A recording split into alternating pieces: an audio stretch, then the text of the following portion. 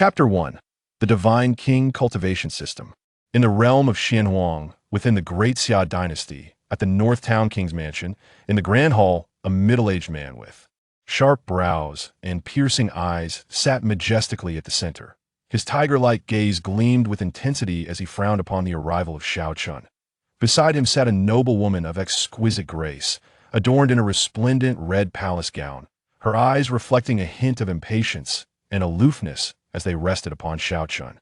Beneath them, a young man clad in white, resembling fresh snow, possessed a handsome visage and a tall, imposing stature. Yet an air of arrogance lingered in his demeanor, and upon seeing Xiao Chen, a flicker of disdain flashed in his eyes without any attempt at concealment. In the next instant, Xiao Chen's gaze froze, a wave of confusion washing over him as a piercing headache struck. Memories surged forth like a tidal wave. Upon assimilating fragments of these memories, he was left utterly astounded. By the heavens, had he truly traversed realms? He recalled being in a secluded grove, entangled in a passionate embrace with a golden-haired beauty, when suddenly, a bolt of lightning struck him down. Indeed, that damned lightning was unervingly precise, and thus, Xiao Chen found himself transported to another world. At this moment, a flicker of excitement ignited within him. As a seasoned aficionado of fantasy novels, he understood the implications of a modern individual crossing into a fantastical realm. This world was filled with formidable figures, brimming with unmatched prowess. With the arrival of a system, the world would be at his fingertips. Grasping the sun and moon, plucking the stars becoming unparalleled would be no challenge. He reveled in a world where the strong prevailed, where might dictated freedom. With this thought, he eagerly called upon the system. However, what followed left him feeling icy dread. System? Quit being mischievous. Come forth. System, where are you? Where have you gone? Despite his vocal exertions, the system remained conspicuously absent. What the hell? Could it be that, as a transmigrator, I actually lack a system? Xiao Chen's lips twitched. After shouting for an extended period with no response from his system, he gradually came to terms with this reality.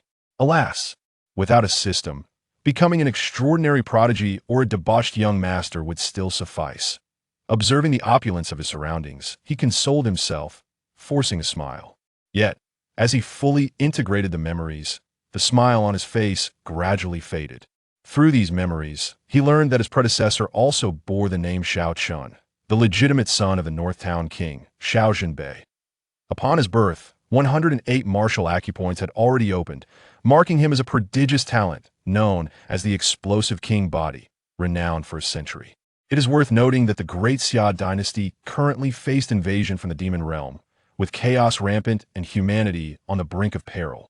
Only by becoming a powerful warrior could one attain the formidable strength necessary to combat the demon race and safeguard one's kin. However, the path to becoming a warrior was fraught with challenges, requiring exceptional talent.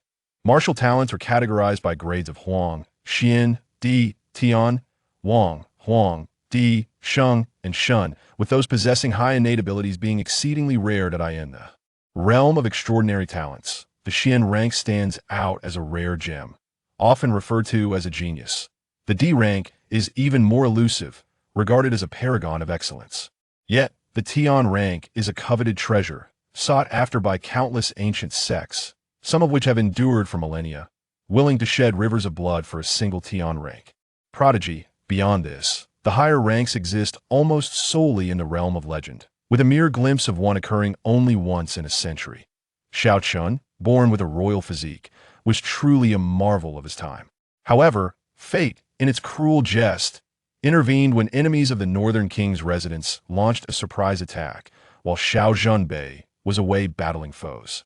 The adversaries breached the inner courtyard, and although Xiao Chen had the opportunity to flee, he chose to defend his younger brother, Xiao Lingfeng, who was paralyzed with fear in a desperate attempt to shield his brother.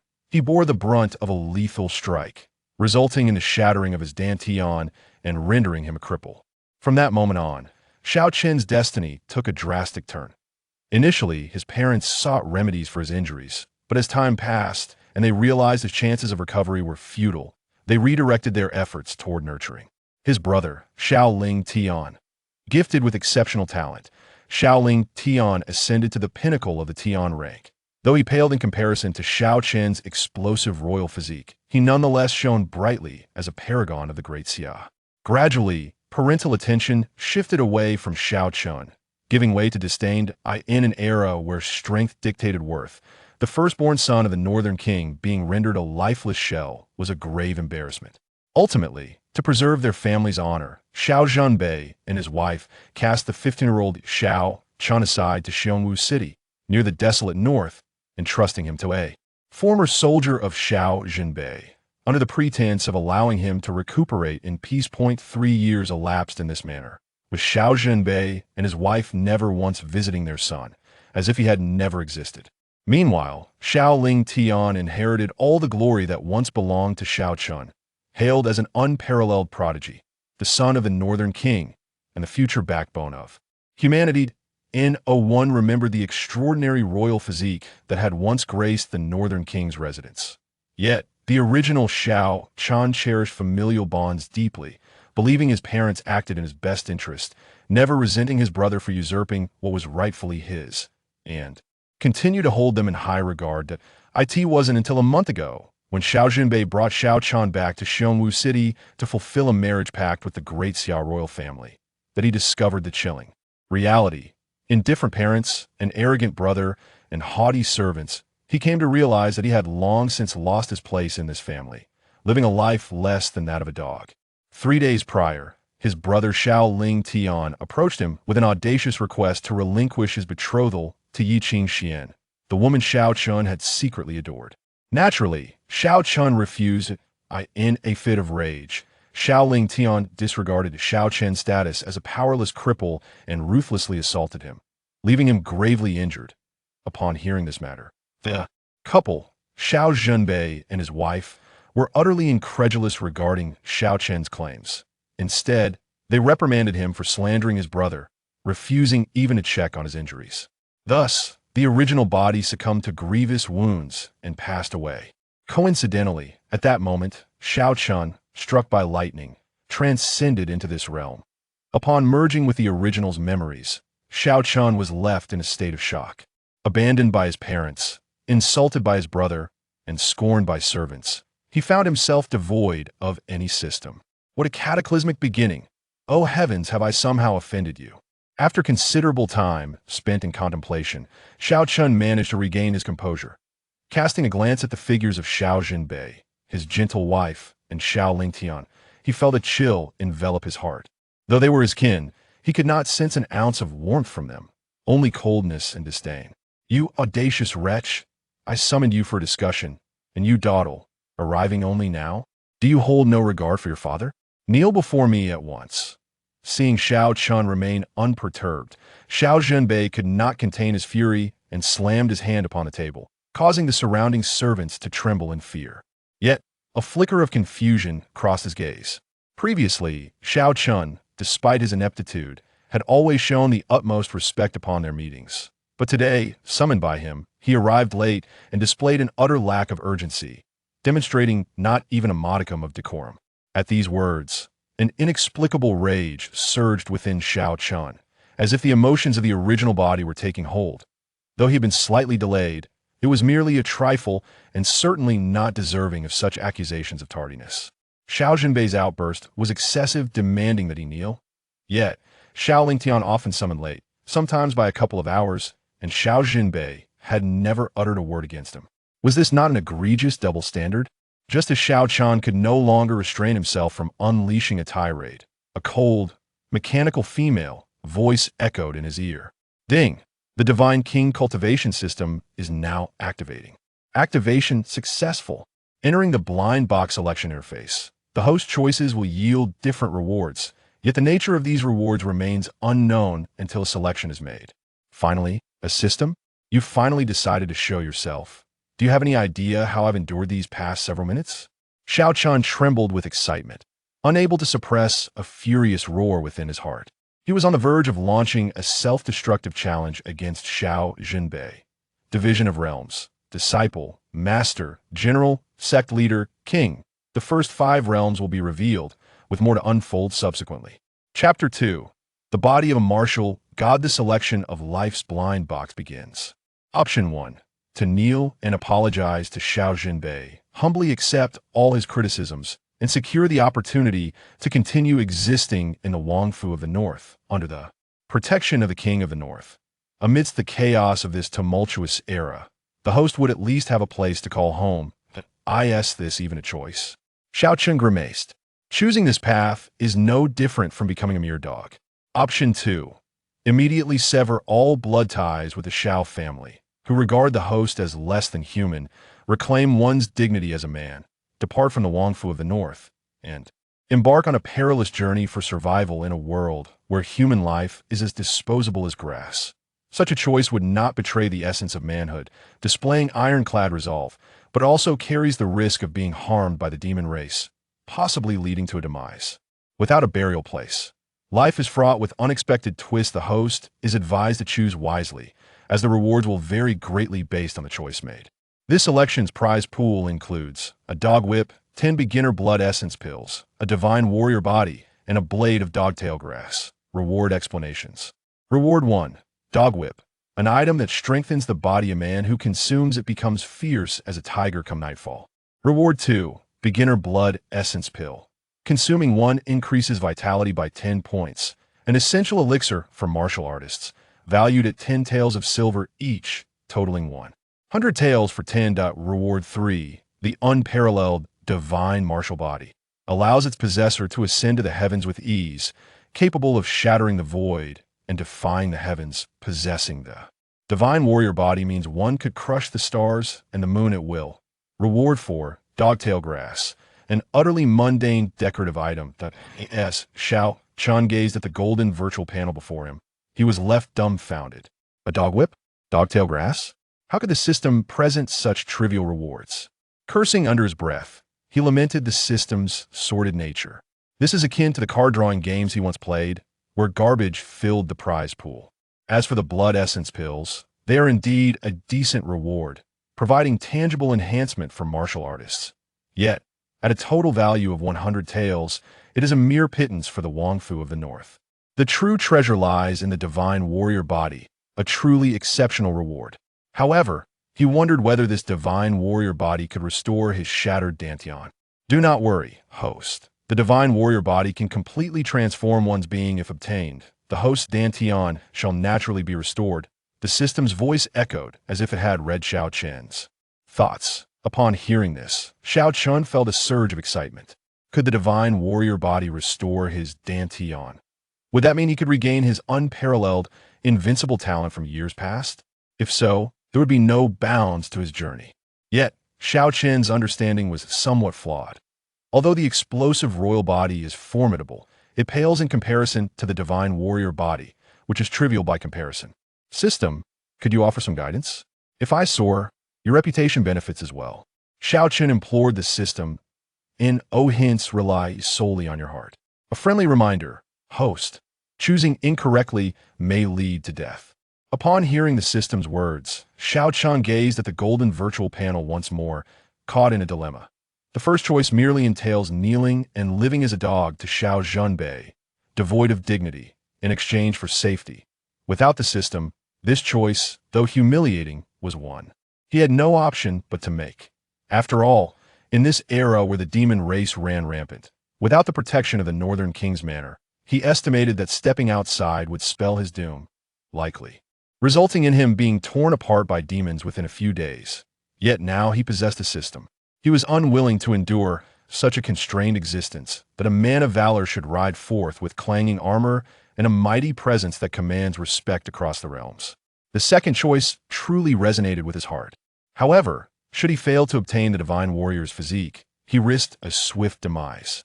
Contemplating this, he began to ponder the correlation between the rewards and choices.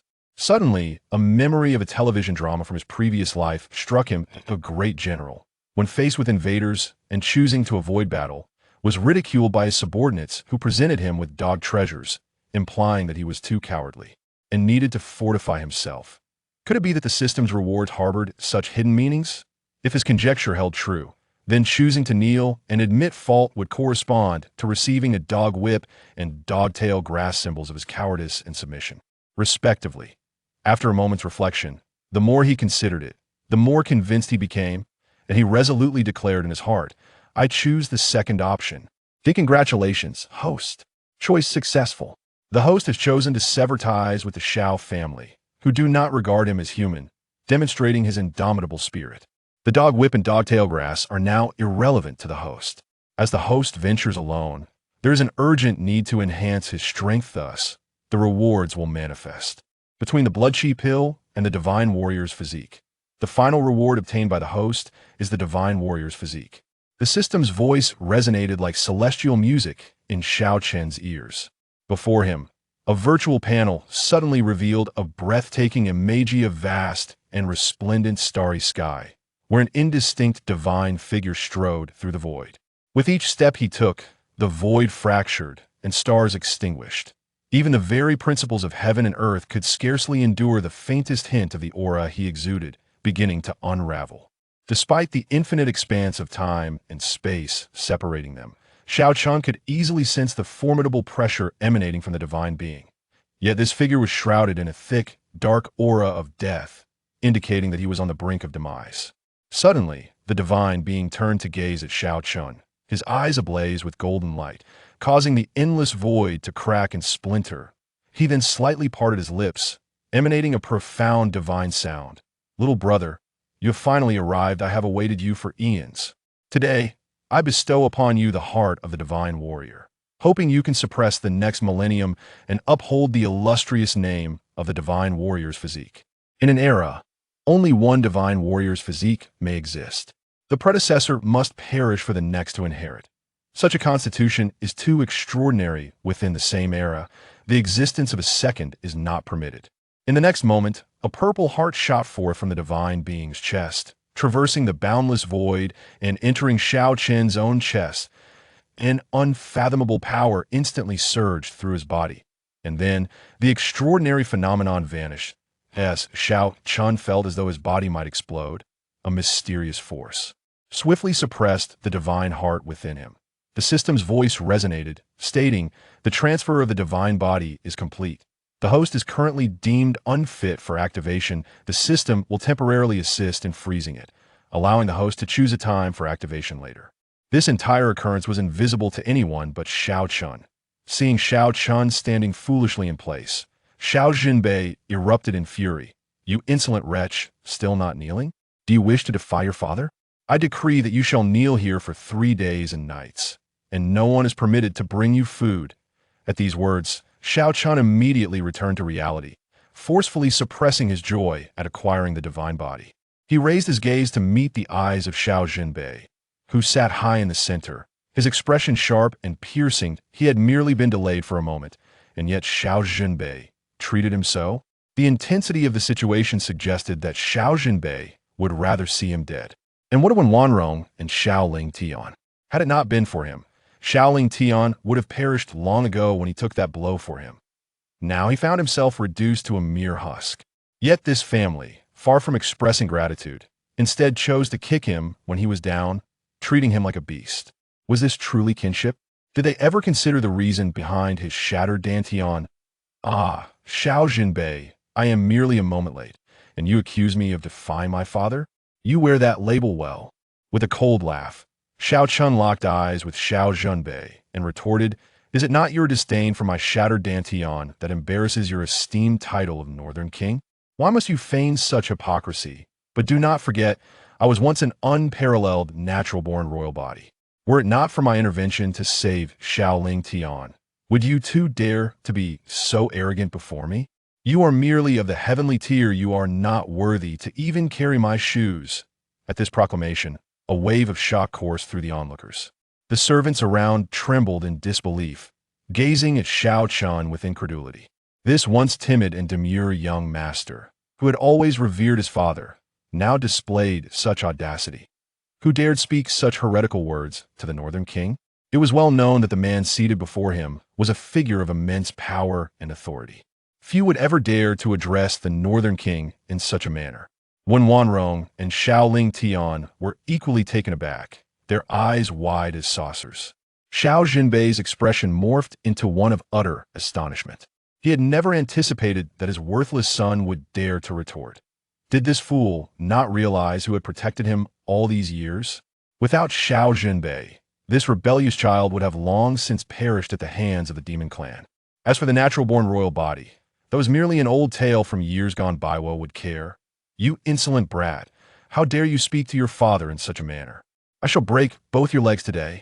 Xiao Zhenbei roared, a terrifying aura erupting from within him.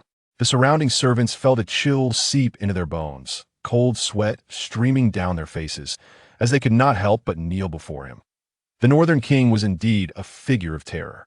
In his wrath, who could stand against him? It seemed that Xiao Chen, this so-called waste, was doomed. Chapter 3, is this something a mother would say? Break my legs? Huh, very well. Come on. After all, you, the formidable king of the north, are surely unbeatable by a shattered mortal like me. Xiao Chen let out a cold laugh, his gaze sweeping over Xiao Zhenbei and the others, a hint of derision flickering in his eyes. Xiao Zhenbei truly exuded an air of grandeur. Merely for speaking a few truths, he sought to break his legs? What a delicate sensibility he possessed. How laughable that for the sake of a thankless brother, Xiao Chen endured years of being discarded in this wretched little town. His dantian shattered, yet never harbored resentment towards them. Upon being brought back, he was instead filled with excitement, striving to please the trio, hoping for a morsel of their meager affection. However, all his efforts and sacrifices were deemed insignificant in their eyes. Even his own brother, whom he had saved at the cost of his life, sought to snatch away his beloved fiancée. How utterly tragic. At that moment, the emotions of the original body erupted. Xiao Chen felt a profound sorrow welling up within him, an overwhelming sense of heartbreak. He regarded this family as his kin, yet they perceived him as nothing more than a lowly insect, to be trampled at will.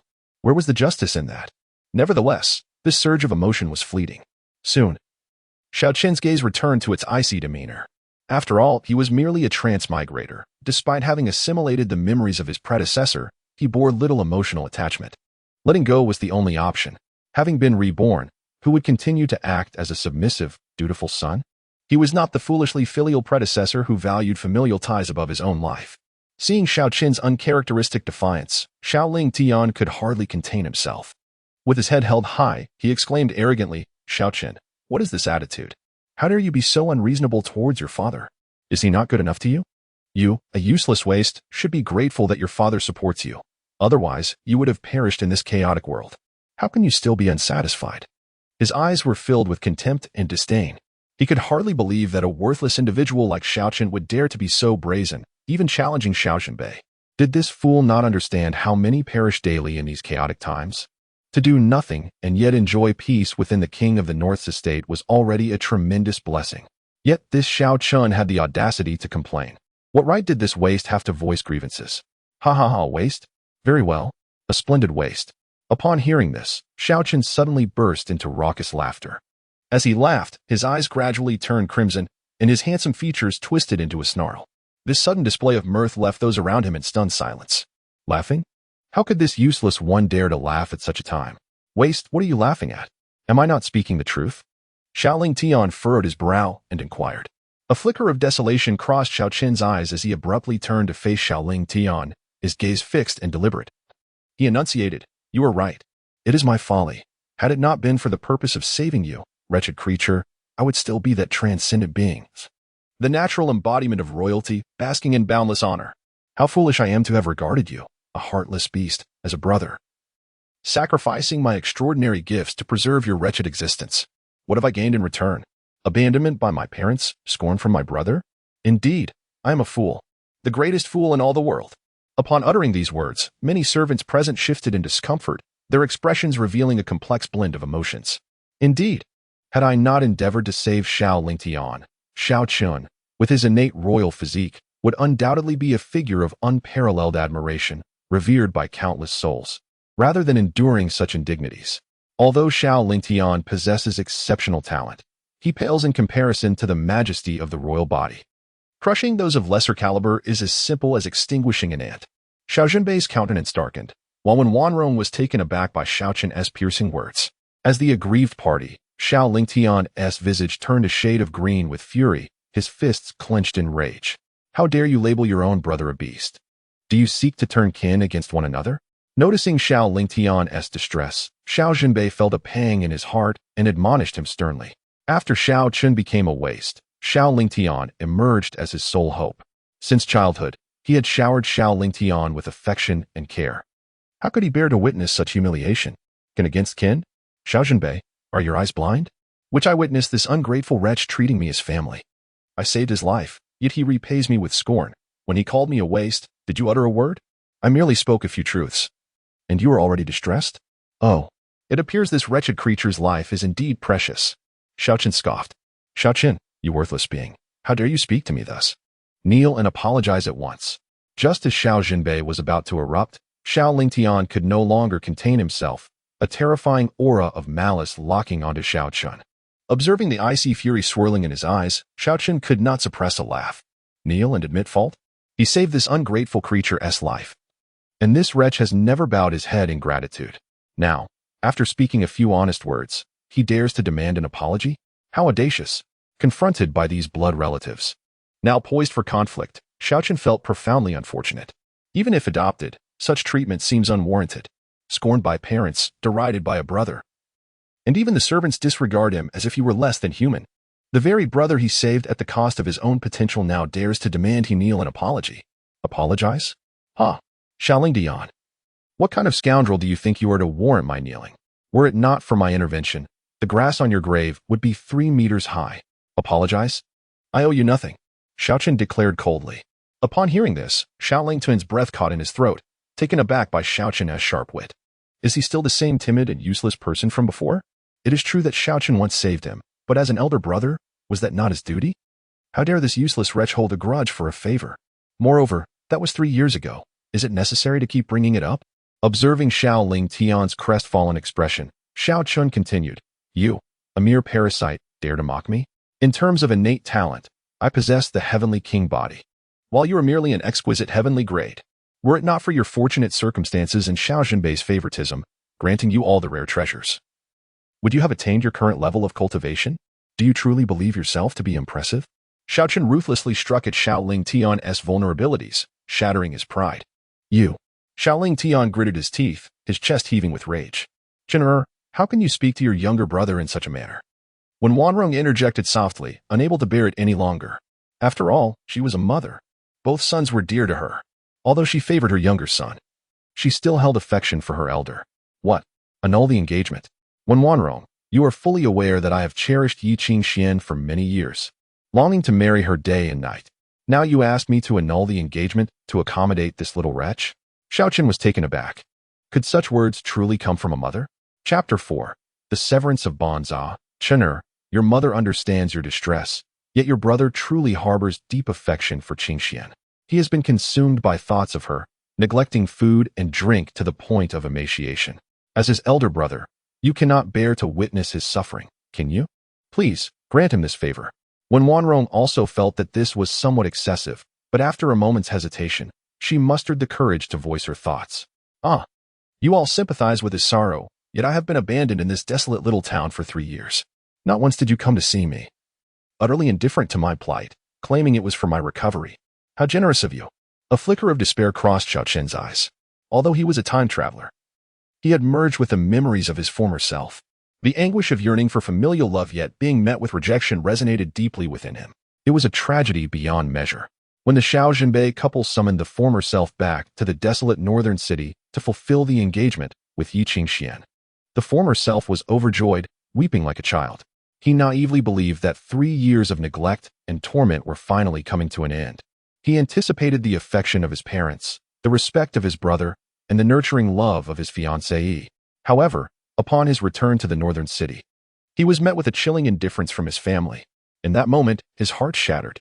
Subsequently, Xiao Lingtian brazenly attempted to usurp his fiancée, even inflicting grave injuries upon him, while their parents remained utterly unconcerned, not even sparing him a glance. Eventually, the former self succumbed to despair. The family's behavior was such that even the most base of creatures would bow their heads in shame. And now, when Wanrong had the audacity to suggest that he relinquish the engagement on the grounds that Xiao Lingtian might feel upset and miss a few meals, this was an affront beyond measure. A surge of unbridled rage ignited within Xiao Chen. Chen, please, do not misunderstand. Both of you are dear to me. I cherish you both. It is just that given the current situation, even if you do not yield the engagement, Qingxuan would not marry you. Seeing Xiao Chen's fury. When Wanrong was taken aback, her eyes reddening as she attempted to explain. She still held some affection for her eldest son, after all.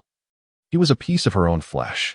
However, Xiao Zhenbei was a man who valued his reputation above all, unwilling to allow a perceived failure like Xiao Chen to exist in the Duke of Northern Town's household, fearing it would tarnish his status as the Duke.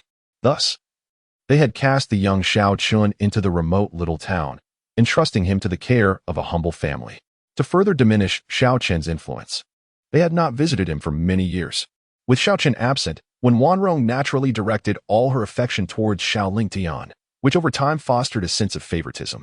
Yet, she never anticipated that the two brothers, upon their first meeting, would find themselves in such a reconcilable conflict. This was a sight she, as a mother, wished to avoid. However, one was a long-lost son, a stranger after 3 years, while the other was a favored child who had grown up by her side. She instinctively leaned towards her favored son, even going so far as to make such an unreasonable demand. She had not considered the immense sacrifices Xiao Chen had already made for Xiao Lingfeng. Xiao Lingfeng has always owed a debt to Xiao Chen. Enough of this charade. When Wanrong, spare me your pretense of maternal affection. To be frank, based on your earlier words, you are utterly unworthy of the title of mother. So kindly dry your tears. I have no need for them. Xiao Chen scoffed. At his words, when Wanrong's heart convulsed violently, her eyes flashing with disbelief. She had never anticipated that Xiao Chen, who had once treated her with utmost respect and whose sleepless nights were ignited by the mere hint of her smile, could now be so callous towards her, unworthy of motherhood? Has Xiao Chen's resentment towards her reached such depths? Unfilial son, you dare to defy your mother? I shall see to your end today, roared Xiao Zhenbei in fury. Kill me? Go ahead. Xiao Zhenbei. You must have yearned for this day for quite some time, haven't you? If you fear not the world's scorn for harming your own flesh and blood, then strike. After all, I cannot escape my fate. Xiao Chen retorted, a cold smile gracing his lips, his icy gaze fixed firmly on Xiao Zhenbei. Everyone lauds the Northern King for his valor and invincibility, for repelling the demon race beyond the borders of the wasteland, heralding him as a great hero and the backbone of humanity. In truth, he is but a hypocrite, seeking glory through deceit. Before I turned 15, you regarded me as the future of the Xiao family, showering me with care and obedience. Yet, after my dantian shattered and my innate talents were lost, your demeanor transformed completely. You became indifferent and frosty. Ultimately, it is your belief that I have become a worthless failure, incapable of upholding the glory of the Xiao clan. Is it not? As these words fell, a tremor swept through the onlookers, their eyes wide with terror. How dare Xiao Chen speak thus to the Northern King? Did he not fear that the king, in a fit of rage, would slay him on the spot? Xiao Zhenbei's face turned a deep shade of anger, his body trembling as an overwhelming martial aura emanated from him, causing the very air to crack as if under the weight of a spider's web. The surrounding crowd felt an oppressive force materializing, as if a colossal mountain were bearing down upon them, causing cold sweat to stream down their backs. Indeed, Xiao Zhenbei was a martial genius of heavenly caliber, having attained the realm of martial king by middle age. Even the slightest exertion of his pressure was terrifying. Yet, in the next moment, that overwhelming force receded like a tide. Gazing at the derision etched upon Xiao Chen's face, a flicker of despair crossed Xiao Zhenbei's eyes. Though he loathed to admit it, every word spoken by Xiao Chen rang true. As the head of the Xiao family and the guardian of the northern wasteland, he bore an immense burden. Over the years, he had indeed neglected to care for Xiao Chen. He felt a profound guilt towards him. However, he could not shoulder all the blame. Years ago, upon Xiao Chen's birth, it was discovered that he possessed the innate physique of a king. Xiao Zhenbei was overwhelmed with joy. Such a powerful gift promised to sustain the glory of the Xiao family for a millennium. Thus, he had placed all his hopes and affections upon Xiao Chen. As the saying goes, the greater the hope, the deeper the disappointment. When Xiao Chen's dantian was shattered, his spirit nearly crumbled. The innate kingly body was lost forever. The profound legacy of the Xiao family lay in ruins. He found it difficult to come to terms with this reality, and the mere sight of Xiao Chen filled him with revulsion. Although he recognized that it was not Xiao Chen's fault, he was unable to control his feelings. Eventually, he cast Xiao Chen away to an unseen place, believing that out of sight would mean out of mind. Throughout the ordeal, he focused solely on his own emotions, disregarding Xiao Chen's existence entirely. For the subsequent 7 years, he nearly forgot Xiao Chen, as if he had never had a son. It was only when the engagement expired that he summoned Xiao Chen back to his side. but the bond had long since faded. Xiao Chen's consistent acquiescence fostered a delusion within him. As a father, he believed he was entitled to treat his son in any manner he deemed fit, with the expectation that Xiao Chen would simply endure it. It was only when Xiao Chen erupted in defiance that he realized the magnitude of his error. Not only was he mistaken, but he was woefully unworthy of the title of father. Yet, his pride rendered him incapable of acknowledging his faults. Thus, he chose silence. Witnessing this spectacle, all present were taken aback. Who would have thought that the usually imperious king of the north would yield? Indeed, this silence, for Xiao Zhenbei, constituted a significant concession. Ah, what is this? Have I struck a chord? Rendered you speechless? Xiao Chen scoffed. I shall forfeit the engagement and offer you compensation in the future. After a prolonged silence, Xiao Zhenbei finally uttered a few words. Compensation? It is unnecessary. From this day forth, I sever all ties with the Xiao family. I am no longer your son, nor are you my father. Henceforth, we shall be like strangers, never to cross paths again. Xiao Chen inhaled deeply, severing the last tether of his heart, and spoke slowly. Upon hearing his declaration, the onlookers' pupils constricted, their eyes reflecting waves of astonishment. Severing all ties? Never to meet again? Was Xiao Chen truly intent on dissociating himself from the Xiao family? Chapter 5. Unworthy of your shoes? When Wan Rong was struck with fear, her face paling in disbelief. She had never anticipated that her usually obedient eldest son would suddenly erupt with such fierce resolve. Her intention was merely to persuade Xiao Chen to relinquish his engagement with Qingxuan in favor of the younger son. She never wished to sever ties with him entirely. Chenner, how could you utter such heart-wrenching words to your parents? You are the very flesh of my flesh. How could I bear to cut ties with you? Tears glistened in Wanrong's eyes. Ah, Wanrong, wipe away those insincere tears. Ask yourself, have you ever shown genuine concern for my well-being over these years? Flesh of my flesh? Spare me the theatrics. Your true darling has always been that wretched Xiao Lingfeng. Do not mistake it. Xiao Chen remained unmoved, his countenance cold and detached. Unfilial son, over such trivial matters, you would dare to sever ties with your parents? Have you lost your mind? When Wanrong was about to plead further when Xiao Zhenbei's furious voice thundered through the room. With a mighty strike, he shattered the tea table and roared, sever ties. Is it? Very well. Leave this house at once. From this day forth, you are no longer a member of the Xiao family. I shall remove your name from the family register. At these words, a wave of shock rippled through those present, disbelief etched upon their faces. Removal from the family register? Who could have foreseen that Xiao Zhenbei would go to such lengths? According to the laws of the Great Xia, any family member whose name is stricken from the register by the patriarch is irrevocably severed from the clan, condemned to a life of estrangement. Should Xiao Chen be removed from the family register, it would signify his complete disconnection from the Zhenbei Wangfu, leaving him, a mere cripple, to navigate the treacherous chaos of the wild north alone. Xiao Zhenbei was effectively condemning Xiao Chen to a life devoid of hope. Yet, Xiao Lingtian's face brightened at the news. Over the years, although Xiao Chen rarely graced the Zhenbei Wangfu with his presence, his existence had not gone unnoticed. Xiao Lingtian had often borne the ridicule of others for having a useless brother. Now, if this useless sibling were expelled from the Xiao household, it would mean the family could finally shed this monumental disgrace, enhancing his own reputation. Xiao Zhenbei, what nonsense are you spouting? Removal from the family register? Do you wish for Chenner to perish? A man whose dantian is shattered, bereft of the Zhenbei Wangfu's protection, how can he survive in this tumultuous world? When Wanrong could no longer contain her fury, her gaze piercing as she confronted Xiao Zhenbei, her voice laced with indignation. Xiao Zhenbei was momentarily rendered speechless by her accusation. After a brief silence, he replied, Madam, I spoke in haste. In truth, he recognized that he had gone too far. Regret washed over him the moment the words left his lips. Yet, Xiao Chen's audacious demand had ignited his fury. As a formidable lord of Zhenbei, one of the 10 martial kings of the Great Xia, countless souls aspired to be his son. Even the vast expanse of the wild north could not contain them all. How could Xiao Chen, blessed with such fortune, fail to appreciate it? Had Xiao Zhenbei ever wronged him in any way? Even if he had been somewhat neglectful over the years. But has he not ensured that he is free from worries about food and clothing? In this chaotic world, many children perish at birth. Is it not a stroke of fortune for him to be born in the residence of the Northern King, living a life of peace? As the esteemed Northern King and father of 2 children, do you lack such a modicum of magnanimity? Are you truly quarreling with a child? At this moment, when Wanrong, usually gentle in disposition, was stirred by genuine anger. My lady, I did not intend this. If this rebellious child is willing to kneel and admit his faults, I am prepared to retract my previous words. Xiao Zhenbei inhaled deeply. In his eyes, as the unwavering Northern King, extending such an olive branch was already a remarkable display of tolerance towards Xiao Chen. Bring me paper and pen. Xiao Chen interjected directly. The servants exchanged glances, one hesitating before delivering the requested items.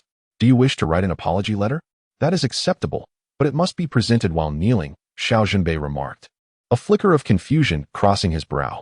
He had never considered that Xiao Chen desired paper and pen to write a severance letter. After all, being born in the residence of the Northern King was a dream for countless individuals. He believed that having offered a way out, Xiao Chen would surely descend the steps he had provided.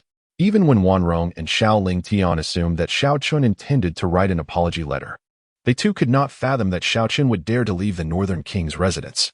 Given his current state, leaving would undoubtedly lead to his demise in the streets. Under the watchful gaze of all, Xiao Chen's brush moved gracefully across the paper, and soon, the severance letter was complete. After inscribing the final character, he set down the pen and stepped forward to present the letter to Xiao Zhenbei. Upon reading the contents, Xiao Zhenbei's pupils constricted sharply, a wave of fury surging in his eyes as he glared at Xiao Chen.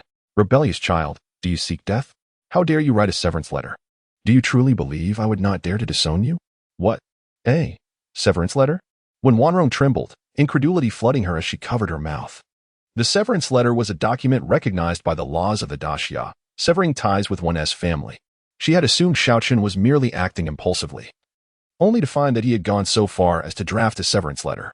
Did he truly intend to cut ties with their family? Xiao Zhenbei, there is no need for further words. Simply sign it. I do not wish to remain in the Northern King's residence for even a moment. Xiao Chen stated with a blank expression, his eyes filled with indifference. It was as if before him stood not his own parents and brother, but mere strangers with whom he had no connection. This sentiment rang true. After years of neglect and mistreatment, he had had enough and truly wished to leave without delay. Very well, rebellious child. I shall see how long you can survive after leaving the Northern King's residence. Xiao Zhenbei could no longer contain himself, seizing the pen to sign the severance letter, then forcefully slapping it down before Xiao Chen. The severance letter required the signatures of all parties involved to take effect. He did not believe that Xiao Chen would dare to inscribe his own name. If it comes to severing ties, you, Xiao Zhenbei, are the true master of ruthlessness. However, I must thank you for this.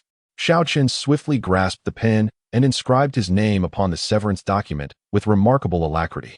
The servants present stood in stunned silence, unable to comprehend that Xiao Chen truly dared to sign it. Xiao Zhenbei, witnessing the spectacle, was equally taken aback, unable to fathom that Xiao Chen possessed such audacity. Moreover, the speed with which he executed the act was astonishing. This rebellious son, was he so eager to sever their ties? When Wanrong gazed at the severance document in disbelief, finally realizing that her eldest son genuinely intended to cut off their relationship, for reasons unknown, her heart felt as though it had been pierced by a sharp blade, a profound agony surging within her. Previously, she had favored her younger son and regarded her eldest with disdain. Yet now, as her eldest prepared to depart, regret washed over her. You ungrateful wretch, do you truly dare to sign? Upon regaining his composure, Xiao Zhenbei fixed Xiao Chen with an expression of fury. Why should I not? Is this not precisely what you desire? Without this worthless son, your title as the King of the North shall surely resonate even louder. Xiao Chen retorted coldly, then approached Xiao Lingtian, urging, you should sign as well. Xiao Lingtian glanced at his parents, hesitated for a moment, but ultimately ignored when Wanrong's imploring gaze and inscribed his name upon the severance document. When Xiao Chen handed the document to Wanrong, she resolutely refused to sign, tears streaming down her face as she desperately tried to salvage their bond. However, at that moment, Xiao Chen's heart had already turned to stone. Without even casting a glance in her direction, he prepared to leave the Xiao household with the severance document in hand. Xiao Chen, you worthless fool. Once you depart from the Xiao family, you are destined to become a mere shell of a person, unworthy even to carry my shoes. Witnessing his mother's reluctance towards Xiao Chen, Xiao Lingtian's anger flared, and, almost instinctively, he uttered a harsh rebuke toward his brother. Chapter 6. How could he possibly be penniless? Xiao Chen halted his steps abruptly, spinning around to fix a piercing gaze upon Xiao Lingtian. His eyes gleamed with a sharpness akin to a blade. You insolent wretch, do not underestimate others. 30 years in the east, 30 years in the west. Xiao Chen. may yet rise from the ashes. Ha ha! You, a mere waste with a shattered dantian? Is that even conceivable? Xiao Lingfeng scoffed, looking down on Xiao Chen as one would a mere ant. He was wholly consumed by the flames of jealousy ignited by his mother's concern for Xiao Chen, entirely oblivious to the fact that his very life depended on Xiao Chen's selfless act of shielding him from a lethal blow. Without that sacrifice, he would have long since perished. Lingtian, why waste your breath on this useless fool?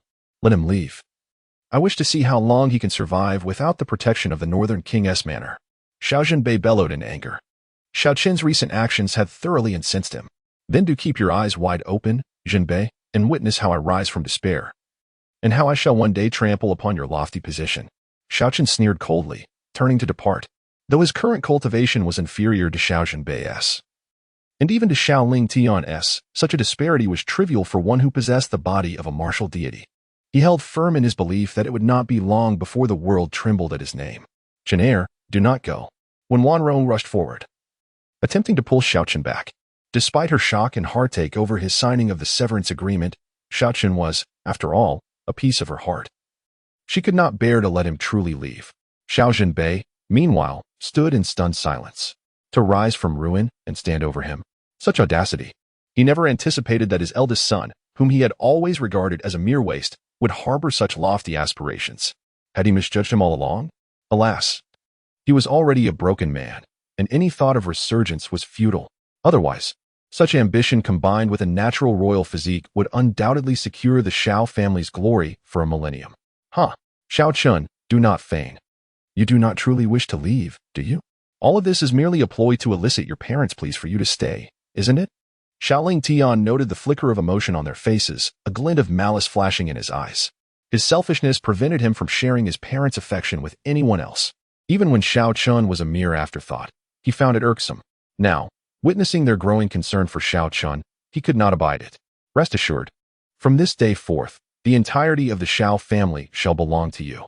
One day, you will realize that all you hold dear is but dust in my eyes. A mocking smile graced Xiao Chen's lips as he strode away without a backward glance. The heir of the Northern King's manor? What significance did that hold for him? He was a man endowed with a system. Such a title was trivial in comparison. As Xiao Chen truly exited the Northern King's manor, astonishment swept over the gathered crowd. The servants exchanged incredulous glances, each reflecting shock in the other's eyes.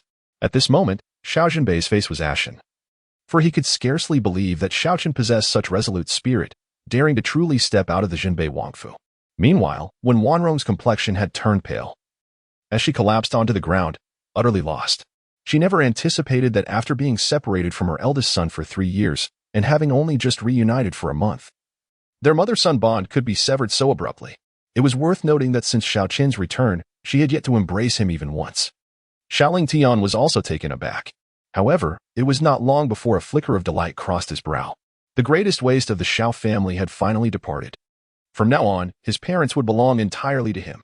Upon exiting the Zhenbei Wangfu, Xiao Chen felt an immediate sense of relief, as if a great burden had been lifted. Observing the throngs of people on the street, he experienced a sensation of exhilaration that was entirely new to him. The pain of yearning for what one cannot attain is indeed the greatest suffering in the world. In the past, he had been cautious and subservient, merely seeking a modicum of familial affection, yet in return, he received only cold glances and disdain. Now, he had completely let go. This feeling was, in truth, profoundly liberating. From this moment forth, he vowed to live solely for himself, protecting only those he cherished. As for the bonds of blood, to hell with that. After Xiao Chen's departure, the atmosphere within the Zhenbei Wangfu grew oppressively tense. Xiao Zhenbei wore a grim expression, remaining silent. When Wanrong, her hair disheveled and face streaked with tears, sat despondently on the floor.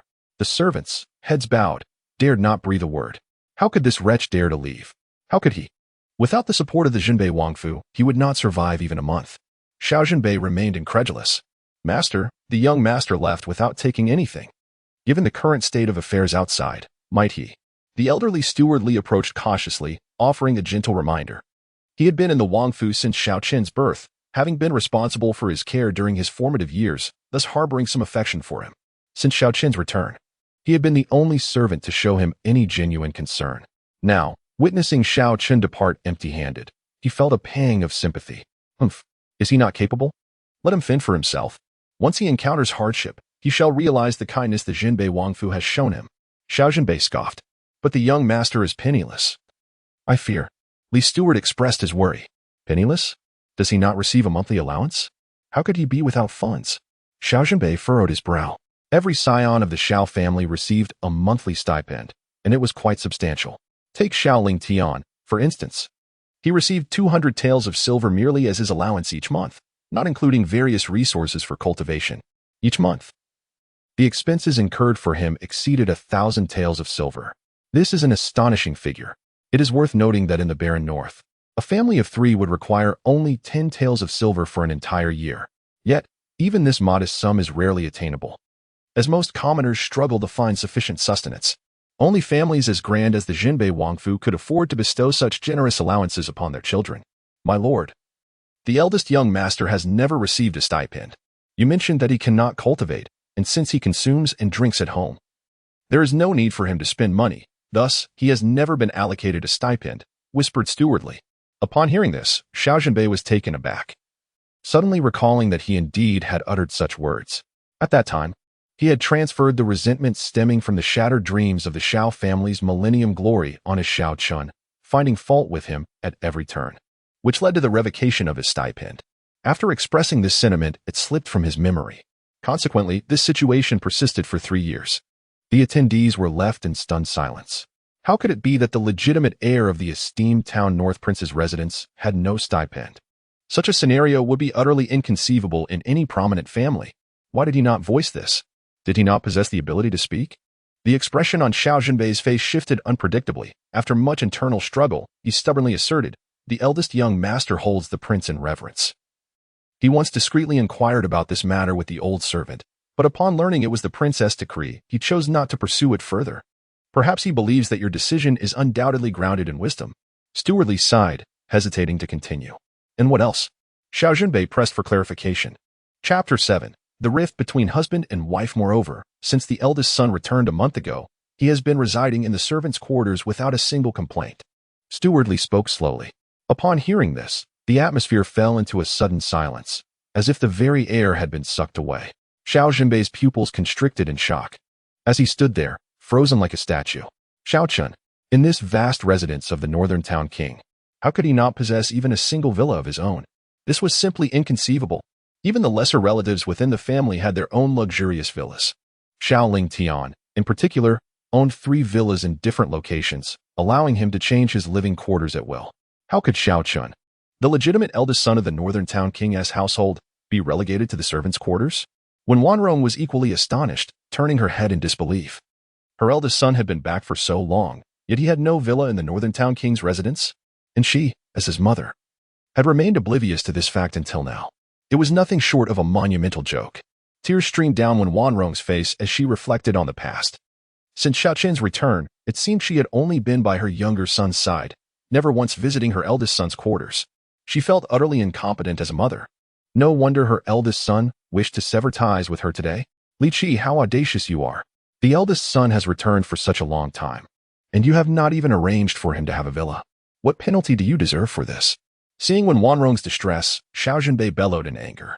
Li Qi's face turned pale, and he knelt down to explain. Your Highness, please quell your anger. It was the young master who sought me out, saying that the king commanded the eldest son to reside in the servants' quarters. As these words fell, the expressions of everyone present changed dramatically, shock evident in their eyes. Was it truly Xiao Lingtian's doing?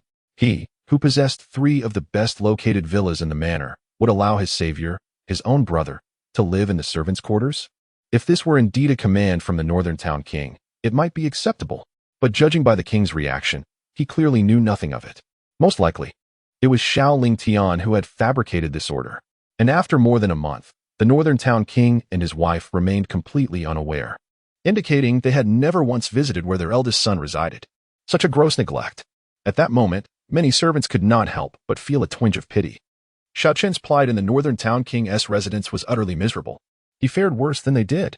At least they were not subjected to betrayal by their own kin. Lingtian, was it you? When Wanrong questioned with reddened eyes. Xiao Lingtian's forehead beaded with cold sweat, his body stiffening. Mother, he is but a waste. How could he possibly deserve a villa of the Xiao family? He gritted out. A cold fury washed over Wen Wanrong's face as she reprimanded, "Silence. He is your brother, your own flesh and blood. How dare you treat him this way?" In that moment, she was truly enraged. She had never anticipated that the child she had nurtured for over a decade would commit such a vile act. Was this still the perfect child she had envisioned in her heart? As she gazed into her mother's eyes, filled with fury, Xiao Lingtian was momentarily taken aback, and then a flicker of resentment flashed in his eyes. His mother, who had never once scolded him for any of his wrongdoings, was now unleashing her wrath upon him for the sake of Xiao Chen, that worthless fool? This good-for-nothing truly deserved his fate. Mother. He is merely a waste with a shattered dantian, you. The more Xiao Lingtian pondered, the angrier he became, unable to restrain his outburst. Enough. Are you still as obstinate as ever? He is not a waste. He is your elder brother. Had he not risked his life to shield you from a deadly blow, you would have perished long ago. You possess commendable talent, yet even with such potential, you remain merely at the peak of the celestial rank. While he is a naturally born sovereign body, were it not for his sacrifice to save you, would you dare to mock him here? We have abandoned him in that desolate small city for 3 years, which is already a grave injustice. Now that he has finally returned, reuniting with us, you still seek ways to target him. This is utterly excessive. Since his return, he has shown us nothing but respect and has been accommodating towards you. What have you done in return? You snatched away his fiancée and relegated him to his servant's quarters? It is no wonder he wishes to sever ties with us today. In such a household, I too would find it intolerable. When Wanrong erupted completely. Upon witnessing his mother in such a state, Xiao Lingtian trembled in fear, not daring to utter another word. As the conversation unfolded, tears streamed down Wen Wanrong's face uncontrollably, her heart aching with guilt. As a mother, I have failed miserably. My son has endured such great grievances. Yet I remained oblivious, even colluding with you all to have him relinquish his engagement. I knew full well how much he adored Yi Qingxuan. Yet I still made such outrageous demands. I am not human. I deserve this guilt. Since Xiao Chen's return, she felt a disconnect with him. Having been away for so long, her heart had been solely devoted to Xiao Lingtian. When Xiao Lingtian insisted that Xiao Chen give up his engagement, she had hesitated, feeling it cruel towards Xiao Chen, who cherished Yi Qingxuan so deeply. However, when Xiao Lingtian went an entire day without food and appeared increasingly haggard, her heart softened. She compromised, believing that as the elder brother, Xiao Chen had an obligation to yield to his younger brother. As for a wife, they could find him another later. Xiao Chen was so obedient. He would likely not object. Unbeknownst to her, this compromise became the final straw that broke the camel's back, leading to Xiao Chen's explosive reaction. Reflecting on this, Wen Wanrong was filled with profound regret. She had always believed she was fair to both sons, yet her actions revealed an exaggerated bias. Her elder son had suffered for 3 years in that desolate small city, and she had never inquired about his well-being. Yet, when her younger son went a single day without food, her heart ached for him. It was no wonder Xiao Chen felt compelled to sever ties with them today. Any person in Xiao Chen's position would likely find it unbearable. Why had she, as a mother, been so unreasonable? Once, she had cherished her eldest son dearly. Did his broken dantian, a result of saving his brother from an enemy's treachery, warrant her disdain? At this moment, she finally discerned the hypocrisy that lay within her. Engulfed in profound anguish and regret, casting a glance at the nearly tearful Wen Wanrong, a flicker of sympathy crossed Xiao Zhenbei's eyes as he stepped forward to offer solace. Madam, this time, Lingtian has erred, yet he is still young. Having not seen Xiao Chen for many years, it is only natural that he struggles to accept it. We shall guide him gradually. In truth, he too believed that Xiao Lingtian's actions were exceedingly excessive. However, with Xiao Chen rendered incapacitated, Xiao Lingtian stood as the sole heir of the Xiao family. The future of the Xiao lineage rested solely upon his shoulders, and thus, he felt reluctant to impose too harsh a judgment. As his words fell, Wen Wanrong suddenly lifted her gaze, a flash of cold severity igniting in her eyes. Xiao Zhenbei, your son has driven Qin'er to leave home. And yet you still defend him? He is your son, but is Qin'er not yours as well? Is this behavior befitting of a father? I tell you, if you do not bring Qin'er back to me, I, Wen Wanrong, shall not let this matter rest with you and your son. With that, she transformed into a streak of light, vanishing before the eyes of Xiao Zhenbei and his son. She too was a formidable martial artist. Madam, you. Xiao Zhenbei was left astounded. The typically gentle and composed Wen Wanrong had erupted in such fury for Xiao Chen. In a mere moment, the father-son bond had fractured, and the couple was at odds. Even the extraordinarily powerful Xiao Zhenbei found himself somewhat overwhelmed, weariness flickering across his gaze. Father, what is mother doing? Is it merely a matter of a useless person leaving? Why is she so distraught? Do we not still have each other? Xiao Lingfeng observed when Wanrong's departing figure, failing to recognize his own mistakes, and instead directed all his resentment towards Xiao Chen. Were it not for this useless individual, would not their parents' hearts be solely tethered to him? How could they possibly express anger towards him? Chapter 8. Encounter with Qingxuan. Casting a sidelong glance at his youngest son, a flicker of anger suddenly ignited within Xiao Zhenbei's eyes. Over the years, it seemed he had indulged him to the point of excess. How could he be so reckless in his actions? If it weren't for his harsh treatment towards his eldest son, Xiao Chen, the latter would not have felt compelled to leave in a fit of anger. After all, Xiao Chen was his own brother, who had once saved his life. How could he be so heartless? Yet, in the present moment, with Xiao Lingfeng's extraordinary talent and boundless potential, and Xiao Chen reduced to a mere useless being, Xiao Zhenbei made a decisive choice in his heart to abandon Xiao Chen. Lingfeng, you need not concern yourself with this matter. Your father will handle it well. In 3 days, the enrollment for the 5 major martial arts academies in the Northern Wilderness will commence. How have you prepared for it? Our Xiao family has but one remaining hope, and that is you. Do you have confidence in gaining admission to the Holy Wilderness Academy? Xiao Zhenbei gazed at Xiao Lingfeng, forcing a smile. In his heart, the incident of Xiao Chen leaving home paled in comparison to Xiao Lingfeng's impending examination for the Martial Arts Academy. The Martial Arts Academy, established by the Great Xiao Martial Hall, is a revered sanctuary for all martial practitioners, a place where one can find invaluable resources such as cultivation techniques, martial skills, elixirs, and weapons. Gaining admission to such an academy would significantly benefit one's future martial journey. Regrettably, among the tens of billions of people in the Great Xia, there are only about 100 martial arts academies, making it a highly competitive environment where most will never have the chance to join. However, with Xiao Lingfeng's top-tier talent, admission to a martial arts academy was virtually guaranteed. The only uncertainty lay in whether he could secure a place at the foremost academy in the Northern Wilderness, the Holy Wilderness Academy. This ancient institution, with a history spanning thousands of years, has exceedingly stringent admission requirements, accepting only 3 students each year. Those fortunate enough to gain entry invariably evolve into renowned martial powerhouses of the Great Xia.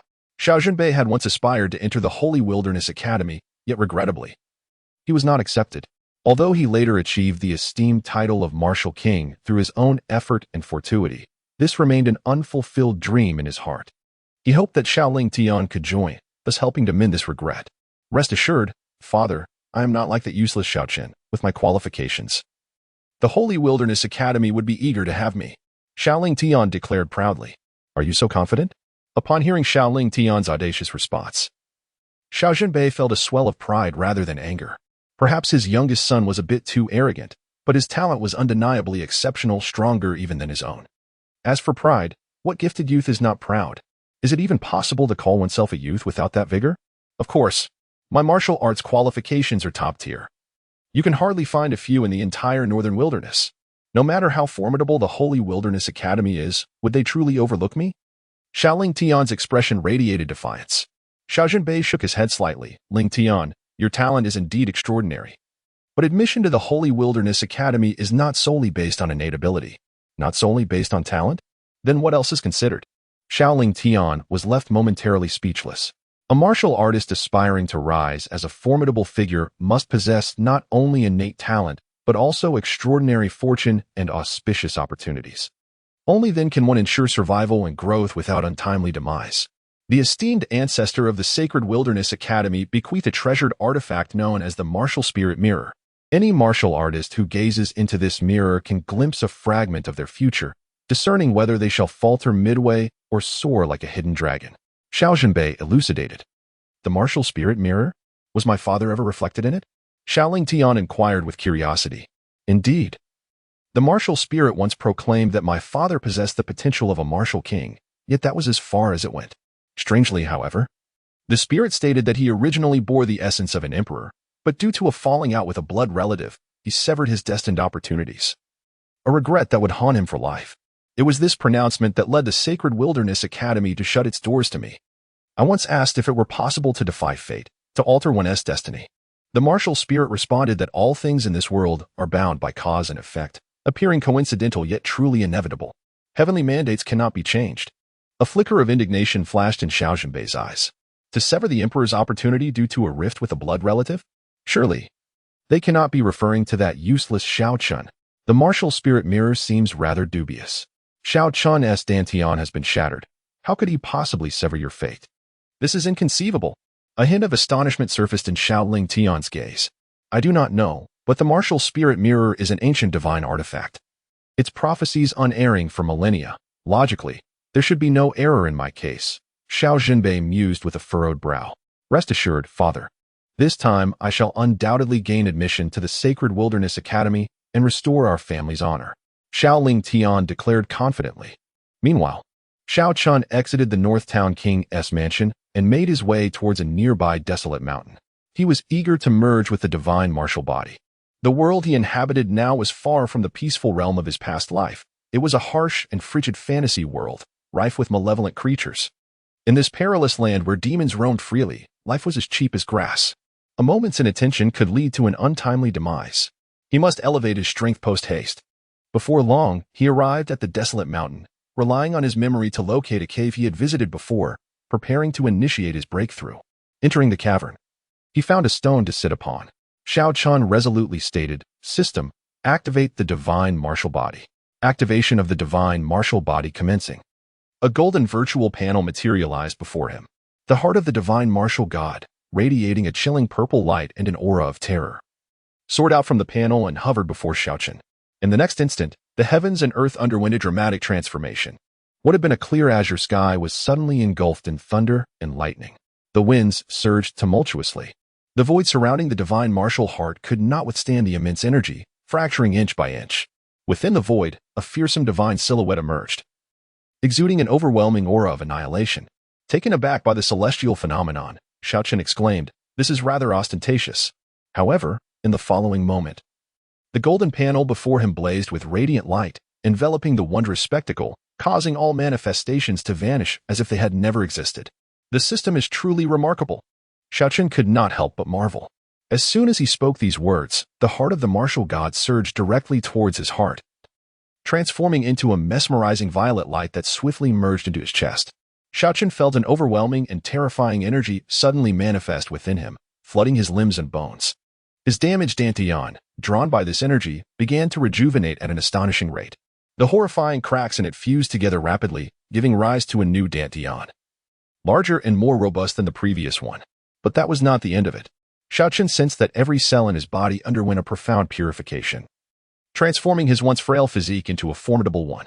An aura of terrifying power enveloped him, as if he had undergone a complete metamorphosis.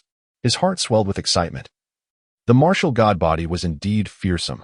In comparison to his former self, it was a world apart, truly deserving of its legendary status.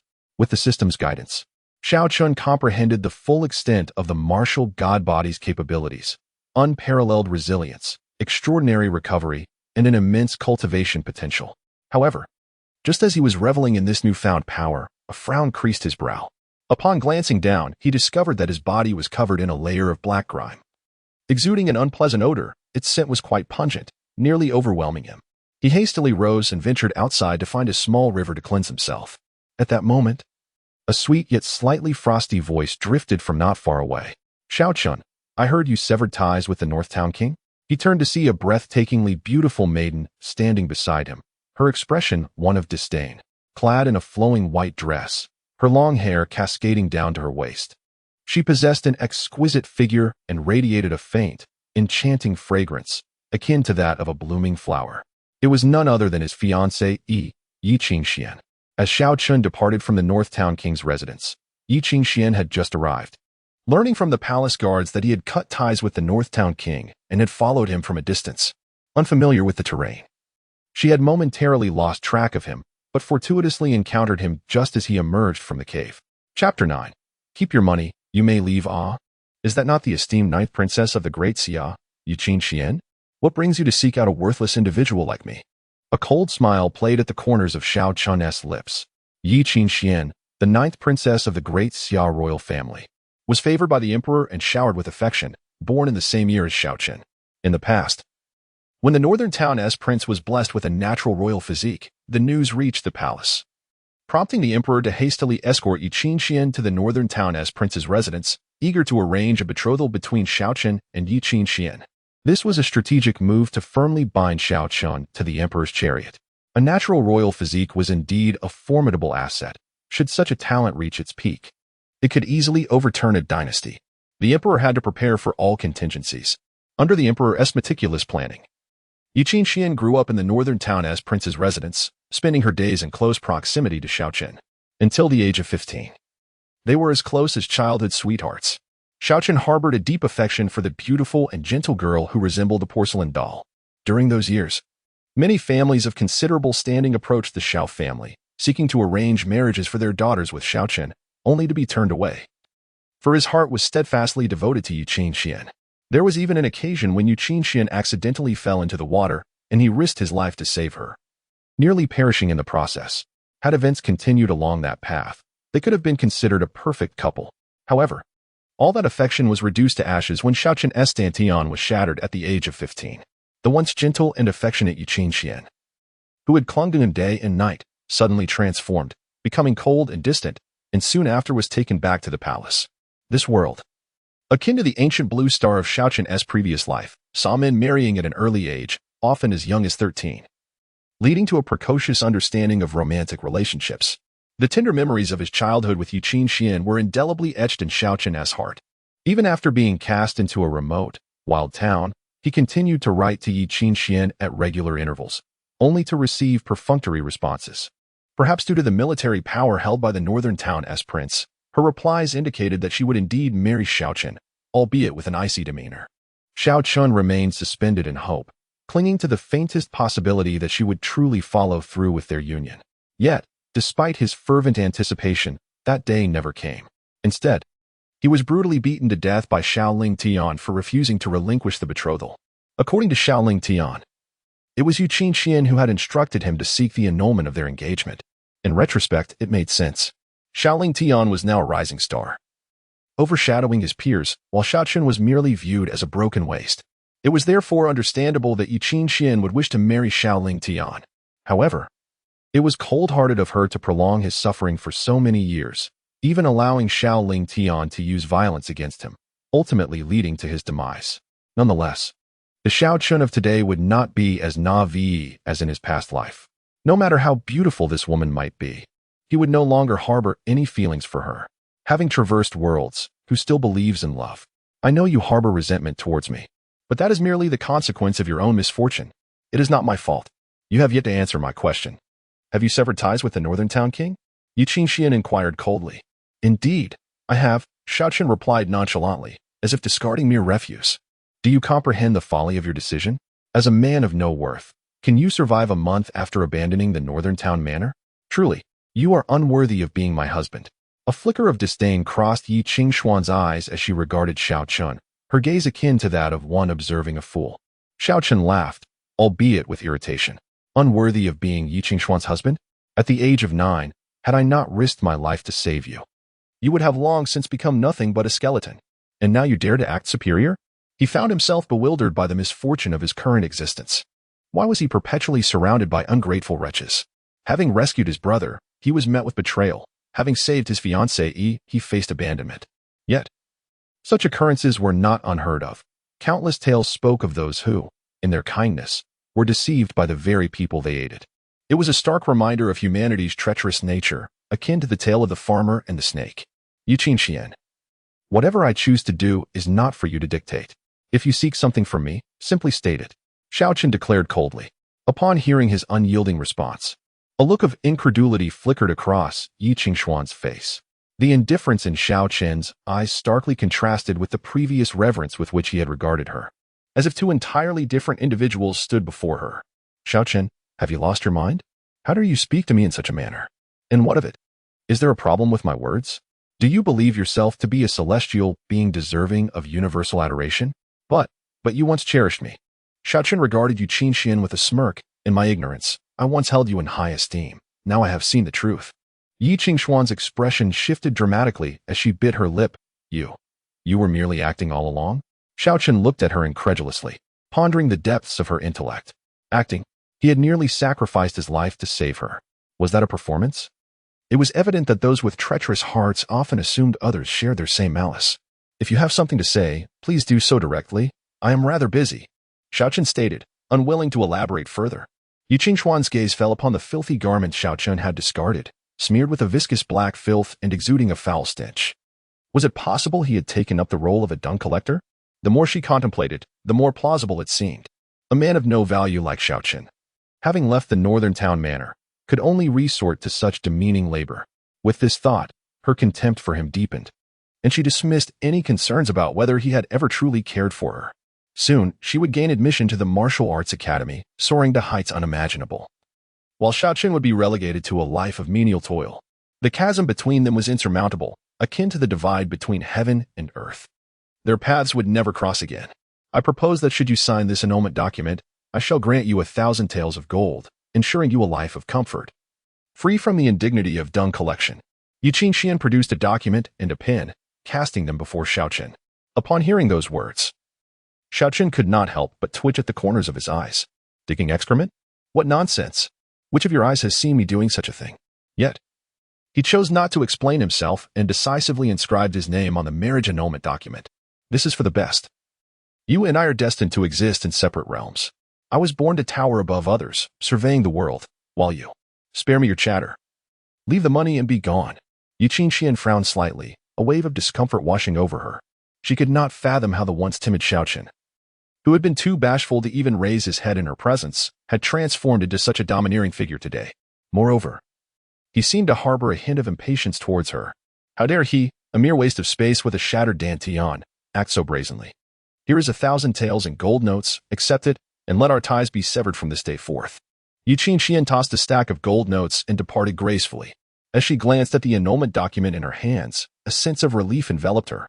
Finally free from this useless man, she could now seek a worthy partner. Her future husband must shine with brilliance, someone of the caliber of Xiao Lingfeng, a prodigy with unparalleled talent. Xiao Chen? He was not even worthy to carry Xiao Lingfeng's shoes. Meanwhile, Xiao Chen picked up the gold notes from the ground, his spirits lifting immediately. He had been worried about having no money for food, and unexpectedly, Qingxuan had delivered it to him. She had done well in this regard. He tucked the notes into his pocket, and as his hand brushed against an envelope, he recalled that Lu Sanji had written to him, a letter he had yet to open. During his 3 years in Xiongwu City, Lu Sanji had taken care of him. Although this old fellow was poor and somewhat lecherous, he had treated Xiao Chen with utmost kindness, always saving the best food for him. As he opened the envelope and unfolded a yellowed piece of paper, he read, "What the hell? The prince and his entourage have gone too far, demanding that you annul your engagement? If it weren't for my insufficient cultivation, I would storm the royal palace to seek justice for you.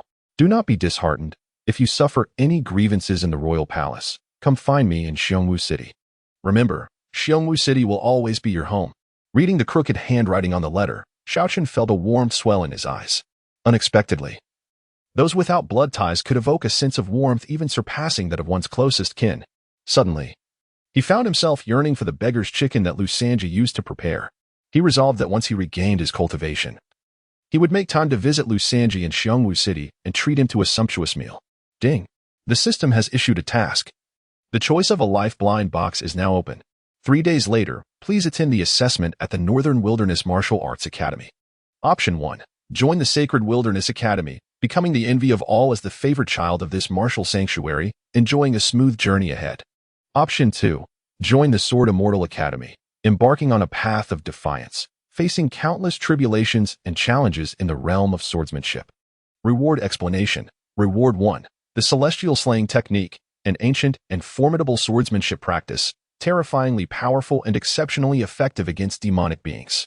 Reward 2. The Indestructible Divine Skill, significantly enhancing the host's defensive capabilities, capable of withstanding the majority of worldly attacks.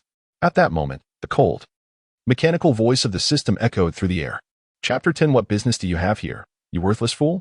Is there yet another task at hand? A flicker of joy danced across Xiao Chen's countenance. The more tasks he undertook, the greater the rewards he would reap.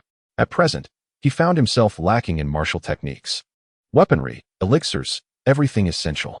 Though the divine body was formidable, it came at a steep price. The resources required for him to advance in rank were an astonishing 30 times that of others at the same level, a truly terrifying prospect. Enrolling in an academy and taking advantage of the resources at the martial hall seemed an excellent choice.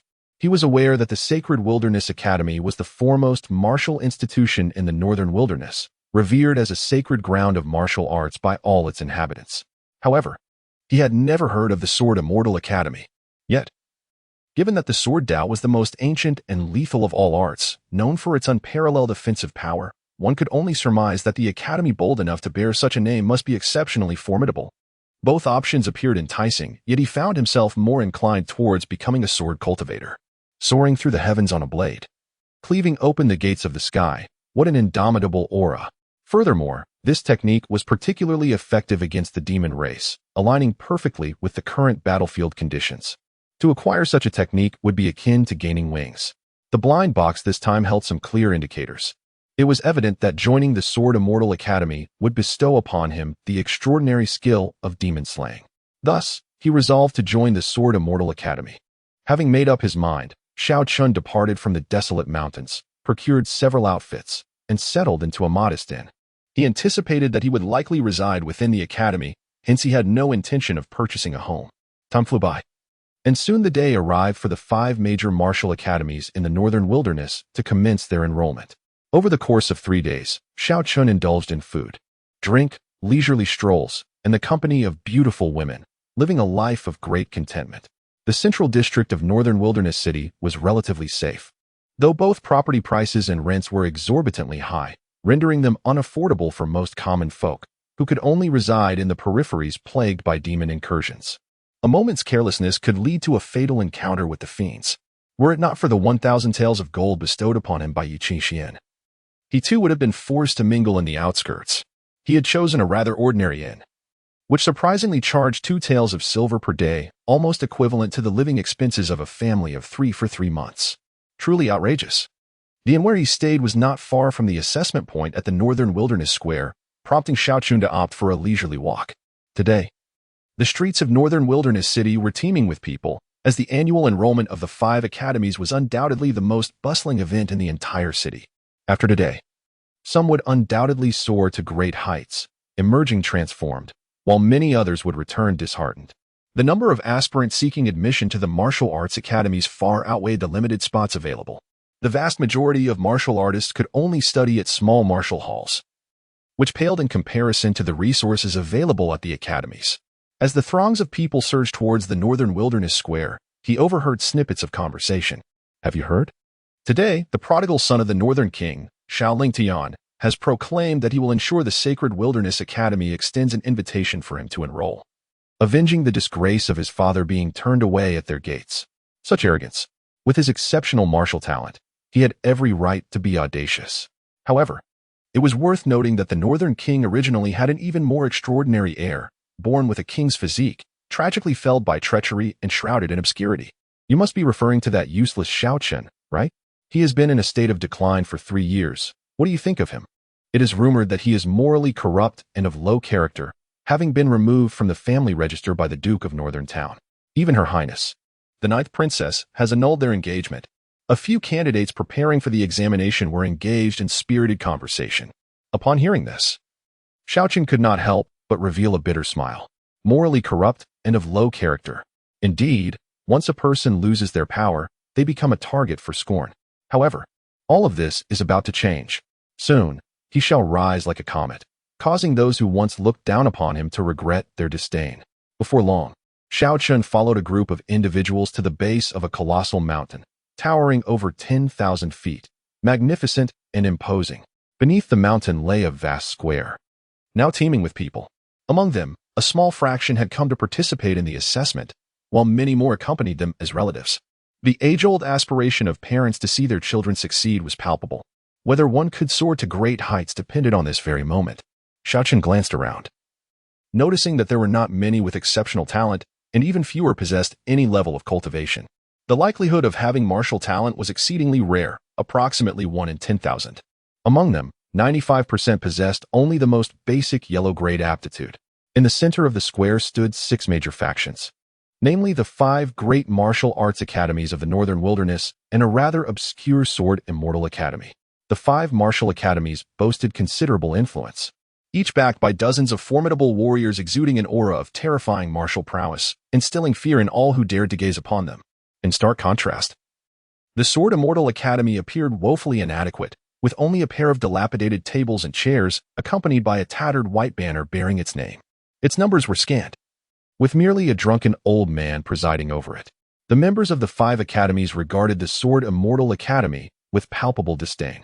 As the anxious crowd awaited developments, suddenly, an elderly man clad in a black robe, with a solemn demeanor, slowly emerged from the center of the square. The black-robed elder surveyed the assembly and coldly announced, "I am Xiao Chen, the steward of the Martial Hall of the Northern Wilderness Province, responsible for today's admissions. The specific number of admissions will be determined by each academy. As I assess each student, the academies may extend their invitations. Should a student fail to receive an invitation from any academy, it will be deemed a failure. Conversely, if a student receives multiple invitations, they may choose which academy to join. Let us commence." Those called, step forward. First, Zhang Godan. Zhao Cong produced a crystal-like orb and began the roll call for testing. This orb was known as the Martial Essence Instrument. Once the tester placed their hand upon it, it would reveal their cultivation level and aptitude. The simple youth named Zhang Godan quickly stepped forward. "Are you Zhang Godan? Place your hand on the Martial Essence Instrument. Do not remove it until I tell you to stop," Zhao Cong instructed. "Yes, sir." Zhang Godan nodded obediently and placed his hand upon the orb. After 5 breaths, the Martial Essence Instrument showed no response. Zhao Cong shook his head. "Zhang Godan. No martial talent detected." Upon hearing this, Zhang Godan withdrew his hand. Disappointment edged across his face as he walked away. Under the auspices of Zhao Cong, one hopeful youth after another approached to undergo their assessments. After testing several hundred candidates, only a handful displayed martial talent, with merely 3 achieving the esteemed status of upper yellow rank, thereby securing admission to the academy. The rest, albeit possessing some potential, were relegated to lower yellow rank and received no invitation from the institution, their paths seemingly destined to be short-lived. "Xiao Chen, you worthless fool, what are you doing here? Shouldn't you scurry back and spare me the embarrassment at the Northern King's residence?" At that moment, amidst the throng of applicants, Xiao Lingfeng suddenly spotted Xiao Chen and immediately approached him, unleashing a torrent of scorn. Today marked a momentous occasion for Xiao Lingfeng, a day of soaring aspirations. How could this good-for-nothing dare to come here and provoke him? What business did a mere invalid have in participating in such an evaluation? Chapter 11. The extraordinary Yi Qingxuan. Is this person Xiao Chen, the fallen prodigy of the Northern King's mansion? What business does a mere cripple have in participating in the assessment? It is said he has been expelled from the Northern King's mansion, likely out of resentment, and has come here to cause trouble. How brazen. Even after being cast out, he still dares to show his face here, thinking he remains that unparalleled genius born of royal blood. Numerous disdainful gazes were immediately directed at Xiao Chen. The individuals from the 5 great academies and the Sword Immortal Academy also took note of the commotion below, their eyes reflecting a hint of astonishment. Naturally, they were familiar with the name Xiao Chen, once the coveted prodigy of their academy. However, 3 years ago, his dantian was shattered, rendering him a wastrel. To attend the assessment today was nothing short of self-degradation. At this moment, the Northern King Xiao Lingfeng and his wife were present, seated alongside the members of the 5 great academies. They too noticed Xiao Chen below. Upon seeing her long-lost son, Wen Wanrong's eyes flickered with excitement. After a moment's hesitation, she slowly rose and approached. "Chener, have you come to apologize to your parents? It matters not. As long as you sincerely repent, you will always be our good child." Wen Wanrong forced a smile and gently spoke, reaching out to grasp Xiao Chen's hand, only to see him subtly evade her, coldly declaring, "Wen Wanrong, we are no longer related. Please keep your distance from me." At these words, the crowd was left utterly stunned. Xiao Zhenbei was so enraged that his face turned ashen. In an instant, he vanished from his seat, as if teleporting, and appeared directly before Xiao Chen. "Unfilial son, what nonsense are you spouting? Is this how you address your mother? With your current state, do you still wish to return to the Northern King's mansion? Dream on," Xiao Zhenbei reprimanded. When Wanrong gazed at Xiao Chen in shock, her heart pierced by a pang of pain. Once, Xiao Chen held her in the highest regard, rushing to greet her from afar, while she merely nodded in response, never even offering a smile. Yet, despite her indifference, he had been as joyous as a child. Now, however, the mother and son had grown so distant. Was this the consequence of her initial neglect? She felt a deep ache within her heart, akin to being pricked by needles. Meanwhile, Xiao Chen regarded Xiao Zhenbei with icy indifference. Xiao Zhenbei, what absurdity are you spouting? Have I not already severed ties with you? Who said I wish to return to your Northern Town King's mansion? Wretched beast, are you truly determined to sever our relationship? Xiao Zhenbei's expression darkened, emanating a terrifying martial aura that left those around them gasping for breath. Xiao Zhenbei, I, Xiao Chen, stand as a dignified man of 8 feet. When I declare a severance, it is absolute.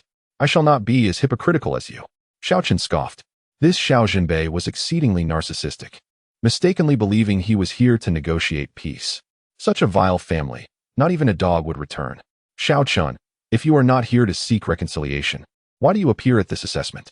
A mere wastrel like you cannot possibly wish to participate. Xiao Lingtian sneered. You are correct. I have indeed come to participate in the assessment. Is that not permissible?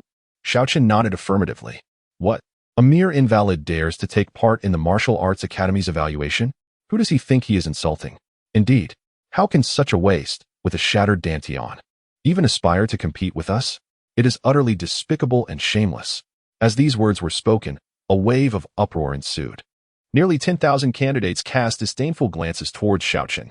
Observing this scene, Xiao Zhenbei's face alternated between red and white, feeling utterly humiliated.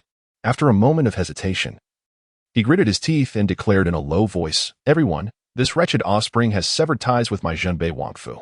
His actions today do not represent our house. With that, he led the still protesting Wen Wanrong back to the square. The onlookers were left in stunned silence. At such a critical moment, to sever ties and abandon his own son to face the storm alone? Is this what the formidable Zhenbei Wang ought to do? Such a lack of responsibility is unfathomable. How can a father so easily forsake his child? It is said that Xiao Chen was injured while saving his brother. Yet now Zhenbei Wang and Xiao Lingtian treat him thus, truly heartless. Some spectators expressed their indignation. Everyone silence. The assessment shall proceed. Those whose names are called, step forward for testing. Next up, Li Daong. As the discussion intensified, Zhao Cang's cold voice pierced through, drawing everyone's attention back to the assessment. Thus, the evaluation resumed at a rapid pace, almost every few seconds. Next, Qingxuan. Suddenly, as Zhao Cang announced a name, a stunning maiden clad in a white dress gracefully emerged from the crowd, resembling a celestial being, radiant and captivating. Qingxuan ascended to the square, placing her jade-like hand upon the martial harmony instrument, which immediately emanated a dazzling green light. The overwhelming energy fluctuations sent shivers through the surrounding students, while the experts from various academies wore expressions of astonishment. Is this top-tier Earth-level talent? The 9th princess is truly remarkable. Many gasped in admiration. The red, orange, green, and blue lights emitted by the martial harmony instrument corresponded to the 4 tiers of qualifications: yellow, profound, earth, and heaven. The rich green light that Qingxuan produced indicated her talent had reached the pinnacle of Earth level, marking her as a prodigy of her generation. Qingxuan, top-tier Earth-level talent. Cultivation at the 6th stage of martial disciple. Zhao Cang announced with a hint of excitement. Top-tier Earth level. Such extraordinary talent will surely soar to great heights in the future. The martial hall is likely to gain a true phoenix today. Your Highness, the 9th princess, we from Qingxuan Academy cordially invite you to join us. We from Xiongba Academy also extend our invitation. We from Qingxuan Academy. We from Nanling Academy. We from Sword Immortal Academy. All 5 academies, with the exception of the Sacred Wilderness Academy, immediately extended invitations to Qingxuan.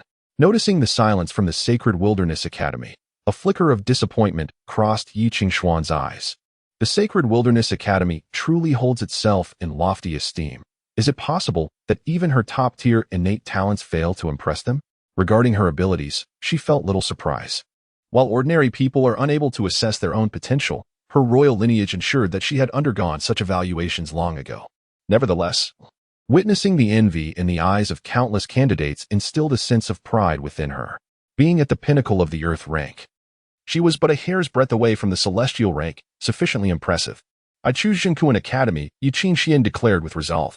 Among the 5 great academies, Qingxuan Academy stood as the strongest, second only to Sacred Wilderness Academy. The mentor of Qingxuan Academy displayed a glimmer of excitement, approaching Qingxuan and presenting her with a badge of identity. Your Highness, the 9th princess, report to Qingxuan Academy with this badge in 3 days. Yes, mentor. Qingxuan replied respectfully as she accepted the badge. She then turned to Xiao Chen, her demeanor haughty. Xiao Chen, do you now comprehend the chasm that lies between us? My decision to annul our engagement was for your own good. Someone of my stature is beyond your reach. Merely an earth rank. And yet you dare to put on airs before me. Such arrogance is utterly misplaced. Xiao Chen retorted with a cold sneer. Xiao, you worthless fool. How dare you speak to the ninth princess in such a manner? Do you still believe you possess that innate royal physique from before? Kneel and apologize to the ninth princess at once. A celestial being like her is far beyond your worth. I myself would not even dare to aspire to her. How can you, a mere wastrel, be so arrogant? In an instant, Xiao Chen found himself besieged by a flurry of sycophantic remarks. Qingxuan was unparalleled in beauty, physique, lineage, and talent, garnering countless admirers. Xiao Chen, I hope you come to terms with reality and abandon any misguided notions you may have about me, she admonished. Her brows furrowed. In her perspective, Xiao Chen's recent aloofness was merely a tactic of feigned indifference aimed at capturing her attention. Chapter 12 Xiao Chen. If you have the courage, come up. Qingxuan, you are truly deluding yourself. Xiao Chen shrugged helplessly. This woman seemed to have a few screws loose. He had been quite clear with her, yet she continued to cling to him stubbornly. Seeing Xiao Chen's nonchalant demeanor, Qingxuan felt her dignity being trampled upon, a surge of inexplicable anger rising within her. How could Xiao Chen, who had clearly been enamored with her for so many years and had always been compliant, suddenly become so indifferent? Was all his previous kindness merely an act? How dare he treat her this way, he who was a mere waste of talent with a shattered dantian? Next, Xiao Lingfeng. Just as Qingxuan was on the verge of losing her temper, Zhao Cong's voice rang out. Xiao Lingfeng leaped from the crowd, striding toward the square with an air of arrogance, exuding an aura of dominance. Xiao Chen, today I shall show you what a true prodigy is. Suddenly, Xiao Lingfeng turned to glare at Xiao Chen, his expression twisted with malice. Seeing Qingxuan entangled with Xiao Chen ignited a fierce rage within him. Qingxuan had already been regarded by him as his future wife. How could he tolerate anyone else encroaching upon her?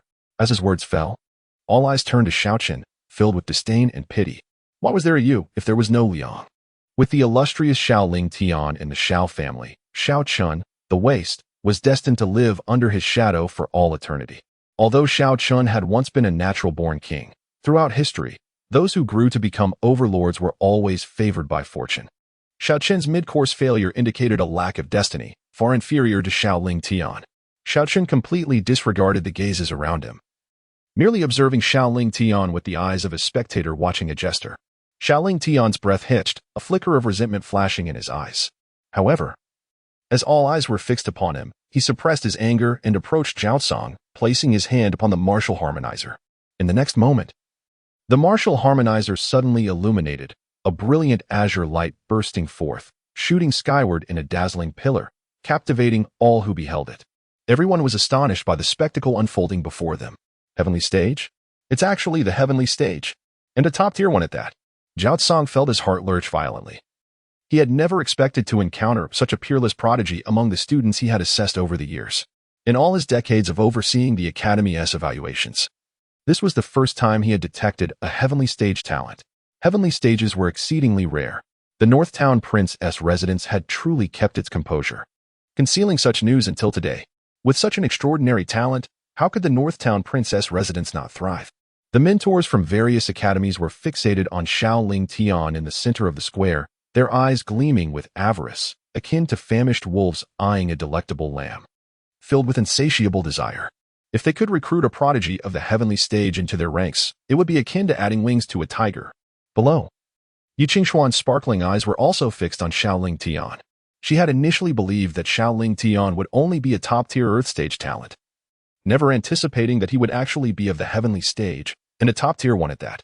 This was truly terrifying. Xiao Lingfeng, a prodigious talent of the highest order, possesses the cultivation of a martial disciple at the 7th level. Upon Zhao Cong's announcement, the head of the Xianhuang Academy rose with palpable excitement. Young master, we at Xianhuang Academy extend an invitation for you to join us, and we pledge to grant you the position of Holy Son. Furthermore, should you choose to accept, Xianhuang Academy will provide all the resources you require for your cultivation. Moreover, anyone who dares to oppose you shall be deemed an enemy of the entire Xianhuang Academy, and we shall spare no effort in their eradication. What do you say? What? A direct promise of the Holy Son position, along with full sponsorship of cultivation resources, and devout to assist Xiao Lingtian in vanquishing his foes? Such treatment is unparalleled. Ah, you must not be aware. Xiao Lingtian possesses top-tier heavenly aptitude. Do you grasp the implications? It has been decades since a talent of such caliber has emerged in the entirety of the North Wilderness. The various academies would surely vie for him. What kind of virtue has the Northern Duke's residence accumulated in its past to have produced such a genius as Xiao Lingtian? The crowd buzzed with speculation. Young master. The terms offered by Xianhuang Academy can also be extended by our Qingxuan Academy. Likewise, we at Nanling Academy can offer you the same. We, too, at Xiangba Academy, extend our invitation. In the following moment, the heads of the remaining 3 major academies stepped forward, all wearing sincere smiles as they sought to entice Xiao Lingtian. The onlookers were left in stunned silence. It was unprecedented for the 4 prestigious academies to simultaneously extend invitations to a single student, offering conditions unheard of before. An elder from the Sword Immortal Academy hesitated momentarily before stepping forward, saying, "Young master, should you choose to join my Sword Immortal Academy, everything we possess shall be at your disposal." Xiao Lingtian was taken aback. Everything? Such a generous offer? However, while the sword path is indeed the most formidable of all killing arts, he had never heard of the Sword Immortal Academy before. Nor had he seen any enrollment efforts in past years, leaving him unaware of its standing. Qingxuan, you were once a renowned swordsman. Yet now you stoop to the deception of a child. Your Sword Immortal Academy is so impoverished that you can barely afford a meal. What can you possibly offer the young master? Scoffed the head of Xianhuang Academy. Young master, do not be deceived. The Sword Immortal Academy was indeed glorious eons ago. But today its lineage has been severed. Without spirit sword stones, it cannot delve deeper into the sword path, rendering it a mere husk of an academy, remarked the head of Xiongba Academy with disdain. Upon hearing this, the fervor in Xiao Lingtian's eyes swiftly extinguished. So it was a useless academy. How foolish it was to be stirred. He cast a contemptuous glance at Xiao Tian. Old man, what a worthless Sword Immortal Academy. Not even a dog would enter. Do not think to deceive me. Hearing their exchange sent a chill through Xiao Chen's heart. The lineage has been severed. A decrepit institution? No wonder the system was so accommodating this time. It was laying bare its intentions. At that moment, the head of the Holy Wilderness Academy also stood, declaring, "Our Holy Wilderness Academy holds a degree of interest in you as well, young friend." Before them stood an ethereal elder clad in a flowing azure robe, exuding an aura of inscrutability. His eyes, though clouded, concealed a glimmer of divinity that instilled an overwhelming sense of dread in those who dared to meet his gaze. Many felt their very souls tremble in terror. Xiao Chen lifted his head to glance at this enigmatic figure, sensing an extraordinary depth that suggested he was far from ordinary. The moment the Sacred Wilderness Academy made a pronouncement, a wave of astonishment rippled through the crowd. It is well known that the Academy's standards for accepting students are astoundingly high. Although 3 slots are available each year, they seldom admit anyone who does not possess exceptional talent. In the past decade, fewer than 5 individuals have been accepted. Yet today, they extended an olive branch to Xiao Lingtian. Even Xiao Zhenbei, who stood nearby, could not suppress his excitement upon witnessing this turn of events. The Sacred Wilderness Academy, a revered sanctuary of martial prowess he had long aspired to, was expressing interest in his son. This was an honor of the highest order. In that moment, Xiao Zhenbei's spirit soared, banishing any discontent brought on by Xiao Chen's presence. With the so-called waste no longer a concern, he now had a prodigious son. Congratulations poured in from the prominent figures of Huangbei City, heralding the rise of the Zhenbei Wang family. Congratulations to the Zhenbei Wang. A true dragon is about to emerge, they exclaimed, and he basked in the accolades. At the same time, when Wan Rong beamed with joy, her eyes full of affection as she regarded Xiao Lingtian. The family of 3 radiated warmth and harmony. In stark contrast, Xiao Chen felt entirely forgotten amidst the celebration. Rendered superfluous. Xiao Chen, are you not ashamed? Did you not wish to test your aptitude? Step forward now. Xiao Lingtian sneered, intent on shattering the last vestiges of Xiao Chen's dignity and rendering him incapable of facing anyone in Huangbei City ever again. Chapter 13. Has Xiao Chen's dantian recovered? What an audacious act by Xiao Lingtian. Fully aware that Xiao Chen is deemed a waste, he still insists on having him undergo the test, clearly intending to humiliate him. Who can blame Xiao Chen for his folly in participating in the assessment? A shattered dantian renders him nothing more than a spectacle for mockery. Should he dare to proceed with the test in front of such a multitude, he would undoubtedly suffer utter disgrace. Forever unable to hold his head high in the entirety of Huangbei City, The Northern King's manner is truly unfortunate to bear such humiliation. Upon hearing Xiao Lingfeng's words, the crowd erupted in discussions, many with smirks curling their lips, casting disdainful glances at Xiao Chen. Humanity's penchant for elevating some while disparaging others is ever apparent. In the past, when Xiao Chen had not yet lost his royal physique, he had overshadowed Xiao Lingfeng, who could barely lift his head in his presence. The world acknowledged only Xiao Chen of the Northern King's manner, scarcely mentioning Xiao Lingfeng. Now, the tides have turned. Xiao Lingfeng basks in unparalleled glory, while Xiao Chen endures scorn and contempt. Observing the expressions of those around him, a trace of melancholy flickered in Xiao Chen's eyes. Indeed, in every realm, the law of the jungle prevails. Had he not awakened the system, he might have spent his life akin to a stray dog, subjected to public derision. However, that outcome is now impossible. With the system in his grasp, he shall soar above the heavens, trampling all adversaries beneath his feet. Do you wish to see me disgraced so fervently, dear brother? A cold smile graced Xiao Chen's lips. Xiao Chen, do not presume to draw close to me. Who considers you my brother? You have been disowned by the Northern King's manner. Do you comprehend? You are not but a lost dog now. Xiao Lingfeng retorted with an arrogant countenance, regarding Xiao Chen as one would an insignificant insect. As the quarrel between the two brothers escalated, when Wanrong could no longer restrain herself and approached Xiao Chen, speaking gently, Chen'er, you should return home. Today marks your brother's momentous entry into the sacred wilderness academy. Do not bring him distress. Those words sent an icy wave through Xiao Chen's heart. Distress? Merely by attending an academy assessment, he has become a source of trouble for Xiao Lingfeng, simply because Xiao Lingfeng wishes to avoid him. When Wanrong seeks to dismiss him, how utterly biased. To speak of equality while exhibiting such blatant favoritism is simply shameless. Thank goodness he has severed ties with this family swiftly. Otherwise, he would inevitably succumb to their loathsome ways. When Wanrong, is my mere presence a burden to you? If so, kindly keep your distance. Speaking with you fills me with revulsion. Xiao Chen retorted coldly. When Wanrong's face morphed into one of shock, she merely wished to prevent further discord between the brothers. How could Xiao Chen utter such harsh words to her? Is it too much to ask an elder brother to yield a little to his younger sibling? Ungrateful wretch! How dare you speak to your mother in such a manner? Have you no regard for maternal affection? Xiao Zhenbei erupted in fury, vanishing from his seat in an instant, reappearing before Xiao Chen in the next moment. Maternal affection? Do I possess any for her? Is it not evident that her heart holds only Xiao Lingfeng? Xiao Chen responded with an impassive expression. I understand that you harbor resentment, but today is your brother's day of ascent. It is not your place to cause chaos. Depart at once, or I shall break your legs. Xiao Zhenbei's expression was icy as he declared. The laws of the Great Xia state that all citizens are entitled to participate in the Martial Academy examination. Why should I be excluded? Xiao Chen, unperturbed, retorted. Your dantian is shattered, your innate talent obliterated. What significance would your participation hold? Xiao Zhenbei, have you ever heard of the phoenix's rebirth or the revival of a withered tree in spring?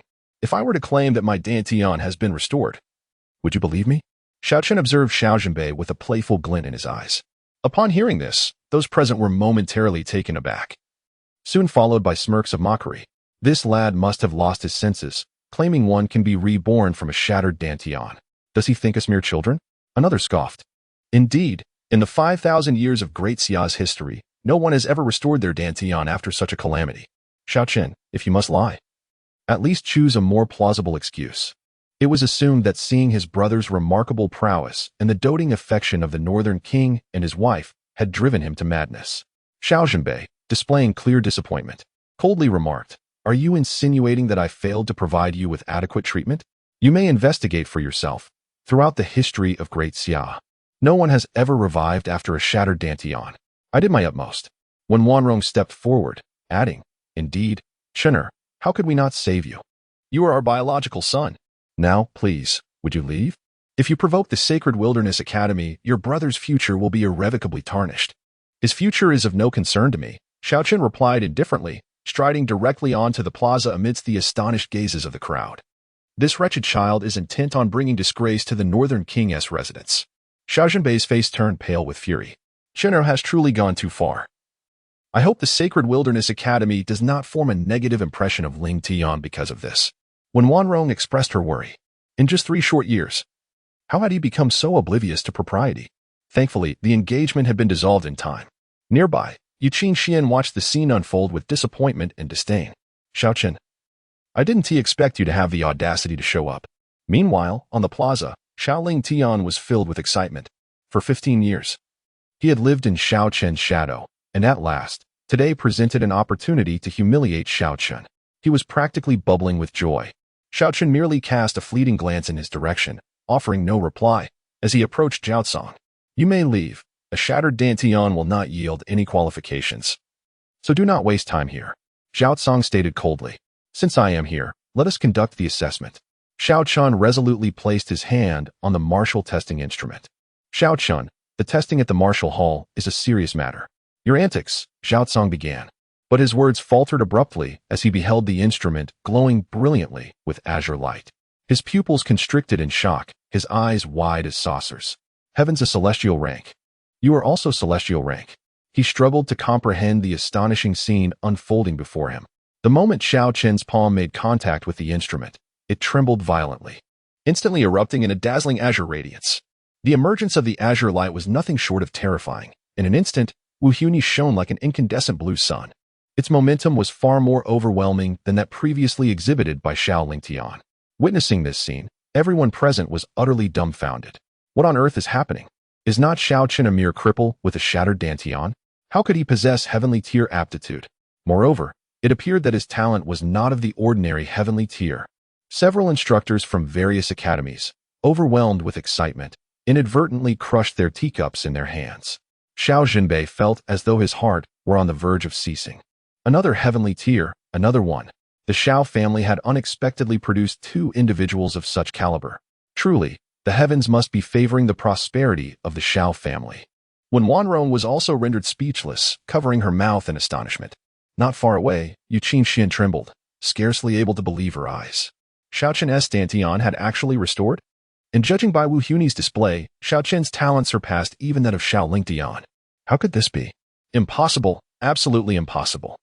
It must be a mistake on Wu Huni's part. He was merely a broken dantian waste. How could he possibly possess heavenly tier aptitude? After the initial shock, Xiao Lingtian was driven to madness. He simply could not accept this reality. Xiao Chen's dantian was clearly shattered. How could it possibly be healed? Such an occurrence had not taken place in thousands of years. Chapter 14. The martial spirit mirror, however, as Xiao Lingtian's voice faded, an extraordinary event unfolded in the arena. The martial spirit mirror emitted an increasingly intense azure radiance, so brilliant that it was nearly blinding. A wave of terrifying energy spread forth, enveloping those nearby in an overwhelming pressure. Before long, it seemed that the martial spirit mirror could no longer withstand the horrific energy coursing through it. Fine. Intricate fissures began to appear across its surface, growing wider until, with a resounding explosion, the entire mirror shattered into a fine powder. Exploded. It exploded. You are not merely of the celestial rank. You are above the celestial rank. Zhao Cong gazed in disbelief at the white dust that had been the martial spirit mirror. Xiao Chen is truly formidable. The martial spirit mirror could not endure the energy from his dantian and simply exploded. The Daxia Martial Hall's martial spirit mirror was designed to detect talents of the celestial rank. Should someone of a higher caliber attempt to be tested, the mirror would inevitably fail and explode. Yet, in all of Daxia, there existed scarcely a few individuals even at the Earth rank, let alone those of the celestial rank. Throughout Daxia's millennia-long history, the mirror had detonated only thrice, the most recent occurrence having taken place 1,000 years prior. Who could have anticipated that today Xiao Chen would cause the martial spirit mirror to explode? All present were rendered dumbfounded by this unexpected spectacle, many finding it difficult to breathe. Above the celestial rank. Could it be the royal body? Is it possible that Xiao Chen's dantian has truly been restored? They were certain of it. Otherwise, how could the martial spirit mirror have been so easily shattered by him? Xiao Zhenbei, observing Xiao Chen standing proudly in the arena, felt his mind momentarily blank. His eldest son had regained his innate talent? Had that legendary royal body returned? When Wanrong trembled with excitement, unable to articulate her thoughts. As for Qingxuan, her expression reflected not only shock but also deep regret. Had she known that Xiao Chen's talent would be restored, she would never have considered breaking off their engagement. Although Xiao Lingtian was strong, he paled in comparison to a natural royal body. This time, she had truly traded a sesame seed for a watermelon. Meanwhile, Xiao Lingtian wore a dazed expression, his demeanor one of utter despair as he muttered, "Impossible. How could he have regained his talent? This cannot be." Just as the crowd remained ensnared in their astonishment, the head of Qingxuan Academy rushed forth to grasp Xiao Chen's hand fervently, exuding a sycophantic demeanor. Young Master Xiao, join our Qingxuan Academy. I not only promise you the position of Saint Sun, along with limitless resources, but I also guarantee that the next headmaster position will be bestowed upon you. Would you consider this? At this proclamation, all eyes turned toward the head of the Qingxuan Academy, while the leaders of the other major academies wore expressions of shock. They thought to themselves, this cunning individual is truly devious, seizing the opportunity while we are still in disbelief. In the next breath, the head of the Xiongba Academy rushed forward, scoffing, Li Huangshan, how dare you, a mere fifth-ranked academy from the barren north, extend an invitation to young Master Xiao? Can your humble institution possibly accommodate such a revered figure? Having spoken, he turned his gaze towards Xiao Chen, grinning widely. Young Master Xiao, I must say, you should join my Xiongba Academy. Everything we possess can be yours. Soon, the head of Nanling Academy hurried over to refute, exclaiming, Li Manxiang, your Xiongba Academy is merely a gathering of brawny, simple-minded brutes. How dull it would be for young Master Xiao to join you. Instead, come to my Nanling Academy, where beautiful companions abound.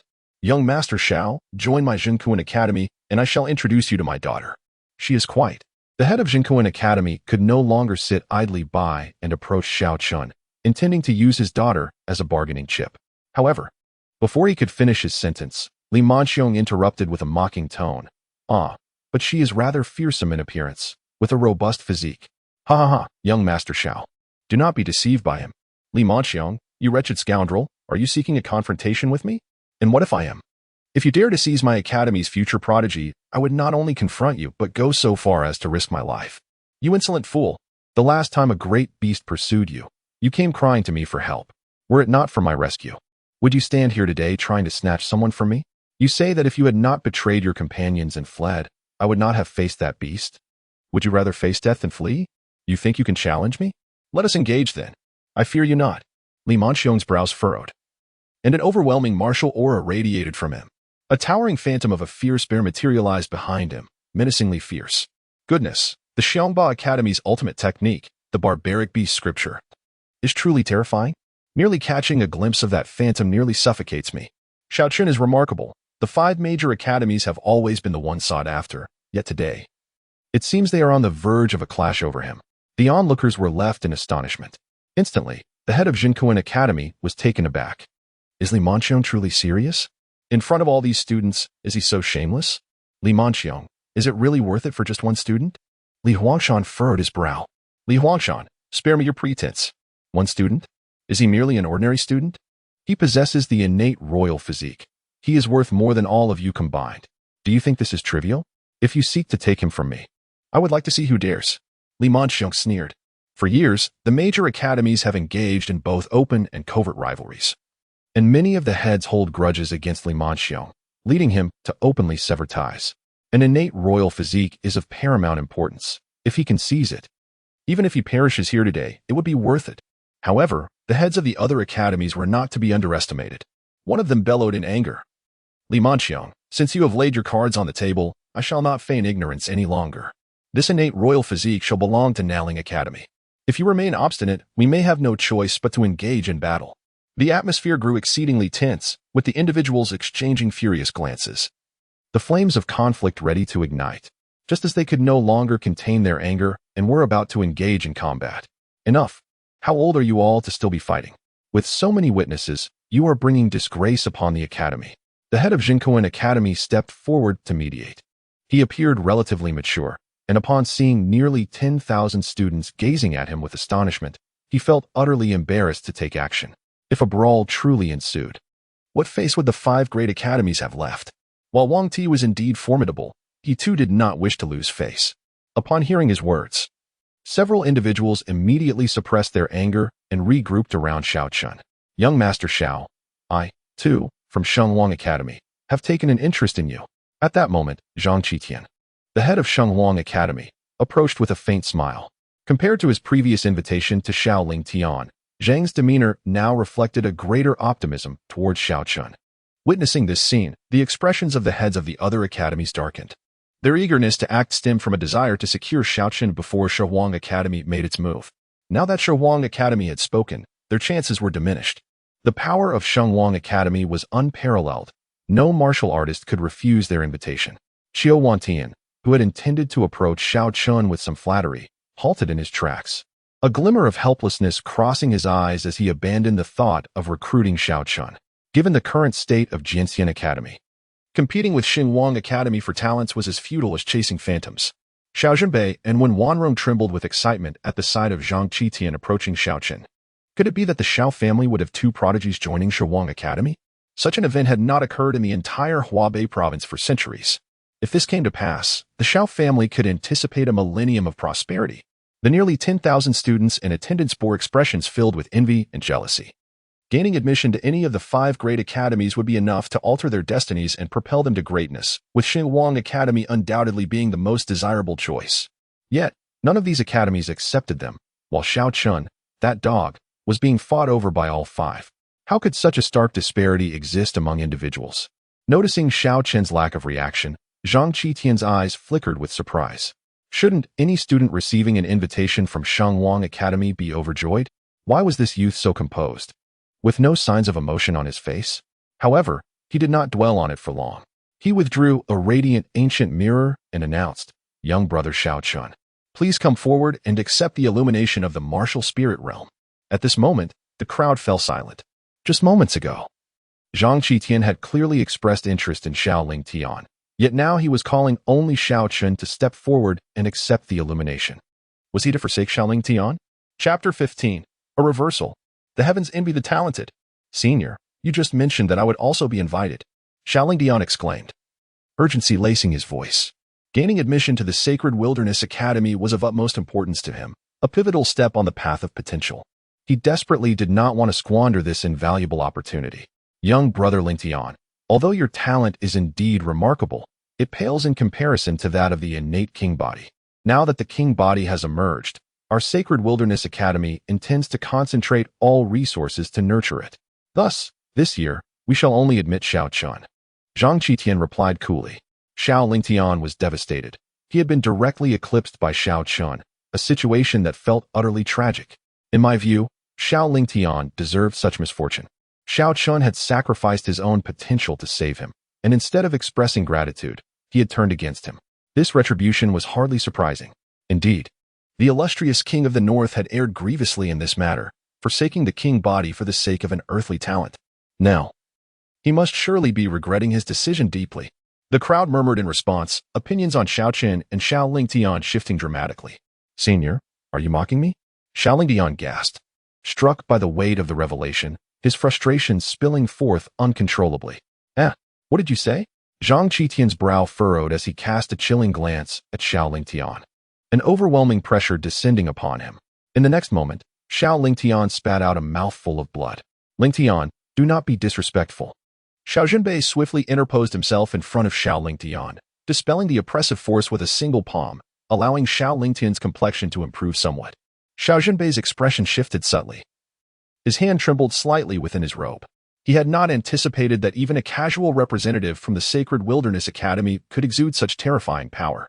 Zhang Qitian was undoubtedly a martial king, and his strength surpassed even that of Xiao Zhenbei. Seeing Xiao Zhenbei intervene, Zhang Qitian refrained from further comment and turned his attention to Xiao Chen, offering him a warm smile. Young friend Xiao Chen, please step forward. After a moment of contemplation, Xiao Chen approached Zhang Qitian.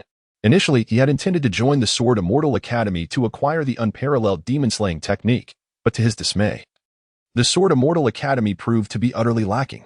This left him in a quandary. Should he join the Sword Immortal Academy and become a swordsman, or attend the Sacred Wilderness Academy to obtain the indestructible divine skill? Joining the Sword Immortal Academy carried certain risks, yet with the system at his disposal, those risks were not insurmountable. Conversely, entering the Sacred Wilderness Academy would be a much safer choice, albeit at the cost of being subjected to ridicule. This was a notion he found somewhat intolerable. Regardless, he resolved to allow the martial spirit mirror to reveal his potential. Casting a glance at Xiao Chen, Zhang Qitian lifted the ancient mirror and directed it toward him. Moments later, the martial spirit mirror, which had appeared unremarkable, suddenly radiated with golden light. Soon, the light coalesced into several grand golden characters in the void. Heavenly talent, unparalleled in antiquity. Upon witnessing these two phrases, the crowd below displayed little reaction, for they believed the innate king body was indeed deserving of such accolades. However, Zhang Qitian was taken aback. Heavenly talent? Unparalleled in antiquity? How could a royal physique elicit such high praise from the martial spirit realm? The martial spirit realm has existed for countless ages, witnessing the rise of innumerable invincible prodigies, and possesses an exceptionally discerning eye. In the past, when royal physiques emerged, the martial spirit realm would at most offer a remark of acceptable aptitude. Yet now, it has bestowed upon Xiao Chen such a terrifying evaluation. What could possibly account for this? Upon seeing the remarks from the martial spirit realm, the heads of various academies were left utterly dumbfounded. While others may not understand the martial spirit realm, they were well aware of its significance. In the past millennium, among countless prodigies, the highest evaluation ever given by the martial spirit realm was merely remarkable talent. What could heaven-defying genius and unprecedented in antiquity possibly mean? Was Xiao Chen truly more than a mere royal physique? At that moment, as they gazed upon Xiao Chen, envy reddened their eyes. Such an extraordinary talent could only be admired from afar. It was more painful than death itself. Young friend Xiao Chen, your talent is astonishing and rare, certainly qualifying you for admission to our sacred wilderness academy. I know. Before he could finish his sentence, a frown crossed his brow as if he had sensed something amiss, prompting him to look up into the void. Suddenly, several lines of commentary appeared in the ether. However, this child possesses an excessively heaven-defying talent, destined to incur the jealousy of the heavenly Tao, and will be plagued by calamities throughout his life, with a high likelihood of falling into peril.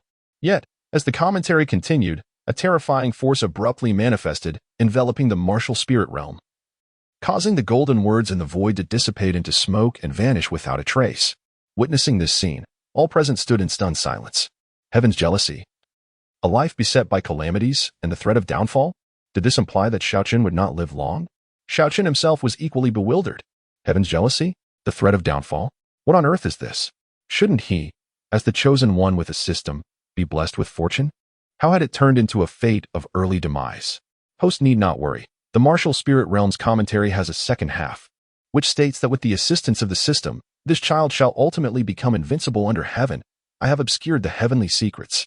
Xiao Chen was suddenly enlightened. So there was indeed a second half. It nearly frightened him to death. Meanwhile, those beside Xiao Chen, unaware of the truth, assumed that he was on the brink of failure, and many regarded him with disdainful contempt. Of course, there were also those whose eyes were filled with regret. Senior Qitian, what does the martial spirit realm mean by this? Clearly, Xiao Chen possesses unprecedented talent. Why would he be deemed a victim of heaven's jealousy? Facing the threat of downfall? Li Manqing asked, unwilling to accept this fate. Xiao Zhenbei, Wen Wanrong, and Yi Qingxian also looked anxiously at Zhang Qitian. Xiao Chen had only just restored his dantian and could fight for their glory. It would be a tremendous loss if he were to fall for no reason. Yet Xiao Lingtian wore a smile, reveling in Xiao Chen's plight. Under the gaze of the crowd, Zhang Qitian cast a regretful glance at Xiao Chen and spoke slowly. Some exceptionally gifted martial artists, due to their terrifying potential, may pose a threat to the heavenly Tao's position, thus provoking its jealousy, which brings forth endless calamities, seeking to eradicate them in their cradle. However, there is one matter that perplexes me. To reach such an extraordinary level, one must possess astonishing innate talent. How could this young friend, Xiao Chen, merely a Wang body, possibly be regarded as one favored by the heavens? Hearing this, Xiao Zhenbei's expression turned somber as he gritted his teeth and inquired, Senior Qitian, is there any way to resolve this? Zhang Qitian shook his head and replied, heavenly beings are distinct. Before the Tao of heaven, all are but ants. Throughout history, no one favored by the heavens has lived beyond 20 years. Young friend Xiao Chen, I fear, you may have at most 2 years left. My poor child. Why must your fate be so cruel? Wang Wanrong lamented, her eyes brimming with tears. Mother, do not grieve. You still have me. Xiao Lingtian gently consoled her. Looking at her young son, Wang Wanrong felt a flicker of solace. Thankfully, she still had another child. Otherwise, she truly would not know what to do. Nearby, Yi Qingxian observed this scene, a look of relief washing over her face, her gaze towards Xiao Chen once again filled with disdain and scorn. So, he is but a short-lived wretch. It seems that breaking off the engagement was indeed the wisest decision. TSK. A person favored by the heavens cannot live past 20. This Xiao Chen is utterly useless. What a grand talent he was purported to be, in truth. He is but a natural failure. It is indeed absurd. First, his dantian shattered, and now he is deemed a person favored by the heavens. Xiao Chen is simply a reincarnation of calamity. Alas, I had hoped that our Huangbei province would produce someone remarkable, only to discover a short-lived misfortune. The gazes of the crowd were extraordinarily complex. Pity, mockery, schadenfreude. Each face displayed the myriad expressions of humanity. Human nature is inherently malevolent when one is downcast. Most choose to add insult to injury. Xiao Chen, resigned to his fate, displayed an air of indifference, his head bowed, his body trembling just slightly. Yet, no one noticed that in that fleeting moment of bowing his head, a playful smile crept upon his lips. A person favored by the heavens? With a system at his disposal, why should he fear the malevolent Tao of heaven? It appears that our Holy Wilderness Academy may not be fated to have any connection with young friend Xiao Chen. Is there anyone willing to accept him into the academy? Zhang Qitian stated with stark realism. Nurturing a prodigy demands an endless expanse of human and material resources. Although the Holy Wilderness Academy is vast, it cannot afford to squander resources on one who is on the brink of death. Chapter 16. Entering the Sword Immortal Academy. Humph. My Xiongba Academy does not accept the worthless. What qualifications does a mere short-lived wretch, with only 2 years left to live, have to enter my esteemed institution? Li Manxiong's expression shifted abruptly, replaced by a cold, mocking smile. My Qingxuan Academy will not accept him either, declared another. Nor will my Xianwang Academy, echoed a third. Such a cursed individual is too ominous. My Nanling Academy shall not have him. In a matter of moments, the leaders of the 5 major academies, who had previously shown immense enthusiasm towards Xiao Chen, underwent a complete transformation in their demeanor, shifting from warm cordiality to an icy disdain. Lord of Zhenbei, given your son's current predicament, it seems his time is short. You should swiftly take him back and help him traverse the final stretch of his life. Zhang Qitian advised softly, glancing at Xiao Zhenbei. His tone remained relatively calm, unlike the others who spoke with a sardonic edge. He sensed something amiss, moments ago. The martial spirit mirror had clearly articulated a second part to its pronouncement, yet upon the utterance of the word "but," it ceased to respond, which defied all logic. Were it not for the terrifying nature of the heavenly Tao, and the historical precedent that no cursed individual had ever lived beyond 20. He might have considered accepting Xiao Chen. Xiao Zhenbei hesitated. After all, Xiao Chen was his son, and it was impossible to feign indifference. However, a cursed individual could influence the fortunes of the family. Should he bring Xiao Chen back to the Zhenbei Wangfu now?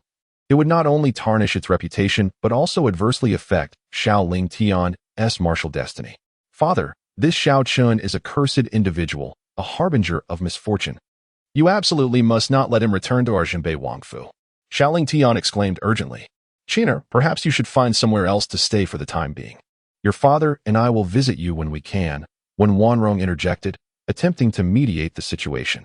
Xiao Chen furrowed his brow. Zhang Qitian had just pronounced his impending death, and yet when Wanrong suggested he find lodging elsewhere, was he to be treated like a stray dog? Xiao Zhenbei, when Wanrong. Rest assured, I have severed ties with the Zhenbei Wangfu. I shall not burden you any longer. Xiao Chen retorted with a cold laugh. Chiner, that is not what your mother meant. It is just that your brother. When Wanrong, have some dignity. I have no mother. I have but 2 years left to live, and you still want me to stay outside? Is it because that little wretch, Xiao Lingtian, cannot tolerate my presence? Have you ever regarded me as your son? Before when Wanrong could offer further explanations, Xiao Chen turned away, striding towards Qiu Wantian of the Sword Immortal Academy. He gazed at the disheveled figure before him, reeking of alcohol and clad in tattered garments, and spoke. Senior, I wish to join the Sword Immortal Academy and restore its former glory. Would you dare to accept me? Qiu Wantian was taken aback. He had not anticipated that Xiao Chen would wish to join his academy. Currently, the Sword Immortal Academy was in dire straits, devoid of resources. What could Xiao Chen possibly seek there? The onlookers were equally astonished. Xiao Chen was actually seeking refuge in the Sword Immortal Academy, which had been stripped of its sword spirit stones and severed from its swordsmanship heritage. What purpose did he have in going there? A century ago, the Sword Immortal Academy was a formidable power that commanded respect across the realm, boasting 3,000 sword immortals. However, during a cataclysmic assault by the Demon Clan, the Academy valiantly defended the human race's legacy, sacrificing its elite to repel the attackers. In a final act of vengeance, the Demon Clan obliterated the Academy's spirit stones, leading to its catastrophic decline. The lineage of swordsmanship among humanity has nearly vanished. In the present day, although sword cultivators still exist, none can replicate the invincible might of yesteryear, and the number of those who choose to pursue the sword dwindles. Xiao Lingfeng raised his cup, recalling the countless demons vanquished by the Sword Immortal Academy, which had earned the eternal enmity of the demon clan. If you join our academy, you will face relentless pursuit from the demons. Do you fear this? Xiao Chen furrowed his brow upon hearing this revelation. Was he to be hunted by demons merely for seeking a reward? Yet, faced with no alternative, he gritted his teeth and declared, "The demons have slain my kin. As a son of the great Xia, I shall slay demons and protect our heritage. What I have to fear?" Skeptics murmured among themselves, "What a boast! This useless individual believes he can slay demons? He would likely soil himself upon encountering one. A match made in heaven, a useless man from a useless academy." Over the years, the Sword Immortal Academy had nearly been annihilated by the demons. The prospect of restoring its former glory seemed nothing more than a whimsical fantasy for Xiao Chen. Amidst the discussion, Xiao Zhentian fixed a penetrating gaze on Xiao Chen. "Our academy has lost 13 celestial swords to the demon clan. Do you think you can retrieve them?" Upon hearing this, Xiao Chen's spirits lifted. "There are celestial swords to be reclaimed? I can do it." Xiao Zhentian scrutinized Xiao Chen for a long moment before nodding slowly. "From this moment on, you are a student of the Sword Immortal Academy. Come with me." Xiao Chen nodded eagerly. "Very well."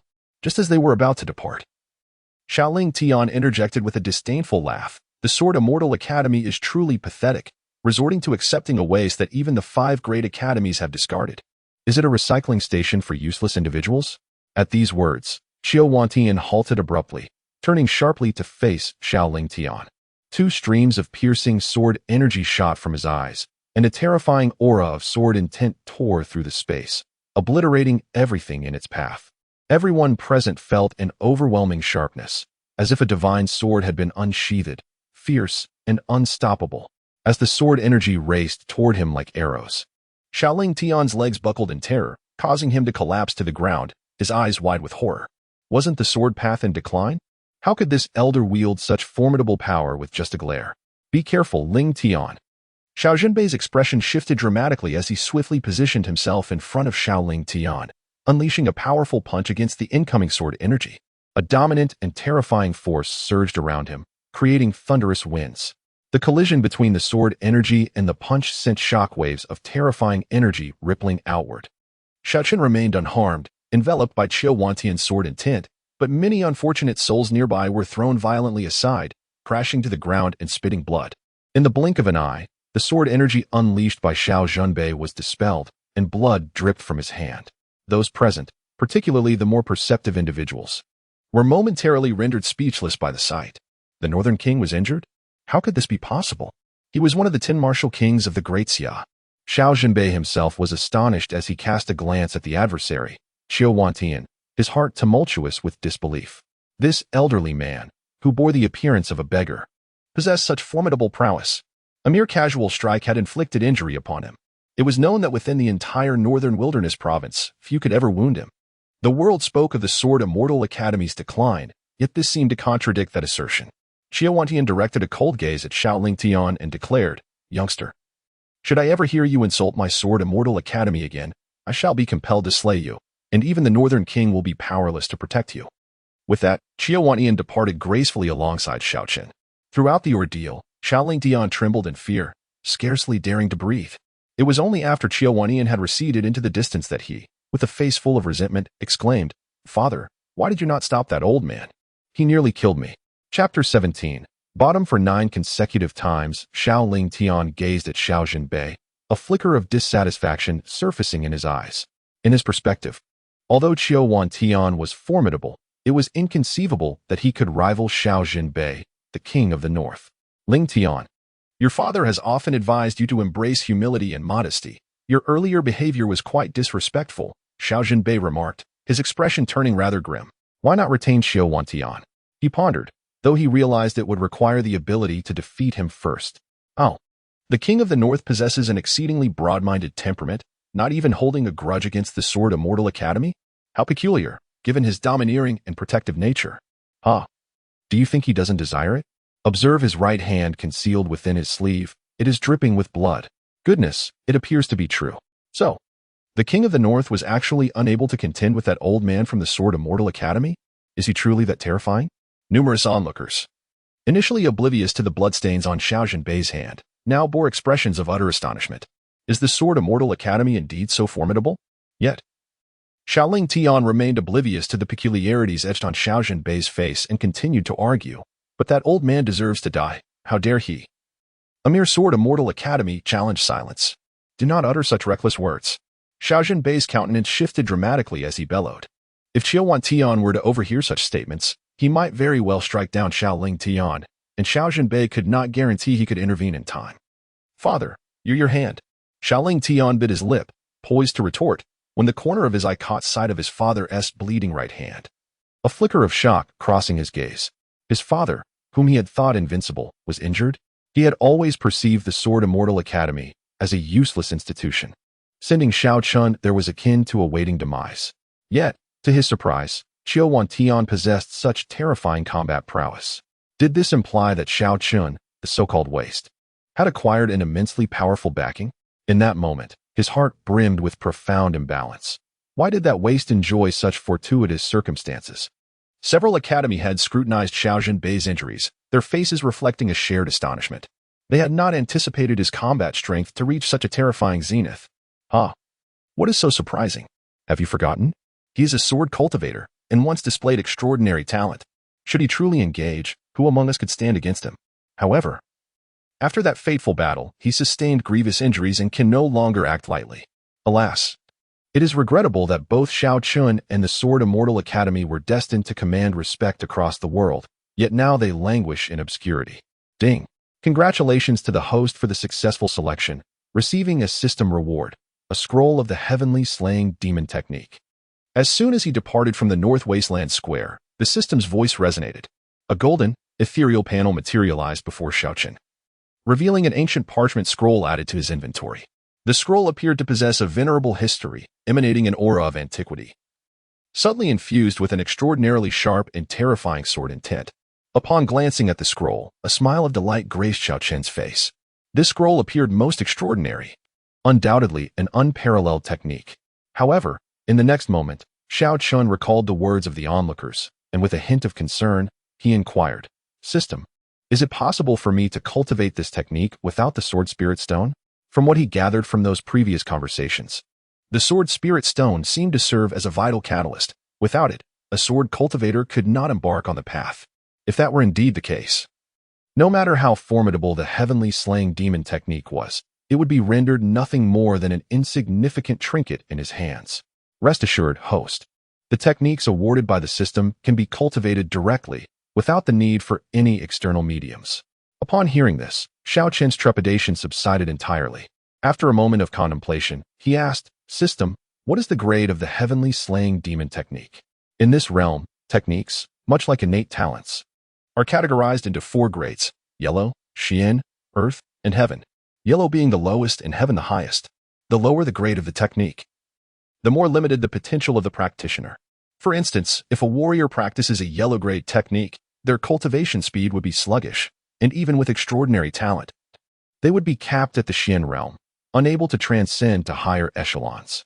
Furthermore, within the same realm, their combat prowess would pale in comparison to those who cultivate higher-grade techniques. Conversely, if a warrior practices a heaven-grade technique, even with modest talent, they can achieve a reasonable cultivation speed and upper limit, boasting commendable combat strength among peers. Techniques beyond the heaven grade are even more terrifying, however.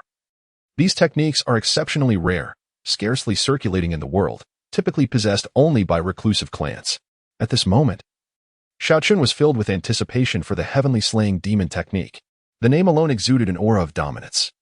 Yet he wondered about its grade. Could it possibly exceed the heaven tier? Surely, what the system provided could not be subpar. At the very least, it should be a king grade. Do not rejoice too soon, host. The heavenly slaying demon technique awarded to you is not the complete version. It is merely the first volume, which allows you to cultivate up to the first 2 realms. The subsequent volumes must be obtained by chance. At this announcement, the smile on Xiao Chen's face abruptly froze. The first volume? Limited to the initial 2 realms? Did that imply that if he failed to draw the subsequent volumes, his journey would come to an abrupt end?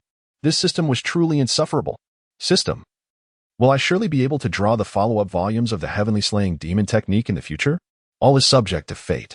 Xiao Chen, Young man, what are you doing? Grinning foolishly one moment and then wearing a sorrowful expression the next. Xiao Wantian, noticing the shifting emotions on Xiao Chen's face, could not help but furrow his brow. "In nothing," Xiao Chen stammered.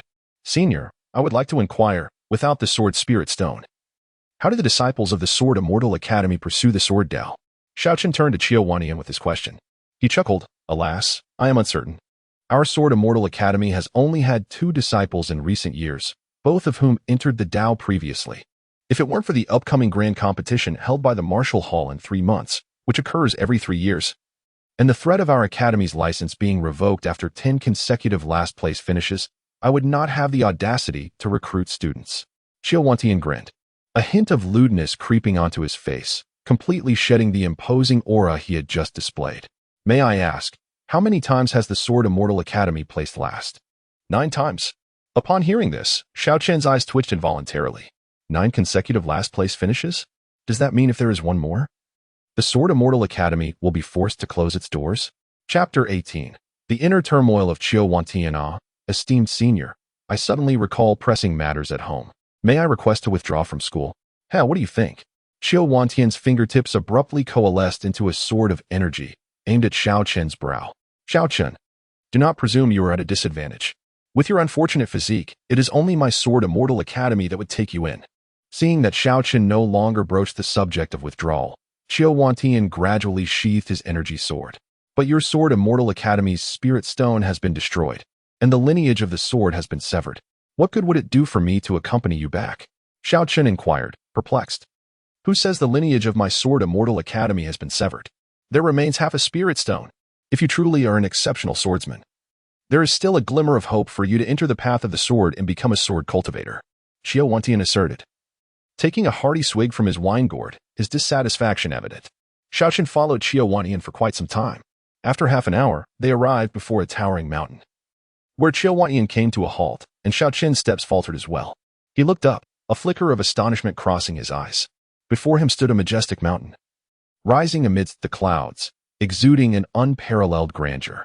Atop the mountain, a magnificent hall could be faintly discerned, shrouded in mist, resembling a celestial realm. At the foot of the mountain, there stood a colossal stone tablet, 100 feet high, inscribed with 4 imposing characters, Sword Immortal Academy. Each character, sharp as a blade, was carved with a long sword. Despite the tablet's antiquity, having endured the passage of countless years, the sword energy emanating from it remained eternally vibrant. From what was visible, one could easily imagine the former glory of the Sword Immortal Academy. Yet now, wild grass thrived beside the tablet, rendering the scene exceedingly desolate. Old man Xiao, the entrance to the Sword Immortal Academy is indeed formidable, radiating such an imposing aura. Judging by the inscription on the tablet, it seems the Academy once produced true dragons. How could it have fallen to such a state? Xiao Chen could not help but glance at Xiao Wantian. When the demon clan invaded, those in the martial hall sought only to preserve their own skins, unwilling to sacrifice themselves for humanity. Only my Sword Immortal Academy stood firm, willing to wield our 3-foot azure blade to protect countless lives and battle the demon clan. Humanity was preserved, yet the foundation of my Sword Immortal Academy was utterly depleted. What is even more tragic is that those in the martial hall took advantage of our weakness, plundering resources when my academy was at its most vulnerable. Meanwhile, the demon clan harbored a deep-seated hatred for my Sword Immortal Academy, frequently launching attacks against our prodigies. Thus, gradually, my Sword Immortal Academy's talents dwindled, leading to its present state of decline. A flicker of melancholy and resentment crossed Xiao Wantian's eyes as he took several gulps from his wine gourd, the liquid soaking his collar, yet he remained oblivious. Xiao Chen nodded, a glimmer of admiration flashing in his eyes. After a moment's contemplation, he asked, "Are not all martial artists under the martial hall? Does the Sword Immortal Academy not belong to it?" Xiao Wantian's lips curled into a sardonic smile. "In the days when my Sword Immortal Academy struck fear across the world, the martial hall was merely a rising star. Though formidable, it was hardly comparable to my Sword Immortal Academy. Had it not been for the subsequent clash with the demon clan, where both sides suffered grievous losses, the martial hall would never have had the opportunity to ascend to dominance." As the two conversed, they soon reached the mountain summit. Atop the mountain stands an ancient hall, surrounded by a labyrinth of closely knit courtyards. This venerable structure has withstood the ravages of time, yet despite its fine materials, it bears the unmistakable marks of decay. Numerous signs of rot have appeared on its surface, and the outer walls are riddled with cracks resembling an intricate web. The grand entrance appears to be damaged, barely ajar, exuding an air of dilapidation reminiscent of the perilous dwellings of Blue Star from Xiao Chen's past, presenting an imminent risk of collapse. Casting a glance at the hall, Xiao Chen's eyelids twitched as he turned to Xiao Zhentian. Are you certain this place is habitable? Xiao Zhentian chuckled lightly. Rest assured, no one will perish. Oh, but unlike me, you lack the protective sword aura, so your situation is less certain. Xiao Chen couldn't suppress a wince. The old man had the audacity to make such a flippant remark, truly a sign of his lewdness. Over there lies a cluster of courtyards that are relatively less decrepit, with a lower probability of collapse. Choose a room there, though it has been many years since anyone resided there, so the sanitary conditions may be rather poor. You'll have to endure a bit. Xiao Zhentian gestured toward the right rear of the hall. Following Xiao Zhentian's, Xiao Chen beheld a desolate courtyard, in utter disrepair, with weeds towering 2 meters high. How could one possibly endure such conditions? Suddenly, he noticed a pristine courtyard to the left rear of the hall, seemingly recently renovated, surrounded by a protective sword aura and adorned with various spiritual flowers and herbs, standing out magnificently amidst the dilapidated Sword Immortal Academy, akin to a celestial paradise. Old man Xiao, this is quite unkind of you. You have such a splendid courtyard, yet direct me to that wretched place? That must be your residence, right? I refuse to accept anything less. I want to reside there. Xiao Chen's brows furrowed slightly. The Sword Immortal Academy was in such a state of disrepair that it surpassed even the hazardous structures of his former life. Although he had prepared himself mentally before arriving, he never anticipated it would be this extreme. Fortunately, there existed such an exquisite courtyard, a true oasis in despair. You wish to stay there? Huh, dream on. Neither of us is worthy of such a place. Xiao Zhentian glanced at the ethereal courtyard with a bittersweet smile, shaking his head. Is that not a place for you? Xiao Chen inquired skeptically. As the head of the Sword Immortal Academy, who else could possibly claim such a splendid residence? Currently, our Sword Immortal Academy consists of only 4 individuals, including you and me. The courtyard you have set your sights on is known as the Zhentian Courtyard, where my senior and his granddaughter reside. I am hardly fortunate enough to dwell there. Xiao Zhentian seemed to recall some painful memories, taking a hearty swig from his wine gourd. Is there a story behind this? Xiao Chen asked, curiosity piqued. Perhaps there is. 50 years ago, when the demon clan invaded Huangbei City, the impetuous youth that I was insisted on leading the elite of the Sword Immortal Academy to vanquish the demons. My senior, Lin Jian-san, sensed something amiss, suspecting a trap, and advised me against it, but I would not listen and insisted on proceeding. Upon arrival, the demon clan had long set an ambush, ensnaring my Sword Immortal Academy within enemy lines. The 5 major academies stood by, indifferent, and ultimately, all 103 sword cultivators of my Sword Immortal Academy perished in battle. Though I fought valiantly to break free, I emerged gravely wounded, my foundation utterly destroyed. Following that confrontation, my Sword Immortal Academy fell into utter decline. My senior brother, consumed by hatred towards me, ceased to utter a single word, retreating to the Celestial Slashing Academy to devote himself entirely to sword cultivation. I understood my brother's temperament. He regarded the Sword Immortal Academy as more precious than life itself. As long as I failed to restore its former glory, he would never forgive me. Yet, in my current state, merely clinging to survival, how could I hope to rejuvenate the Sword Immortal Academy? Xiao Chen, observing the sorrow etched on Xiao Zhentian's face, felt his heart stirred. Xiao Zhentian had selflessly fought against the demons for the sake of humanity, a heroic act that inadvertently led to the demise of the Sword Immortal Academy's foundation. His good intentions had yielded disastrous consequences, and he was not to blame for that. Old Xiao, do not disparage yourself so. By bringing me back, you have inadvertently created an opportunity to restore the glory of the Sword Immortal Academy. Just you? A person cursed by destiny wishes to revive my Sword Immortal Academy's grandeur? You surely cannot fathom the invincibility we once possessed. Your innate royal physique does not exempt you from the envy of the heavens, sealing your fate in misfortune. Moreover, those with the aptitude for sword cultivation are exceedingly rare. Being born with a royal physique does not guarantee you possess the qualities of a sword cultivator. What can you possibly restore? Xiao Zhentian scoffed. Chapter 19. Depart immediately with the waste beside you. Old Xiao, what do you mean by this? Do you look down upon me? Xiao Chen's displeasure was palpable. Xiao Zhentian scoffed. Ah, young man, do not be too impetuous. The path of the sword is far more arduous than you can imagine. Whether you possess the talent for swordsmanship can be discerned through my guidance. He held little hope for Xiao Chen. Having encountered many such naive youths who mistakenly believed that a modicum of martial talent sufficed for success in swordsmanship, this notion was fundamentally erroneous. The prerequisites for becoming a sword cultivator were exceedingly stringent. Exceptional sword cultivators invariably possessed extraordinary martial aptitude, yet possessing strong martial talent did not guarantee success in swordsmanship. In the past, several individuals akin to Xiao Chen, born with regal physiques, sought to join his sword immortal academy only to ultimately fail. To tread the path of the sword, one must not only possess high martial aptitude but also a profound affinity for the sword path. Along with an indomitable spirit and unwavering resolve, the sword path advances relentlessly, overcoming all obstacles. Regardless of the strength of the enemy or the hardships ahead, one must wield the sword without a hint of retreat. When faced with formidable foes, any sign of retreat would shatter the essence of one's sword heart. This is why so few can become sword cultivators, why so few desire to embark on this journey, and why even fewer can persevere until the end. Once one steps onto the path of the sword, there is no turning back. One must carve out an invincible route.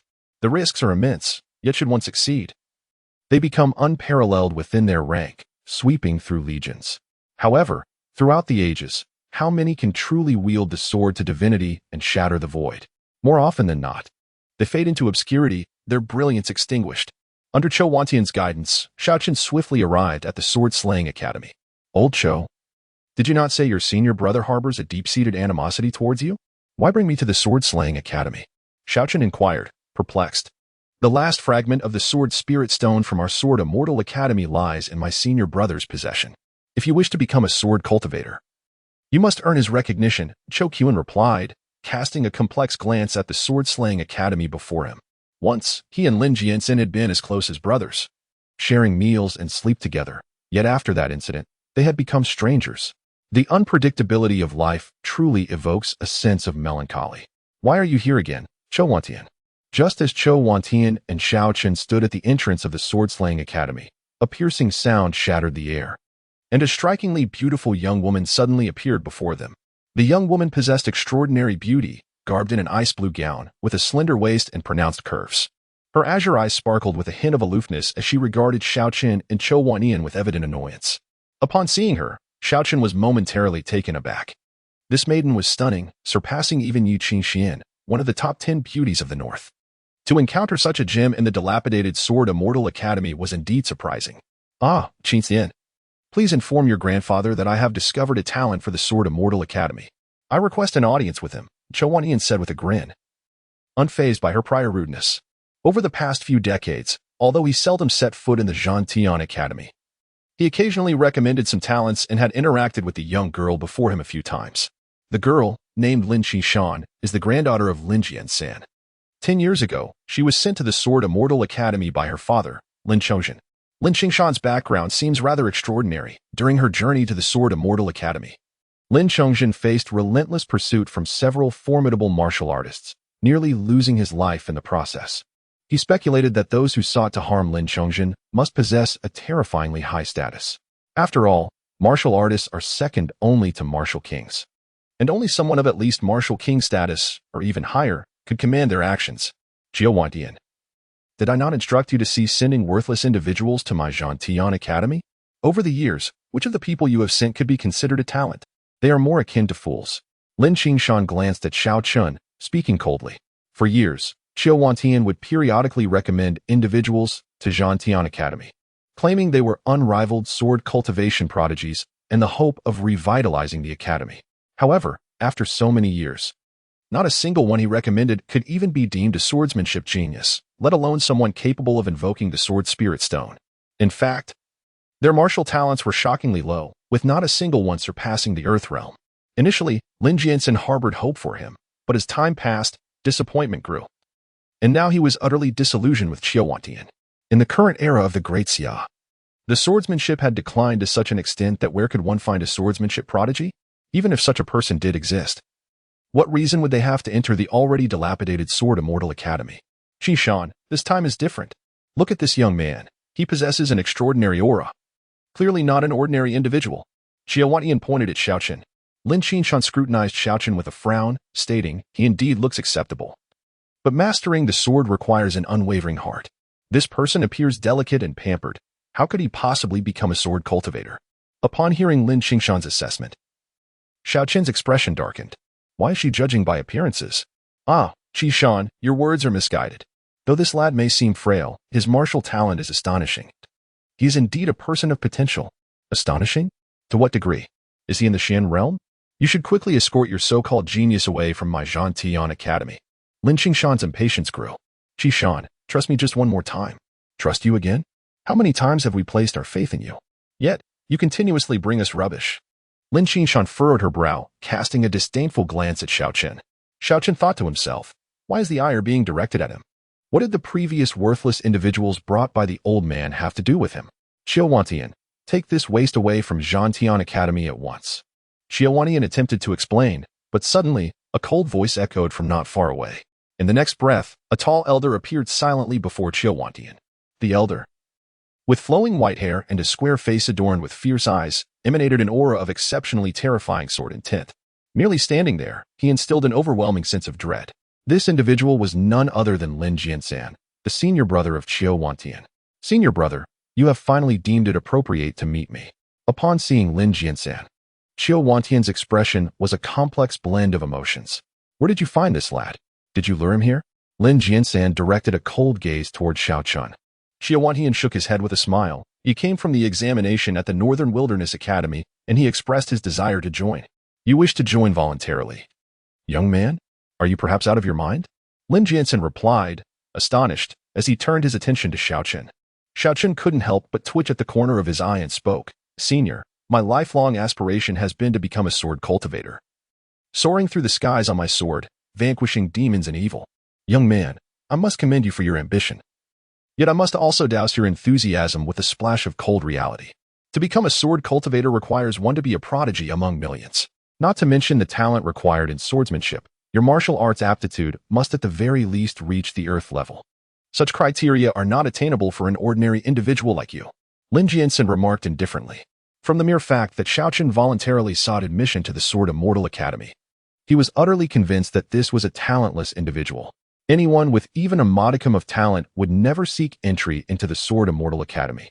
Chapter 20. The heavens did not birth me, Xiao to Xiao. The path of the sword endures as the long night. Senior, I believe there may be a misunderstanding regarding my innate talent. Misunderstanding? You are at best a mere Xin tier talent? Could you possibly be of the earth tier? Lin Jiansan's gaze was rife with disdain. I am of the heavenly king body, Xiao Chen suddenly declared, fixing his eyes on Lin Jiansan. He had not intended to boast excessively, but the other's condescension compelled him to reveal a fraction of his strength, albeit he substituted the divine body with the king body. The divine body was too extraordinary. He preferred to keep it concealed. Nevertheless, even the king body was sufficiently formidable. Upon hearing this, both Lin Jiansan and Lin Qingxian's pupils dilated in disbelief as they stared at Xiao Chen. What did you say? The heavenly king? King body? Lin Jiansan trembled slightly. Xiao Chen nodded. Lin Jiansan turned to Xiao Zhentian, excitement palpable in his voice. Is what he said true? Is he truly of the king body? Xiao Zhentian affirmed with a nod. Ha ha ha, young brother, I was merely jesting with you. The moment I laid eyes upon you, I sensed your extraordinary aura. You are no ordinary being. From this day forth, you shall be the next head of our Sword Immortal Academy. Should anyone dare to provoke you, I shall personally sever their head. Instantly, Lin Jiansan was engulfed in joy. The heavenly king body. It is indeed the heavenly king body. While possessing a heavenly king body does not guarantee one will become a sword cultivator, he is not limited to the sword path. A prodigy of such caliber, with just a modicum of martial teachings, could dominate the realm, elevating the Sword Immortal Academy's prestige to unprecedented heights. It seems our academy is destined for ascendance. Lin Qingxian continued to fixate on Xiao Chen, her gaze unwavering. Initially, she had presumed Xiao Chen to be merely a handsome yet ineffectual pretty boy. To her astonishment, he was revealed to be a heavenly king body. In an era where one could be deemed a genius with merely earth-tier talent, the king body was synonymous with unparalleled aptitude. Yet, she could not fathom why such a prodigy would join the dilapidated Sword Immortal Academy. Grandfather, could there be something amiss? A heavenly king body should incite fierce competition among the 5 major academies. How could he possibly choose our Sword Immortal Academy? Lin Qingxian inquired of Lin Jiansan. The ecstatic Lin Jiansan was momentarily sobered by her words. Indeed, Should a king body emerge during the academy's assessment, the 5 major academies would undoubtedly vie for him, even at the cost of lives. How could the Sword Immortal Academy be so fortunate as to acquire such a treasure? Young brother, what is your name? Xiao Chen. Ah, Master Xiao, may I inquire as to which esteemed family in the northern wilderness you hail from? And why have you forsaken the other academies to join our Sword Immortal Academy? Lin Jiansen asked. He was an orphan, raised by a farming household. His desire to join the Sword Immortal Academy stemmed from a singular aspiration to become a Sword Immortal. Just as Xiao Chen was about to speak, Xiao Zhentian interjected. Is that so? Lin Jiansen glanced at Xiao Zhentian before turning back to Xiao Chen with a probing look. Xiao Chen, perplexed by Xiao Zhentian's insistence on signaling him, nodded in affirmation. Indeed. I see. You are indeed a child of unfortunate fate. From now on, you shall be a disciple of my Sword Immortal Academy, residing in the Zhentian courtyard. Lin Jiansen pondered aloud. Grandfather, how can this be? How can you permit a man to dwell in the Zhentian courtyard? Lin Qingxuan exclaimed in astonishment. Though the Zhentian courtyard boasted several rooms, they were in close proximity and shared many facilities, such as the bathing hall. Allowing a man to reside there seemed rather unsafe for a young lady like her, akin to placing a wolf among the sheep. Qingxuan, do not be so petty. Look at our Sword Immortal Academy, aside from the Zhentian courtyard. Where else could he possibly stay? Lin Jiansen glared at Lin Qingxuan. Their academy had languished for decades, and now, at long last, a natural-born royal physique had emerged. He revered Xiao Chen as if he were an ancestor, yet Lin Qingxuan was so concerned over such a trivial matter. It was utterly ridiculous. There are so many other courtyards outside. Why must he stay in the Zhentian courtyard? No, I disagree. Lin Qingxuan retorted with a dark expression. Seeing his granddaughter so resolute, Lin Jiansen felt somewhat troubled. After a moment's hesitation, he turned to Xiao Chen.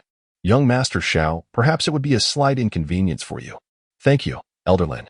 I quite like the Zhentian courtyard. May I inquire if I need to prepare my own daily necessities? Xiao Chen interjected, casting a charming smile at the nearly explosive Lin Qingxuan. Sensing the faint fragrance emanating from her, a look of intoxication graced his face. The Zhentian courtyard had everything one could desire, and with a beauty accompanying him. Only a fool would forsake such splendid lodgings for a dilapidated abode. Lin Jiansen's lips twitched. This wretch refuses to suffer any loss. Just as he intended to suggest that Xiao Chen find alternative accommodations, the young man thwarted his intentions. He found it impossible to refuse. Very well. Young Master Xiao shall reside here. Everything is ready. Your mere presence suffices. Grandfather, I oppose this. He is merely a royal physique. He may not possess the talent for swordsmanship. Why do you treat him with such kindness? Lin Qingxuan questioned through clenched teeth. Miss Lin, does your implication suggest that if I possessed swordsmanship talent, you would permit me to reside in the Zhentian courtyard? Xiao Chen countered. Just you? Do you believe that high martial talent guarantees swordsmanship talent? Sword cultivators are rare geniuses, a 1-in-a-million occurrence. Do not harbor such dreams. Lin Qingxuan scoffed. While high martial talent is a necessary condition for becoming a sword cultivator, it is not sufficient. High martial talent implies that one possesses the physical strength to endure sword energy and even sword intent. However, it does not guarantee swordsmanship talent, which demands exceptional mental fortitude and willpower. Someone like Xiao Chen, appearing to be a mere pretty face, hardly seemed resolute enough to possess swordsmanship potential. Moreover, the sword spirit stones at the Sword Immortal Academy had nearly exhausted their soul energy. Unless one were an extraordinary swordsmanship genius, it was generally impossible for an average individual to awaken. Then let us make a wager. If I were to become a sword cultivator, would you allow me to reside in the room next to yours? If I cannot, I shall take my leave and find other lodgings, ensuring I do not disturb you. What say you? Xiao Chen said with a cheerful smile. Very well, Lin Qingxuan replied decisively. Excellent. It is settled then. Xiao Chen nodded eagerly, a trace of cunning flickering in his eyes. Lin Qingxuan was far too naive to actually wager with him. With the support of the system, his ascendance as a sword cultivator was a certainty. How could he possibly lose? She was utterly oblivious to the treachery of the world. Ah, my boy. You are in for a rude awakening. The sword souls within the remaining spirit stones of the Sword Saint Academy are nearly depleted. Unless you possess unparalleled talent as a sword cultivator, the odds of awakening are slim. I only brought you here to test my luck. It seems you will be joining me in a dilapidated dwelling. Xiao Zhentian said with a hint of schadenfreude. That may not be the case. Perhaps I truly am a prodigious talent in the way of the sword, replied Xiao Chen with a grin. Huh, you are overestimating yourself. In the present day of the Great Xia, the sword path has long since declined. It has been nearly a millennium since an extraordinary sword immortal has emerged. No matter your prowess, can you defy the heavens? Xiao Zhentian mocked. The heavens did not give birth to one like me, Xiao Dasha. The sword path has lingered in eternal night, yet my destiny is to rejuvenate it. Xiao Chen declared, shaking his head. At these words, the crowd fell silent. Their expressions a mixture of shock and disbelief as they gazed at Xiao Chen. Could this person truly possess such audacity? Did he consider himself a deity of the sword? Chapter 21. The Awakening Ceremony of the Sword Cultivator. Xiao Chen, you truly speak with audacity. Who in this world possesses the ability to defy the heavens? Do you truly believe you can revive the sword path? Such notions are nothing but the fantasies of a deluded mind. I doubt you even have the potential to awaken your sword path to the yellow tier. Lin Qingxuan shook her head, deeming Xiao Chen utterly oblivious to the vastness of the heavens and the earth. The aptitude for the sword path is akin to that of martial arts, classified into yellow, profound, earth, and heaven tiers, with the higher tiers being exceedingly rare, even more so than in martial arts. Even the exceptionally gifted sword cultivators of yore, Lin Jianshan and Xiao Zhentian, possessed only superior earth-tier sword talent. Over the past few decades, earth-tier sword talents have become increasingly rare throughout the Great Xia. She held no belief that Xiao Chen could possess any significant sword talent, and the revival of the sword path seemed utterly impossible. Facts speak louder than words. I kindly request that Miss Lin take me to assess my aptitude now. Xiao Chen refrained from arguing, smiling as he spoke. Let us proceed. Lin Qingxian began to lead the way. Soon, under the guidance of Lin Qingxian and her companions, Xiao Chen entered the Zhentian Institute and arrived at a quaint secret chamber. The door to the chamber bore 3 large black characters, Sword Inquiry Chamber. With Lin Qingxian and her companions pushing the door open, they entered the chamber. Through the dim light provided by the flickering candle flames within, Xiao Chen surveyed his surroundings and noted the chamber's extreme simplicity. There was merely an offering table, a mat, and on the table lay a thumb-sized black stone, nothing more. Xiao Chen glanced at the black stone, which emanated a faint sword aura, and inquired, Miss Lin, why is this sword spirit stone so diminutive? The system had previously introduced him to the sword spirit stone, an essential spiritual object for initiating sword cultivators. However, according to the system's description, the sword spirit stone should be the size of a fist, radiating a terrifying sword aura, sharp and extraordinary, causing ordinary people to avert their gaze. The higher the quality of the sword spirit stone, the larger its size, and the more formidable its sword aura. Utilizing a sufficiently high-quality sword spirit stone as a catalyst would facilitate the initiation into the sword path. Conversely, using inferior ones would greatly hinder the awakening process, rendering even the most gifted talents ineffectual. The black stone before him was merely thumb-sized, with a sword aura so weak it was nearly imperceptible. Could this truly be used for awakening? No wonder that old scoundrel Xiao Zhentian was so gleeful earlier. It turns out that the sword spirit stone at his Sword Immortal Academy has dwindled to this meager remnant. With such a trivial amount, who could possibly awaken? Lin Qingxian even wagered with him about this. How was this not akin to a scam? You recognize the sword spirit stone? Lin Qingxian looked at Xiao Chen in astonishment. The sword spirit stone had nearly become extinct decades ago, with only a few ancient, reclusive sword sects possessing any remnants.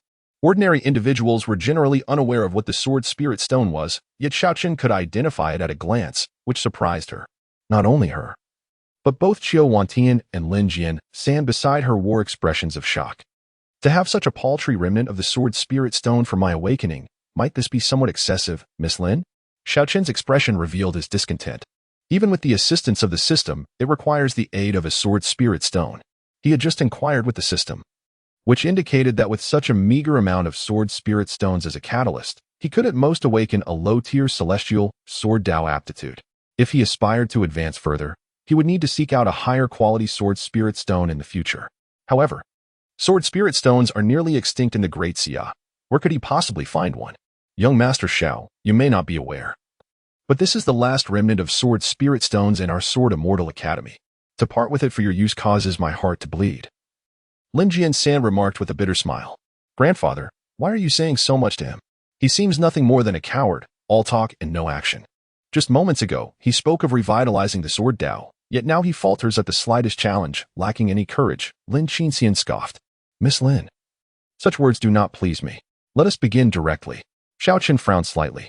Did he possess a system only to cower?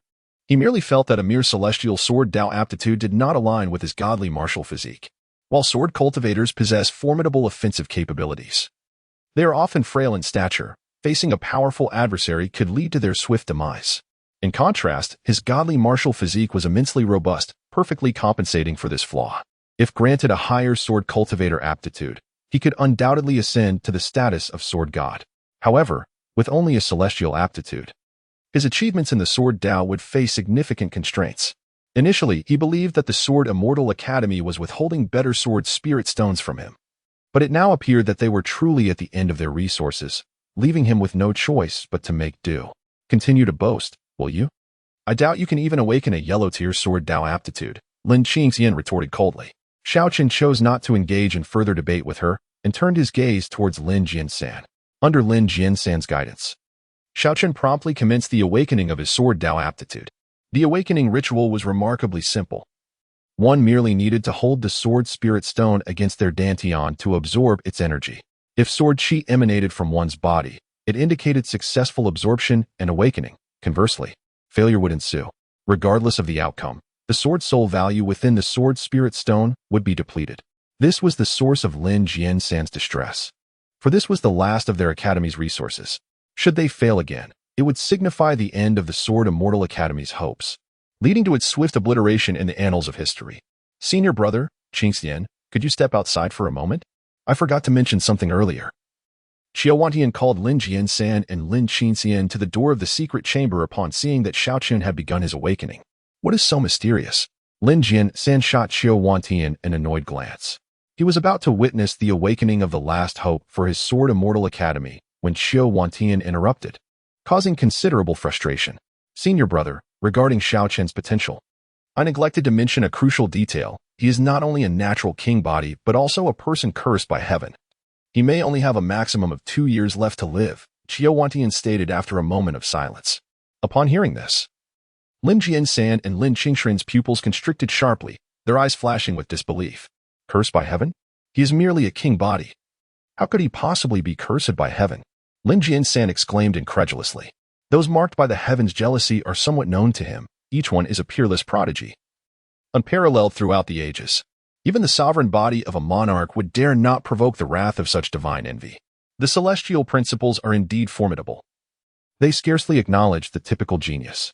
It is utterly astounding that a monarch's body could incite such heavenly jealousy. Lin Qingxuan was thoroughly astonished. To be a person envied by the heavens is both a fortune and a tragedy. The fortune lies in possessing an extraordinary talent that is rare throughout the ages. Yet the tragedy resides in enduring suppression by the celestial order, rendering growth exceedingly difficult.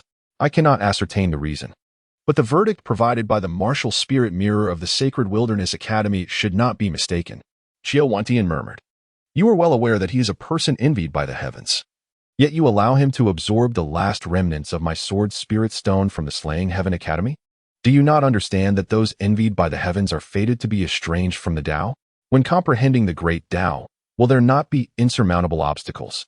After his initial shock, Lin Jiansan's face was once again suffused with a terrifying rage. Chapter 22, A Few Moments to Enter the Sword Path? Senior brother. The grand competition of the Martial Academy is imminent. We are running out of time.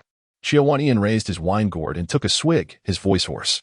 Lin Jiansan remained silent for a moment before responding. We still have Qingxuan, she. Xiao Wantian shook his head, insisting no. Qingxuan is the last sword cultivator of the younger generation in the Sword Fairy Academy, and she is your closest kin. I cannot allow her to take risks. You know that those academies harbor a blood feud with us. If Qingxuan participates, she will surely perish. Lin Jiansan trembled, a flicker of pain crossing his eyes. After struggling for a long while, just as he was about to speak, Lin Qingxuan interjected, I am not afraid. I am willing to bear the glory of the Sword Fairy Academy. She then turned to gaze into the distance, her eyes suddenly sharp as a blade. Moreover, my mother is still in the hands of the Martial Temple. One day, I shall storm the Martial Temple and rescue her. Thus, I will inevitably confront those individuals. This battle cannot be avoided. Lin Jiansan's eyes suddenly turned red, his voice softening. Qingxuan, the Martial Temple is far too powerful, and the one who captured your mother is exceptionally terrifying. Do not entertain thoughts of revenge. Lin Qingxuan stubbornly shook her head. Grandfather, Please do not dissuade me. I am my mother's only daughter. If I do not save her, who will? Now is not the time for this. We must hurry to stop Xiao Chen from absorbing the sword spirit stone. With that, Lin Qingxian turned and pushed open the door, darting into the secret chamber. Those cursed by the heavens are naturally repelled by the Tao, even if Xiao Chen possesses a kingly physique. The likelihood of him stepping into the sword path remains exceedingly slim. The sword spirit stone is invaluable, the last bastion of the Sword Fairy Academy. She cannot allow Xiao Chen to squander it. However, as she moved, a series of tremors suddenly echoed from within the secret chamber. In the next moment, the vibrations intensified and accelerated, causing the entire chamber to tremble slightly. A terrifyingly sharp sword intent surged forth in waves from the depths of the chamber. Lin Qingxian paused, her eyes flashing with astonishment as she turned to Lin Jiansan. Grandfather, what is happening? How can such formidable sword intent emanate from the secret chamber? Could it be that an unparalleled sword cultivator has arrived? Lin Jiansan also sensed the anomaly and felt the dreadful sword intent. He stared intently at the chamber. Although this sword intent was fearsome, it bore little lethal force. Instead, it contained boundless vitality, akin to a newborn baby. It did not seem like a master had descended, but rather that someone was awakening to the sword path. Could it be that Xiao Chen has successfully awakened? How is this possible? Xiao Zhentian remarked, shaking his head. It has only been a few moments. Even the most extraordinary sword cultivator cannot awaken so swiftly. The shorter the awakening time from mortal to sword cultivator, the better. This indicates that the awakener is innately attuned to the sword path, allowing for a seamless awakening. The Sword Fairy Academy once had a peerless sword immortal who, upon entering the sword path, took merely 2 hours, an achievement that shook the ages and shaped the entire history of sword cultivation in the Great Xia. Since that unparalleled sword immortal, among the many talents of the Sword Fairy Academy, the fastest awakening has taken at least 8 hours, which is already considered astonishing. If one fails to achieve enlightenment within 3 days and nights, it is deemed a failure, and the opportunity to enter the sword path is lost forever. Although Xiao Chen possesses the royal physique, he is, after all, a person cursed by the heavens. To awaken in 3 days and nights is already quite remarkable. Achieving it in mere moments? How could that be possible? Let us enter and take a look, Lin Jiansan declared, stepping forward with determination. However, at that very moment, a terrifying surge of sword energy suddenly erupted from the secret chamber, causing the exceptionally sturdy walls to fracture with a myriad of cracks resembling a spider's web, from which brilliant azure light began to emanate. Witnessing this scene, the onlookers were rendered speechless, standing as if turned to stone. Heaven? Level? How is this possible? Lin Jiansan's eyes widened in disbelief. This chamber cannot withstand such sword intent. It is about to explode. Retreat! Xiao Zhentian shouted urgently. As soon as he finished speaking, a thunderous roar erupted, and the entire chamber shattered, sending shards of stone flying like raindrops. Accompanied by an astonishing wave of sword energy that surged towards them, Lin Jiansan swiftly formed his fingers into a sword, unleashing a flurry of sword energy to reduce the debris to dust. In that instant, dust and debris filled the air, leaving Lin Qingxian and the others in a state of disarray. Yet, they paid little heed to their appearance, for at that moment, the shock within their hearts reached an indescribable intensity. This chamber had been constructed with immense effort from the Millennium Diamond sourced from the far north by the predecessors of their Sword Immortal Academy, renowned for its unparalleled hardness. Specifically designed for the awakening of prodigies within the academy. Though ancient, it remained remarkably resilient. Who would have thought it could be destroyed today? Who would dare believe such a tale?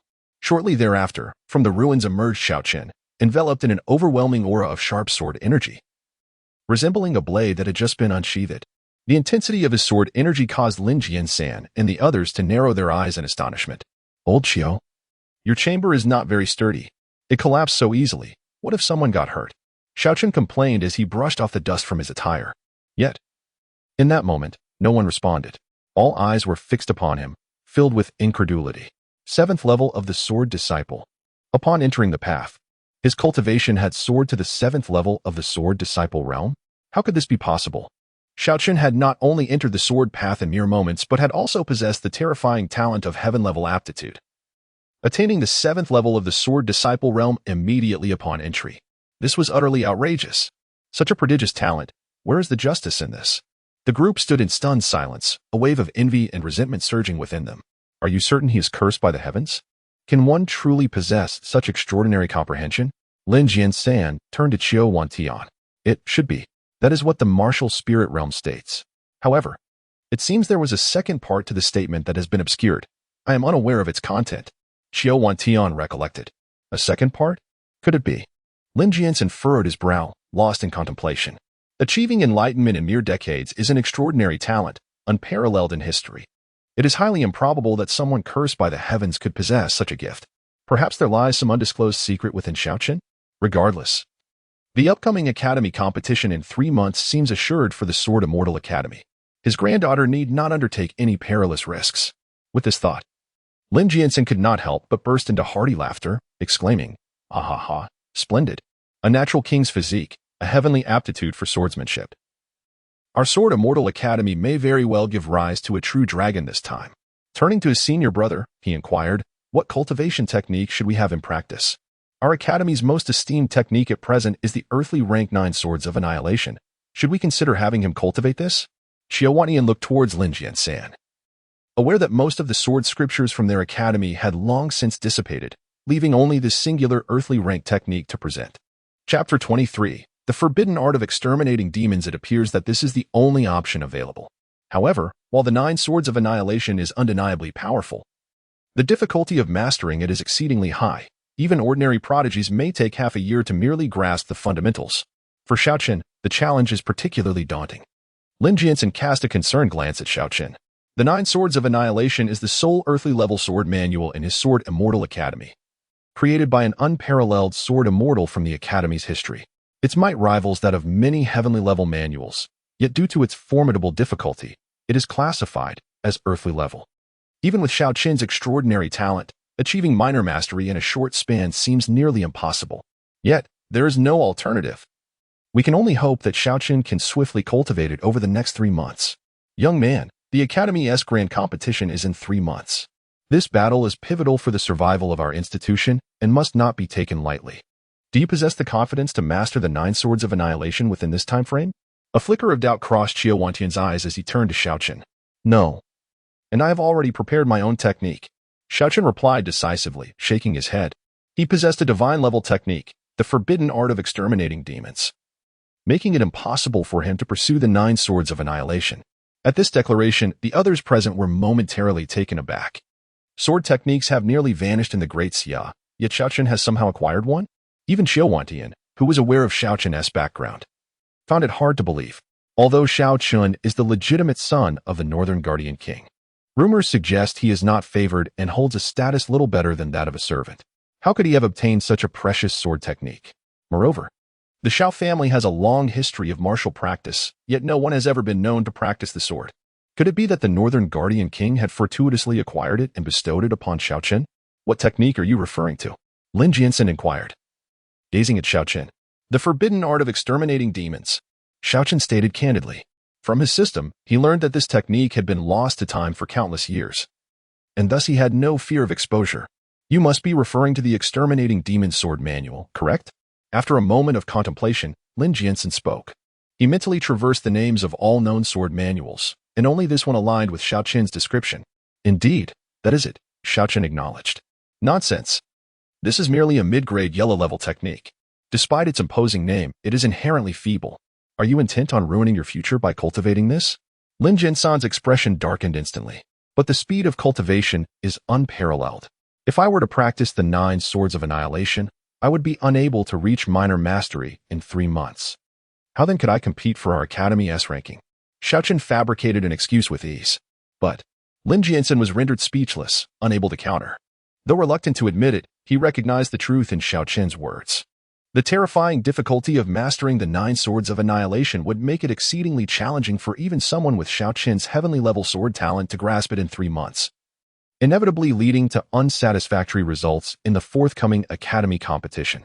Though the yellow-level cultivation technique may be feeble, it possesses the advantage of rapid mastery.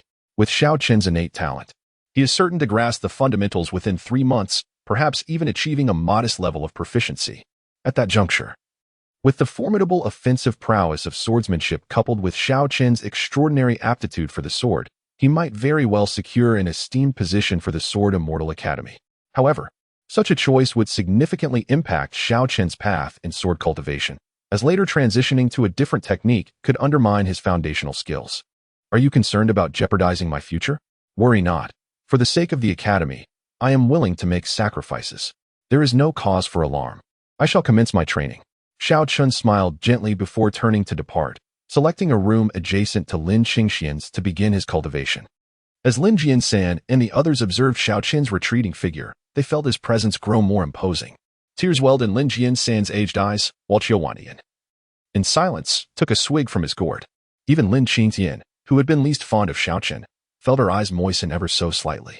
Xiao Chen had only just joined the academy for less than half an hour, yet he was willing to forsake his personal future and eschew the remarkably potent earth-grade technique in favor of a seemingly worthless yellow-grade one. What tremendous breadth of character and spirit this displayed. This young man is indeed commendable.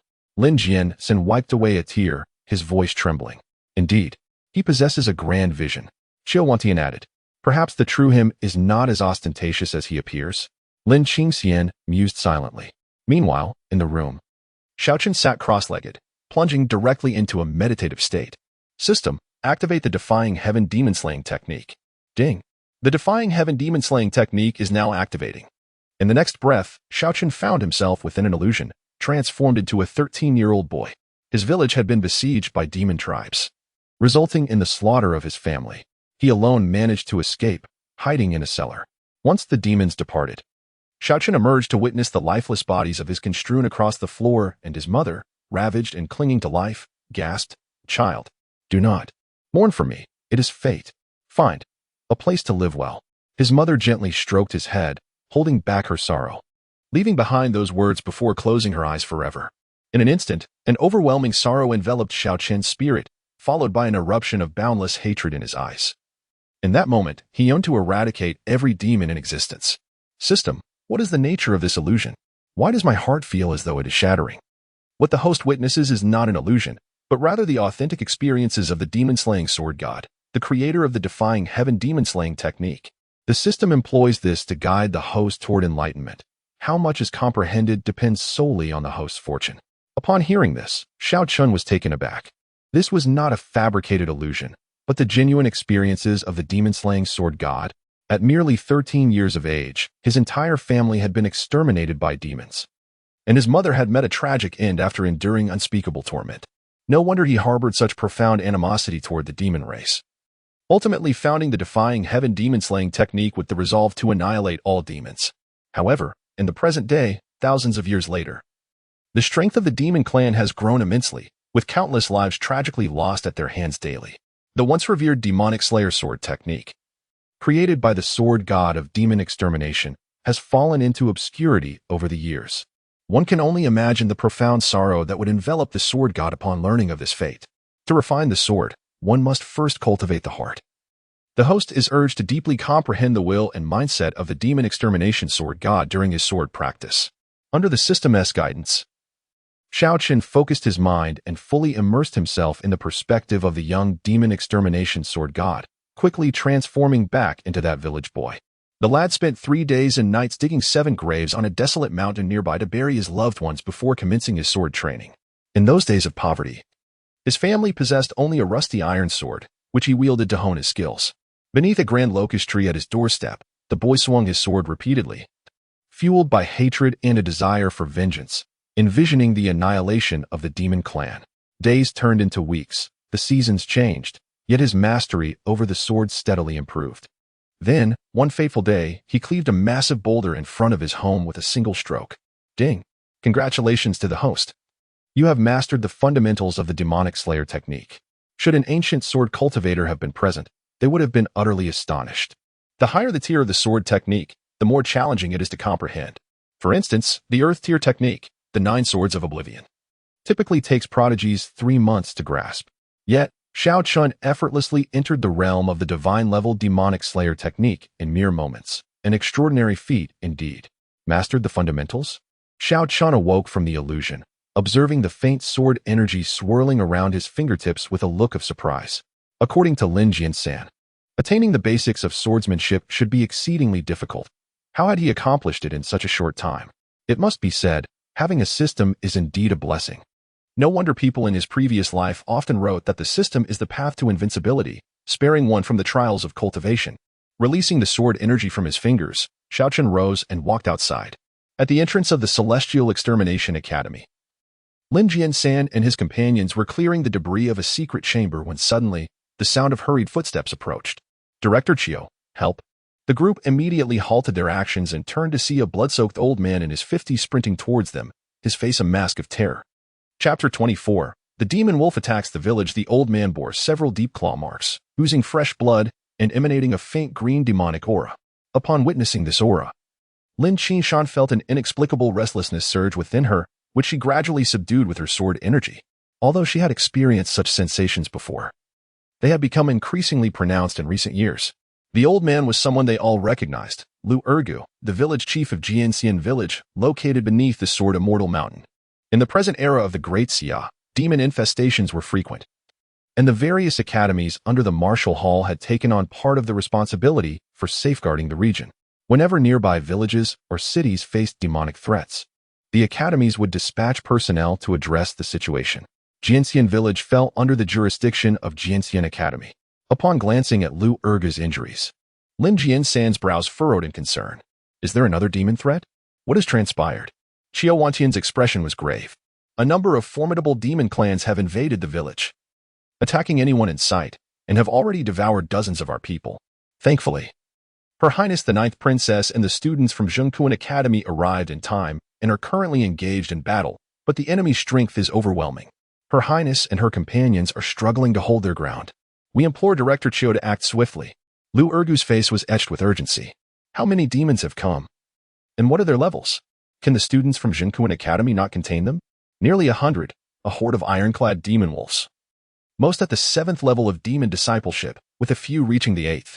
Although the students from Qingxuan Academy are formidable, the hardness of the wolf scales makes it exceedingly difficult for ordinary weapons to inflict damage. Given time, the students will be unable to withstand the onslaught. We beseech Director Qiao to descend the mountain and slay the demons. Lu Ergu implored anxiously. Xiao Wantian remained silent for a long moment before shaking his head. I cannot intervene. Why not? In the past, have you not dealt with the demon threats in this vicinity?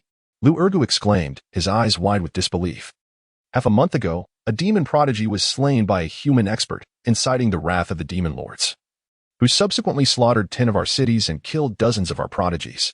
The demons have declared that within the same realm, they will ignore the conflicts between human and demon descendants. But if any human dares to cross boundaries and strike, they will ensure that the human race pays a bloody price. Xiao Wantian replied in a hushed tone. What? Are the demons intending to use our people as fodder to sharpen their own prodigies? How audacious! Lin Jiansan seethed with fury upon hearing this. He had remained reclusive until now, having just learned of the situation, and could hardly believe the demons had become this brazen. Indeed, that is their intent.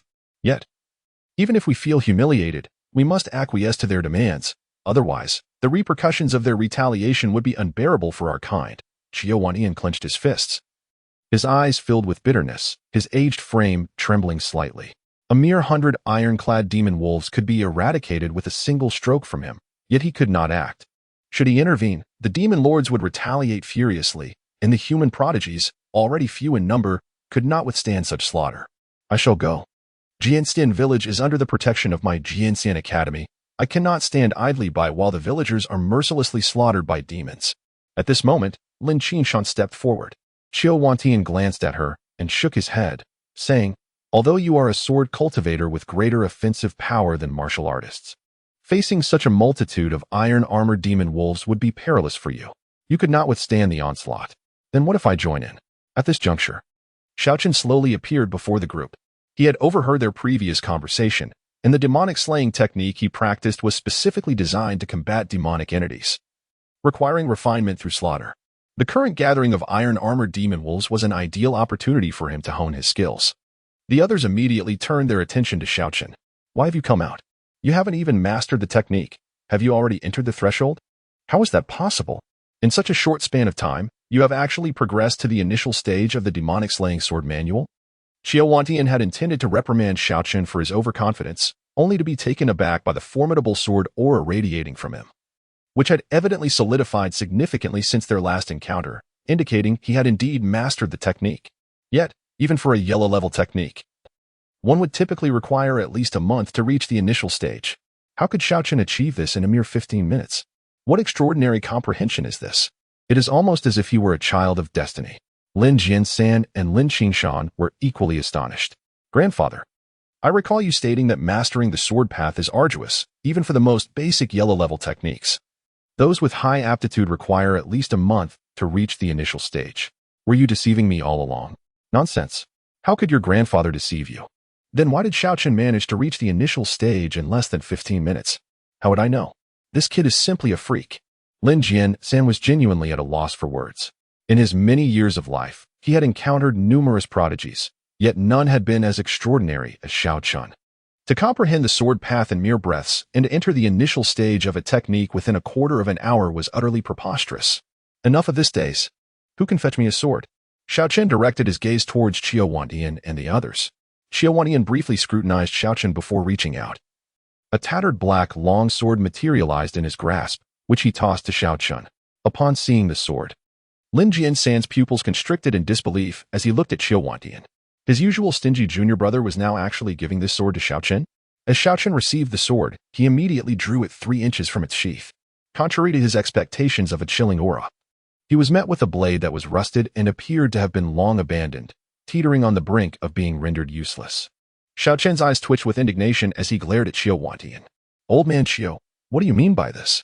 As the next head of the academy and the hope for the resurgence of the Sword Immortal Academy, you present me with such a worthless sword. Turning to face Xiao Chen, Xiao Wantian replied, worthless? This sword is named Dragon Slayer, an ancient fierce weapon that has slain 9 ancient true dragons. It contains the seal of a true dragon's soul, possessing boundless power, capable of even felling deities. You dare to call this a worthless sword? Slain ancient true dragons? Is this sword really that formidable? Xiao Chen stared incredulously at the dilapidated sword in his hand, a glimmer of disbelief flashing in his eyes. This seemingly worthless blade, appearing akin to scrap metal, possessed such an extraordinary legacy? However, he looked to the left and right and found nothing remarkable about the dragon-slaying sword. He then cast a doubtful glance at Xiao Wantian. Old Xiao, you are not trying to deceive me, are you? This sword appears to be nothing more than scrap metal. How could it possibly be an ancient weapon of terror? Ah. The sword possesses a spirit and will choose its master on its own. Currently, the dragon-slaying sword is in a dormant state. It is up to you to awaken it, if you can indeed rouse it. The might it exudes would be aptly described as capable of annihilating the heavens and the earth. However, if you fail to awaken it, it shall remain merely an ordinary sword, Xiao Wantian elucidated. Very well, I shall trust you once. Come, Miss Lin, let us descend the mountain together to vanquish the monsters. Xiao Chen sheathed the sword on his back, cast a glance at Lin Qingxuan, and strode down the mountain. Lin Qingxuan looked at Lin Jiansan, who quietly said, he has just embarked on the path of the sword and is practicing only the most rudimentary techniques. His combat prowess is minimal. In this venture, you shall take the lead and keep him from acting impulsively. Both of you must return safely. Lin Qingxuan nodded and leapt forward to catch up with Xiao Chen.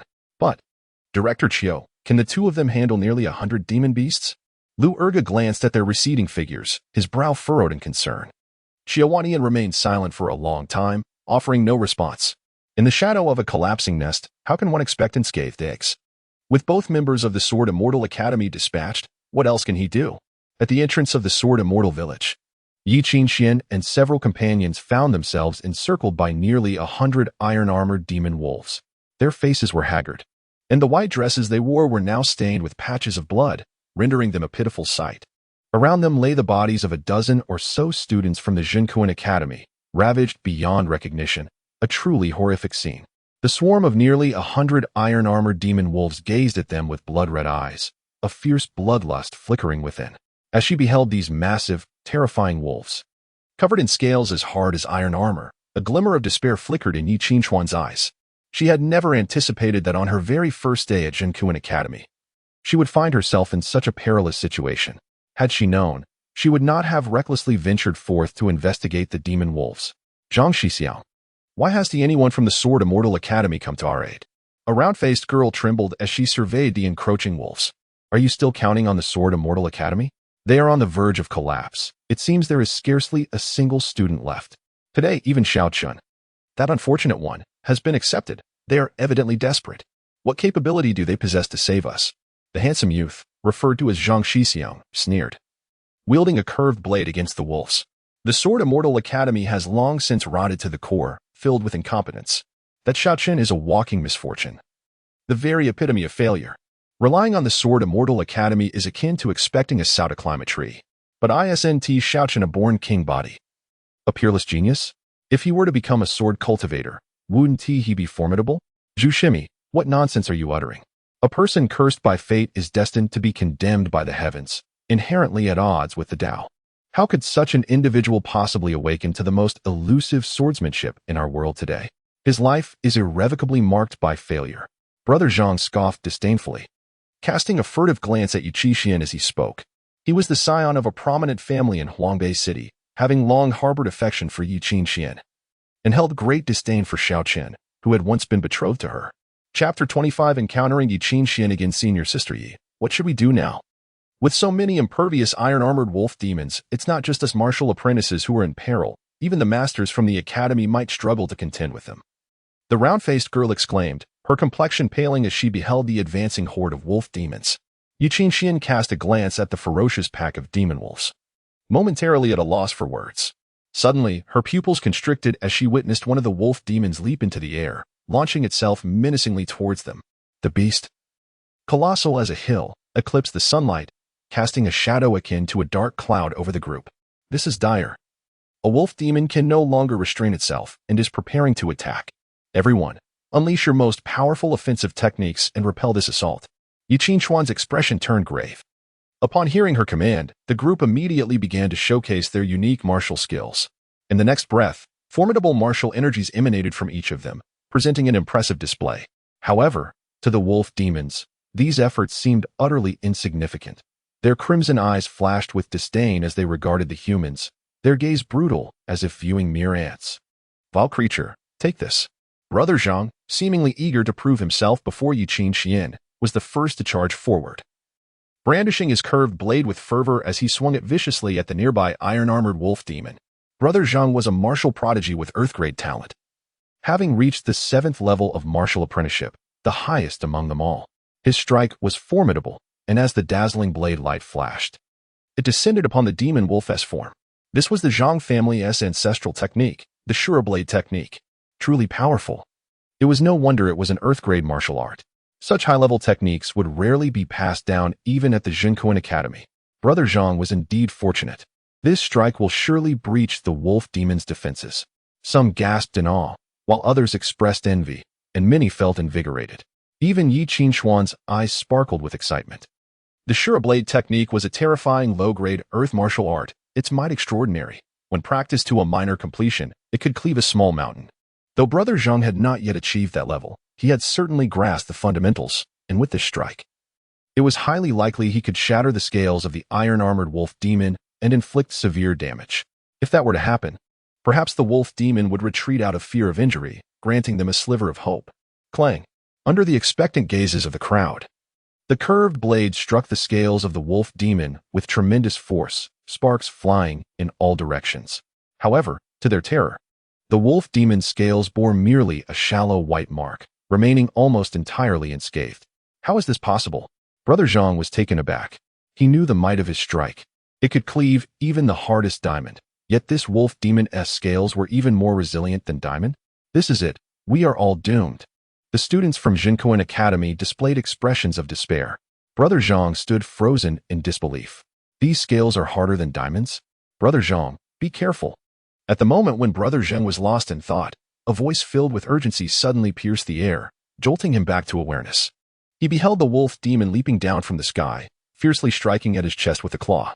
In a hurried attempt to defend himself, he raised his sword, yet was violently thrown back, spitting out a mouthful of blood as he was hurled away, only to be caught by a fellow student from Qingxuan Academy, preventing him from falling into the midst of the wolf pack.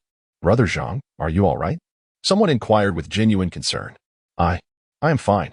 The scales on this wolf demon are far too tough. Beneath the martial master realm, perhaps only the most formidable sword cultivators stand a chance of breaking through. Brother Zhang replied, his complexion pale as he coughed up another spurt of blood. Sword cultivators? But where are there any sword cultivators below the martial master realm nearby? A student from Qingxuan Academy replied with a bitter smile. It had recently been agreed upon by the two races that the human race would not cross boundaries to intervene, meaning that martial master-level human experts could not engage the wolf pack. However, the demon race possessed exceptional talents. While the ironclad wolf demon may not excel in other aspects, its defensive capabilities were extraordinarily robust. Human martial artists below the martial master realm could not even breach its defenses. How could they possibly fight? As for sword cultivators, there was indeed a sword immortal academy nearby, but it was filled with inept individuals. How could there possibly be any sword cultivators? The wolf pack seemed to sense the fear emanating from the group, and several wolves revealed a glint of ferocity in their eyes. They crouched low, suddenly leaping into the air, lunging toward the terrified individuals. Faced with the menacing advance of the wolves, Qingxuan's face turned pale. After all, she was merely a young girl, and when confronted with the specter of death, she felt an overwhelming sense of dread. Bold beasts, daring to commit acts of violence beneath my sword immortal academy. Prepare to meet your end. At that moment, a clear voice rang out, accompanied by the sound of slicing air, as two figures positioned themselves in front of Qingxuan and the others. Everyone was momentarily taken aback, their gazes fixed intently on the newcomers, who turned out to be a pair of young man and woman. The girl, with her long hair cascading in a blue gown, was breathtakingly beautiful, wielding an icy blue sword that radiated a potent aura of sword energy. The boy, tall and imposing, exuded an extraordinary presence. A worn black sword slung across his back. As they beheld the girl's flawless visage, a collective gasp echoed through the crowd, each heart fluttering at the sight of such exquisite beauty. Although Qingxuan was already remarkable in her own right, she paled in comparison to the girl before her. When the crowd finally discerned the boy's handsome face, akin to a jade crown, their eyes widened in astonishment. Qingxuan exclaimed in disbelief, "Xiao Chen?" The pair who had arrived to provide assistance were none other than Xiao Chen and Lin Qingxian. The wolf demons, initially poised to attack, became alarmed at the sudden appearance of humans. They abruptly altered their trajectory in midair, halting their offensive, and landed cautiously, eyeing Xiao Chen and Lin Qingxian with wariness. These two emanated an aura that instilled both dread and intense loathing within them. They are sword cultivators. Damn sword cultivators. Upon hearing that familiar, melodious voice, Xiao Chen turned his gaze, spotting the familiar figure amidst the crowd, his expression shifting dramatically. What is she doing here? He had only known that the villagers were besieged by the wolf demons, unaware that Qingxuan was present as well. However, with merely a fleeting glance, Xiao Chen withdrew his gaze. Although he had once been infatuated with Qingxuan, those days were now behind him. Ever since the day he severed their engagement, he had mentally distanced himself from this woman. Witnessing Xiao Chen's indifference, Qingxuan felt a wave of discomfort surge within her, akin to a sharp prick that caused a dull ache in her heart. In the past, his mere sight of her would ignite a fervor within him. Yet now he seemed utterly disinterested in exchanging even a few words. Despite their annulled engagement, was it necessary for their long-standing affection to feel so estranged? Moreover, what was the significance of the stunning young woman accompanying him? Could there be an intimate connection between them? Just after breaking off their engagement, he was so eager to mingle with another? Was all his past devotion merely a facade? Xiao Chen, what brings you here, you worthless fool? Upon noticing Qingxuan's unwavering gaze fixed on Xiao Chen, senior brother Zhang's eyes sparked with ire. Chapter 26. The sword that slays Zhang Yoji. Xiao Chen turned his head slightly, his brows furrowing imperceptibly. Zhang Yoji. How did that scoundrel end up here? Zhang Yoji was the heir of the Zhang family, one of the 5 prominent clans of Huangbei City. His infatuation with Qingxuan had led to a long-standing enmity between them. During the period when Xiao Chen's dantian had just shattered, Zhang Yoji would frequently bring men to mock him, nearly driving him into a state of depression. Upon returning to Huangbei City, Zhang Yoji was the first to seek him out, repeatedly threatening him to annul his engagement with Qingxuan. When his threats bore no fruit, he resorted to slapping Xiao Chen. Naturally, as the scion of the Northern Guardian's manor, dealing with someone like Zhang Yoji should have been as effortless as crushing an ant. However, Xiao Zhenbei and Wen Wanrong were wholly focused on Xiao Lingfeng, leaving no concern for his well-being. This neglect allowed Zhang Yoji's arrogance to swell to an intolerable degree. Encountering Zhang Yoji here today seemed like divine retribution, an opportunity to avenge past grievances. Come to die? Zhang Yoji, do you think I am as worthless as you? Xiao Chen cast a cold smile at Zhang Yoji. Seeing Xiao Chen, who had recently seemed meek and easily bullied, now daring to resist ignited Zhang Youji's fury. "You worthless fool, how dare you defy me? I will end you today."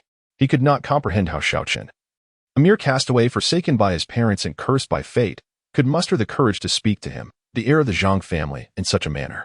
Yet, as Zhang Youji reached for the curved blade at his waist, Xiao Chen merely pointed a finger, and a sword of qi materialized, poised at Zhang Youji's brow.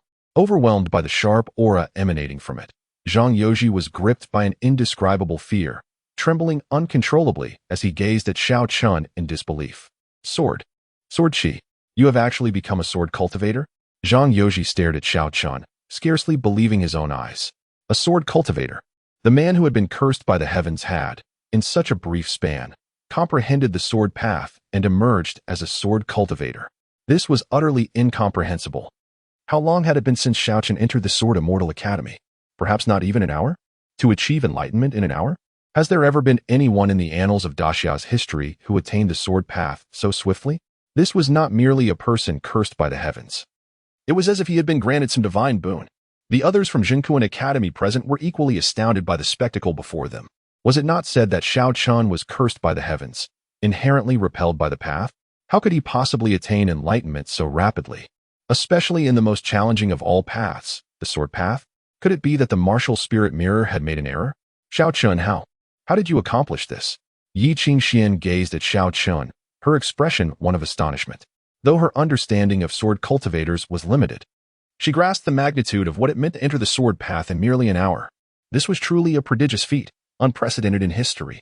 In that moment, a flicker of doubt stirred within her heart. She questioned whether her decision to annul her engagement with Xiao Chen had been right or wrong. Sword cultivators were exceedingly rare and immensely powerful, although their prominence had waned. The memory of their terrifying prowess during the height of the sword path a millennium ago remained unforgotten. Even now, the difficulty of entering the sword path did not diminish the lethal might of a sword cultivator. Xiao Chen has now become a sword cultivator. Is there a possibility for him to soar to greatness in the future? However, this thought was swiftly dismissed. While sword cultivators possess formidable strength, human capabilities are ultimately limited in the face of heavenly laws. No one can truly defy the heavens. Yi Qingxian. How I achieve my feats is of no concern to you, Xiao Chen scoffed. This woman, who appeared pure and charming, was, in truth, a scheming individual driven by greed. Upon witnessing his ascent as a sword cultivator, she began to pry with insidious questions. Xiao Chen, how dare you speak to Qingxian in such a manner? Silence.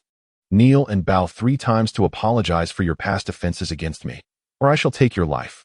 Zhang Youji was about to retort when the aura sword pressed against his forehead, piercing through it and causing blood to pour forth. Feeling the sharp pain at his brow, Zhang Youji was momentarily stunned, staring at Xiao Chen in disbelief. He could hardly accept that Xiao Chen truly dared to injure him in the past. Whenever he bullied Xiao Chen, the latter would merely cower with his hands over his head, never daring to retaliate. Yet, in just a few days, Xiao Chen had become so ruthless? It should be noted that he had the entire Zhang family backing him. How could a mere abandoned son of the Northern King's manor stand against him? Xiao Chen, do you understand the gravity of your words? I am the young master of the Zhang family of Huangbei, a prestigious clan supported by formidable martial generals. You are but a discarded child of the Northern King's manor. A pitiable figure cursed by fate. To deal with you would be as simple as crushing an ant. Are you certain you can withstand the wrath of the Zhang family? Zhang Youji's countenance darkened. The other students from the Qingxuan Academy cast pitying glances at Xiao Chen.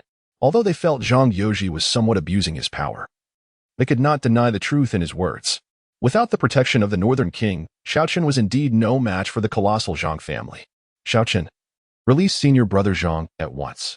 Without the Northern King's protection, you cannot bear the fury of the Zhang family. Yi Qingxian interjected as the situation began to spiral out of control.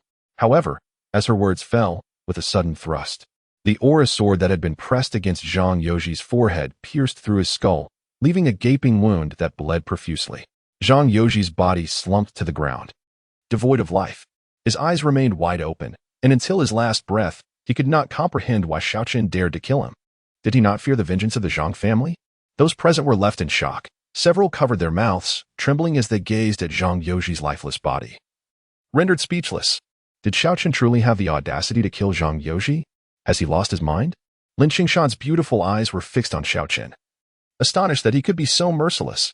Yi Qingxian stared at Xiao Chen in disbelief. How could you act in such a manner? Are you not afraid of retribution from the Zhang family? Retribution? With Lin Jiansan of the Sword Immortal Academy shielding me, who would dare seek revenge? Please convey to the Zhang family that should they wish for vengeance, they are welcome to seek out Lin Jiansan at the Sword Immortal Academy. Xiao Chen nonchalantly replied, retracting his sword aura. Unbeknownst to others, Lin Jiansan's prowess is well recognized by him. He is indeed a formidable figure, even more ruthless than Xiao Wantian. A veritable king of swords. A mere Zhang family pales in comparison before the venerable Lin. Previously, Lin Jiansan himself declared that anyone daring to bully him should invoke his name. Whoever dares to approach shall have their head shattered. Who is Lin Jiansan? A mentor at the Sword Immortal Academy? How could he possibly be a match for the Zhang family? Surely, Xiao Chen must have lost his senses. The head of the Zhang family is a martial general. What use is Lin Jiansan? It is said that only Xiao Wantian from the Sword Immortal Academy poses a challenge. Yet he suffers from hidden injuries and cannot easily engage in battle. What value does Lin Jiansan hold? Numerous students from the Qingxuan Academy, who maintain cordial relations with Zhang Youji, began to voice their doubts. Meanwhile, Lin Qingxuan's expression darkened, casting a menacing glance at Xiao Chen, with barely concealed fury flickering in her eyes. This scoundrel, killing indiscriminately while invoking her grandfather's name. Her grandfather has secluded himself in the Zhentian Academy for many years, never raising a hand. Xiao Chen has brought trouble upon her grandfather. Just then, the scent of blood emanating from Zhang Youji provoked the ferocity of the iron-armored demon wolves, which lunged ferociously at the gathered crowd. Lin Qingxuan's gaze sharpened, and she swiftly brandished her sword toward the two wolves. A brilliant icy blue sword light cleaved through the air. The wolves emitted pitiful howls as they sustained two shallow yet painful wounds, crashing heavily to the ground. Remarkable! How formidable! Is this the might of a sword cultivator? The power wielded by this young woman is astonishing. Qingxuan and the others were momentarily taken aback. The girl's strike was devastatingly potent. The wolf's armor, impervious to their previous assaults, was effortlessly severed by her single blow.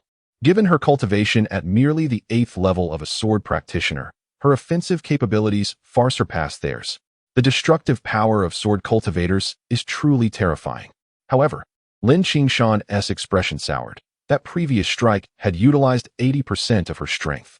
Normally, a creature at the 8th level of demon cultivation would have been cleaved in two, yet this wolf had only sustained minor injuries. Its defenses were exceedingly formidable. Today, they likely faced dire straits. Among them, she alone possessed the capability to breach the wolves' defenses, yet even with her near full strength, she struggled to inflict serious damage. This foretold that it would be exceedingly difficult for them to retreat unscathed. At least half of them would perish here. Xiao Chen, you must leave first.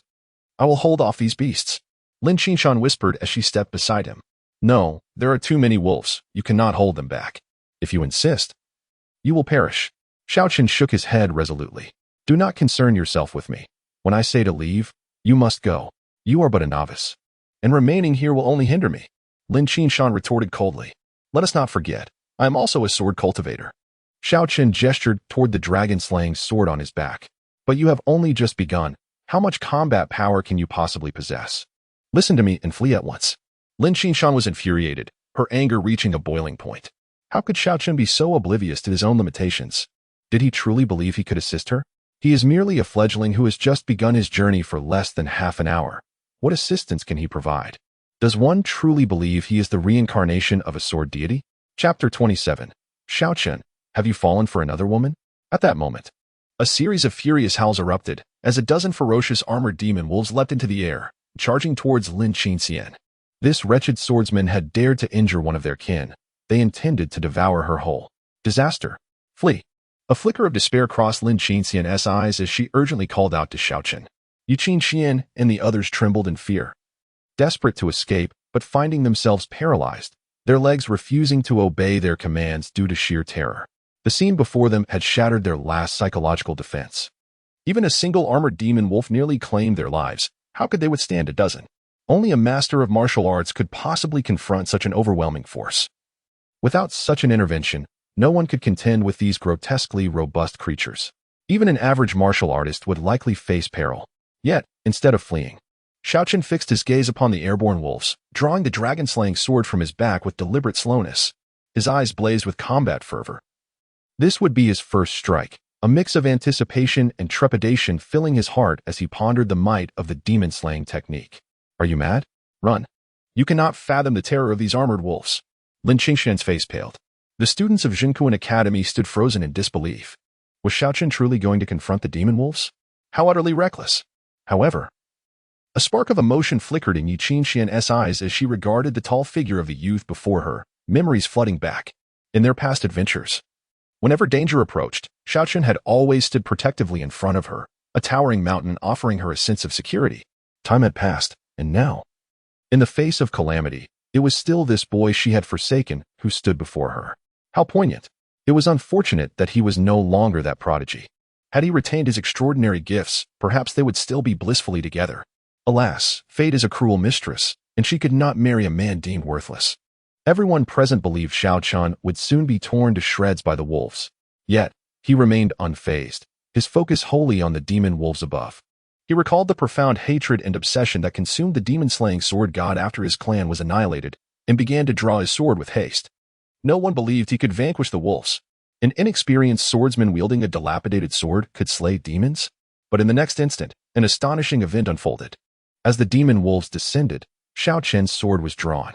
The battered black ancient sword suddenly slashed through the air, emitting several arcs of violet light. The terrifying sword energy surged forth with an extraordinary sharpness, cleaving directly towards the advancing wolves. To the onlookers, the seemingly impenetrable scales of the wolves were effortlessly sliced apart as if they were mere tofu. Thud, thud, thud, following the unsettling sounds. Several massive wolf heads tumbled to the ground, green demon blood spilling everywhere. The onlookers stared in disbelief at the scattered corpses of the armored wolves, their eyes nearly popping out of their sockets. How could such a terrifying wolf demon be slain by Xiao Chen with a single sword strike, and with such ease, as if he were merely slicing through tofu? Was this truly not an illusion they were experiencing? Why you? Lin Qingxuan gazed at Xiao Chen, her eyes filled with astonishment. She had devoted 10 years to mastering the sword, practicing the silent extinction 9 swords. Yet she could not breach the defenses of this wolf demon. Xiao Chen had merely practiced the sword for less than half an hour, wielding the lowest tier of the anti-heaven demon slayer sword technique, and he had effortlessly dispatched over a dozen wolf demons?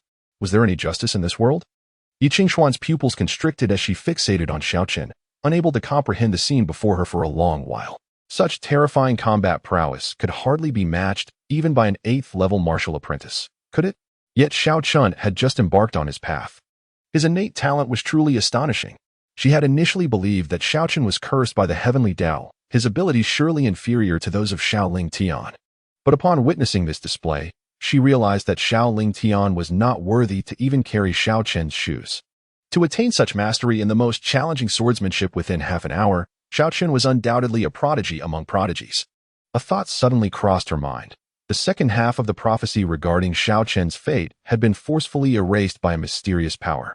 Could there be deeper significance to this? Was it possible that Xiao Chen was not destined for demise after all?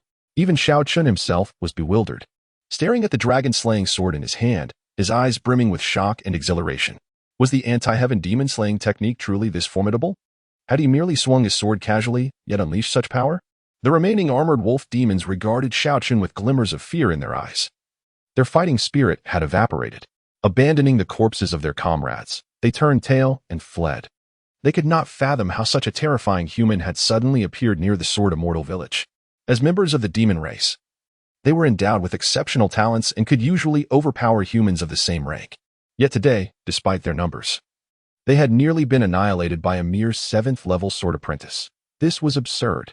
Indeed, sword cultivators were exceedingly formidable. Seeing the wolf pack flee in terror, everyone breathed a sigh of relief. Qingxuan approached Xiao Chen, her gaze lingering on his star-like eyes, a blush gracing her cheeks.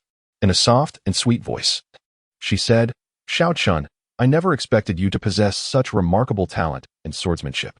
I had underestimated you. The dissolution of our engagement was coerced by your brother. I never wished for it to be this way." The students from the Qingxuan Academy were momentarily stunned by this scene. The usually proud 9th princess of the Great Xia was actually bowing her head to Xiao Chen? Who would dare to believe such a thing? Qingxuan, spare me your theatrics. Though Xiao Lingtian is a treacherous wolf, you are hardly a paragon of virtue yourself.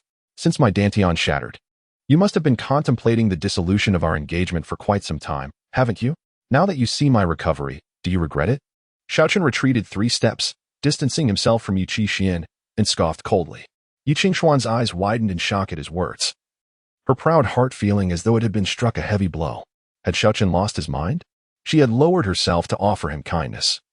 And this was his response? At that moment, his dantian was shattered, rendering him disabled. Could one truly expect her to marry a broken man? It was not unreasonable to dissolve the engagement at that time.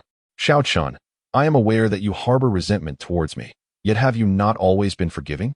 Could you not find it within yourself to pardon me just this once? Perhaps we could.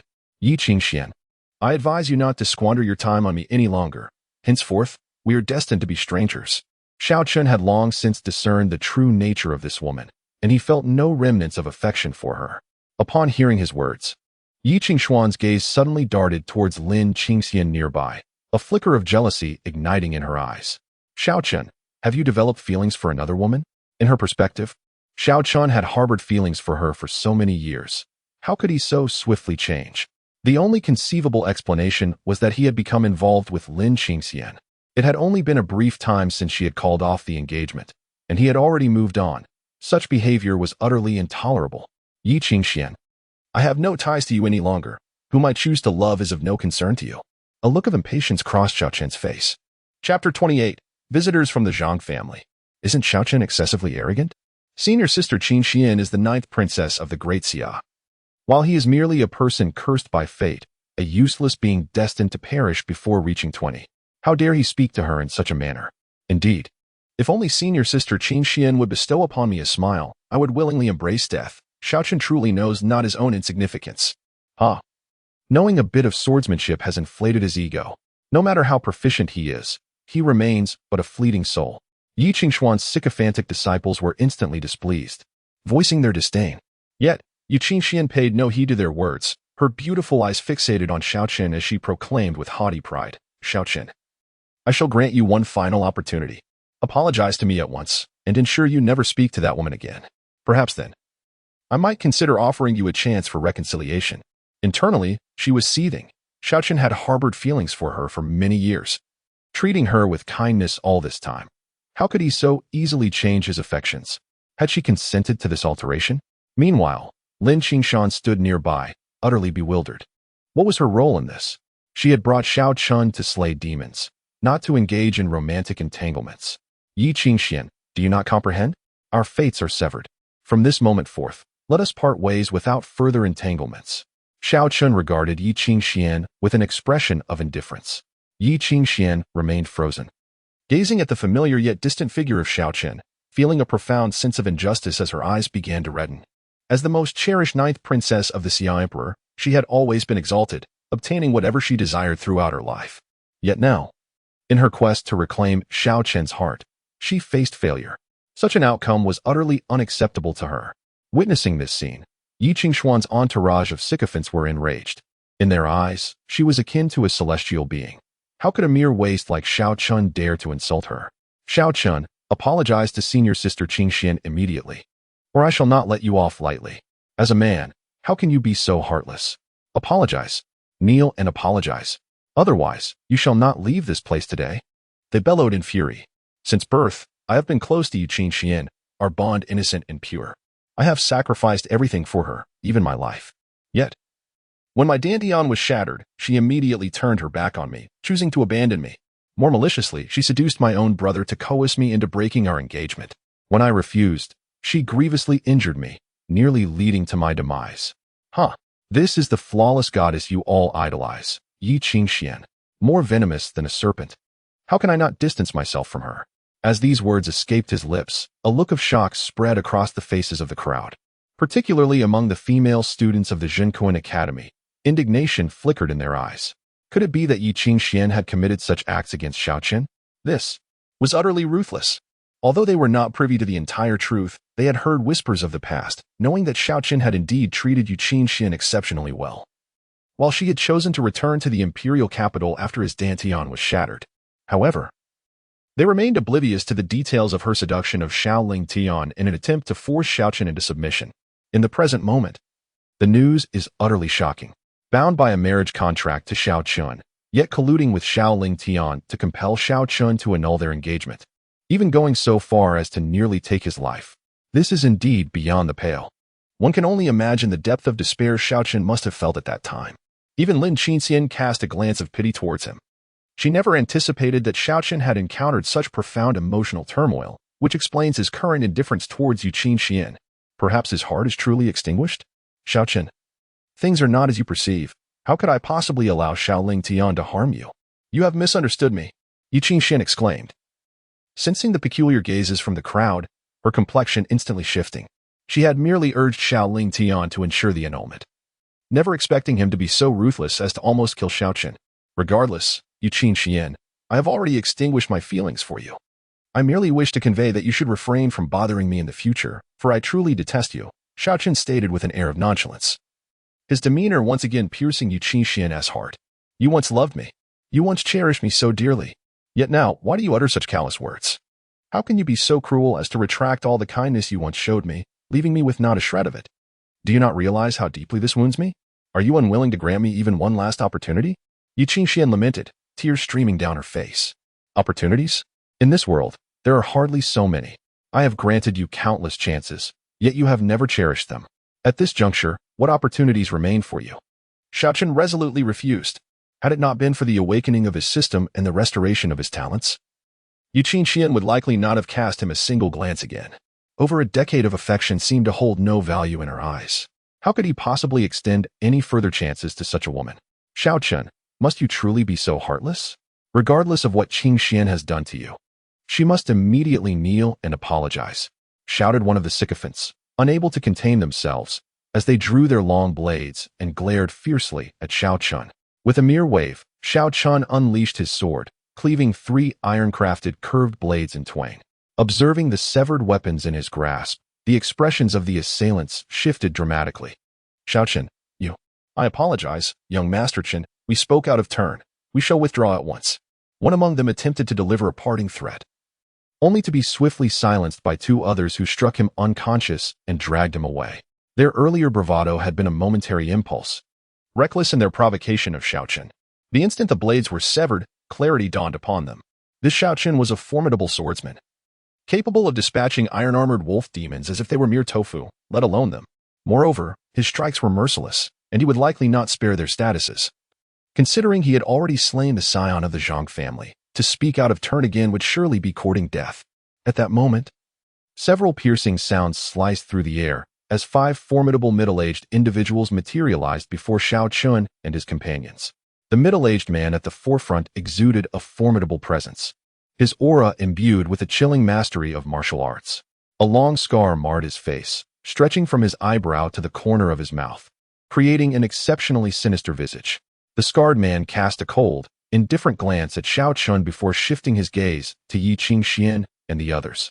Upon noticing Qingxuan, his eyes narrowed, and he approached with a slight bow, inquiring, Your Highness, the 9th Princess, might you have encountered my young master, Zhang Yoji? Ah. This individual appears to be Zhang Shi, the commander of the Zhang family S-Guards, renowned for his unparalleled prowess in the Gale Blade technique. He is a terrifying figure, rumored to have already reached the 9th level of martial apprentices, mere steps away from becoming a martial master. His presence here to seek out Zhang Yoji spells trouble for Xiao Chen. After all, how could a 7th level swordsman hope to triumph over a 9th level martial apprentice? Moreover, Zhang Shi is no ordinary 9th level martial apprentice. He stands on the cusp of becoming a martial master. Members of the Qingxuan Academy recognized the scarred man and could not help but exclaim in surprise. Lin Qingxian's expression shifted as she beheld Zhang Shi and his companions, a flicker of grave concern passing through her eyes. A martial master on the verge of ascension, accompanied by 4 8th-level martial apprentices. The strength of this assembly is overwhelming. Yet, Xiao Chen remained unfazed, his demeanor calm and composed. Just moments ago, he had learned from the system that his mastery of the heavenly demon-slaying technique endowed him with strength far surpassing that of ordinary practitioners, rendering him invincible within his realm. This notion of invincibility does not pertain merely to the same minor tier, but rather to the entire major realm. For instance, Xiao Chen, at the 1st level of swordsman, could indeed vanquish someone at the 9th level. Such combat prowess is undeniably extraordinary. However, the combination of the godly body and the heavenly demon-slaying technique within a single individual is a rare phenomenon, making such strength somewhat comprehensible.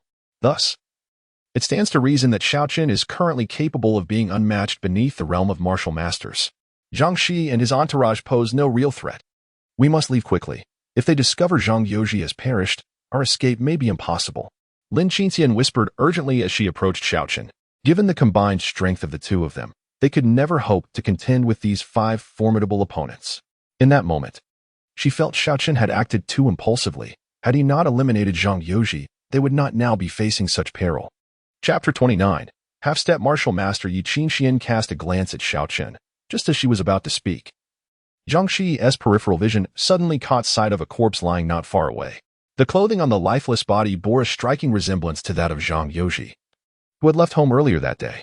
His expression changed dramatically as he stepped aside, pushing past several obstructing students to reach the corpse of Zhang Yoji. Upon seeing the already stiffened body, Zhang Shi felt as if struck by lightning, his complexion paling to a ghostly white. Zhang Yoji, the sole heir of the Zhang family, had been killed under his protection. The Zhang family would undoubtedly exact a brutal revenge, sparing neither him nor his family. The 4 Zhang family experts behind Zhang Shi also felt their pupils constrict, their faces draining of color as sheer terror engulfed them. Zhang Commander, what shall we do? One of the Zhang experts quivered, glancing at Zhang Shi. They had escorted Zhang Yoji to the martial academy for an assessment. But after Zhang Yoji had dismissed them as a hindrance, he had ventured off alone to find Yi Qingxian. To their horror, upon their return, they encountered nothing but a corpse. This was an unimaginable calamity. Find the murderer of the young master, bring him to justice, or the Zhang family may spare our families. As for us, we are surely doomed, Zhang Shi declared, his crimson eyes scanning the crowd as he bellowed. Who did this? Step forward at once. Suddenly, as if struck by a thought, his gaze fixed upon Xiao Chen and Lin Qingxuan. The young master bears traces of sword energy in his wounds. Could it be that you two are responsible? Lin Qingxuan felt an overwhelming pressure descending upon her, reminiscent of a mountain crashing down, leaving her gasping for breath. She attempted to dispel the weight with her sword energy, only to be horrified to find that her usually formidable sword aura was utterly ineffective against this terrifying force. Her complexion shifted drastically, beads of cold sweat forming on her forehead. Every hair on her body stood on end, as if she were being watched by a ferocious beast. Her heart racing in fear. Indeed, a half-step martial master was a force to be reckoned with, though not yet a true martial master. Such power was beyond the reach of a mere 8th-level martial apprentice. While sword cultivators might achieve invincibility within the same minor realm, transcending realms to defeat an opponent was a formidable challenge. Even those with astonishing offensive capabilities would find it exceedingly difficult. Unless there was a vast disparity in talent and cultivation methods, crossing realms to slay an enemy was nearly impossible. Xiao Chen, I will hold him off. You must flee and go to the Sword Immortal Academy to fetch my grandfather for assistance. Lin Qingxuan urged in a voice only they could hear, her urgency palpable. She still possessed some secret treasures that could prolong her struggle for a brief moment. By stalling Zhang Shi, she hoped to buy Xiao Chen time for rescue. It was the best plan she could conceive. However, she wondered if Xiao Chen would be directly vanquished by the 5 formidable opponents. No, Xiao Chen shook his head resolutely. A sword cultivator must remain steadfast in the face of adversity. If I flee today, my resolve in the way of the sword shall be shattered, and progress will become exceedingly difficult in the future. Moreover, these individuals pose no threat to me.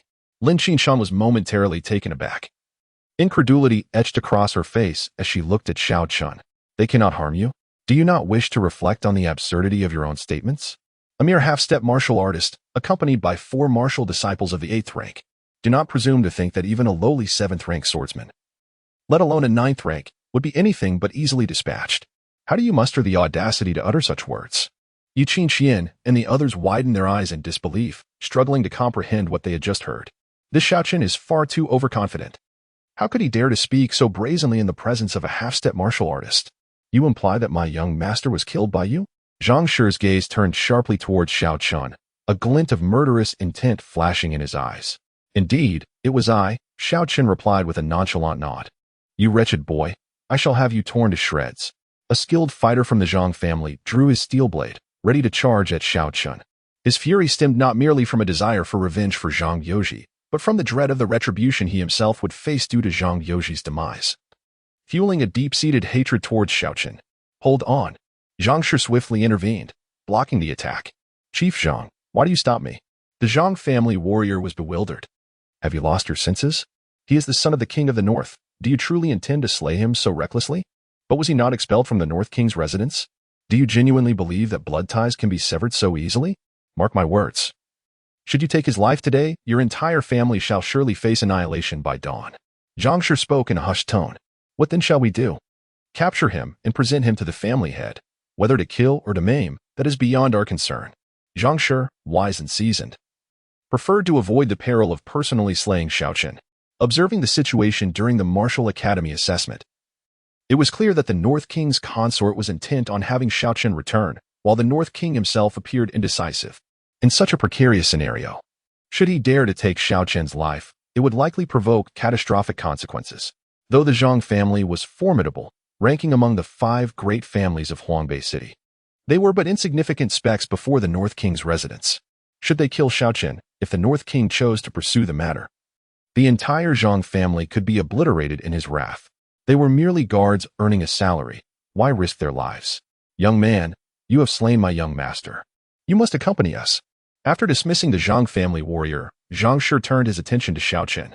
Are you concerned that Xiao Zhenbei would hesitate to kill me? Truly. There is no need. I, Xiao Chen, am my own man, and he, Xiao Zhenbei, is another. I have severed ties with him. Xiao Chen stated calmly. You merely flaunt your words. Were you not the son of the North King, would you dare to confront me, a half-step martial artist, with such arrogance? You believe your status shields you from our wrath? Zhang Shi scoffed derisively, viewing Xiao Chen as a hypocrite who clung desperately to the North King's favor while claiming to sever ties. Beyond his identity as the North King's son, Zhang Shi could not fathom what gave Xiao Chen the confidence to face him so serenely. A mere 7th-rank swordsman, before a half-step martial artist, was as weak as a mere insect, easily extinguished. To deal with you, one is more than sufficient. Xiao Chen raised his long sword, pointing it squarely at Zhang Shi. Ha, young lad, have you lost your mind? A mere 7th-level swordsman dares to confront me, a half-step martial master? Zhang Shi laughed wildly. The others present regarded Xiao Chen with disdainful glances, convinced he was mad. In the vast realm of Daxia, it was nearly unheard of for anyone to battle across realms. Even a slight difference in levels posed significant challenges. The disparity between Xiao Chen and Zhang Shi was staggering, with several minor realms separating them. Xiao Chen seemed to possess no opportunity against Zhang Shi. Without uttering a word, Xiao Chen suddenly unleashed a sword strike. A fierce sword aura instantly enveloped the surroundings. In the blink of an eye, his dragon-slaying sword was poised against Zhang Shi's throat, its razor-sharp edge slicing a delicate incision, blood oozing forth. The onlookers were rendered speechless. A 7th-level swordsman had dispatched a half-step martial master in a single strike? How could this be possible?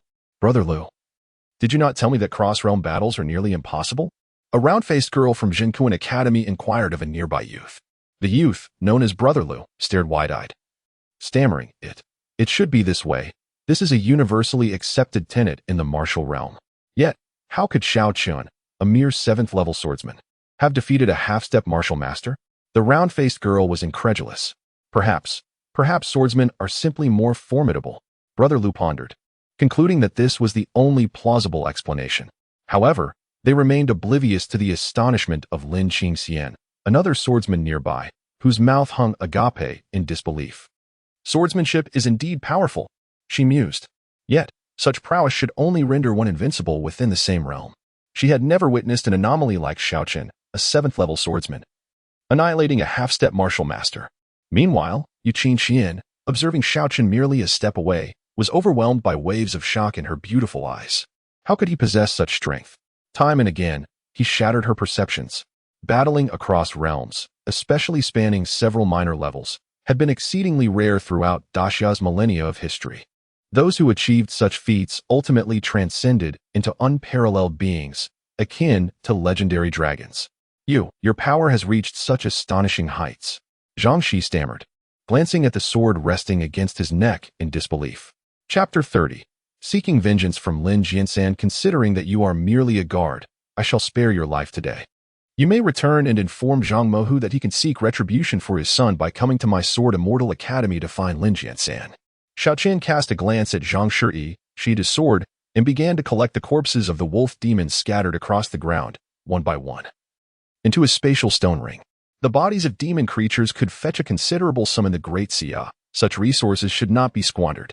The flesh of these beasts is not only delectable but also fortifies the vitality of martial artists. The demon cores harbor immense energy, which, when properly processed, can provide the necessary energy for cultivation. The demon hides can be fashioned into garments that offer exceptional warmth and a degree of protection. Take, for instance, this iron-armored demon wolf. Its scales are remarkably resilient. If crafted into armor, it could render a soldier impervious to blades and arrows, significantly enhancing their chances of survival. Xiao Chen pondered briefly. The meat of a single demon wolf could be sold for 50 taels of silver, a demon wolf crystal core for 100 taels, and a demon wolf hide for 50 taels. Thus, the corpses of the numerous demon wolves could easily yield over 2,000 taels. In a realm where most struggle to secure a meal, this sum is indeed a fortune. To put it into perspective, an average family of 3 toils for an entire year to earn scarcely 10 taels of silver. This haul was exceedingly bountiful. Only after securing the last wolf fang into his spatial stone ring did Xiao Chen feel a sense of satisfaction and call for Lin Qingxuan to depart alongside him. Such is the nature of cultivation. It demands considerable resources, and sword cultivation is particularly costly. A single sword chi pill requires 50 taels of silver. If I do not meticulously manage my expenses, survival becomes a challenge. The onlookers gazed in astonishment at the impeccably clean ground, devoid of even a single wolf hair. How destitute must Xiao Chen be to scavenge so thoroughly? Captain Zhang, that lad has even pilfered the young master's purse, remarked a skilled member of the Zhang family. Directing a glance at Zhang Shuri. My eyes are not deceiving me. I witnessed it too. But what can you do about it?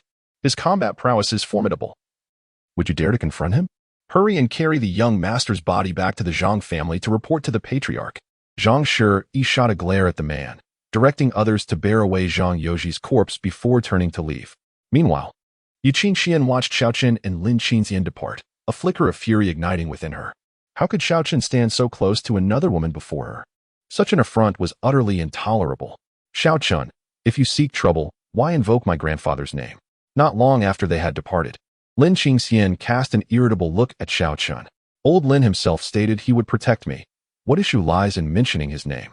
After all, I am fighting for the academy and earning points.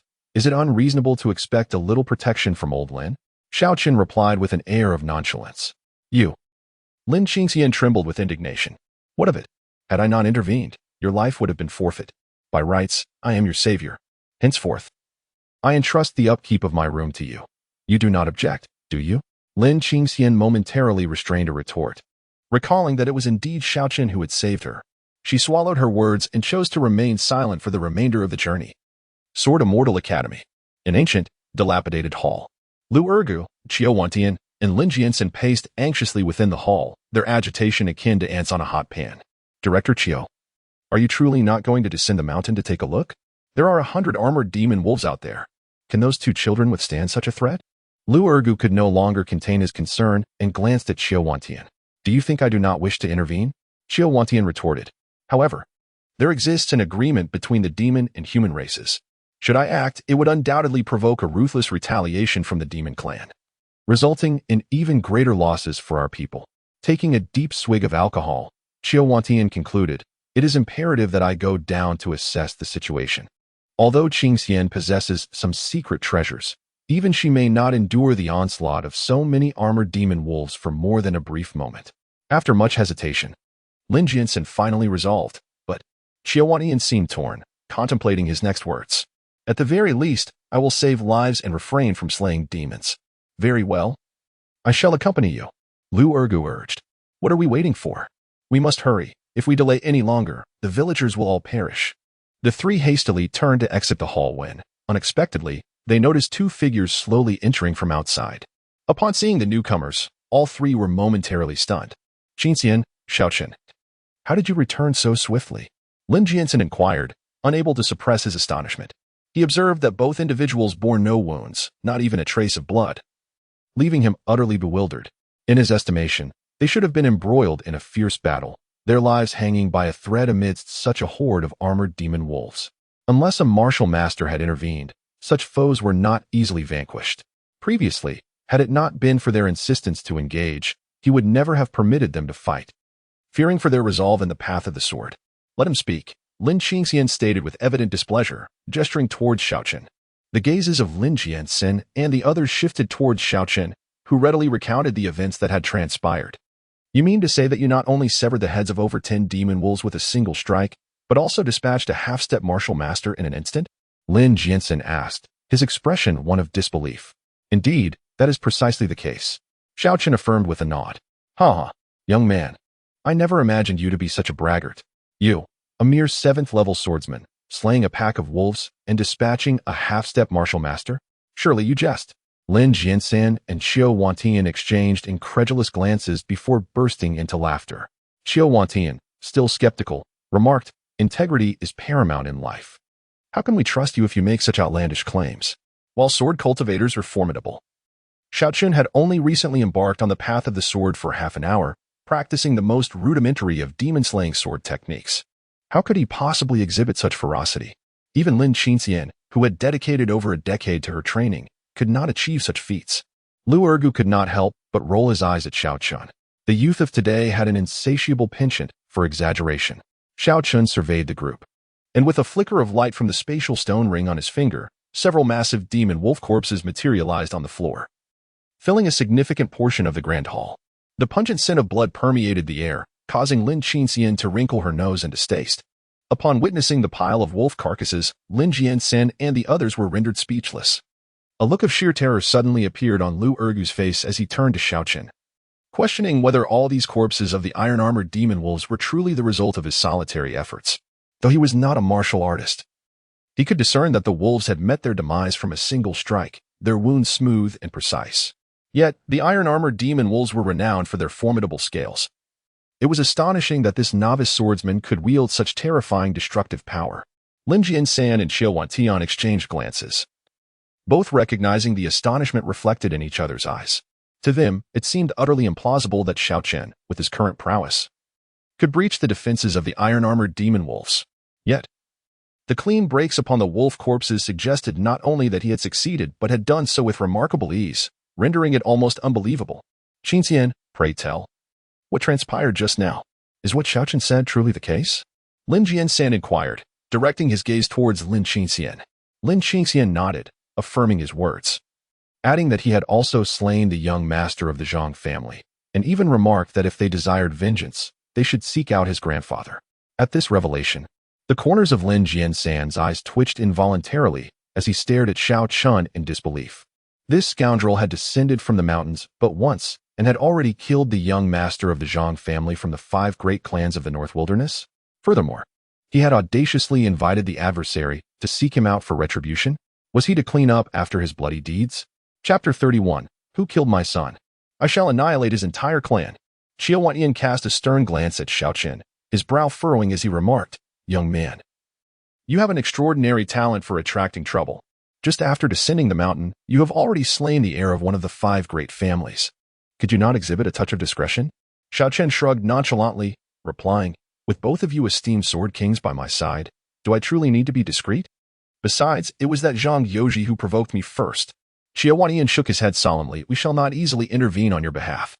A sword cultivator must not develop a sense of dependence, otherwise, their edge will be dulled. Can one still be called a sword cultivator under such circumstances?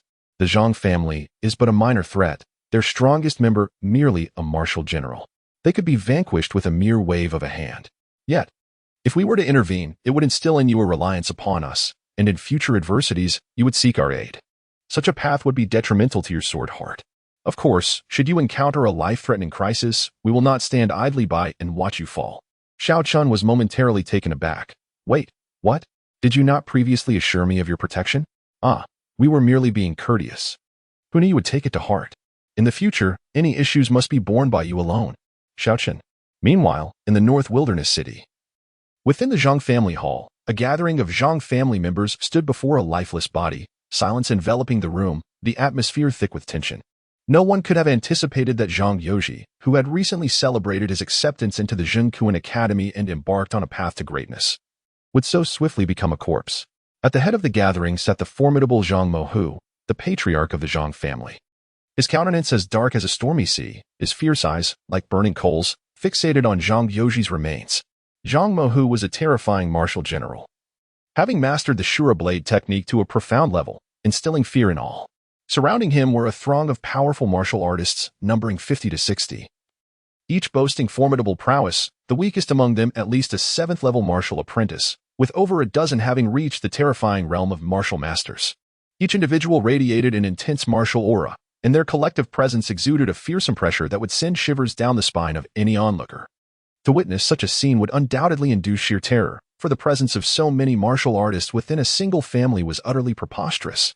This exemplified the might of the Zhang family, one of the 5 great families of the North Wilderness.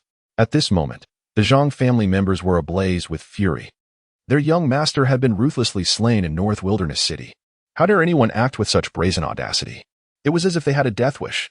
Zhang Youji's body had turned rigid and pallid, his lips a ghastly shade of purple, the blood from the gaping wound on his forehead now dried and congealed. Even at this moment, his eyes remained wide open, reflecting sheer terror, as if he had died without finding peace. Before his corpse knelt 5 middle-aged men, their arms severed. Their faces ashen, these were Zhang Shi and his companions. They had brought the body back to the Zhang family, and upon seeing it, Zhang Mohu erupted in rage, denying them even the opportunity to speak before he ruthlessly severed their arms in a fit of fury, venting his wrath before convening the family members in the hall for a meeting. Zhang Shi, the head of the family, has placed immense trust in you, entrusting you with the protection of the young master. Is this truly how you safeguard him? Who dares to lay a hand on the young master of the Zhang family? I shall lead a force to annihilate his entire lineage. Zhang Shi, do not hesitate to clarify the situation. Several warriors of the Zhang family wore expressions of fury. In the Northern Wilderness City, the Zhang family has always ruled with an iron fist, disregarding all but a few powerful figures. Now that their young master has been brutally slain, failing to avenge this grievance would render the Zhang family unable to maintain their standing in the Northern Wilderness City. They resolutely decided in their hearts that as soon as Zhang Shi revealed the name of the murderer, they would storm forth and eradicate the entire family of the culprit, leaving not a single creature alive. In this Northern Wilderness City, there are few who can withstand the might of the Zhang family. Huh? You think you can exterminate an entire clan with your meager strength? I fear that once I utter his name, you will be trembling in fear. Zhang Shi scoffed. He had anticipated that upon returning to the Zhang family, Zhang Mohu would at least take the time to ascertain the facts before passing judgment, thus offering them a glimmer of hope, especially since it was Zhang Youji who rashly discarded them. However, to his dismay, upon seeing Zhang Youji's corpse, Zhang Mohu immediately severed their arms and dispatched men to their home with the intent to wipe them out completely. Such a patriarch truly chills the heart. In light of this, he would no longer extend any courtesy to the Zhang family. Zhang Shi, have you lost your senses? Our esteemed Zhang family faces few adversaries in the Northern Wilderness City. Indeed, your envy of the patriarch's orders to eliminate your entire family has led you to utter such alarmist rhetoric. The patriarch is a martial general. Aside from a few titans in the Northern Wilderness City, none can rival him, even if this incident were orchestrated by the 5 great families. We will demand blood for blood. A group of Zhang family warriors spoke disdainfully, their expressions cold. They did not believe Zhang Shi's words in the slightest. Could a mere name truly frighten them to the point of trembling? Impossible. Zhang Shi, spare me your theatrics. Speak the name of the murderer, and I may grant you a swift end. Otherwise, I shall see you subjected to 1,000 tortures. Zhang Mohu gazed at Zhang Shi, his voice hoarse. Speak. Which beast committed this act? I am eager to eradicate his entire family. Hurry, my blade is hungry for blood. The warriors of the Zhang family echoed, their eyes aflame with fury, hands gripping their blades, eager for action. Very well. I hope you will follow through on your words and ensure the complete destruction of his family. The one who murdered Zhang Youji is none other than Xiao Chen, the son of the Northern Town King. Ha ha ha. Go swiftly to the Northern Town King's residence and annihilate his entire lineage. Zhang Shi fixed his gaze on Zhang Mohu, enunciating each word with precision. Upon hearing this, the faces of all present changed dramatically, their eyes filled with horror. The murderer is actually the son of the Northern Town King? How can this grudge possibly be avenged? The Zhang family is powerful, but before the Northern Town King, they are but a mere speck. Let alone exterminating an entire lineage, they would scarcely have the courage to confront the Northern Town King directly. The King of the North is undoubtedly one of the 10 martial kings of the Great Xia, commanding an army of 100,000 iron cavalry, with countless masters within his domain. It is no exaggeration to assert that if the King of the North wished to annihilate the Zhang family, he would need only to issue a single command, and in an instant, the entire Zhang clan would be reduced to ashes. Upon hearing this, Zhang Mohu's expression turned exceedingly grim. He had originally intended to lead his men to eradicate the entire lineage of the murderer. However, to his astonishment, the perpetrator was none other than the son of the king of the north. Although this son was a cursed waste, severed from relations, he was not someone Zhang could dare to kill. Blood ties cannot simply be discarded at will. Regardless of how fiercely their family quarrels, such disputes remain internal conflicts. Yet, should Zhang's family dare to slay Xiao Chen, with the king of the north's domineering temperament, he would undoubtedly wipe out the entire Zhang clan in an instant. This son is his only child. If he fails to avenge this grievance, he would find it impossible to swallow his indignation. He cast a glance at Zhang Youji's lifeless face, his countenance darkening ominously. Suddenly, as if struck by an epiphany, he turned to Zhang Shi, accusing, "You are lying. The one who murdered my son was clearly a master of the sword, capable of piercing my son's forehead with a single strike, possessing at least the strength of a 7th-level swordsman. How could Xiao Chen, who has only been in the Sword Immortal Academy for a mere few hours and is a cursed waste, possibly possess such terrifying prowess? Speak. Who truly killed my son?" The path of the sword is the most arduous of all disciplines, heavily reliant on innate talent, and the Sword Immortal Academy has long fallen into decline, having exhausted its supply of sword spirit stones, failing to produce a sword practitioner for many years. How could Xiao Chen possibly delve into the sword path in just a few hours? Even if he had truly entered the realm of swordsmanship, it would be impossible for him to immediately wield such formidable sword skills. Even the current prodigy of the Xiao family, Xiao Lingfeng, could not achieve such a feat. Chapter 32. Madam, why do you keep mentioning that harbinger of misfortune? Xiao Chen is a waste. I wonder who is spreading such nonsense. If Xiao Chen is indeed a waste, then the entire great Xiao is filled with nothing but waste, nay, even less than that. Upon hearing this, Zhang Shi couldn't help but chuckle. A waste? How could one who can effortlessly dispatch someone several realms above him be considered a waste? If Xiao Chen is a waste, who in the great Xiao would dare to call themselves a prodigy? Zhang Yimou frowned slightly, asking, "What do you mean by that?" I discovered he killed Zhang Youji. I originally intended to bring him back to the Zhang family, but he dispatched me with a single sword strike. What do you think I mean? At this proclamation, the crowd was nearly paralyzed with shock, their faces reflecting utter disbelief. Xiao Chen, with a single sword strike, defeated the half-step martial master Zhang Shi just an hour ago. Xiao Chen was merely a martial apprentice of the 7th rank. This implies that within a mere hour, Xiao Chen not only became a sword cultivator, but also possessed the combat prowess to overcome 2 realms. How could this be possible? Zhang Shi, do you wish to listen to your own absurdity? In the entire great Xiao, only extraordinary prodigies can transcend realms to slay foes. How could Xiao Chen, a person cursed by the heavens, possess such terrifying talent? Zhang Yimou found it hard to believe, fixing a cold gaze upon Zhang Shi. The 4 guards who accompanied me witnessed it all with their own eyes. If you don't believe me, just ask them. Zhang Shi turned to the guards behind him. Is what he said true?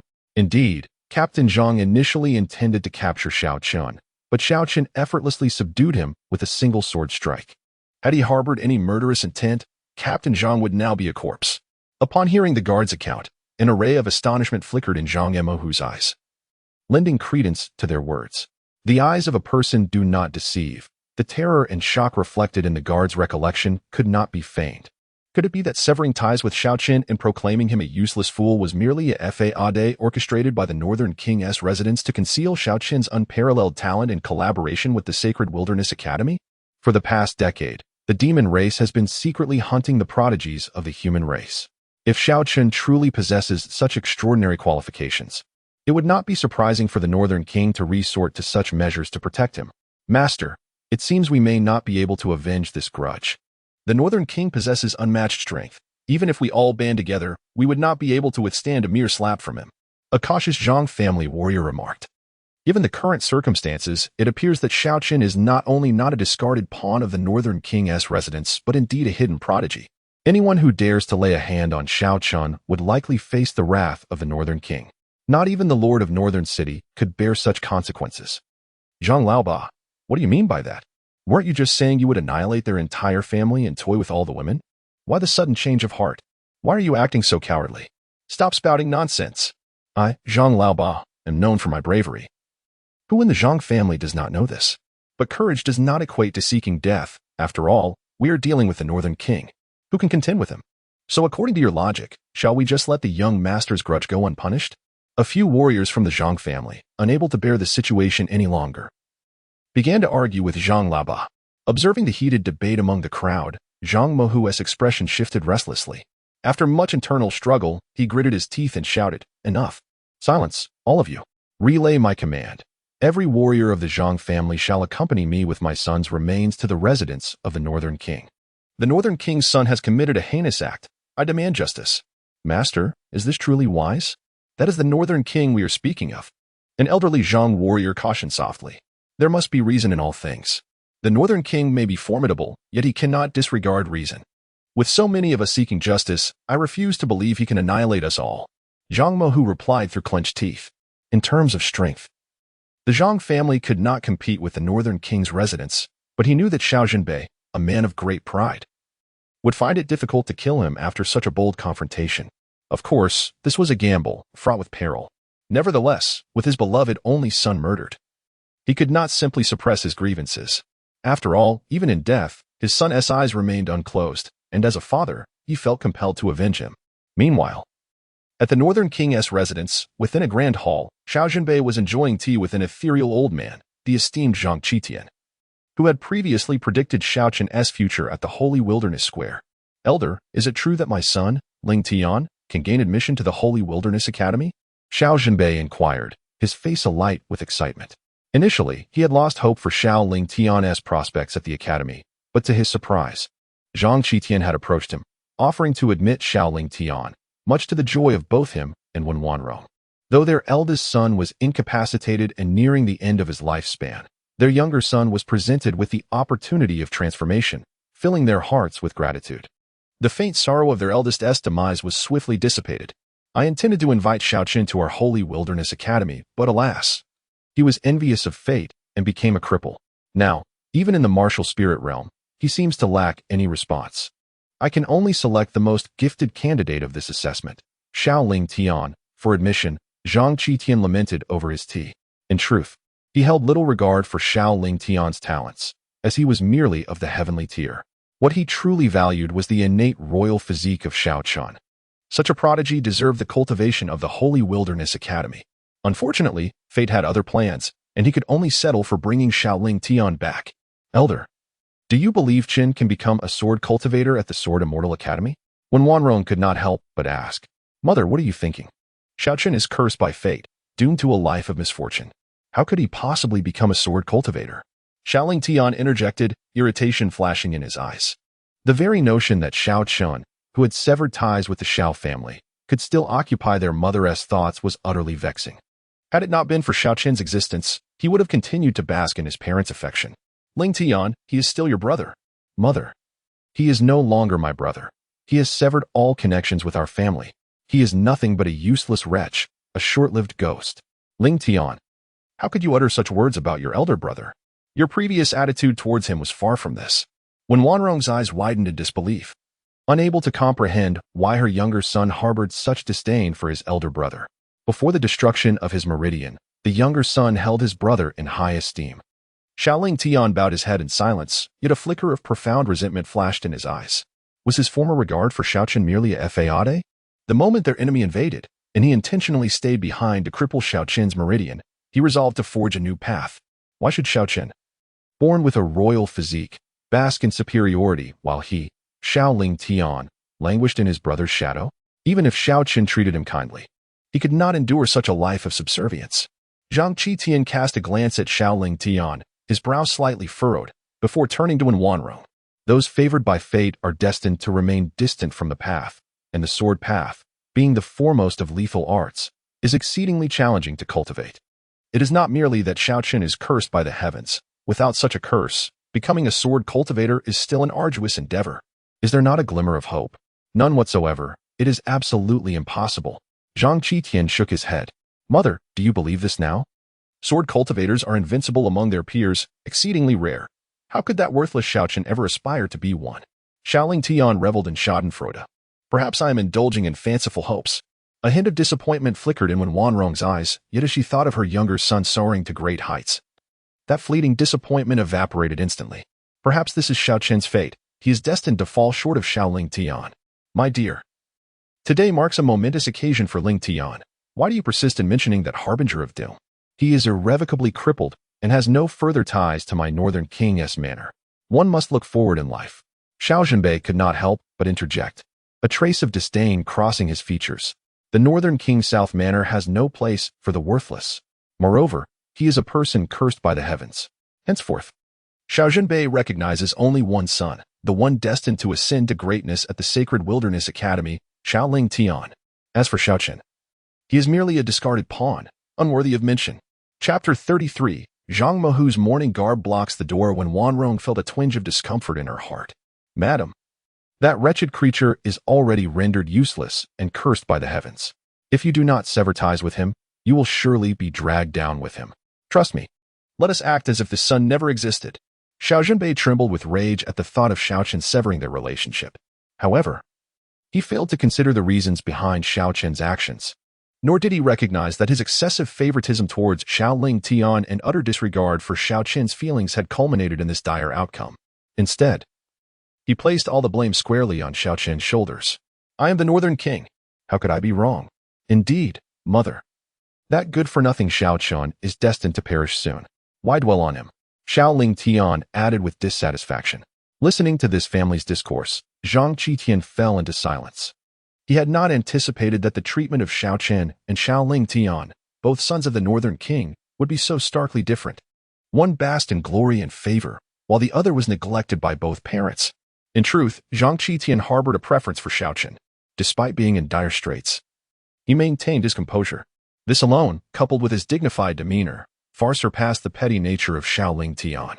Moreover, Xiao Chen's innate talent was significantly superior. While Xiao Lingfeng was merely of the heavenly stage, Xiao Chen possessed the physique of a king. Though the heavenly stage was indeed formidable, it paled in comparison to that of a king. Regrettably, Xiao Chen was afflicted by a curse from the heavens and had little time left. Yet, he sensed something peculiar about the prophecy given to Xiao Chen by the martial spirit realm. It seemed incomplete, as if a crucial part had been deliberately obscured. However, the martial spirit mirror was an artifact of ancient divinity, its mysteries unfathomable. What in this world could possibly veil the secrets of the martial spirit realm? Your Highness, the head of the Zhang family is requesting an audience outside, claiming he seeks justice from you. The area around the royal palace is already crowded with people. You must go and see. At that moment, a guard rushed in from outside the hall to report to Xiao Zhenbei. Upon hearing this, everyone in the room was taken aback. Zhang Mohu had the audacity to come to the Northern King's palace seeking justice? Xiao Zhenbei furrowed his brow, uncertain of the cause. He claims your son killed Zhang Yoji. Xiao Zhenbei was momentarily stunned, turning to Xiao Lingfeng with eyes wide in disbelief. He was somewhat acquainted with Zhang Yoji, a renowned prodigy from Huangbei City, whose mastery of the Shura blade technique was formidable.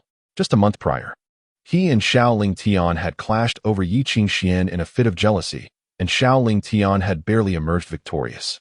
How could it be that so short a time later, Xiao Lingfeng had managed to slay Zhang Yoji? Only recently, Zhang Yoji had participated in the Martial Academy's assessment. And now, merely an hour later, he was dead. Was it possible that Xiao Lingfeng had engaged Zhang Yoji in combat again at Huangbei Square? Father, how could this be? I do have some grievances with Zhang Yoji, but I did not encounter him today. Xiao Lingfeng shook his head. In truth, there were things he found difficult to voice. Even if he had crossed paths with Zhang Yoji, he possessed neither the capability nor the strength to kill him. Zhang Yoji is undoubtedly one of the top 10 prodigies in the entire northern wilderness city, having trained far longer than he has. Currently, I can only barely contend with him. To think of killing him is utterly impossible.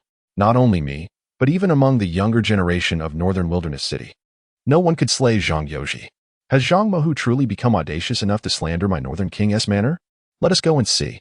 Xiao Zhenbei's expression suddenly darkened, and he strode directly toward the entrance. He couldn't possibly fathom that Zhang Yoji had been killed by Xiao Chen after Xiao Chen's dantian was shattered. He lost all his cultivation and had only recently begun to recover, coupled with the curse of the heavenly Tao. Absorbing the essence of heaven and earth was exceedingly difficult for him, making it impossible for him to possess the strength to vanquish Zhang Yoji. Xiao Lingfeng and the others followed closely behind. At the entrance of the Northern King's manor, Zhang Mohu stood with a group of warriors from the Zhang clan. Clad in mourning attire, before a pale corpse, his countenance filled with grief and indignation. My son, Zhang Yoji. has been ruthlessly harmed by the son of the Northern King today. Although I, Zhang Mohu, am aware that I am no match for the Northern King, as a father, I must seek justice for my son. I implore the elders and fellow townsfolk to bear witness to my plight. Zhang Yoji is dead? He was one of the strongest prodigies in Northern Wilderness City. Who among the younger generation could have killed him? Has Xiao Lingtian suddenly become so formidable? No.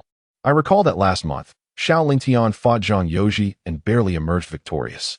How could he have grown in strength so significantly in such a short time to have slain Zhang Yoji? It cannot possibly be Xiao Lingtian. It must be that waste. Xiao Chen, right? The crowd buzzed with speculation. To them, Xiao Chen was a cripple. The Northern King's only son was the only one capable of contending with Zhang Yoji. So this incident must surely have been orchestrated by Xiao Lingtian. The news of Zhang Mohu's son being killed and his demand for justice from the Northern King spread like wildfire. Soon, more and more people gathered at the Northern King's manor, eager to witness the spectacle. The Northern King, a figure of immense authority, had not faced a challenger in many years in Northern Wilderness City. Who could have anticipated that today, Zhang Mohu would dare to create such a stir? It was indeed thrilling. One could only wonder how the Northern King would react in his fury. Would the Zhang clan, one of the 5 great families, be utterly annihilated today? Moments later, a grim-faced Xiao Zhenbei emerged from the Northern King's manor. Upon seeing Zhang Mohu and his followers donned in mourning attire blocking the entrance, his expression darkened further. Zhang Mohu, what is the meaning of this? Have you come to provoke this king? As Xiao Zhenbei's true rage emerged, fear washed over the faces of those present, causing them to tremble involuntarily. A glimmer of fear crossed Zhang Mohu's eyes, and he felt a flicker of retreat within him. Yet, recalling that his beloved son had met an untimely demise, he gritted his teeth and raised his head to meet Xiao Zhenbei's gaze. My lord, I know of your formidable might, but matters must be approached with reason. Your son has taken my son's life without cause. Even if you're the Northern King, you must provide me with an explanation, mustn't you? As he spoke, Zhang Mohu gestured for his followers to disperse, revealing the pale corpse on the ground. Sword chi? Xiao Zhenbei cast a glance at the wounds on the corpse, his expression shifting subtly as a glimmer of murderous intent ignited in his eyes. He turned to Zhang Mohu and said, Your son bears wounds entwined with sword energy, unmistakably inflicted by a swordsman. Yet you choose to slander my son, Ling Tian, instead of seeking the truth. What is your true intention? In that moment, his fury was palpable. His son, Xiao Lingtian, practiced martial arts, having no connection whatsoever to swordsmanship. And yet Zhang Mohu attempted to implicate him in the death of his own son, a notion both absurd and unfounded. Swordsmen are the most formidable among all paths of power. He would have welcomed the emergence of a swordsman from the Northern King's manor. But the path to becoming one was fraught with challenges that Xiao Lingtian could never overcome. With a darkened countenance, Xiao Zhenbei fixed his gaze upon Zhang Mohu, an overwhelming aura of dread radiating from him. Zhang Mohu felt as though an immense mountain had descended upon him, his face flushing and veins bulging. It was Xiao Chen. My son was killed by Xiao Chen. Zhang Mohu managed to utter with great effort. Chapter 34. The marriage contract has fallen into my hands. Upon hearing this declaration, all present were taken aback, gazing at Zhang Mohu as if he were a fool. Xiao Chen? A swordsman? Shouldn't you reconsider the absurdity of your words? Xiao Chen is a person cursed by destiny, inherently rejected by the Tao. How could such an individual possibly become a swordsman? Xiao Zhenbei, in a fit of rage that morphed into mockery, retorted, Zhang Mohu, it seems you truly seek death. How dare you utter such blatant falsehoods? Do you take issue with me, Xiao Zhenbei, and resort to using that wretched creature to insult the Northern King's mansion? Just an hour prior, he had sensed that although Xiao Chen's innate talent had returned, he possessed no cultivation whatsoever. Yet, in less than an hour, Xiao Chen had not only comprehended the most challenging path of swordsmanship, but also attained the strength to defeat Zhang Yoji. How could this be possible? I had thought Zhang Mohu bore some grievances, but it appears he has come to the Northern King's mansion seeking his demise. If that useless Xiao Chen can become a swordsman, then I might as well be a sword immortal. Indeed, moreover, Zhang Yoji is a 7th-level martial disciple, a paragon among the youth of the entire Huangbei city. How could Xiao Chen, who recently possessed no cultivation and is cursed by the heavens, possibly attain the power to vanquish Zhang Yoji so swiftly? Madness! Zhang Mohu must be deranged. The onlookers began to believe that Zhang Mohu was unable to bear the pain of losing his son and had succumbed to madness. Many gazed at him with sympathy, lamenting the fall from grace of a once great figure of Huangbei City. Your Highness, every word I have spoken is the truth. If I were not utterly certain of the evidence, would I dare speak such nonsense before you? Am I seeking death? Zhang Mohu pleaded, his eyes reddened with desperation. Zhang Mohu, do you even comprehend the gravity of your words? The path of swordsmanship is so intricate that even I struggle to grasp it. A mere Xiao Chen, a waste cursed by the heavens, could never become a swordsman. Are you jesting? Xiao Lingfeng interjected, unable to contain himself. Enough. Depart at once. Otherwise, after today, your Zhang family will have no reason to exist in Northern City. Xiao Zhenbei coldly interrupted as Zhang Mohu attempted to speak further. Head of the family, we should retreat for now. We cannot withstand the wrath of the Northern King. A member of the Zhang family urged. Indeed, master, please consider the greater situation. We will find a way to address the young master's grievances in due course.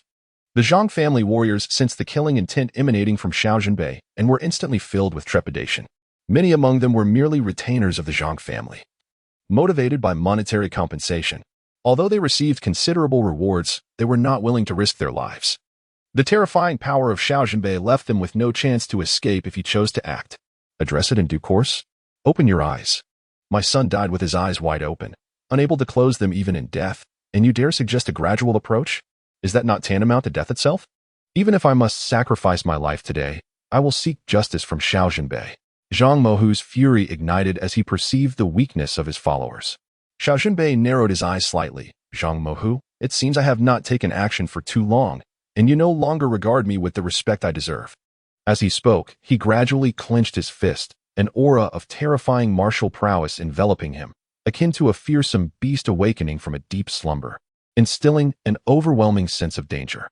Zhang Mohu felt himself ensnared by Xiao Zhenbei's oppressive presence. Just as he contemplated resistance, he was horrified to find himself utterly immobilized, completely subdued by Xiao Zhenbei, devoid of any power to retaliate. A wave of shock washed over him. Although he had long been aware of Xiao Zhenbei's astonishing combat prowess, he never anticipated it to be to such an alarming extent. Merely the release of his aura rendered a powerful martial general like himself incapable of movement. It was truly terrifying. Your Highness, do you not fear the world will stab you in the back? Zhang Mohu gritted his teeth and spoke. As long as I... Xiao Zhenbei, draw breath. Who dares? If anyone is truly unafraid of death, then they shall be extinguished. What need is there to concern myself? Xiao Zhenbei retorted, his words dripping with arrogance. Under the overwhelming pressure of absolute strength, Zhang Mohu felt an intense sense of powerlessness.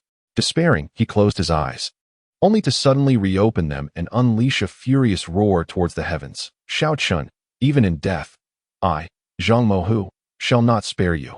However, just as Zhang Mohu closed his eyes, resigning himself to his fate, a soft, melodious voice unexpectedly resonated from the crowd.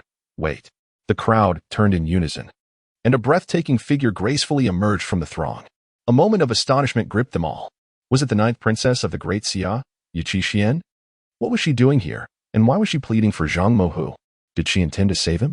Xiao Zhenbei's fist faltered as he glanced over, and upon recognizing the speaker as Qingxuan, his brow furrowed slightly, and he spoke in a deep voice. Qingxuan, what do you mean? Do you intend to prevent me from killing Zhang Mohu? Although Qingxuan was the most cherished princess of the Xia Emperor, in Xiao Zhenbei's presence, she was, after all, merely a junior. Her earnest interference stirred a sense of dissatisfaction within him. Uncle Xiao, there is a misunderstanding, she began. What misunderstanding? Zhang family's patriarch did not lie. Zhang Yoji was indeed killed by Xiao Chen, and it was a single strike that ended him. I was present at the scene. Qingxuan spoke slowly. Her words struck like thunder, reverberating in the ears of the crowd, leaving their faces etched with disbelief. Zhang Yoji was truly slain by Xiao Chen? And in a single stroke? How could this be? Xiao Zhenbei was equally taken aback. The one regarded as a waste, Xiao Chen, had somehow transformed into a sword cultivator in less than an hour, advancing by leaps and bounds, and had effortlessly dispatched the martial prodigy Zhang Yoji with a single strike. Zhang Yoji's strength was comparable to that of Xiao Lingfeng. If Xiao Chen could slay Zhang Yoji with one blow, did that not imply he could do the same to Xiao Lingfeng? The eldest son, whom he had treated as refused for years, had unexpectedly surpassed the prodigious Xiao Lingfeng in power. Was heaven playing a cruel joke on them?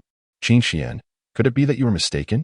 Xiao Chen is a talent cursed by heaven, an undeniable waste. How could he possibly become a sword cultivator? Xiao Lingfeng could no longer contain himself and shouted loudly. Qingxuan cast a detached glance at Xiao Lingfeng, her silence speaking volumes. Waste? Prior to today, she indeed believed that Xiao Chen was a worthless individual, while Xiao Lingfeng was a prodigy. However, after witnessing Xiao Chen's remarkable demeanor today, her perspective has undergone a complete transformation. It is true that Xiao Chen may be a victim of celestial jealousy. Yet the concealed second half of the phrase regarding his martial spirit undoubtedly harbors profound significance. The ancient axiom that those favored by the heavens are doomed to perish may very well be defied by Xiao Chen. Just as no one throughout the ages has managed to restore their dantian once shattered, Xiao Chen has achieved the impossible. He must possess an extraordinary opportunity that remains unknown to others, and she is determined to seize that opportunity for herself. Upon encountering Qingxuan's indifferent gaze, Xiao Lingfeng felt a profound wound to his psyche. How could she regard him with such a look? Had she not claimed that in her eyes, he would always be the best? Xiao Chen, it is entirely because of Xiao Chen that Qingxuan's attitude has shifted. Xiao Chen, you are truly detestable. Standing nearby, Zhang Qitian, who had remained silent, was also taken aback. Xiao Chen has become a sword cultivator? Furthermore, he has demonstrated such formidable combat prowess immediately after his transformation. Could it be that the previously unspoken second half of the martial spirits phrase indeed conceals great mysteries? If so, he must, at any cost, bring Xiao Chen to the Sacred Wasteland Academy. His academy possesses a collection of sword scriptures that could effectively cultivate Xiao Chen's swordsmanship. A genius capable of entering the sword path within a single hour is an unprecedented phenomenon, even if it costs him dearly. Securing Xiao Chen for the Sacred Wasteland Academy would be an unparalleled gain. Senior, is it truly possible for that young rascal, my son, to become a sword cultivator? Xiao Zhenbei inquired, turning to Zhang Qitian. Logically speaking, those cursed by the heavenly way are fundamentally at odds with the path and cannot become sword cultivators. Yet, I cannot shake the feeling that the incomplete phrase from the martial spirit realm holds further revelations. Perhaps the mystery lies within that unspoken half. However, I cannot be certain. I need to consult my senior brother, the elder of Sacred Wasteland. Zhang Qitian furrowed his brow. Upon hearing the name of the elder of Sacred Wasteland, the expressions of those present shifted dramatically. The elder of Sacred Wasteland, the current head of the Sacred Wasteland Academies, possesses unfathomable combat prowess and stands as one of the pinnacles of strength in the Great Xia, transcending even the 10 kings of Great Xia. It is said that he has reached the age of 200 this year, with a martial cultivation that is terrifyingly potent. Over the past century, the demon clans have launched numerous assaults on the Sacred Wasteland Academy, all of which ended in failure, primarily due to the presence of this formidable figure. If the 10 kings of Great Xia symbolize glory, then the elder of Sacred Wasteland resembles an ethereal legend, renowned yet shrouded in mystery, rarely appearing before the public eye. However, whenever he intervenes, it sends ripples of shock throughout the realm. Then I must trouble you, Senior. The elder of Sacred Wasteland, with his extensive knowledge, will undoubtedly understand the intricacies involved. A look of reverence crossed Xiao Zhenbei's face. Although he is one of the 10 kings of Great Xia, before the elder, he remains but a junior, with a vast chasm separating their strengths. Very well, I shall contact my senior brother at once. Zhang Qitian nodded lightly. A white square communication jade tablet appeared in his hand as he focused his thoughts, causing a segment of golden text to manifest upon the tablet before vanishing in an instant. Upon completing all these tasks, Zhang Qitian stowed away the jade token and remarked, "Well then, we shall await the response from my senior brother. By the way, Lord of the North, I wish to recruit Xiao Chen into our Holy Wilderness Academy. What are your thoughts on this matter?" As soon as these words were uttered, the assembly fell into a stunned silence. To recruit Xiao Chen into the Holy Wilderness Academy? Previously, the academy had shown disdain for him, and now, having entered the Sword Immortal Academy and awakened his unparalleled swordsmanship talent, the Holy Wilderness Academy sought to poach him? Wasn't this rather shameless? Even Xiao Zhenbei's eyes brimmed with astonishment as he hesitantly replied, "Senior, but my son has already joined the Sword Immortal Academy. That is of no consequence. I shall personally visit the Sword Immortal Academy to negotiate with Qingxuan. Whatever compensation they desire, our Holy Wilderness Academy shall provide. I trust they will extend me a modicum of respect." Zhang Qitian stated slowly, an air of quiet arrogance gracing his features. The prodigies that the Holy Wilderness Academy set its sights upon were never unattainable, although it may be perceived as undignified to poach from other academies. He could hardly concern himself with appearances at this juncture. Securing the extraordinary talent that was Xiao Chen outweighed all else. It was preferable that Qingxuan acquiesced, if not, He would seize him by force if necessary. Meanwhile, Zhang Mohu's expression turned ashen upon hearing this. His purpose for attending today was to exert pressure on Xiao Zhenbei for an explanation, yet unexpectedly. Zhang Qitian had discerned Xiao Chen's astonishing capabilities and was now intent on recruiting him. With the Holy Wilderness Academy's protection, his chances for revenge were rendered nearly impossible. Senior, but Xiao Chen has killed my son. He is a ruthless villain. Zhang Mohu protested. The Holy Wilderness Academy is a prestigious institution. How could they? Master Zhang, have you never taken a life? You have likely slain more than 100 souls compared to Xiao Chen, have you not? Are you also a villain? Zhang Qitian cast a dispassionate glance at Zhang Mohu, dismissing his words with ease. Killing? As martial artists, who among us does not bear blood on our hands? To raise this as an issue? Even if Xiao Chen were to have slaughtered your entire family, what of it? The Holy Wilderness Academy would still shelter him. Zhang Mohu was rendered speechless. Lord of the North, I wish to first visit the Sword Immortal Academy. Will you accompany me? Very well. Xiao Zhenbei and Zhang Qitian resolved to head to the Sword Immortal Academy in search of Xiao Chen. Hold on. At that moment, Qingxuan interjected. What is it? Xiao Zhenbei inquired, turning to her. Xiao Chen inadvertently left his marriage certificate with me, and I wish to return it to the Lord of the North for safekeeping.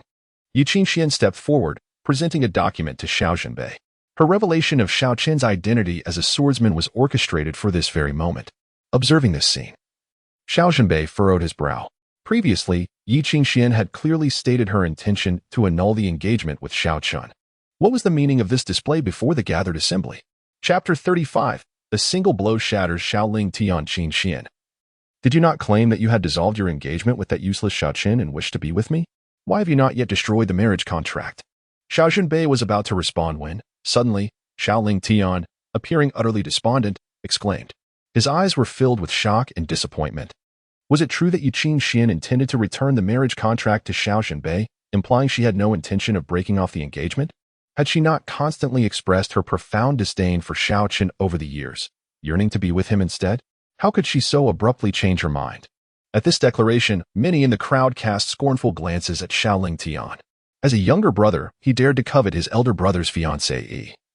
What manner of world was this? How could one descend to such base behavior? No wonder Xiao Chen had been compelled to leave the Northern Duke's residence. Who could endure such a brother? Xiao Lingfeng, please conduct yourself with dignity. I am Xiao Chen's fiancée, your future sister-in-law. Your words are utterly unreasonable. Qingxuan remarked coldly, casting a glance at Xiao Lingfeng. Indeed, she had contemplated dissolving her engagement with Xiao Chen for years. But after witnessing his extraordinary talent in swordsmanship, she had altered her perspective. While Xiao Lingfeng was indeed gifted, a paragon in his own right, he paled in comparison to the unparalleled sword saint that Xiao Chen was. Furthermore, the fact that Xiao Chen had just severed their engagement and immediately pursued another woman, one even more beautiful than herself, was intolerable. She must reclaim Xiao Chen. Ha! Unreasonable? Qingxuan, I love you deeply. I was willing to injure that worthless Xiao Chen to facilitate your release from the engagement, and this is how you treat me? Xiao Lingfeng's eyes darkened as he uttered a bitter laugh. This revelation left the audience once again astounded. To injure his own brother for the sake of a woman? Was this something a person could do? Lingfeng, you truly harmed your brother?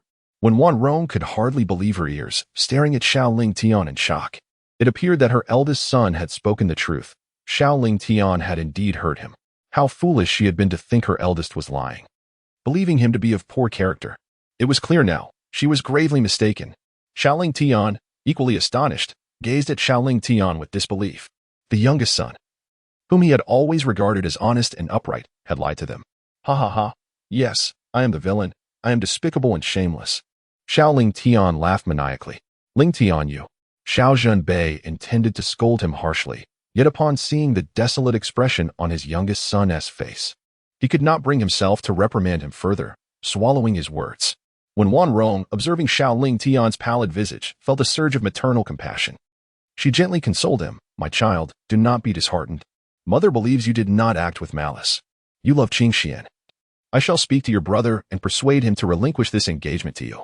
As your elder brother, he should be amenable to this. Initially, she had found her youngest son's actions somewhat excessive, but upon reflection, what wrong was there in loving someone? Did this not merely illustrate his deep affections and loyalty? As for Xiao Chen, although it seems a bit unfair to ask him to relinquish his engagement, he is, after all, an elder brother, possessing greater resilience and understanding. I believe you will come to comprehend the situation. Surely, one should not allow a woman to drive a wedge between brothers. Qingxuan was always meant to be mine. How could Xiao Chen, a man cursed by fate, possibly deserve her? Xiao Lingtian gritted his teeth in frustration. Meanwhile, Xiao Zhenbei cast a glance at Xiao Lingtian, choosing silence. The younger son, still in his youth, had simply taken a misguided path. He could be gently guided back to righteousness. Regarding Qingxuan, he would personally approach Emperor Xia to request the marriage. Surely, the emperor would grant him some consideration. The onlookers, witnessing this scene, felt a chill run down their spines. The disparity in the treatment of the two brothers by the king and queen of the north was stark. The younger son had not only enticed his elder brother's fiancée, but had also taken advantage of the elder brother's weakened state to inflict serious injury upon him. Yet, rather than chastising the younger son, the royal couple contemplated the idea of having the elder brother renounce his engagement to accommodate his sibling. Such behavior would be intolerable to anyone. How biased the king and queen of the north were. They treated Xiao Chen as if he were inconsequential. No wonder Xiao Chen chose to sever ties with this family. Indeed, for the younger son to commit such despicable acts, and for the parents to fail to reprimand him while instead expecting the elder son to sacrifice himself, was utterly absurd. I have heard that Xiao Chen and the ninth princess grew up together, and his feelings for her run deep. Now, with the king of the north intervening to break their bond, one can only imagine the sorrow he must feel. Xiao Lingtian is his son. But is Xiao Chen not also his son? Such blatant favoritism renders him unworthy of the title of father. A few individuals, moved by a sense of justice, could not help but murmur their discontent. Initially, they believed Xiao Chen's departure from the king of the north's residence was an act of rebellion born from poor character.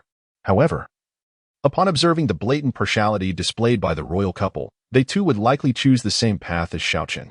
Ah, Xiao Lingtian. It has not been long since we last met, yet here you are, speaking ill of me once more? At that moment, a voice laced with sarcasm emerged from the crowd. A youth clad in white, reminiscent of snow, emerged, carrying a worn sword upon his back. Accompanying him was an ethereal beauty, akin to a celestial maiden, and a disheveled old man reeking of liquor, clutching a wine gourd. Xiao Chen? What brings him here? Observing the long sword upon his back, has he truly become a sword cultivator? And who is that enchanting lady by his side? She surpasses even the ninth princess in beauty. The crowd turned to gaze, erupting into gasps of astonishment. Many who beheld Lin Qingxian, standing beside Xiao Chen, were momentarily captivated. They had never encountered such unparalleled beauty, as if she were not of this world. By sheer coincidence, Xiao Chen had been accompanying Qingxuan Tian, while Lin Qingxian had come to the northern wasteland city to procure provisions. Little did he expect to overhear Xiao Lingtian disparaging him. Such insults were intolerable. Upon seeing Xiao Chen, Xiao Zhenbei and others were momentarily taken aback, but as they sensed the sharp, oppressive sword energy emanating from Xiao Chen, expressions of surprise filled their eyes. A sword cultivator. Xiao Chen had indeed become a sword cultivator. Moreover, judging by the intensity of the sword aura surrounding him, Xiao Chen's innate talent for the sword was undeniably formidable. Beside them, Zhang Mohu's eyes flickered with a hint of resentment and murderous intent upon seeing Xiao Chen. He silently mobilized his entire energy, planning to eliminate Xiao Chen before Xiao Zhenbei could react. Even if Xiao Zhenbei sought revenge afterward, he could not care less. The vendetta for his son must be avenged. Xiao Chen, you worthless fool, how dare you show your face? I will kill you. However, before Zhang Mohu could act, it was the furious Xiao Lingtian who made the first move. Upon spotting Xiao Chen, his eyes turned crimson, and he leaped into the air, launching a fierce punch toward Xiao Chen. A terrifying aura erupted forth, and Xiao Lingtian shot forward like an arrow released from its bow.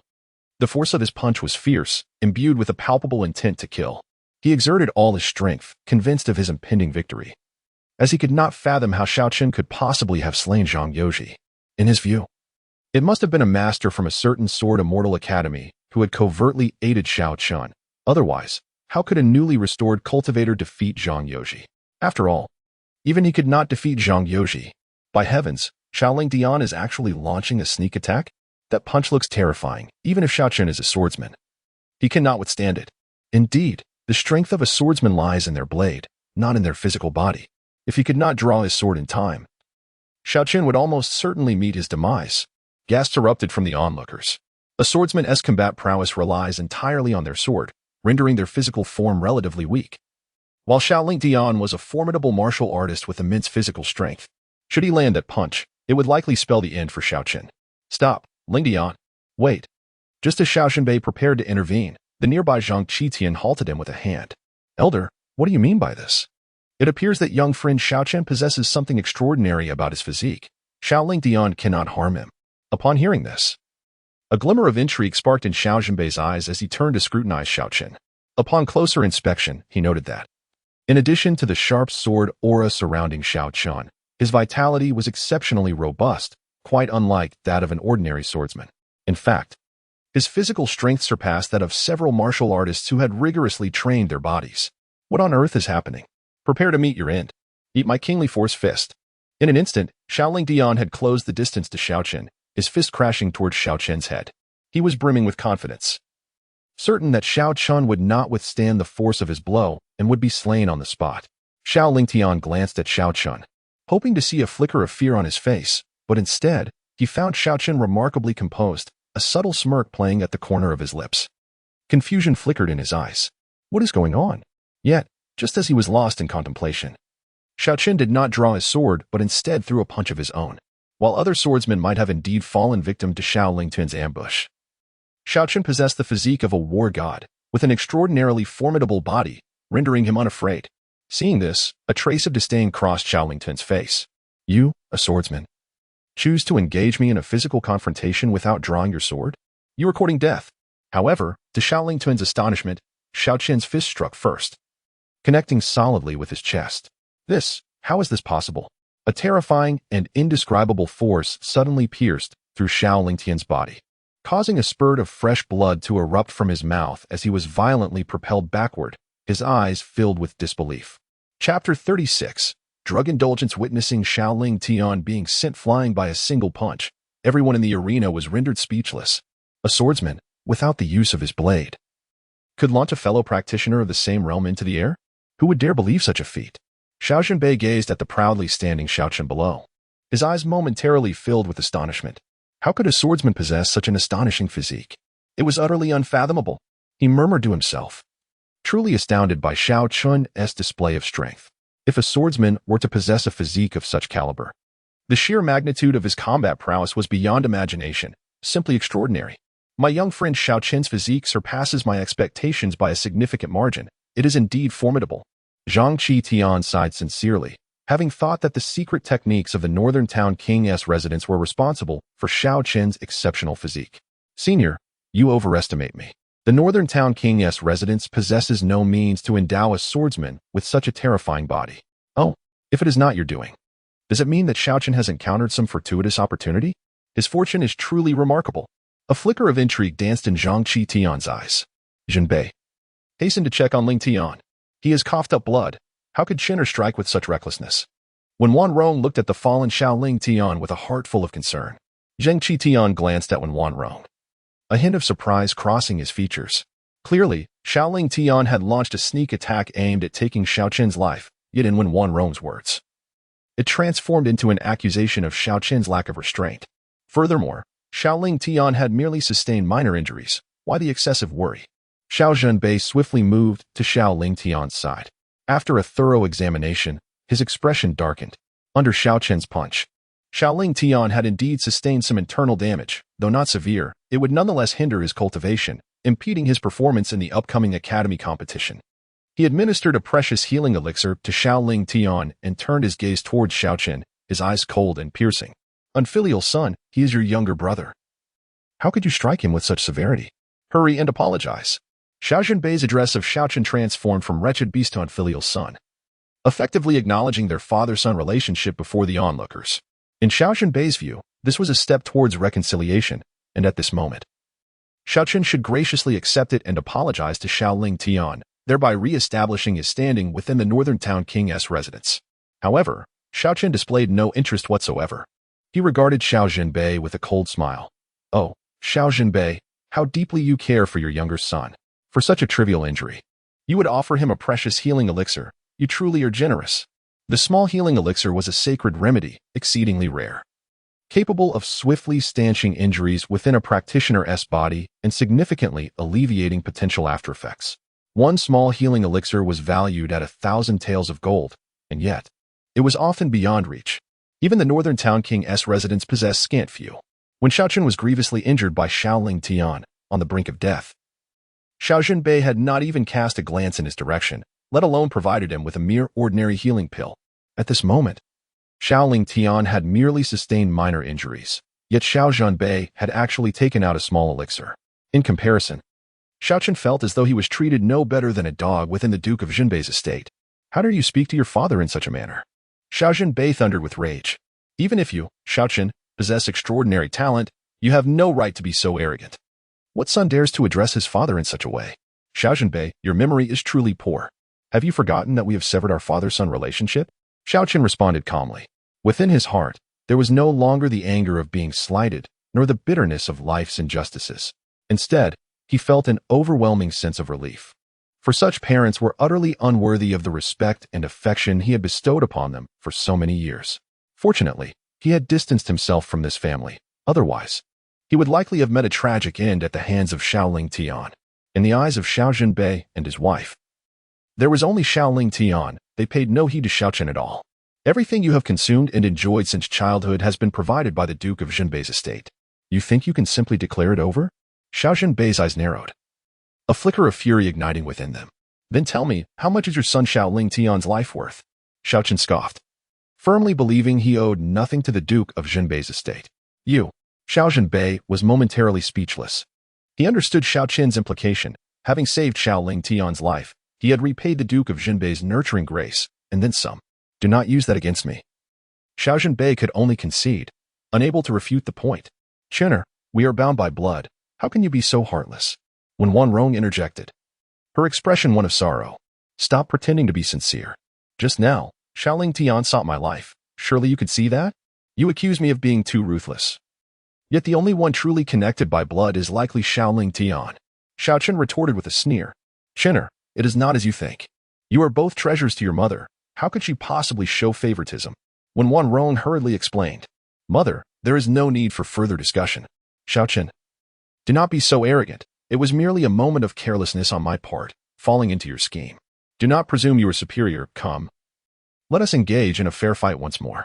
The miraculous effects of the small elixir were indeed astounding, for in a short time, Xiao Lingfeng's complexion regained its color, and he rose to confront Xiao Chen again.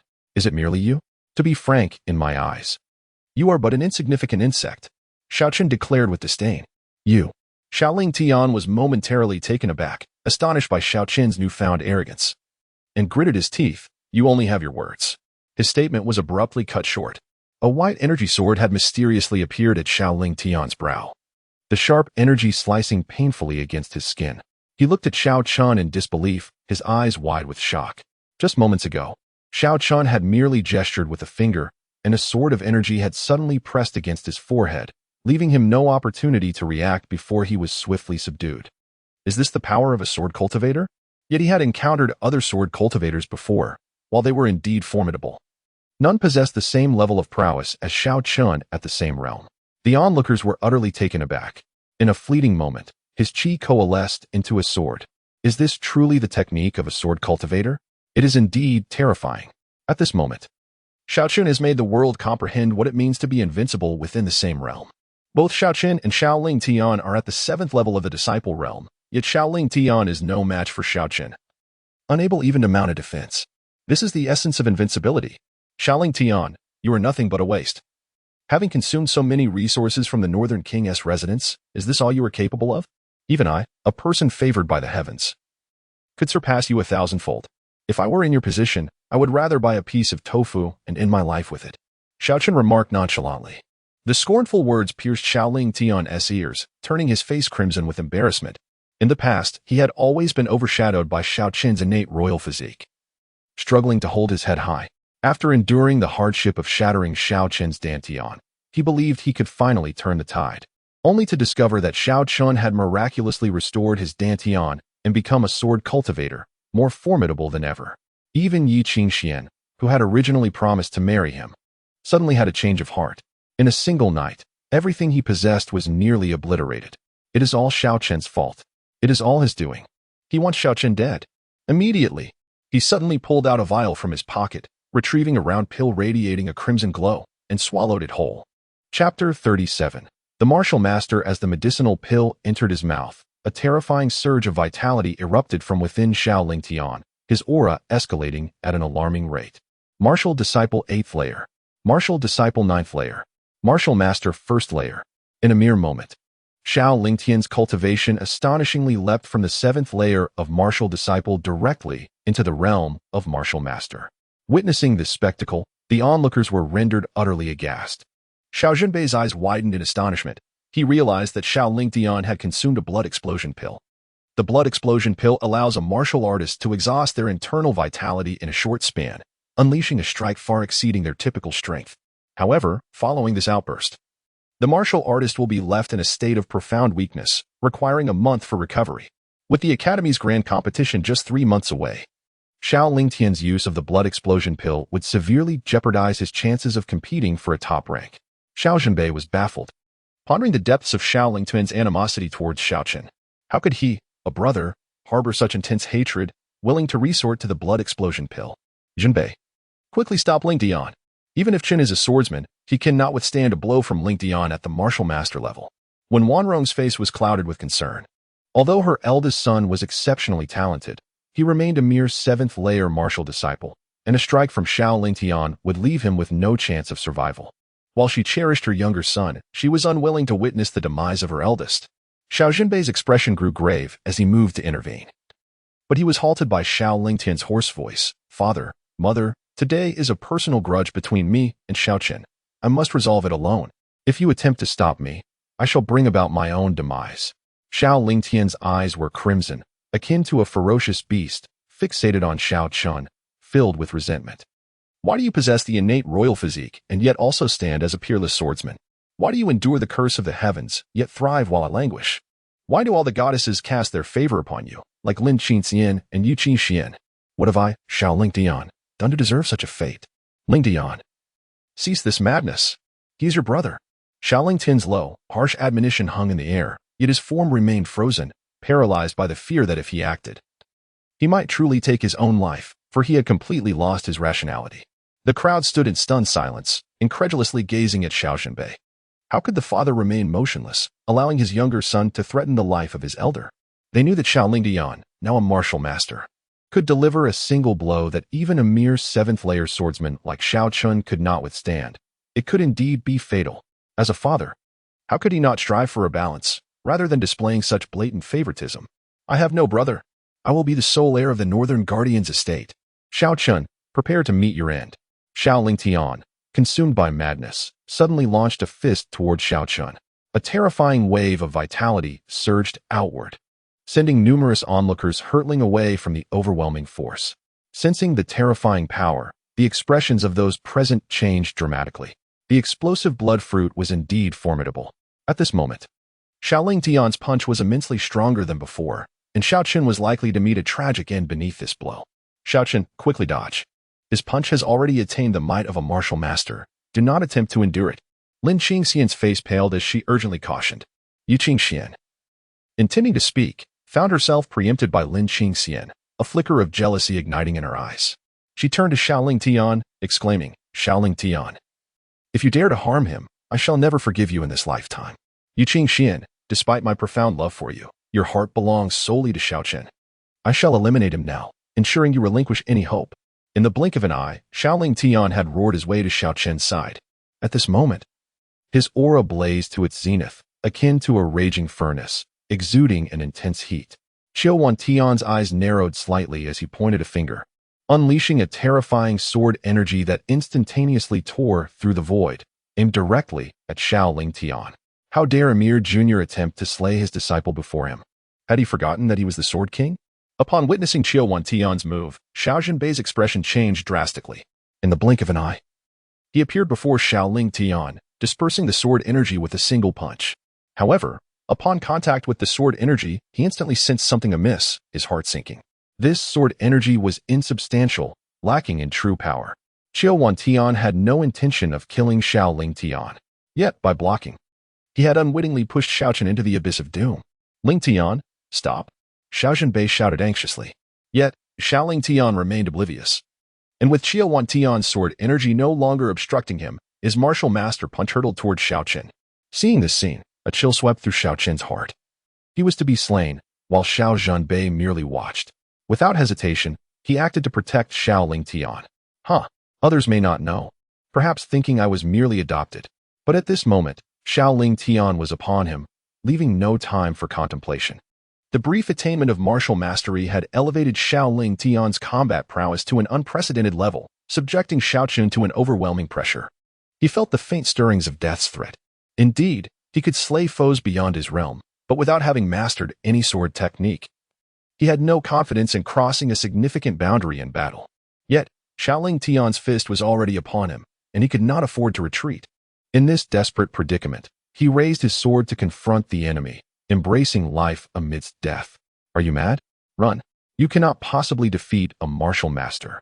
Lin Qingxuan cried out in alarm upon witnessing Xiao Chen recklessly attempt to clash with his sword.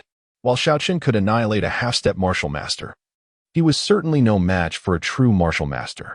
Though the realms were but a hair's breadth apart, that slight distance represented a chasm of difference. Xiao Zhenbei, should anything happen to Xiao Chen, my Sword Immortal Academy will annihilate your entire lineage. Xiao Tian, fully aware of the dire situation, exploded in fury, crushing the wine jug in his grasp. Had Xiao Zhenbei not intervened earlier, Xiao Lingtian's strike would have been effortlessly thwarted. He had acted with precision. Xiao Lingtian would have sustained merely minor injuries, his foundation remaining intact. However, with Xiao Zhenbei's obstruction, everything came to an end. Xiao Chen was doomed. Xiao Zhenbei was taken aback upon witnessing Xiao Lingtian's ruthless intent towards Xiao Chen, rendered motionless in shock.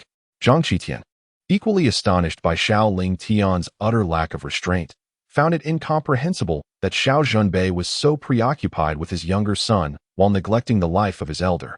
In his desperate desire to rescue, he felt utterly powerless, frustration etched on his face. Chen'er, my child. At that moment, when Wanrong finally realized the imminent peril facing her eldest son, letting out a mournful cry. Not far away, Yu Qingxian closed her eyes, unable to bear the sight of the impending tragedy. Ha, my son, you are soon to avenge your great grievance. That scoundrel Xiao Chen shall not withstand a single blow from a true martial artist. Zhang Mohu reveled in ecstatic glee. Xiao Chen, are you not formidable? You dispatched a half-step martial artist in an instant. I refuse to believe you can do the same to a genuine martial master. In the next breath, Xiao Lingtian's fully committed fist finally approached Xiao Chen. The terrifying force of blood and energy caused Xiao Chen's skin to prickle with pain akin to being pierced by needles. For the first time, he felt an overwhelming pressure. How formidable! It surpassed the strength of half-step martial artist Zhang Shi by at least tenfold. Yet at this moment, he had no path of retreat. Damn it! Is it merely death? I shall fight you to the end. With a fierce declaration, he unleashed the heaven-defying demon-slaying technique. One strike fell, obliterating all foes, advancing unimpeded. He let out a thunderous roar and swung his sword forward. This strike was a manifestation of his fury against the injustices of fate. It embodied his determination to shatter the obstacles of his destiny. Since trials and tribulations were inevitable, he resolved to cleave through them with a single sword. The sword light flashed like lightning. The sword energy sharp as frost. A chilling aura of murder reverberated in all directions. Chapter 38. To keep Xiao Chen. Step over my corpse. A thunderous clash resounded as fists and swords collided. An overwhelming surge of ferocious energy and a razor-sharp sword intent crashed against each other, unleashing a tremendous wave of power that rippled outward, causing numerous martial apprentices to spew blood and be flung away. Their eyes were filled with terror, for they could hardly fathom the sheer might of the aftermath from a battle between masters. It appeared that in the realm of martial arts, each significant boundary was as disparate as clouds and mud, utterly insurmountable. All eyes in the arena fixated on the two combatants at the heart of the fray, with an overwhelming consensus that Xiao Chen was destined to be obliterated. Yet, in the next breath, a shocking spectacle unfolded. The seemingly worthless sword in Xiao Chen's grasp erupted with an even more terrifying sword energy, propelling Xiao Lingtian away with great force. In an instant, the scene fell into an eerie silence, as if the world itself had ceased to breathe. Everyone stood agape, their eyes reflecting a myriad of astonishment. How could this be? A 7th-level swordsman had actually sent a martial master flying with a single strike? Historically, other prodigies struggled to overcome even a minor boundary to defeat their foes, yet Xiao Chen had effortlessly surpassed a major realm to vanquish a formidable opponent. This was utterly terrifying. Had this young man's talent truly ascended to such an extraordinary level? Was he truly defying the heavens? Zhang Qitian, who was typically unflappable, now gaped in disbelief. His eyes filled with incredulity. Our Sword Immortal Academy is about to give birth to a true dragon. Xiao Wantian's expression relaxed instantly, and he laughed heartily towards the sky. Xiao Zhenbei gazed at Xiao Chen, and after a long moment, he exclaimed in shock, a once-in-a-lifetime genius. Yuqin Xian and Lin Qishan, with their beautiful eyes, were also fixated on Xiao Chen, a flicker of unusual brilliance passing through their gazes. Both women, proud and exceptional, seldom found anyone worthy of their attention, no matter how many suitors pursued them. The reason was simple. Those individuals lacked the requisite excellence. Yet, a genius like Xiao Chen, at this level, stirred something within them. Handsome in appearance, possessed of extraordinary strength, and achieving greatness at a young age. These three attributes combined in one man were enough to captivate nearly any woman. Meanwhile, the fallen Xiao Lingtian coughed up blood, staring at Xiao Chen with wide-eyed horror. How can you be so powerful? After uttering those words, Xiao Lingtian succumbed to unconsciousness. The impact of that strike had drained all the vital energy from his body, leaving him in a state of weakness for a month, requiring a long period to recuperate. When Wanrong rushed to his side without hesitation, tending to him with utmost care. We won. We actually won. As for Xiao Chen, after declaring this triumphant thought, blood trickled from the corner of his mouth as he slowly collapsed. Though he had repelled Xiao Lingtian, he too had sustained injuries and could no longer endure. With his current strength, overcoming a martial master was still beyond his grasp. Having merely withstood one blow from a martial master, he found himself incapacitated. Should he encounter a true martial master, his fate would be sealed. Only through mastering sword techniques could he hope to possess the ability to challenge opponents across a major boundary. The sword techniques are exceedingly precious, far surpassing even the most revered martial arts. Among 100 sword cultivators, not a single one possesses such techniques. When a volume of sword techniques emerges, even the most rudimentary, classified as yellow level, it incites a frenzied scramble among countless individuals, each willing to risk their lives for it. Without the system's provision of sword techniques, it would be exceedingly difficult for Xiao Chen to acquire them on his own. Xiao Chen, Xiao Wantian leaped forward, enveloping Xiao Chen in his embrace. After assessing Xiao Chen's injuries and confirming that they were not life-threatening, he lifted him and cast a glance at Xiao Zhenbei, turning to depart. Hold on. At that moment, Xiao Zhenbei swiftly positioned himself before Xiao Wantian. Xiao Zhenbei, what is your intention? Xiao Wantian's brow furrowed slightly. Xiao Chen is my son. Having been injured, he naturally requires recuperation within my residence at the Zhenbei Wangfu. Xiao Zhenbei, you truly have the audacity to speak. Have you not already banished Xiao Chen from the Zhenbei Wangfu? Now you come pretending to be a caring father. Just moments ago, your two sons fought desperately. Yet you only attended to your younger son, showing no concern for Xiao Chen's well-being. Do you intend to leave Xiao Chen in your care, allowing that little wretch Xiao Lingtian to conspire against him? Xiao Wantian scoffed. He was taken aback by the shamelessness of the esteemed Zhenbei Wang, who still had the gall to demand the boy. The onlookers regarded Xiao Zhenbei with incredulity. The Zhenbei Wang was known for his pride and credibility. Did he truly intend to go back on his word?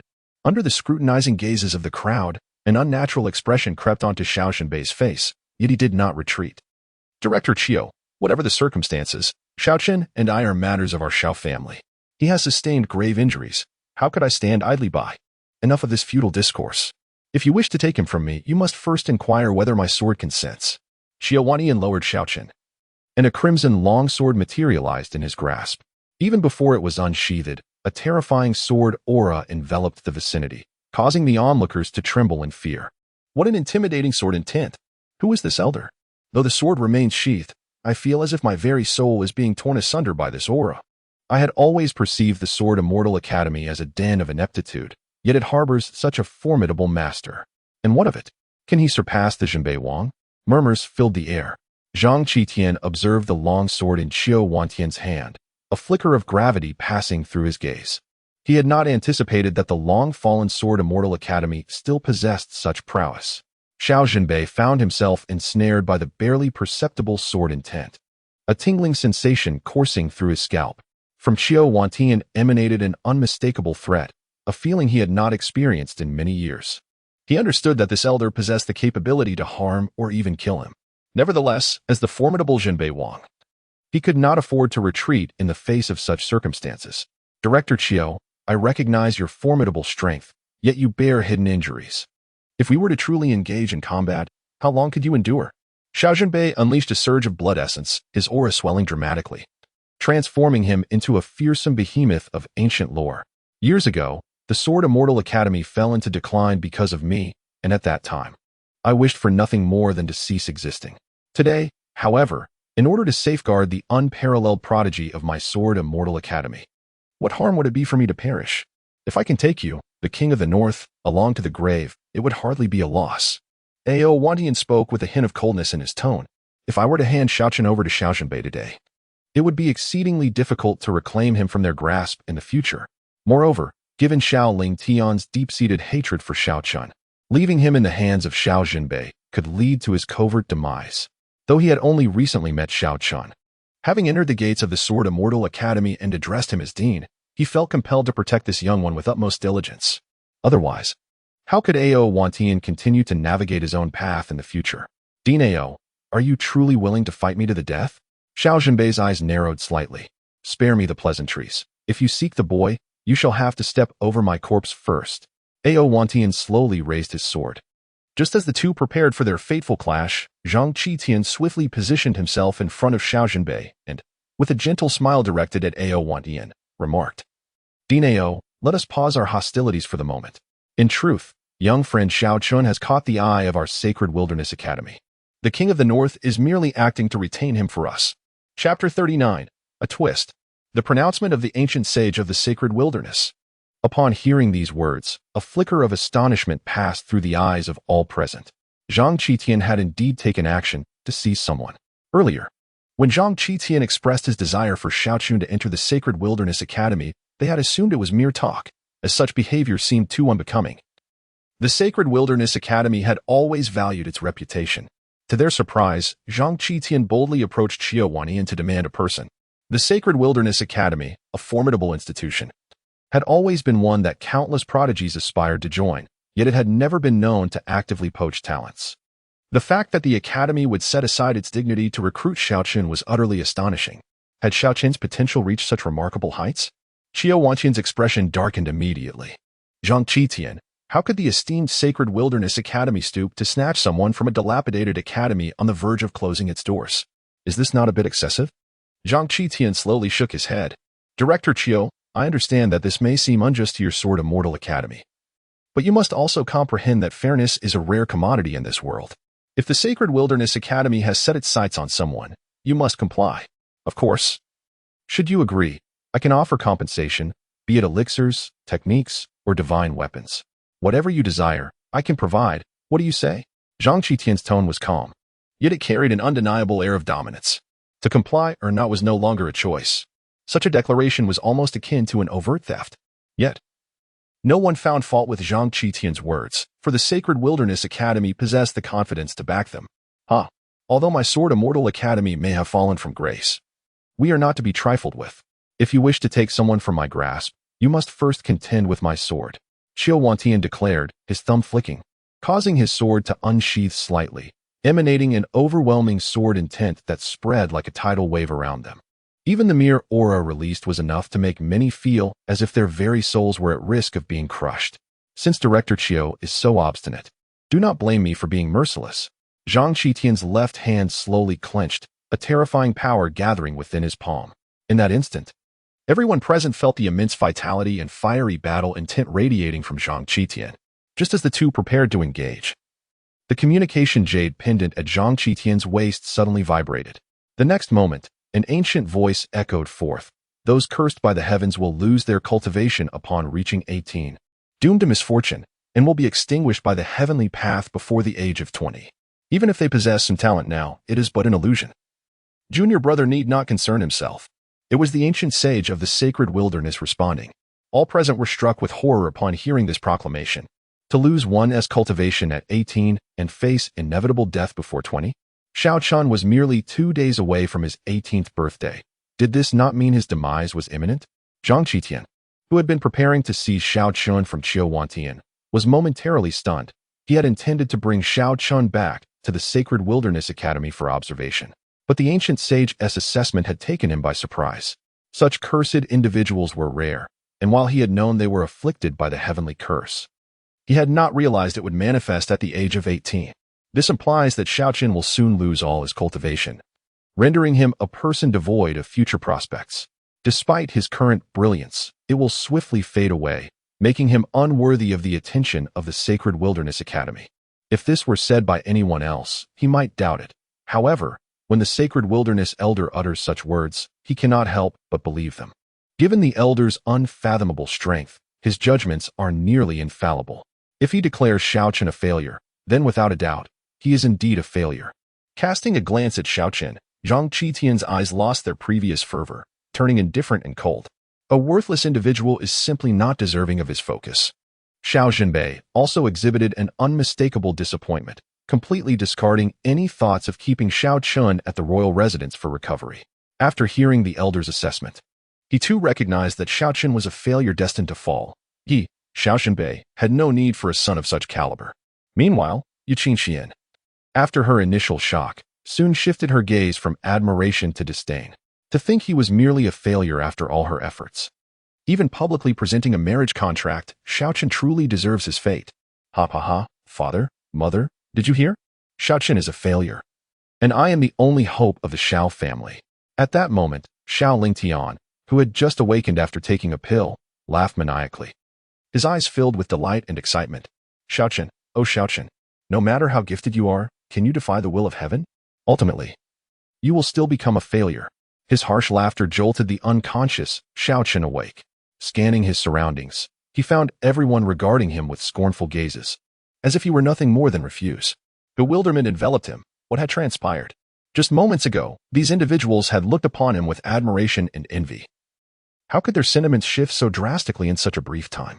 He turned to Lin Qingxuan, who hesitated to speak, finally revealing, "The Sacred Wilderness Elder has conveyed that you are envied by the heavenly way and thus destined to become a failure." Lin Qingxuan's expression bore a hint of pity, for such a truth was exceedingly cruel to Xiao Chen, almost sentencing him to a bleak future. From being an unparalleled genius to being relegated to a mere failure, a disparity of such magnitude would be hard for anyone to accept. She hoped he would not entertain thoughts of self-harm. Upon hearing Lin Qingxuan's words, Xiao Chen finally comprehended the situation. So it was the so-called pinnacle of combat prowess, the Sacred Wilderness Elder, who decreed he would become a failure. If it were anyone else, they might indeed be frightened. However, who is he? He is a man endowed with a system. Not even the most exalted heavenly being could stand against the might of the system.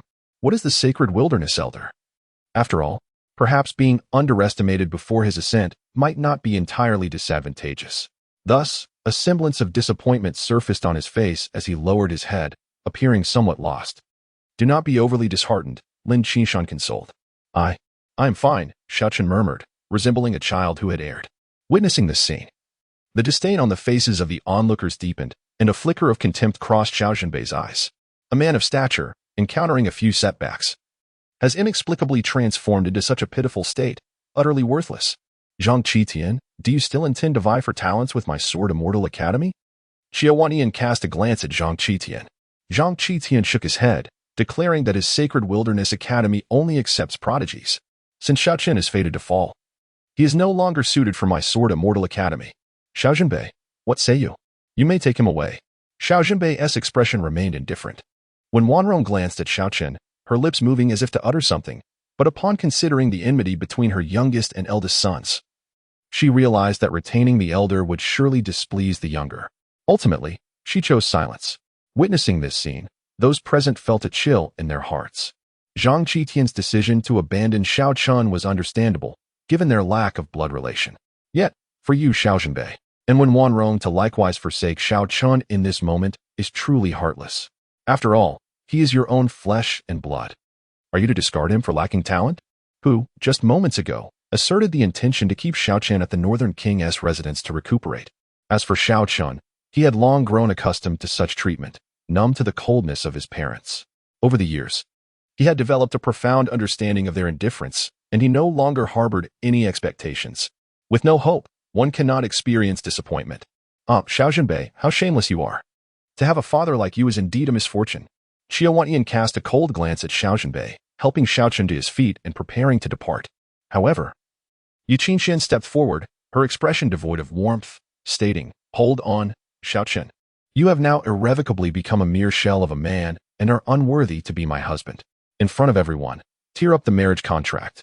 The man she wished to marry was a peerless prodigy, never a useless individual. Chapter 40, A Sudden Turn. The demon clan surrounds the city. Yi Qingxian, are you not being a bit excessive? Lin Qingxuan could no longer contain herself and spoke up. She had witnessed everything clearly. It was Yi Qingxian who had initially insisted on preserving her engagement to Xiao Chen. Now, with Xiao Chen having just been pronounced dead by the saintly elder, Yi Qingxian had brazenly turned her back on him. Even if she wished to dissolve their betrothal, could she not do so discreetly? To publicly sever ties in front of everyone was akin to trampling Xiao Chen's dignity into the ground. How could he possibly maintain his self-respect after this? Excessive? What is excessive about it? Am I, the esteemed ninth princess of the great Xia, expected to marry a worthless man? Yi Qingxian retorted with a cold laugh. You. What of it? If you adore worthless men so much, why not marry Xiao Chen yourself? Yi Qingxian scoffed, her disdain evident. She then turned her gaze to Xiao Chen. Xiao Chen, I am aware of your feelings for me, but we are no longer suited for each other. I hope you can let go and allow me to find my own path. As she gazed at Yi Qingxuan's arrogance, a surge of uncontainable anger ignited within Xiao Chen. He had already consented to the annulment, yet this woman persisted in her cruelty, truly infuriating. He strode directly to Xiao Zhenbei, extending his hand. The marriage certificate, please. Earlier, Xiao Chen had witnessed Yi Qingxian hand over the marriage certificate to Xiao Zhenbei. Xiao Zhenbei hesitated for a moment, but ultimately handed the document to Xiao Chen. You and Qingxian are destined to inhabit different worlds. I hope you. Xiao Zhenbei expected Xiao Chen to desperately attempt to win back Yi Qingxian, wishing to admonish him. However, before he could finish, he stood in stunned silence. For he beheld Xiao Chen, with astonishing speed, tearing the marriage certificate into confetti. Not only Xiao Zhenbei, but all present were left astonished.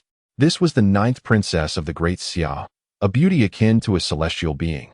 Of noble lineage, how could one simply cast aside such a wife?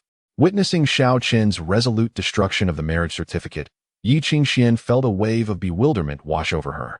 She had anticipated that Xiao Chen would plead for another chance, yet he appeared utterly indifferent, tearing the document apart without a second thought. Previously, she had acquired the marriage certificate from him, believing he was employing a strategy of desire and restraint to alter her perception of him. But now she faltered. Could it be that Xiao Chen had truly turned his affections elsewhere, perhaps towards Lin Qingxuan? This realization caused her discomfort. A man who had cherished her for over a decade suddenly seemed to favor another, even if that person were deemed worthless for someone as prideful as her. It was an unbearable thought. Are you not even going to attempt to win me back? Yi Qingxian glared at Xiao Chen, her teeth clenched. Win you back? Do you believe you are worthy of that? Yi Qingxian, I previously warned you to cease bothering me. You returned the marriage certificate to Xiao Zhenbei, and now I have torn it up. From this moment forth, we are nothing to each other. Xiao Chen shot her a cold glance, tossing the shreds into the air before turning to leave. Yi Qingxian stood frozen, watching Xiao Chen's nonchalance, her body trembling with rage. This Xiao Chen was undoubtedly putting on an act. A man deemed worthless could never find a wife superior to her. How could he possibly not feel heartbroken? A dire situation has arisen, my lord, as thousands of demon tribesmen have encircled Xiongwu City, seemingly intent on a massacre. At that moment, a blood-soaked soldier staggered towards us. Upon hearing this, a flicker of panic flashed in Xiao Chen's eyes. If Xiongwu City were to fall to the demons, what peril would Lu Sanji be in? How many demons have besieged the city? What are their levels? Xiao Zhenbei's expression also shifted dramatically at this news. Xiongwu City, a small locale within the northern wilderness province, has a modest population of merely several hundred thousand, situated adjacent to Huangbei City. The defenses there are relatively weak, and if the demons were to launch an assault, it would likely not withstand for long. Thousands of them. Most are at the 7th level of demon apprentices, with some at the 8th. Even members of the demon temple have arrived. The soldiers defending the city cannot hold out. Over half have already perished, and the city lord has fallen in battle. The soldier trembled as he spoke. Thousands of demons. The demon temple has intervened? The crowd present displayed expressions of horror, many trembling visibly. A city's garrison typically comprises tens of thousands. Even in a border town like Xiongwu City, there are around 20,000 defenders. At first glance, thousands of demons do not seem overly threatening. However, the defenders are merely robust commoners, not warriors, whereas these thousands of demons are equivalent to martial apprentices. creating a staggering disparity in strength. Even if the defenders are well trained, they appear as mere clay figurines before the onslaught of demons. Moreover, due to an accord between the demon and human races, humans are prohibited from striking the demons beyond their borders. Therefore, to overcome these thousands of demons, humans would at least need to dispatch an equivalent number of warriors, yet warriors are a rare resource, and humanity simply cannot muster enough to confront the demons. Take Xiongwu City, for instance. The total number of warriors barely reaches 100, rendering them utterly powerless against thousands of demons. Not to mention, the treacherous traders of the Demon Temple, who ally themselves with the demons. Where is the Demon Suppression Office of Xiongwu City? Where have they gone? Xiao Zhenbei furrowed his brow. The Great Xia dynasty has established a demon suppression office in every city specifically to combat demon threats. Ordinarily, when faced with such a menace, the demon suppression office should be the first to respond. Why have the city soldiers come seeking aid? Returning to the Northern King, after the encirclement by the demons, we immediately sought assistance from the demon suppression office, only to find them unresponsive, refusing to emerge, allowing the demons to rampage unchecked. We had no choice but to risk our lives to break through and seek help in Huangbei City. The soldier's face was filled with indignation. Outrageous. How could the demon suppression office of Xiongwu City be so negligent? Who was the current head? Xiao Zhenbei's fury was palpable. The soldier hesitated momentarily before responding. You are familiar with him. It is Zhao Tiangang, who once saved young Master Ling Tian. Upon hearing this name, Xiao Zhenbei was momentarily taken aback. 2 years prior, while cultivating outside, Xiao Ling Tian had been ambushed by a formidable demon of the Demon Master realm, narrowly escaping death thanks to Zhao Tiangang, who fortuitously passed by and drove off the demon. Since then, a profound bond had formed between Xiao Ling Tian and Zhao Tiangang, leading both him and Wen Wanrong to hold Zhao Tiangang in high regard. Little did I expect that he would be appointed as the head of the Demon Suppression Office in Xiongwu City. This complicates matters significantly. Please dispatch someone to assist the Northern Protector swiftly. Delay may render it too late. The soldiers, witnessing Xiao Zhenbei's silence and the redness of his eyes, spoke earnestly. Xiao Zhenbei nodded slightly, his expression grave. Thousands of demon creatures surrounded the city, and with his hands tied, extricating them from this perilous predicament seemed nearly insurmountable, almost impossible. If the Demon Suppression Division were to intervene, there might still be a glimmer of hope. Yet, they were currently indifferent, making the situation even more dire. As the military commander of the entire Northern Wilderness Province, he could not remain passive. Esteemed colleagues, the city of Xiongwu is in jeopardy. Is there anyone willing to lend their aid? Xiao Zhenbei's gaze swept across the assembly. While he did have a handful of martial artists at his disposal, they were woefully insufficient in number, and many among the crowd possessed the requisite capabilities. Upon being met with his intense gaze, the martial artists lowered their heads in silence. To offer support, the demon forces are formidable, and with thousands of them besieging Xiongwu, including numerous terrifying half-demon masters, any who venture forth would likely face grave peril. Who would willingly march to their doom? They are not bound to the empire and bear no such obligation. Is there truly no one? Xiao Zhenbei pressed, his brow furrowed. At this moment, countless compatriots are at risk of falling prey to the demons, and you remain so apathetic? Lord Northern Protector, in this tumultuous era, managing our own affairs is already a significant feat. Some martial artists retorted boldly. The plight of Xiongwu is of no concern to us in the Northern Wilderness City. They are besieged by demons due to their own misfortune. They have no one to blame but themselves. Xiao Zhenbei's countenance shifted dramatically. Chapter 41. I, Lu Sanji, volunteer. Xiao Zhenbei, infuriated by the self-serving martial artists in the arena, swept his sleeves and departed in anger. He intended to summon the martial practitioners within the army to swiftly organize a rescue operation. Meanwhile, Qingxuan escorted Xiao Chen and Lin Qingxuan back to the Sword Immortal Academy. Throughout their journey, Qingxuan wore a troubled expression, and Lin Qingxuan's face bore a hint of gloom. In just 2 days, Xiao Chen would turn 18. And according to the ominous prophecy of the Elder of the Sacred Wilderness, he would lose all his cultivation and be reduced to a mere invalid. This dire news utterly extinguished any hope for the Sword Immortal Academy, which was already on the brink of collapse, leaving no chance for revival. As Xiao Chen pondered the fate of the old soldier who had cared for him in Xiongwu City for the past 3 years, he felt a profound anxiety welling within him. Soon, they arrived at the Sword Immortal Academy, where they found the others wearing similarly grim expressions. Lin Jiansen furrowed his brow and looked towards Qingxuan, Inquiring about the cause of their sorrowful faces, Xiao Zhentian led Lin Jiansan to a secluded area outside the hall and recounted the events that had transpired. Lin Jiansan was immediately taken aback. The once bright light in his eyes dimmed as he grasped the implication of Xiao Zhentian's words. Are you saying that Xiao Chen will lose his cultivation in just 2 days? The elder of the sacred wilderness must be correct. Xiao Zhentian gulped down a large mouthful of wine and murmured, It's over. With the loss of the spirit stone and Xiao Chen rendered useless, the Sword Immortal Academy is doomed. Lin Jiansan appeared despondent. Brother, it is my fault. I have destroyed the hope of the Sword Immortal Academy. Xiao Zhentian, equally frustrated, continued to drink from his gourd.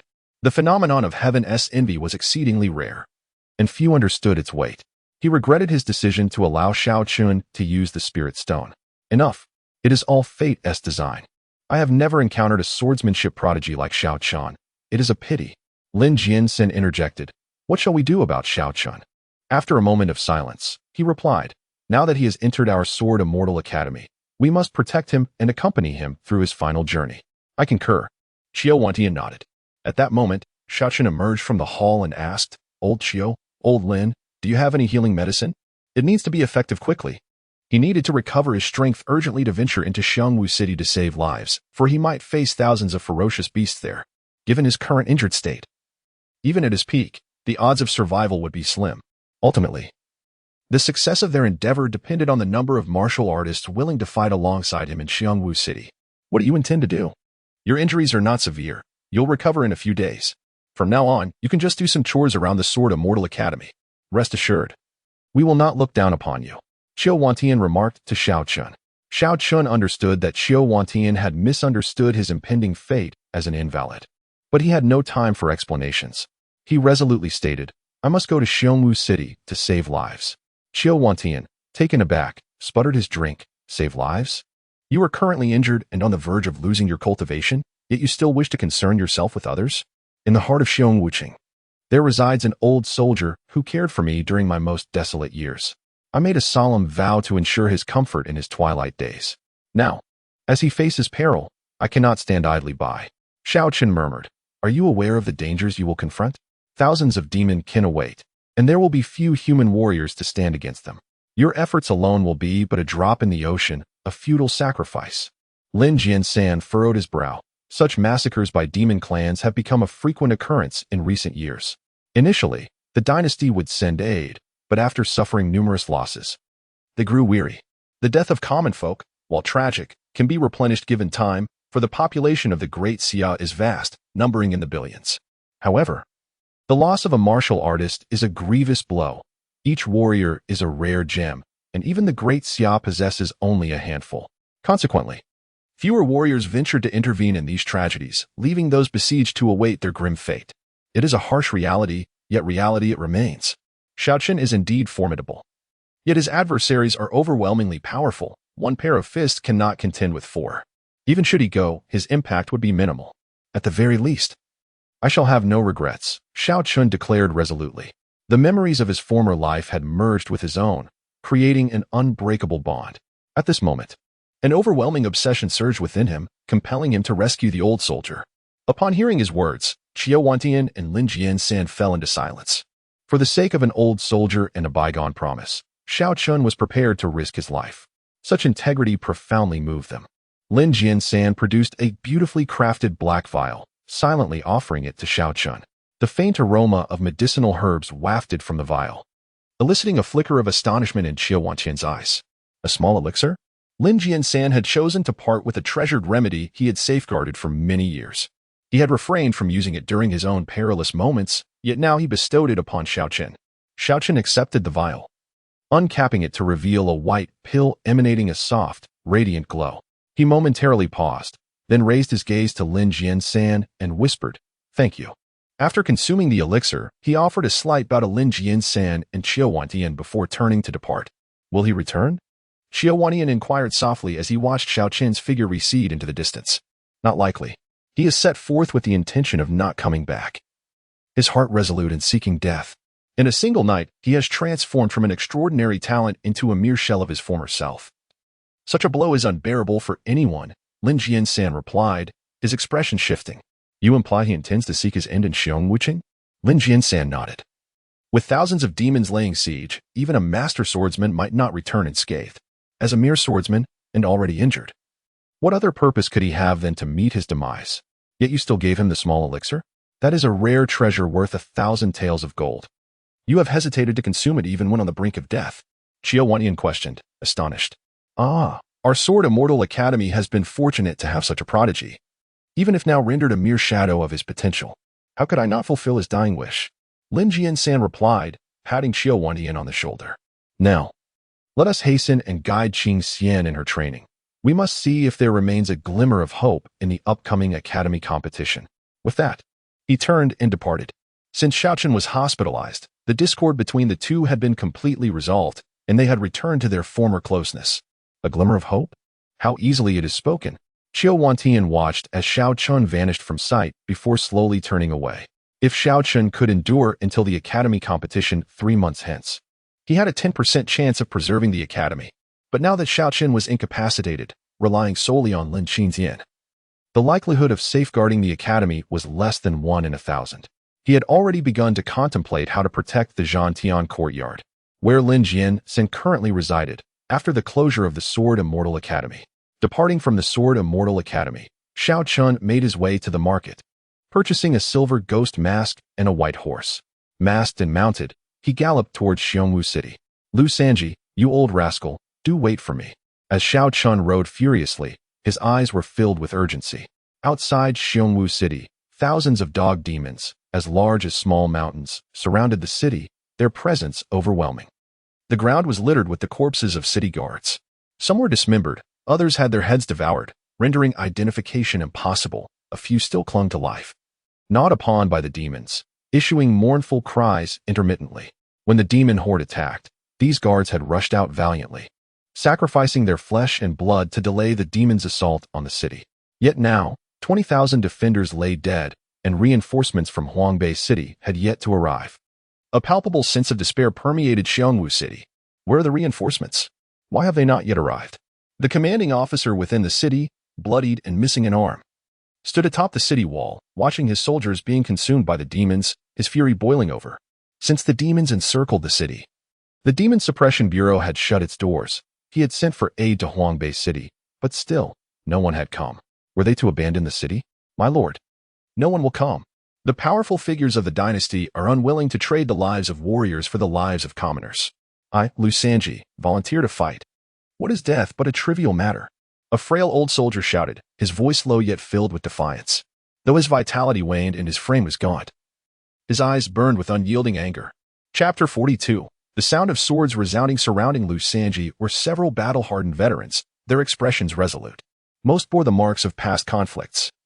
Some had lost an arm, others an eye, and some bore scars etched deep into their faces. All these injuries were remnants of their fierce battles against the demon race. With the human warriors so few, the only option was to expend the lives of ordinary folk in their struggle against the demons. Master Ji, at your age, how can you still take to the battlefield? The commanding officer's face revealed a flicker of concern. Though his robust guard had nearly perished, and he had no one left to command, he felt a pang of reluctance to send a long-retired veteran like Lu Sanji into battle, knowing it would be of little consequence. Do you look down upon me? When I was out there slaying demons, you were still in your cradle. Lu Sanji shot a glare at the commander before turning to his fellow veterans. Brothers, those little demons are right outside the city, eyeing our loved ones. What do you say? Shall we confront them? Indeed, we must engage. By all accounts, I have lived long enough, and it is time to join my fallen brothers. Brother Sanji, give the order. We will follow you as we did in the past. The veterans were aflame with passion, their hands instinctively gripping their swords, their spirits undaunted. Nearby, many townsfolk had reddened eyes, for at this critical juncture, it was not the warriors or the Demon Suppression Division standing before them, but a band of frail and battle-scarred veterans. Master Ji, perhaps the Demon Suppression Division will intervene shortly. Let us wait. The commander still hesitated to allow the veterans to march into battle. The Demon Suppression Division? Lu Sanji scoffed coldly. Do you think they care about the fate of us commoners? I have heard whispers that our city's Demon Suppression Division has a clandestine agreement with the demons. They refrain from stopping the demons from ravaging the city in exchange for the demons sparing the warriors within. It appears that rumor may hold truth. The commander furrowed his brows, about to respond when suddenly a thunderous crash erupted at the city gates. He looked down to see dozens of fearsome dog demons frantically clawing at the gates with their razor-sharp claws. The sturdy gates trembled violently under the assault, deep gashes appearing on their surface as debris flew. His expression grew grave. He had not anticipated the ferocity of the dog demon's claws, capable of rending even diamond-forged gates with ease. At this rate, the gates would soon be utterly destroyed, and what awaited them would be annihilation. Citizens of Xiongwu City, open the gates and surrender. The lords of the demon race can grant you a swift end. Otherwise, we shall all be devoured alive. A man clad in a green robe embroidered with images of demon beasts called out coldly from beneath the gates. Beside him stood a dozen similarly adorned youths, each radiating an aura of formidable power, the weakest among them at the 8th stage of martial discipleship. Though these individuals were human, they exuded a potent demonic energy, appearing quite eerie. Upon sighting the green-robed figures, all those atop the city walls gritted their teeth in fury. The Demon God Temple. The audacity of the Demon Temple is utterly astonishing. For nearly a century, the conflict between the human and demon races has been relentless, with the latter consistently holding an overwhelming advantage, pushing humanity to the brink of extinction. In a desperate bid for survival, some humans have allied themselves with the demons, forming the Demon Temple. These traders have learned the language of beasts, gaining the ability to communicate with the demons, and have even mimicked their kind to establish a hybrid form of cultivation. Typically, demons must reach the 4th realm of demon sovereign to assume human form and master human speech. However, the members of the Demon Temple have served as intermediaries for the demons long before this transformation occurs. In return, the demons grant them blood and cores, aiding their cultivation. With this preferential treatment from the demons, the temple's adherents have rapidly become powerful and ferocious, frequently engaging in heinous acts on behalf of the demons, particularly delighting in the humiliation of young maidens. The curs of the Demon Temple wish to breach the city. They shall have to step over my corpse to do so. Surrender is out of the question. Lu Sanji roared in fury, unyielding. A glint of coldness flickered in the eyes of the middle-aged man in the green robe as he approached the dog demon leader, speaking with exaggerated deference. The dog demon leader responded with a thunderous roar. The besieging dog demons, invigorated by the sound, launched into a frenzy, wreaking havoc upon the city gates. The gates trembled violently under the relentless assault, suffering increasing damage. The citizens atop the walls trembled in terror at the sight, their eyes filled with dread. Should the gates fall, the ordinary inhabitants within would face certain slaughter. At that moment, a piercing eagle cry resonated through the sky. The crowd looked up to see a battle hawk descending swiftly from the heights, landing upon the shoulder of the guard commander, a sealed message tied to its leg. The jade communication tokens are exceedingly rare and beyond the means of common folk. Thus, the military resorts to the age-old method of using hawks for messages. The commander removed the message from the hawk's leg and signaled his subordinates to feed the bird some dried fish. After consuming the offering, the hawk took flight, vanishing into the sky in an instant. Upon opening the secret missive, the commander's expression darkened immediately. It was a response from the Northern King. He lamented that his forces lacked sufficient martial artists below the master level to provide aid, instructing the protection of the city's warriors while suggesting that the defending troops be prepared to make sacrifices if necessary. The words struck the hearts of all present like a chilling wind. To protect the warriors and allow the soldiers to sacrifice themselves? Was this not tantamount to condemning ordinary lives to death to afford the warriors a chance to escape? What does the Northern King mean by this? Are the lives of warriors more valuable than those of common people? Lu Sanji was seized by a furious rage. In his youth, he had served as a personal guard to Xiao Chen's grandfather, Xiao Lingfeng. Later, after Xiao Zhenbei ascended to kingship, he had served under him for several years, establishing a close connection with the Xiao family. Yet, he has always disdained some of Xiao Zhenbei's actions. For instance, the king's favoritism towards his youngest son while exiling his eldest to Xiongwu City was particularly galling to him. Xiao Chen, such a remarkable child, had sacrificed so much for the Xiao family, only to be met with such an unjust fate. It was utterly infuriating. At this moment, Xiao Zhenbei's command infuriated him to the brink of explosion. Suddenly, a resounding crash echoed through the air. Before the terrified gazes of the onlookers, the city gate was shattered, and dozens of fearsome dog demons, accompanied by a throng from the demon shrine, surged into the city. A handful of battered guards stood resolutely before them, yet were instantly devoured by the dog demons. Licking the remnants of flesh and blood from their lips, the dog demons exhibited a look of ecstasy, their crimson eyes rapidly scanning their surroundings in search of the next target. However, the streets lay desolate, devoid of any human presence. Ha ha ha, the human race. A pitiful assembly of cowards. Upon witnessing the greatness of our demon kin, they have lost even the slightest courage to resist, jeered a middle-aged man in green robes from the demon shrine, calling out to the entire Xiongwu city, but his words met with silence. The city still harbored dozens of warriors and the formidable demon suppression office, yet at this moment, no one emerged to confront the threat. No one was willing to sacrifice their life for the sake of a group of lowly commoners. Humanity is inherently selfish. The heroes spoken of by the storytellers are seldom found in reality. Suddenly, the middle-aged man in green robes noticed a young boy, around 5 or 6 years old, trembling in fear beneath a table.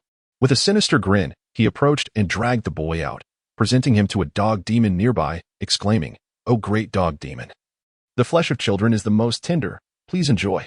As he spoke, a strange energy emanated from him, and the dog demon's crimson eyes gleamed with delight. Drool dripping from its grotesque mouth, evidently pleased by the prospect of this human delicacy. "Ha! Humans, now the dog demon intends to feast upon your children. Who among you dares to intervene? I shall count to 3. If no one steps forward, the dog demon shall commence its meal." The middle-aged man from the demon shrine surveyed the surroundings, laughing maniacally. Once he entered the demon shrine, he had utterly forsaken his identity as a human, fully aligning himself with the demon race. Those who joined the demon shrine were often twisted individuals, many of whom were ruthless criminals. Perhaps they had already lost their humanity before their allegiance to the demons. "Stop, Wang Yunqi. How can you, as a human, assist the demons in slaughtering your own kind? Are you still human?" At this moment, the commander had descended from the city tower, leading a group of the elderly and infirm warriors. His face filled with fury as he glared at the middle-aged man from the demon shrine. The man before him, clad in green robes, was indeed Wang Yunqi, the lord of the demon shrine in Xiongwu City. Once a guard of the Qingxuan Martial Academy, he was expelled after committing heinous acts against female students, and since then, he had harbored resentment, joining the demon shrine and opposing humanity at every turn, with countless lives on his hands. Human? I have long ceased to be one. Those who recognize the shifting tides are the true wise. The unification of the demon race is an inevitable trend. What is wrong with aligning myself with the demons? Wang Yunqi replied with a face full of disdain. "Beast, you are truly shameless. I shall cleave you in 2 today." Lu Sanji's entire demeanor suddenly became fierce, akin to an enraged lion. Drawing his military saber from his waist, he charged at Wang Yunqi. "Master Ji, no?" The guard shouted in alarm. Lu Sanji was merely an ordinary soldier, not a martial artist. Not only was he now aged and frail, but even in his prime, he could never withstand even a single finger of Zhang Yunqi, a martial artist of the 8th rank. Wang Yunqi narrowed his eyes, seemingly indifferent to the impending doom. He casually unleashed a palm strike, sending forth a terrifying wave of demonic energy that propelled Lu Sanji back violently. Lu Sanji coughed up blood and fell heavily to the ground, the saber slipping from his grasp. He struggled to rise, but despite his efforts, he could not succeed, ultimately collapsing weakly onto the earth. "Brother Ji has charged in. What do we have to fear?" a soldier cried. "After all, death awaits us all eventually." "Indeed, brothers, charge." The old soldiers beside the guard, seeing Lu Sanji wounded, were filled with rage and roared as they drew their blades to rush in. Wang Yunqi frowned slightly, and with another casual palm strike, he sent this group sprawling to the ground. Many martial artists hiding in the shadows clenched their fists at this sight. Yet no one dared to intervene. Old Lu, Old Zhang, Old Wu.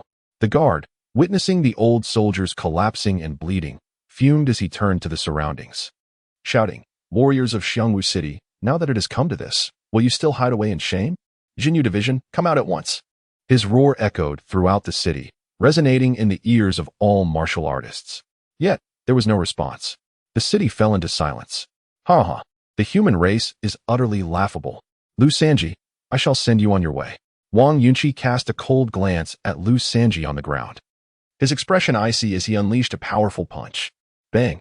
A thunderous explosion resonated, and a dense green demonic energy coalesced into the phantom of a tiger, hurtling towards Lu Sanji. The terrifying aura instilled fear in the hearts of all present. If this strike were to connect, Lu Sanji would undoubtedly be reduced to a mist of blood. Not good. It's the tiger demon phantom technique. Master Ji, evade. The guard recognized the origin of the tiger beast and was instantly struck by a wave of dread. The tiger demon phantom technique was a profound skill of the demon god temple, capable of summoning the spirit of a tiger demon to do battle. Its power was astonishing, only slightly inferior to that of the actual tiger demon. Those slain by the spirit of the tiger demon would have their souls eternally imprisoned, serving as sustenance for the tiger spirit, suffering endlessly for all eternity. It was unthinkable that Wang Yunqi would resort to such tactics to kill Lu Sanji. Was he intent on ensuring his eternal damnation? Upon witnessing this scene, Lu Sanji's countenance changed drastically as he desperately attempted to move his body. But his severe injuries rendered him immobile. In despair, he finally closed his eyes and murmured softly, "My lord, Lu Sanji must depart first. I can no longer look after you." However, at that moment, a resounding sword cry erupted from nearby, akin to the roar of a dragon. Chapter 43. Who possesses the little Huandan? In the next moment, a white-clad youth adorned with a ghostly mask surged forth like lightning from the city gate. Positioning himself directly in front of Lu Sanji, he swung his sword, unleashing a terrifying crimson sword energy that shot forth with unparalleled ferocity, cleaving towards the phantom of the tiger beast. A sword cultivator?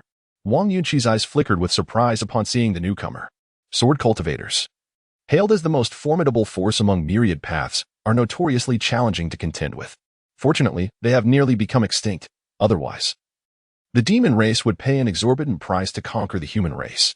How could a sword cultivator suddenly appear? Despite his astonishment, he felt no fear, for he discerned that the youth before him was merely at the 7th level of swordsmanship, incapable of harming his tiger demon, which boasted strength nearing the 8th level of demon apprentices. Naturally, the demon race is inherently stronger than the human race, capable of overwhelming foes of the same realm. Although sword cultivators possess astonishing power, transcending their limits is implausible. However, the subsequent events dashed his expectations entirely. As the sword energy drew near, the phantom of the tiger beast trembled, seemingly confronted by some horror, displaying an expression of terror. It could not even flee, instead being obliterated by the sword light, disintegrating into a cloud of green dust. Witnessing this spectacle, both humans and demons present were rendered utterly astounded. Where did this human youth come from? He had managed to disperse Wang Yunqi's tiger demon spirit with a single strike? My tiger demon spirit could not withstand such an assault? Wang Yunqi's face mirrored his shock. Yet he had little time for contemplation, as a wave of excruciating pain surged from his soul. The tiger demon spirit had long since fused with him. Now that the spirit was extinguished, he was gravely injured. He emitted a muffled groan, his complexion paling instantly. Enraged, he lifted his head to glare at the ghost-faced youth in the distance, his eyes brimming with malice. "You, a mere 7th-level sword cultivator, dare to destroy my tiger demon spirit? I shall make you." Before he could finish, his voice abruptly ceased. His pupils constricted in disbelief at the sight before him. The crimson sword energy had yet to dissipate. It continued to advance directly towards him. Swish! In an instant, the blood-colored sword energy was upon Wang Yunqi. He wore a scornful expression and unleashed a formidable surge of demonic energy to dispel the sword energy, only to find that it bore an aura that instilled in him a twinge of fear. It shattered his demonic energy and surged towards his chest. How can this be? Wang Yunqi's expression shifted dramatically.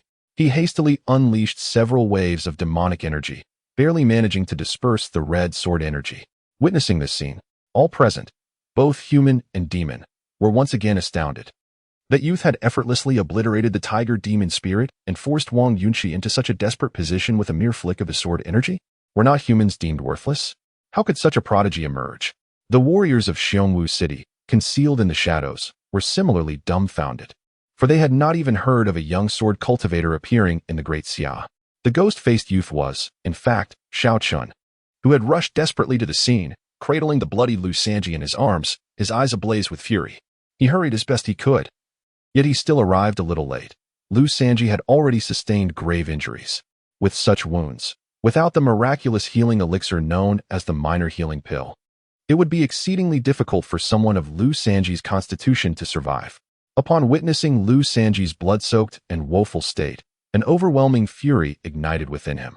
Upon learning that Xiong Wuqing was besieged by the demon clan, he feared Lu Sanji might face a life-threatening crisis. Lu Sanji, a seasoned veteran, despite his advanced years, still harbored a fiery spirit. In such dire circumstances, he would undoubtedly rush forth to confront the demons. Thus, he hastened to offer assistance, only to find he had arrived too late. "Little brother, thank you, but alas, Lu Sanji can no longer repay you. Might I ask you to convey a message to Lord Xiao Chen of the northern town? Just tell him that Lu Sanji perished today at the hands of the demons, and he need not hold the promise of providing for me in my old age against him. Also, tell him to live happily and joyfully. I, Lu Sanji, will watch over him from below." His face was ashen, filled with regret. Xiao Chen's eyes turned red as he glanced at the commanding officer. "Is there any minor healing pill available?" The officer was taken aback and bitterly chuckled. "The minor healing pill is a sacred medicine for healing. A lowly person like me could hardly possess such a treasure." Xiao Chen's expression immediately darkened. "However, the demon suppression division in Xiongwucheng has some. Yet they are a selfish lot and are unlikely to part with it for Lu Sanji." The officer gritted his teeth. The minor healing pill was worth a fortune. Even within the demon suppression division, they would not spare it even for the lives of tens of thousands, let alone for Lu Sanji. "Little brother, life and death are fated. Do not force it for my sake. The minor healing pill is a divine medicine. I am not worthy of it."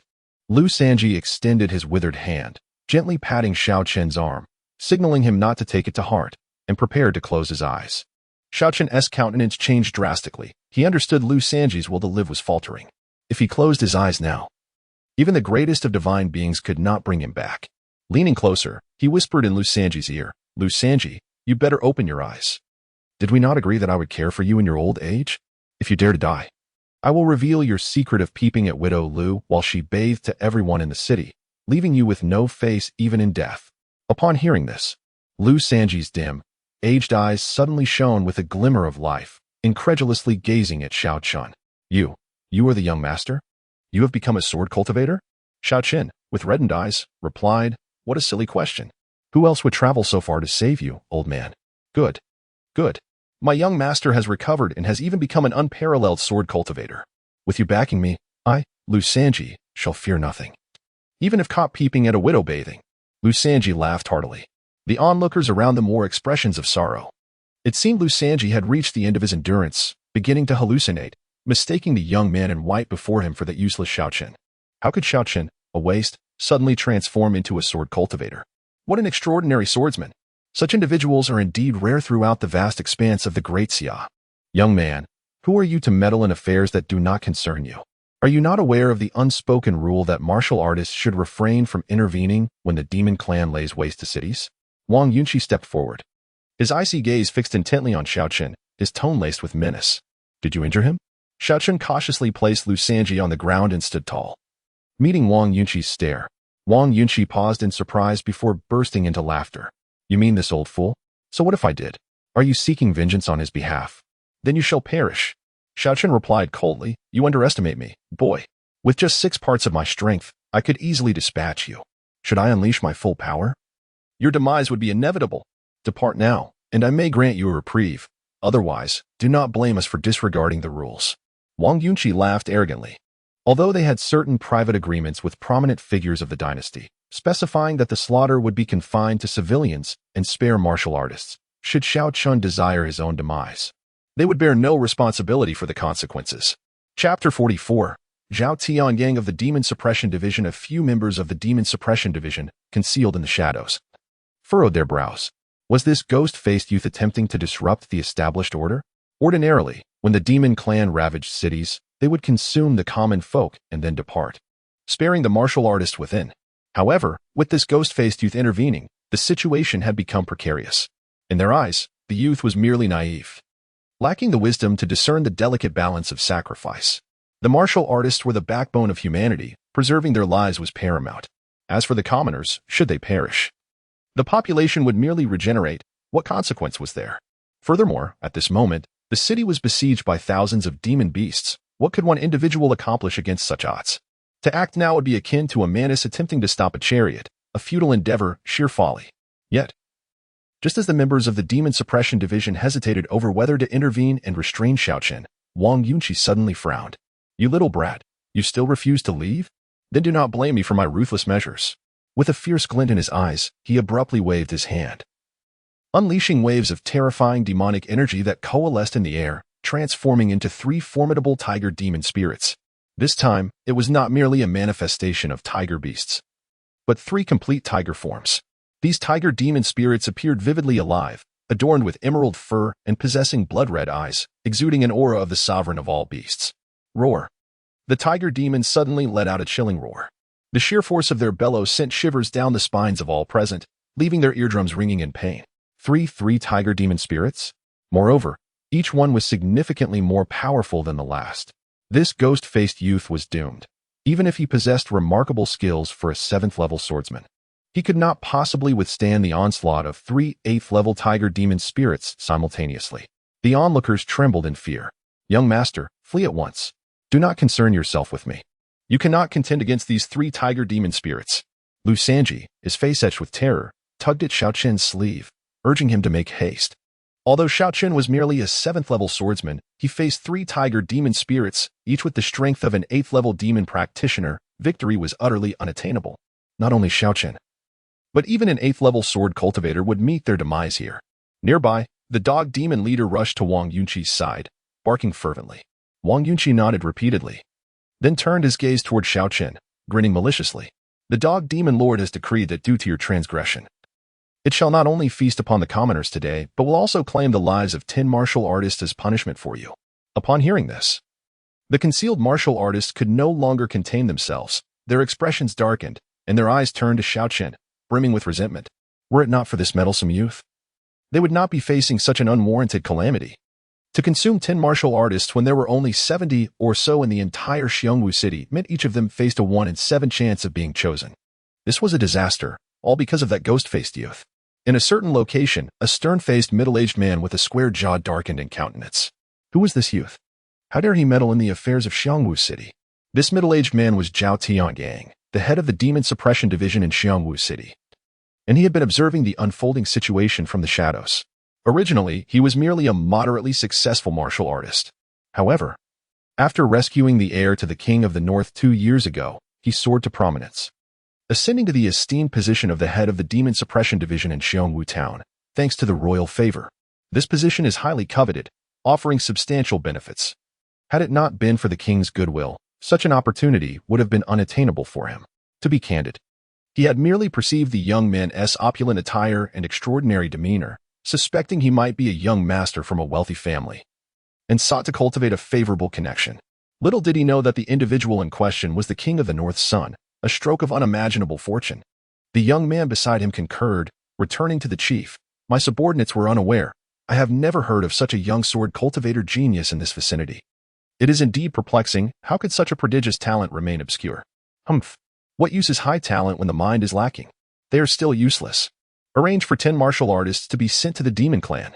The youth hesitated. Are we truly sending them? They are martial artists. Training even one is no easy feat. Besides, I fear none would willingly march to their demise.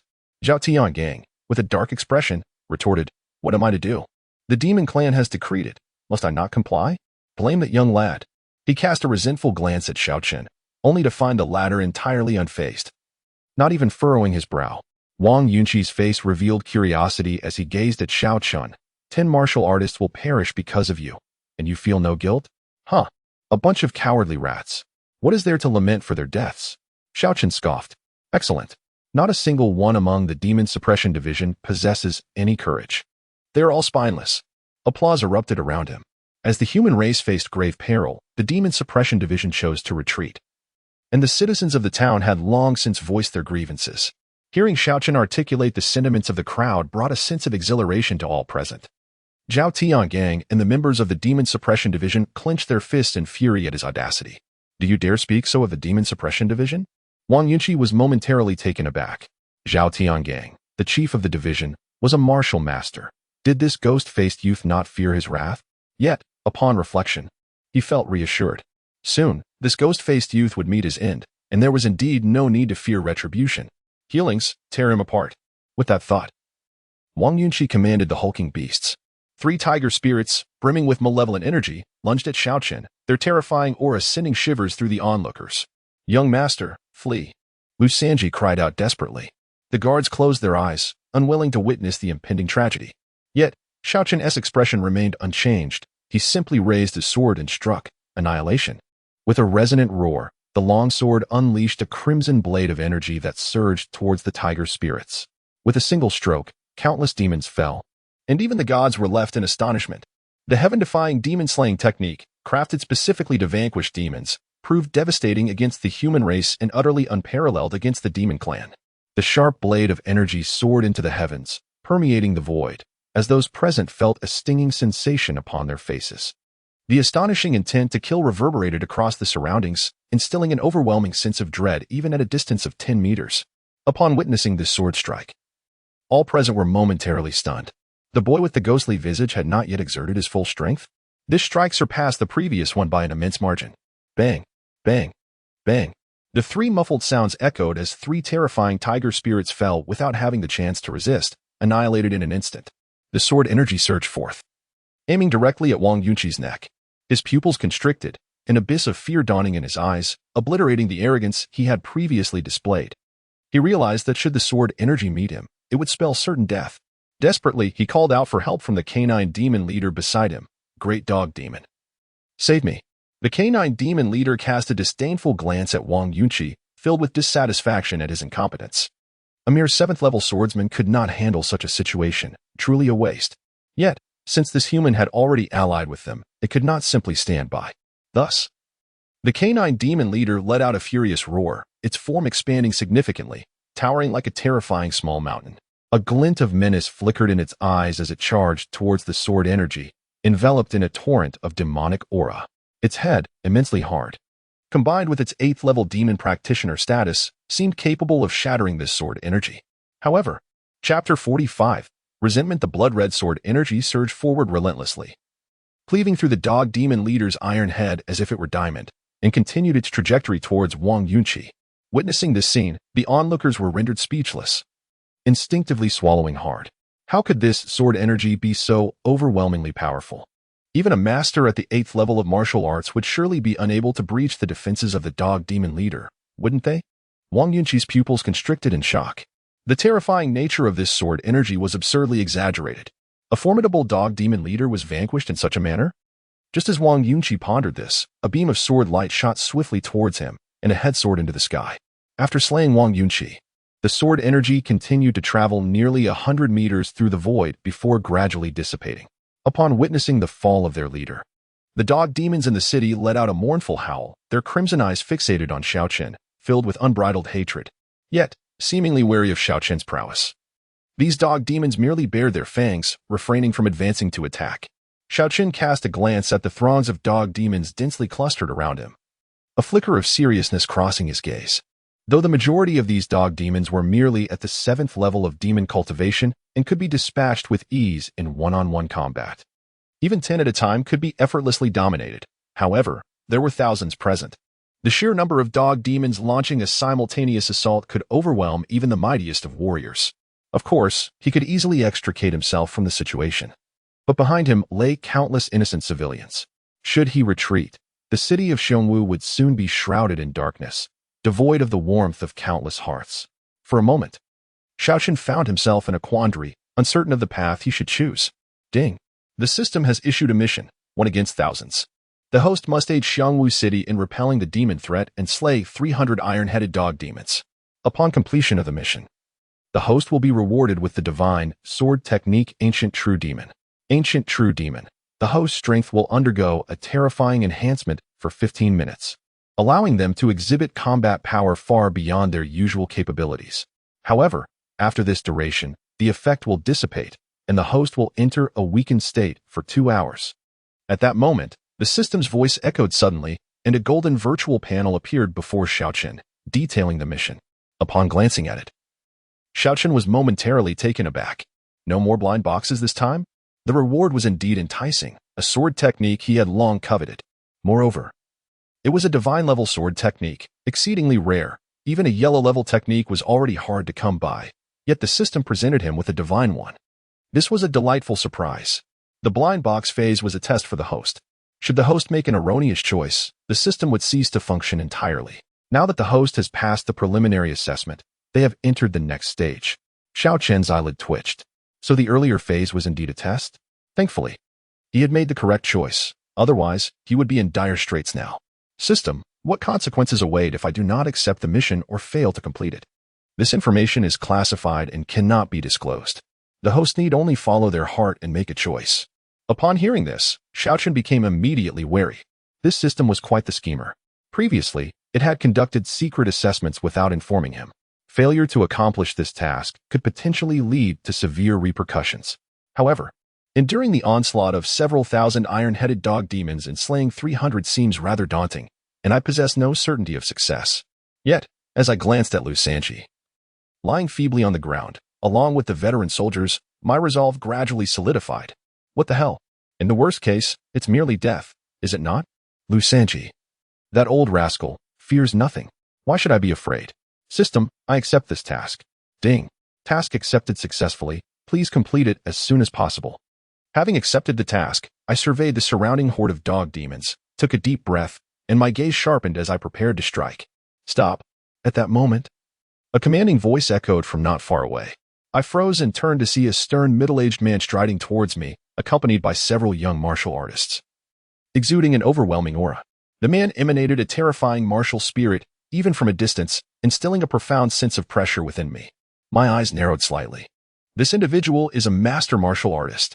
The young warriors beside him also possessed a formidable presence, each a peak martial disciple, exuding an impressive aura.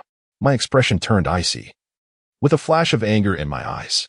This group of martial artists from Xiongwu City, despite their remarkable strength, had chosen to hide away during the demon assault, displaying utter cowardice. What was even more disheartening was their furious glares directed at me, as if I were the one responsible for the chaos rather than the demons. Young brother, these individuals are from the Demon Suppression Office of Xiongwu City. The middle-aged man leading them is Zhao Tiangang, the head of the office, a formidable master martial artist.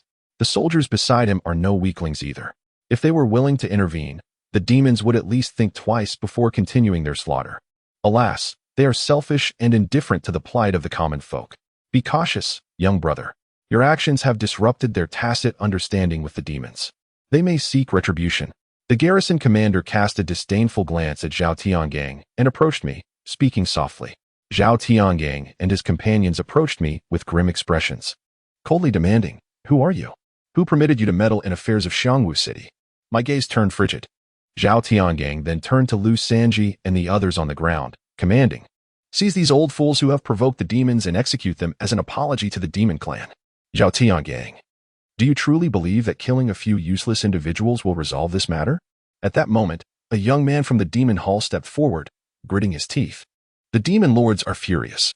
Apart from this swordsman and all the citizens of the city, Xiongwu City must also surrender 30 martial artists to compensate for the demons' losses.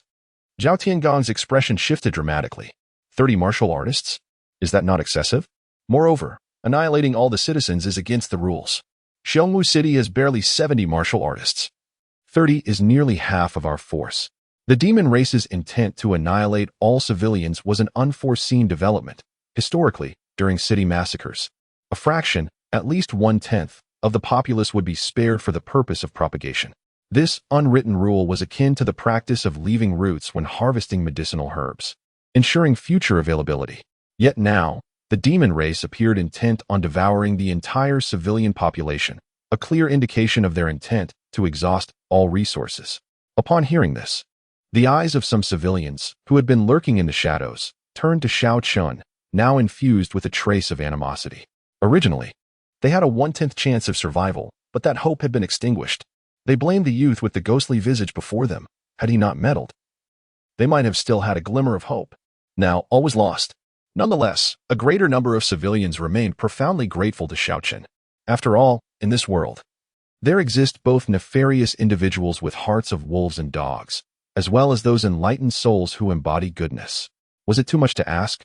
The death of a leader among the demons and a palace master from the Bear Martial Demon Temple only warranted the call of 30 warriors.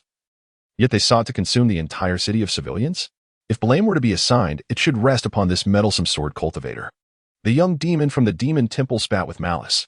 Chapter 46. No one behind me. A demon-slaying soldier glared at Xiao Chen with venomous resentment, pointing an accusatory finger at his face and scolding, "It's all your fault for meddling. If it weren't for you, none of the warriors in the city would have died. Now, because of your incompetence, 30 warriors are to perish." Xiao Chen cast him a dispassionate glance, then seized the soldier's finger and gently twisted it. The soldier immediately emitted a shrill wail, reminiscent of a slaughtered pig, releasing his grip. Xiao Chen delivered a sharp slap to the soldier's face. Bang! The soldier was sent sprawling, crashing into the formidable figure of a dog demon, rendering it unconscious on the ground. The dog demon, bewildered, scrambled to its feet, its eyes revealing a hint of confusion. It had been minding its own business, and now it found itself toppled for no reason. Witnessing this scene, everyone present was taken aback. To act with such audacity in front of so many from the demon-slaying division, no one had anticipated that Xiao Chen would be so brazen. The fallen soldier was equally astonished. He never expected Xiao Chen to dare strike him directly. Zhao Tiangang, standing among a group of demon-slaying division members, was also dumbfounded, disbelief flickering in his eyes. He hadn't foreseen that a mere 7th-level swordsman would have the audacity to attack one of his subordinates in front of him. Moreover, how could a swordsman possess such formidable physical strength? Even a martial artist at the 8th level was easily sent flying. Did your parents not teach you that pointing is impolite? Xiao Chen disregarded the peculiar gazes surrounding him, his eyes settling indifferently on the demon-slaying soldier. In the next moment, the soldier scrambled to his feet and charged at Xiao Chen, his face contorted with rage. You little brat, how dare you ambush me? Are you prepared for the consequences? Xiao Chen raised both hands, gazing at the soldier. All right, I'm about to slap. Before the soldier could finish his threat, Xiao Chen abruptly struck him again, sending him flying once more before he could react. Haha, Su Feng, are you truly so inept? Sent flying twice by a mere 7th-level swordsman? And he has even drawn his sword. The mocking voices of several demon-slaying soldiers filled the air. Did you skip breakfast this morning? You're utterly embarrassing the demon-slaying division. Seeing this, many soldiers cast a derisive glance at the disheveled Su Feng, laughing at his misfortune. A mere 7th-level swordsman, without even unsheathing his sword, had incapacitated an 8th-level martial artist. It was preposterous. Everyone knew that swordsmen were physically weak, with their strength primarily derived from their blades. If even a swordsman who hadn't drawn his sword could best him, they could find no other reason than Su Feng's own incompetence. Zhao Tiangang, disappointment etched on his face, contemplated whether to hand Su Feng over to the demons for disposal. Initially, he had deemed Su Feng exceptionally talented and worthy of cultivation. But now he found that he couldn't even best a 7th-level swordsman who hadn't drawn his weapon. Utterly worthless. You all don't understand. That kid is extraordinary. If you go up, you'd suffer the same fate. Su Feng exclaimed in exasperation. Initially, he believed it was his own carelessness that allowed Xiao Chen to launch a surprise attack.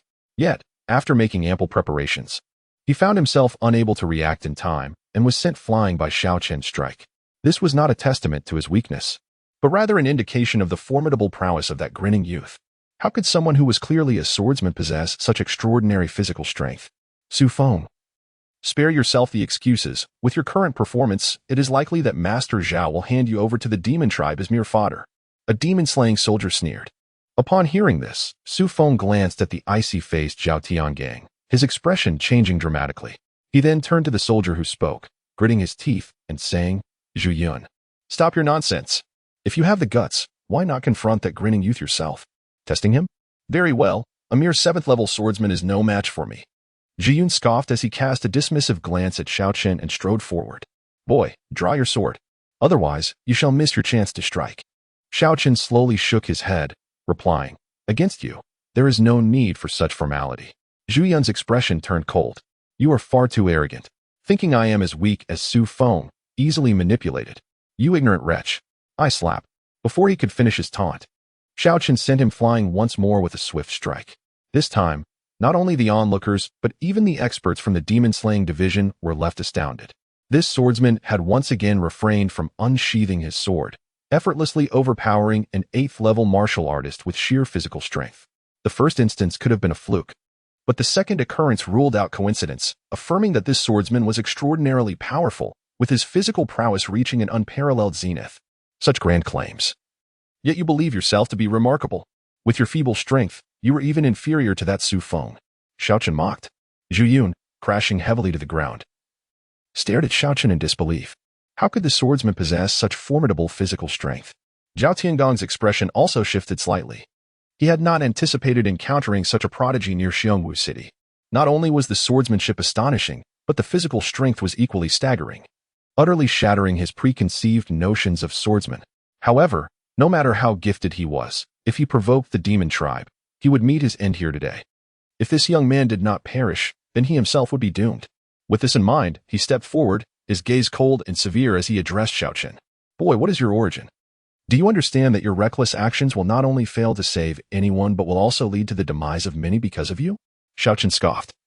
Are you not simply a coward clinging to life? Why seek so many excuses? Your demon-slaying division has many experts. If they all charge together, at the very least, they could fend off the demons, or at best, force them to retreat, preventing them from wantonly slaughtering our kin. But you? You chose to hide away and do nothing. Yet when I take action against the demons, you emerge so swiftly. One might mistake you for a member of the demon tribe.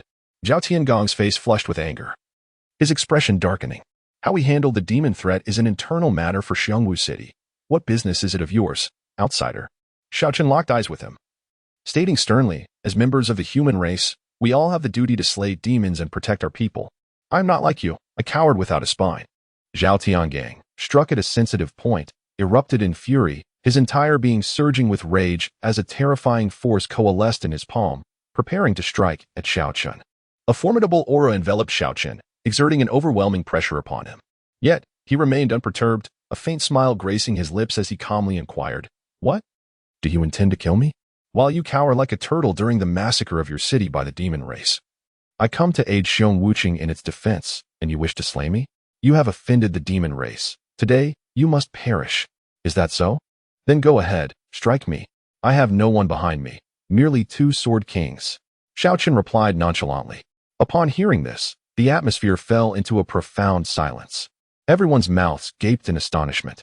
Zhao Tiangong's pupils constricted sharply, and he involuntarily twitched his lips. No one behind him, just two sword kings? Was this brat even speaking coherently? Sword kings. They are entities of unparalleled lethality. Not to mention, too, even one could extinguish Xiao Tiangang with but a flick of a finger. However, he was not overly frightened, for he had the Northern Guardian King standing behind him, one of the 10 kings of the Great Xia. Moreover, the Northern Guardian King commanded countless soldiers, instilling a sense of caution even among sword kings. Nonetheless, he resolved to clarify matters, despite having the Northern Guardian King as support. He wished to avoid offending two sword kings unless absolutely necessary. The wrath of a sword king could alter the very fabric of the heavens. Can you prove that there are indeed two sword kings behind you? Zhao Tiangang inquired, his brow furrowed. Chapter 47. Death awaits behind. How can one prove it? Is my mastery of the sword not sufficient? Xiao Chen scoffed as he gazed at Zhao Tiangang. With his current prowess, he certainly could not contend against a martial master. Thus he could only invoke the names of the old man Qiu and the old man Lin, hoping that Zhao Tiangang would retreat in fear. As for proof, what evidence did he possess? Upon hearing this, Zhao Tiangang hesitated, his expression shifting with uncertainty. In terms of strength, this ghost-faced youth before him was indeed astonishingly powerful. A once-in-a-millennium swordsmanship prodigy. It was hard to believe that such a genius had no one backing him.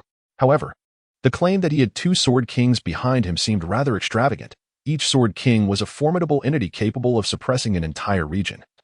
And to suddenly have two in connection with one individual was simply preposterous. Nonetheless, better safe than sorry, he was merely here to fulfill a task and gain some benefit.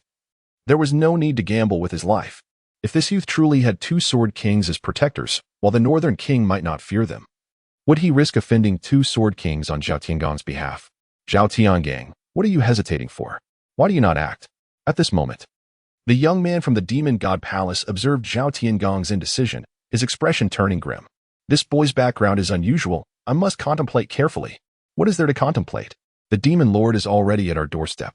Do you think you have any choices left? Hearing the words of the young man from the Demon God Palace, Zhao Tiangang turned to scan the surroundings, only to find thousands of ferocious dog demons glaring at him, his complexion darkening. After a moment's pause, he withdrew his gaze and, gritting his teeth, addressed Xiao Chen. Boy, do not blame me. You brought this upon yourself, regardless of who stands behind you, having offended the demon race. You must die here today. After weighing his options, he ultimately resolved to slay Xiao Chen. If he did not take action, he feared he would perish right there. If he killed Xiao Chen, he could at least seek help from Xiao Lingtian. With Xiao Lingtian's protection, he believed the Northern King would not stand idly by. As a member of the human race, how can you utter such words? Do you not feel any shame? Xiao Chen fixed his gaze firmly on Zhao Tiangang. Shame? One must look out for oneself. If not, one faces heaven's wrath. I only wish to live well. Is that a crime? Zhao Tiangang felt no shame whatsoever. Zhao Tiangang. Without the protection of the Northern King, Your actions would have long since led to your execution by dismemberment. The guard could not help but shout in anger. Although some prominent figures in the Great Xia allowed for the abandonment of civilians to protect martial artists, the majority of the higher-ups within the Demon Suppression Division loathed such practices. Should they discover it, they would impose severe punishment. Zhao Tiangong's audacity stemmed entirely from clinging to the Northern King's influence. Xiao Zhenbei? What does this matter have to do with Xiao Zhenbei? Xiao Chen was taken aback, looking at the guard. Little brother, how dare you directly speak the Northern King's name? The guard looked at Xiao Chen in fear, a flicker of astonishment crossing his eyes. The Northern King, being one of the 10 kings of the Great Xia, held an esteemed position, and everyone referred to him with respect. He had never witnessed anyone daring to call him by name. Haha, boy, you are indeed arrogant, to dare utter the Northern King's name so casually. Are you not afraid of death? Regarding my relationship with the King of the North, are you familiar with his only son, Xiao Lingfeng? I once saved his life. What do you say my relation to the King of the North is? Zhao Tiangang looked at Xiao Chen and laughed maniacally. You speak nonsense. The King of the North clearly has 2 sons, and Xiao Chen is the legitimate eldest son. Xiao Lingfeng is merely the younger one, nothing more than a farce of an only son. Lu Xinji could no longer endure this and suddenly burst into anger. Xiao Chen, that good for nothing? He has already been removed from the family tree of the King of the North. Are you unaware of this? Zhao Tiangang scoffed disdainfully. Lu Xinji was left speechless, shock written across his face as he turned to Xiao Chen. Removed from the family tree? Xiao Chen has sacrificed so much for the King of the North, even shattering his dantian to save Xiao Lingfeng.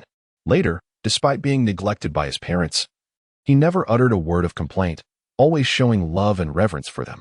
Even when Xiao Lingfeng sought to take his fiancée and the king and queen pressured him to annul the engagement, he merely swallowed his grievances in silence, never causing a scene. How could such a dutiful and understanding son be cast out from the family tree of the King of the North? Is it true? Lu Sanji's eyes turned red as he gazed at Xiao Chen, his lips trembling. Xiao Chen, however, displayed little emotional turmoil, merely nodding lightly. When did this happen? A few days ago. The King of the North must be out of his mind. Lu Sanji suddenly roared in fury. He could not comprehend what Xiao Chen had done to warrant such cruelty from Xiao Zhenbei. Was it merely for shattering his dantian in an effort to save his brother? Or was it because he did not immediately acquiesce when his parents aided his brother in seizing his beloved? How could one be so merciless to such a fine child? JGE, mind your words. The guard was nearly frightened out of his wits. To hell with caution. I may die today, so why should I care about caution? Xiao Chen is such a good child. He should not be treated this way. Anger filled Lu Xinji's eyes. Old fool, what nonsense are you blabbering about?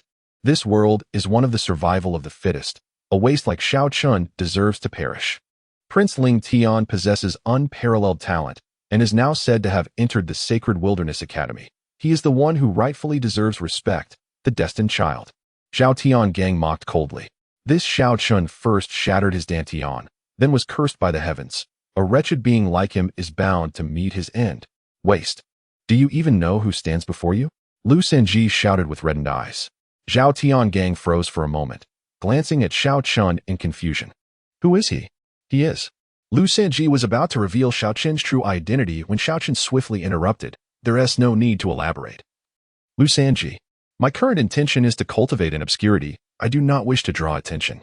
That damned old man of the sacred wilderness had said he would become a waste in 2 days, so for now, he would embrace that role. After some time of development, he could emerge again. The dog demons observed this farce, their eyes betraying a hint of impatience. As one of the larger dog demons approached the young demon god and whispered a few words, the young man from the demon shrine's expression shifted subtly as he raised his gaze towards Zhao Tiangang. Lord Dog Demon has commanded that this sword-wielding youth be slain immediately.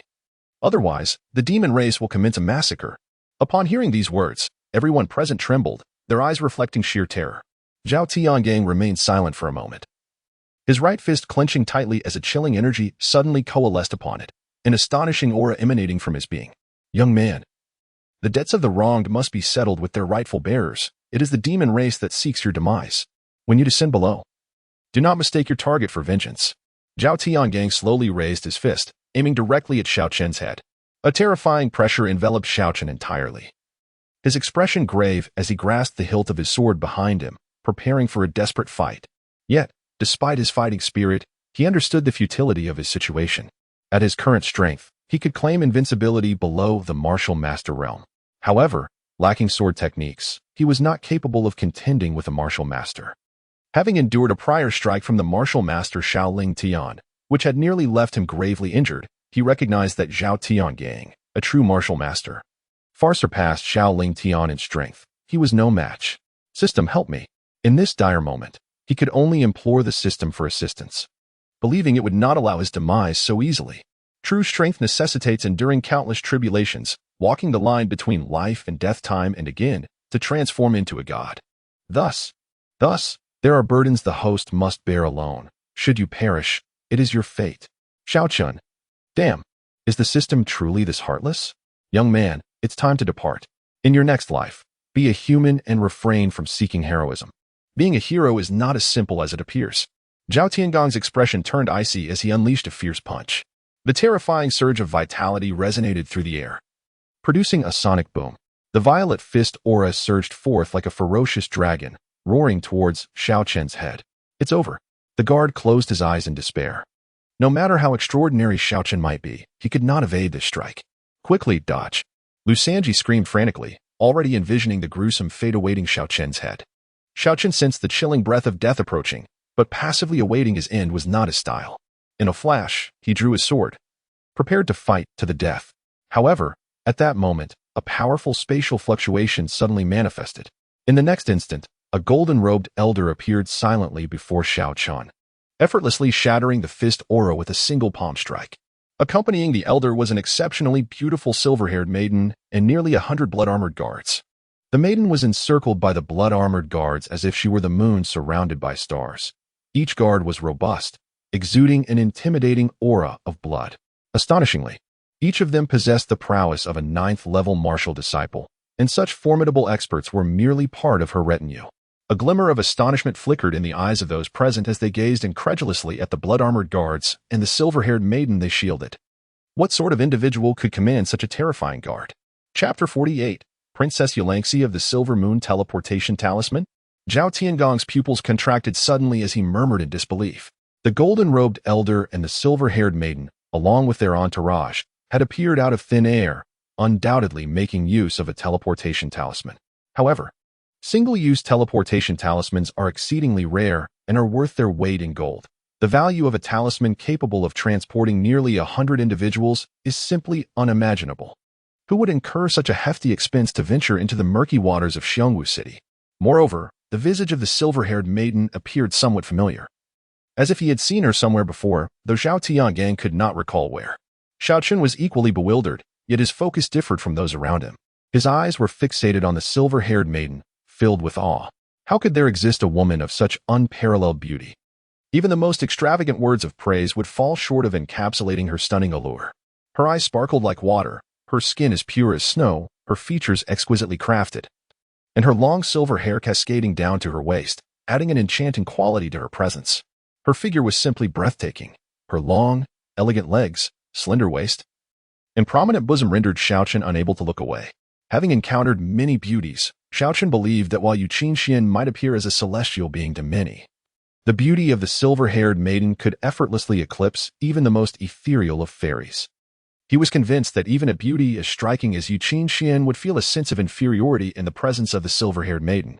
Yet, her demeanor was frigidly aloof, as if she were a shard of ancient ice, instilling a sense of trepidation in those around her.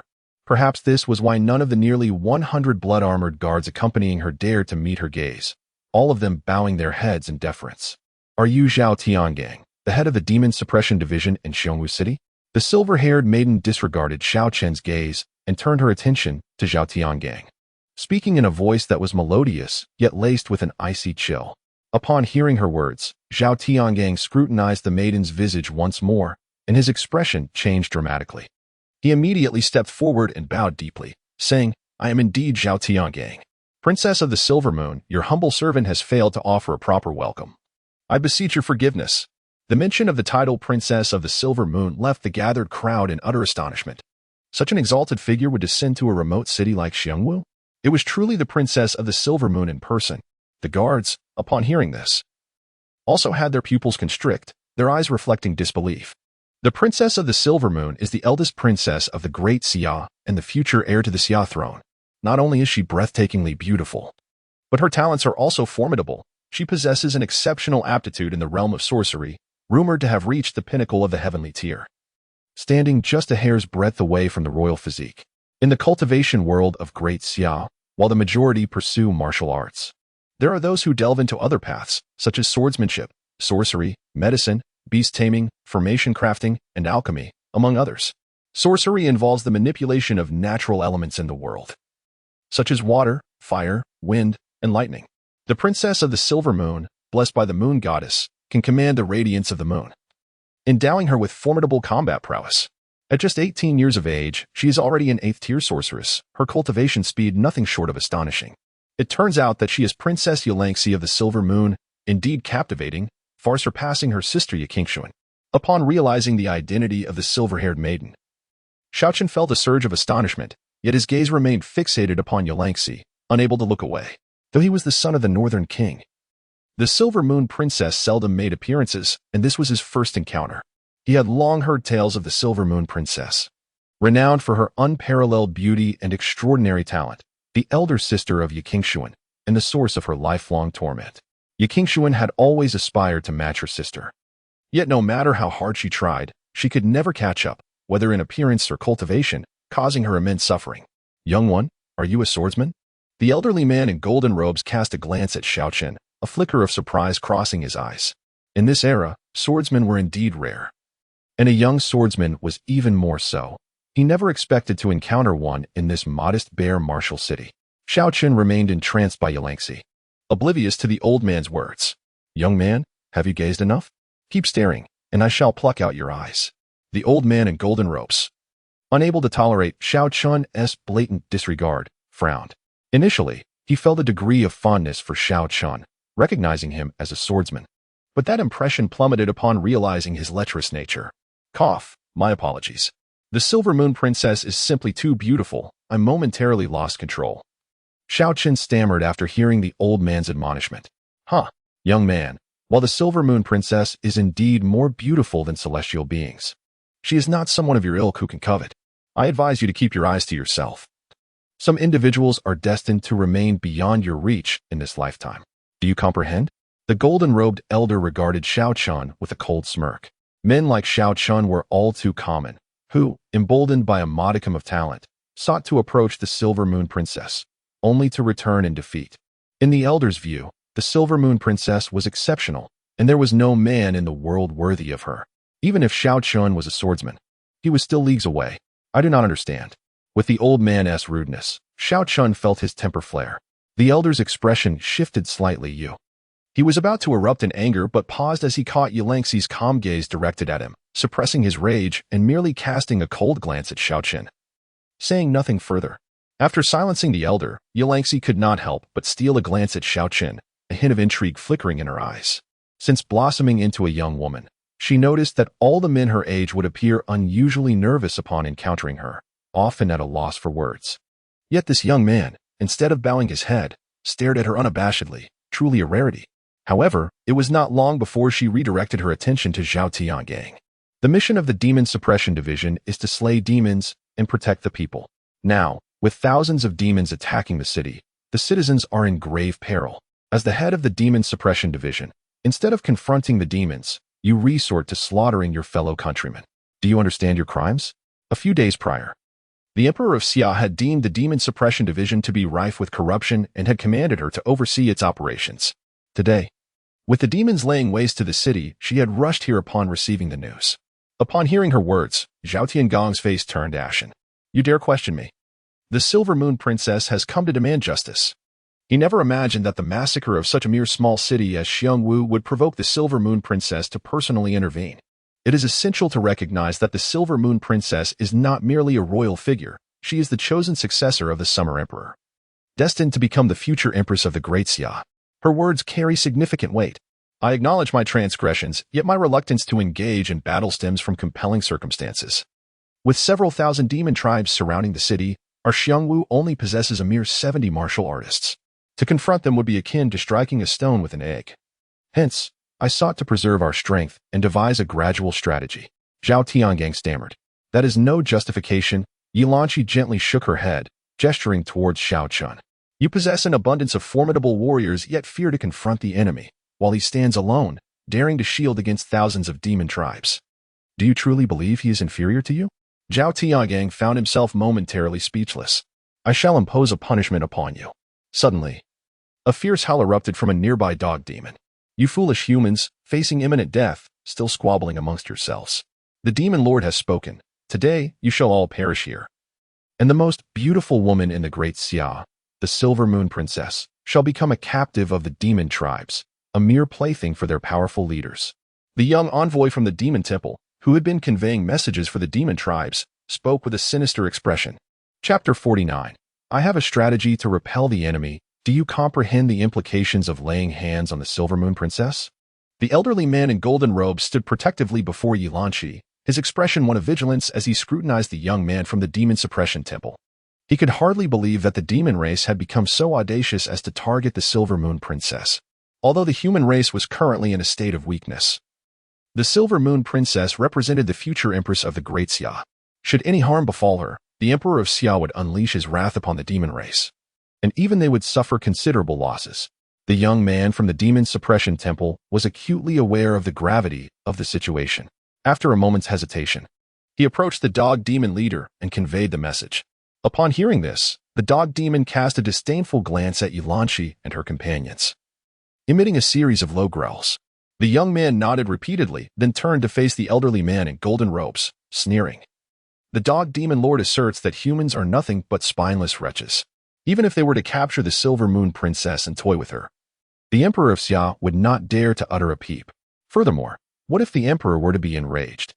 The Demon Emperor alone possesses the power to subdue the Emperor of Xia.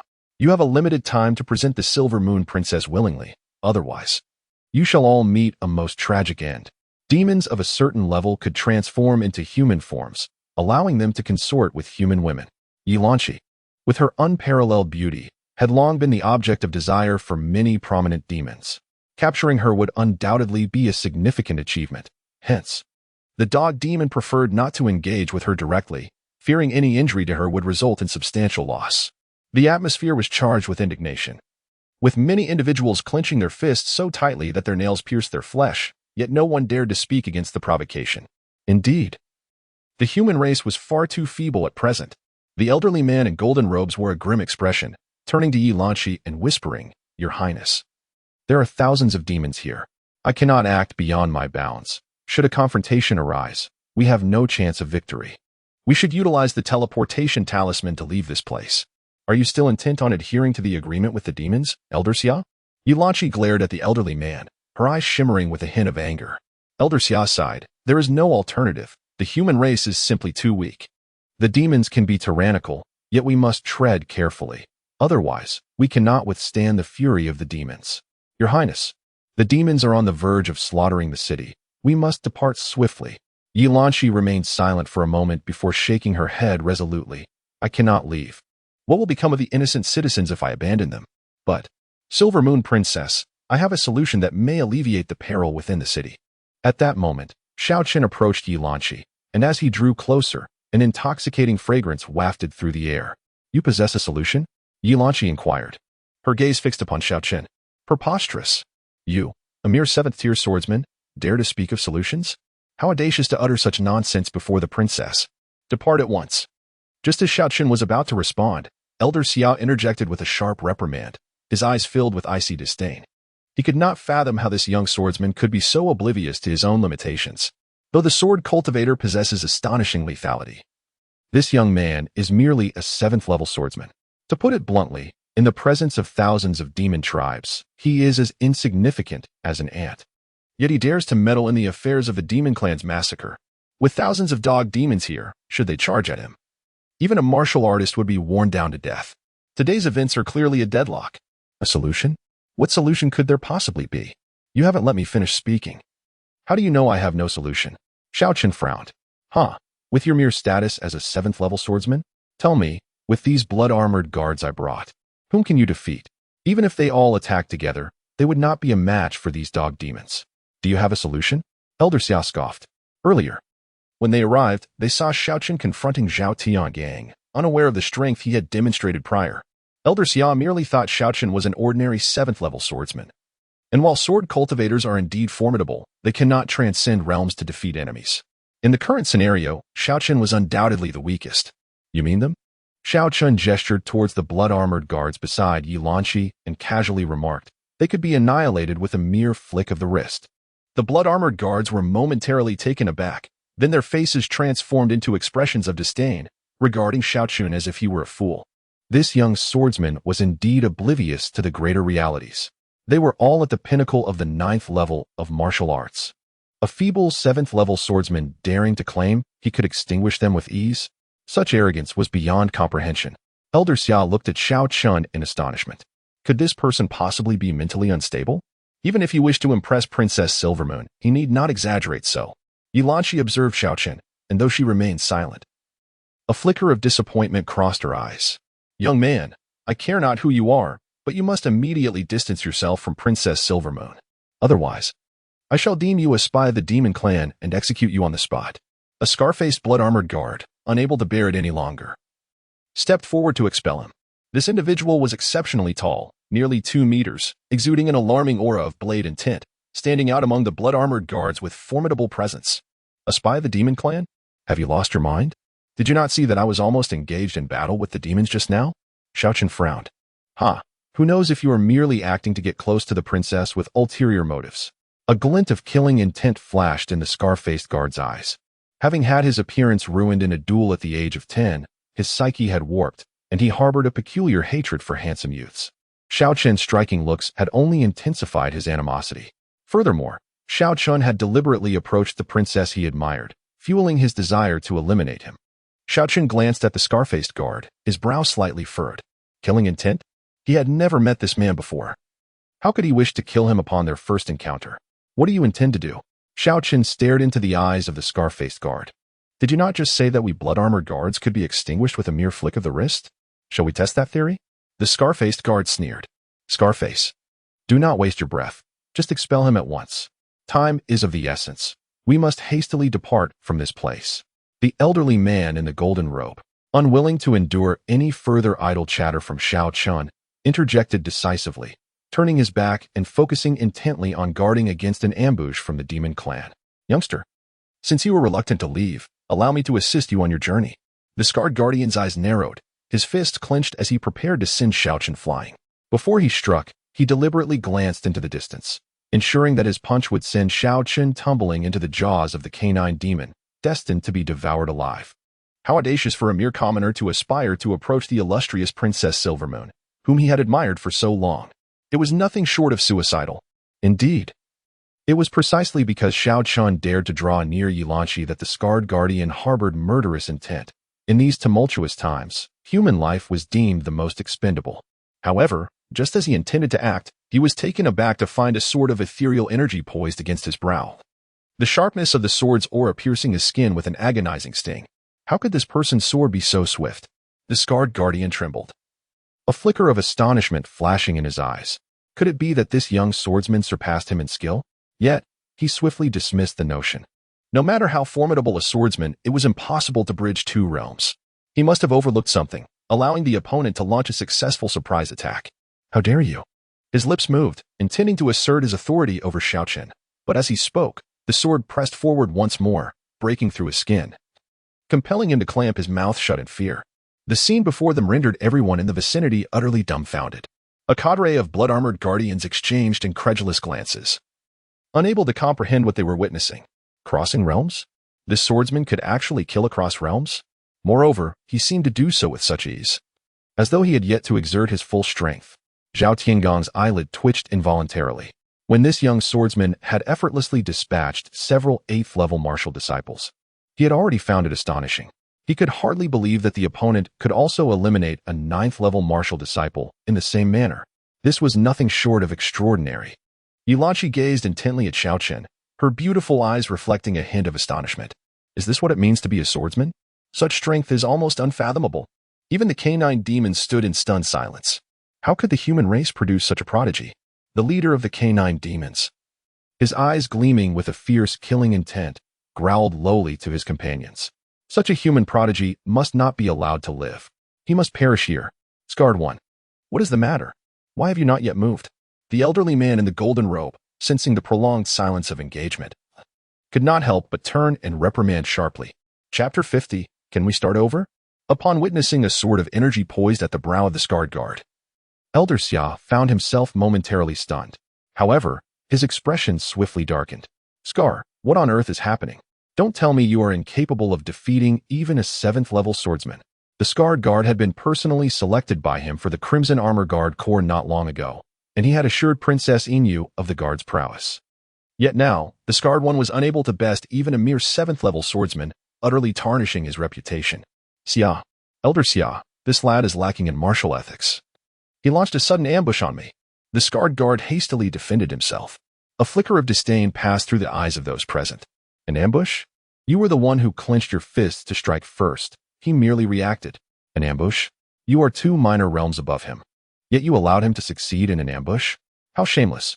Elder Xia continued to cast a dark gaze upon the scarred guard, his expression unyielding despite the latter's justifications.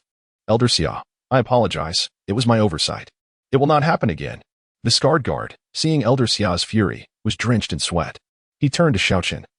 Young man, would you dare to withdraw your sword energy and engage me in a fair duel? Although Xiao Chen's swordsmanship was swift, the guard was confident that if given another chance, he would not falter. He was merely a small martial artist without a background, and his inclusion in the Crimson Armor Guard Corps was solely due to Elder Xia's recognition. If he lost that favor, his prospects would be bleak. So he felt compelled to restore his honor in front of Elder Xia. Very well. Xiao Chen nodded, and in the next breath, the sword of energy dissipated from the scarred guard's brow. Upon witnessing this, Elder Xia was taken aback, staring incredulously at Xiao Chen. Could this lad truly be so naive? Having already won, he still wished to start anew? Start over? How could a 7th-level swordsman hope to contend with a 9th-level martial artist? The scarred guard, equally taken aback, hadn't anticipated that Xiao Chen would genuinely retract his sword energy. However, this battle was pivotal for his future, and he could not afford to hesitate. Gradually, he drew his long knife from his waist, preparing to unleash his most formidable technique, aiming to obliterate Xiao Chen with overwhelming force and redeem his honor. Indeed, he was determined to eliminate the boy who had embarrassed him before Princess Inyu. Just as he was about to strike, Xiao Chen raised his hand to interrupt. Young man, it is too late for regrets. Today, I shall undoubtedly slay you. The scarred guard, believing Xiao Chen to be fearful, exuded a murderous aura. Yet, Xiao Chen did not even glance at him, instead turning to Elder Xia. Old man, he is your subordinate, is he not? When I engage him shortly, if he is slain, you won't hold it against me, will you? What? You believe you can kill him? Ha ha ha. If you can accomplish that, then by all means, do so. I shall not intervene. Elder Xiao was momentarily stunned, then could not help but burst into laughter. The scarred guard was a formidable 9th-level martial artist. It was utterly absurd for a mere 7th-level swordsman to aspire to defeat him. Is this truly the case? You must have invested quite a bit to cultivate such a skilled fighter. You won't demand compensation from me, will you? Indeed, it is absolutely true. If you slay him, not only will I refrain from asking for compensation, but I shall also reward you with 100 taels. How does that sound? Elder Xia was utterly perplexed by the young swordsman before him. Although a swordsman is formidable, could he truly slay a martial artist at the 9th rank, surpassing 2 realms?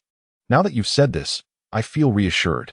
Thank you for the 100 taels, Xiao Chen replied with satisfaction, nodding his head.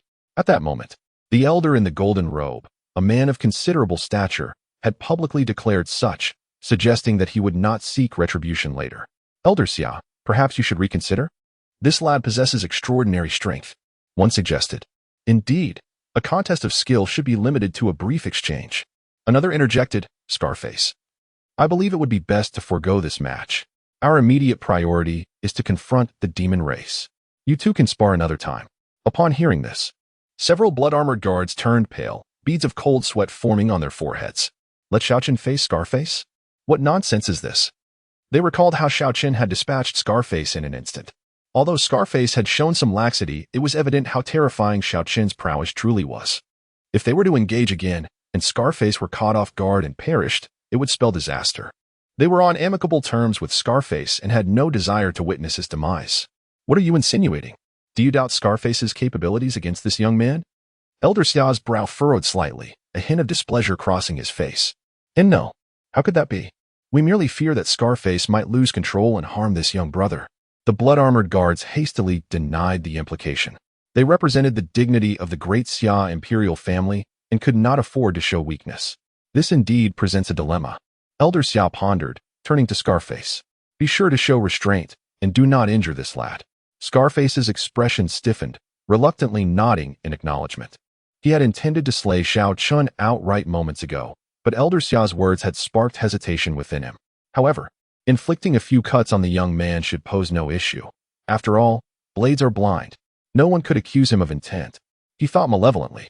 Step back a bit, allowing the two ample space to maneuver.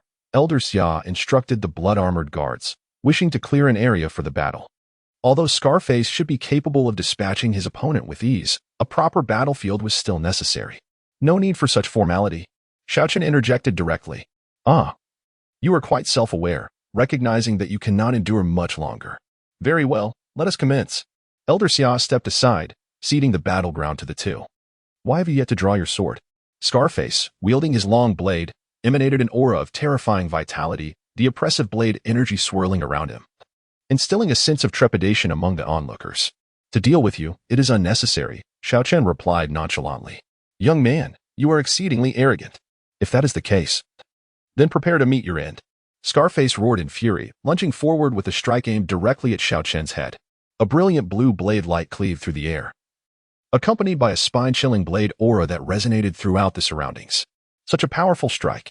Truly, one could see why he was a master among the blood-armored guards. None of them were to be trifled with. Even among martial artists at the 9th rank, he could be considered a force to be reckoned with. Indeed, however, I cannot shake the feeling that the Scarface man is intent on committing murder. Be confident. Remove the notion of seeming. He is undeniably set on killing. And that young man is doomed. Not far away, the demon-subduing bureau personnel were utterly astonished by the Scarface guard's strike, convinced that Xiao Chen was destined to meet his demise. Scarface, what are you doing? Stop immediately. Do you wish for his life? Elder Xia, noticing the impending danger, shouted urgently. They had agreed on a measure of restraint, yet the Scar-faced man unexpectedly unleashed the most formidable technique from the Gale Blade art, the wind-sweeping clouds. This technique wielded immense power. Even a mere 7th-level swordsman like Xiao Chen would be unable to withstand it, let alone an ordinary 9th-level martial artist, who would surely suffer grievous injuries. Moreover, Xiao Chen had not even drawn his sword. If struck, he would undoubtedly face certain death. Elder Xia's cries fell on deaf ears as the scar-faced guard pressed on, the fierce blade aura already looming before them.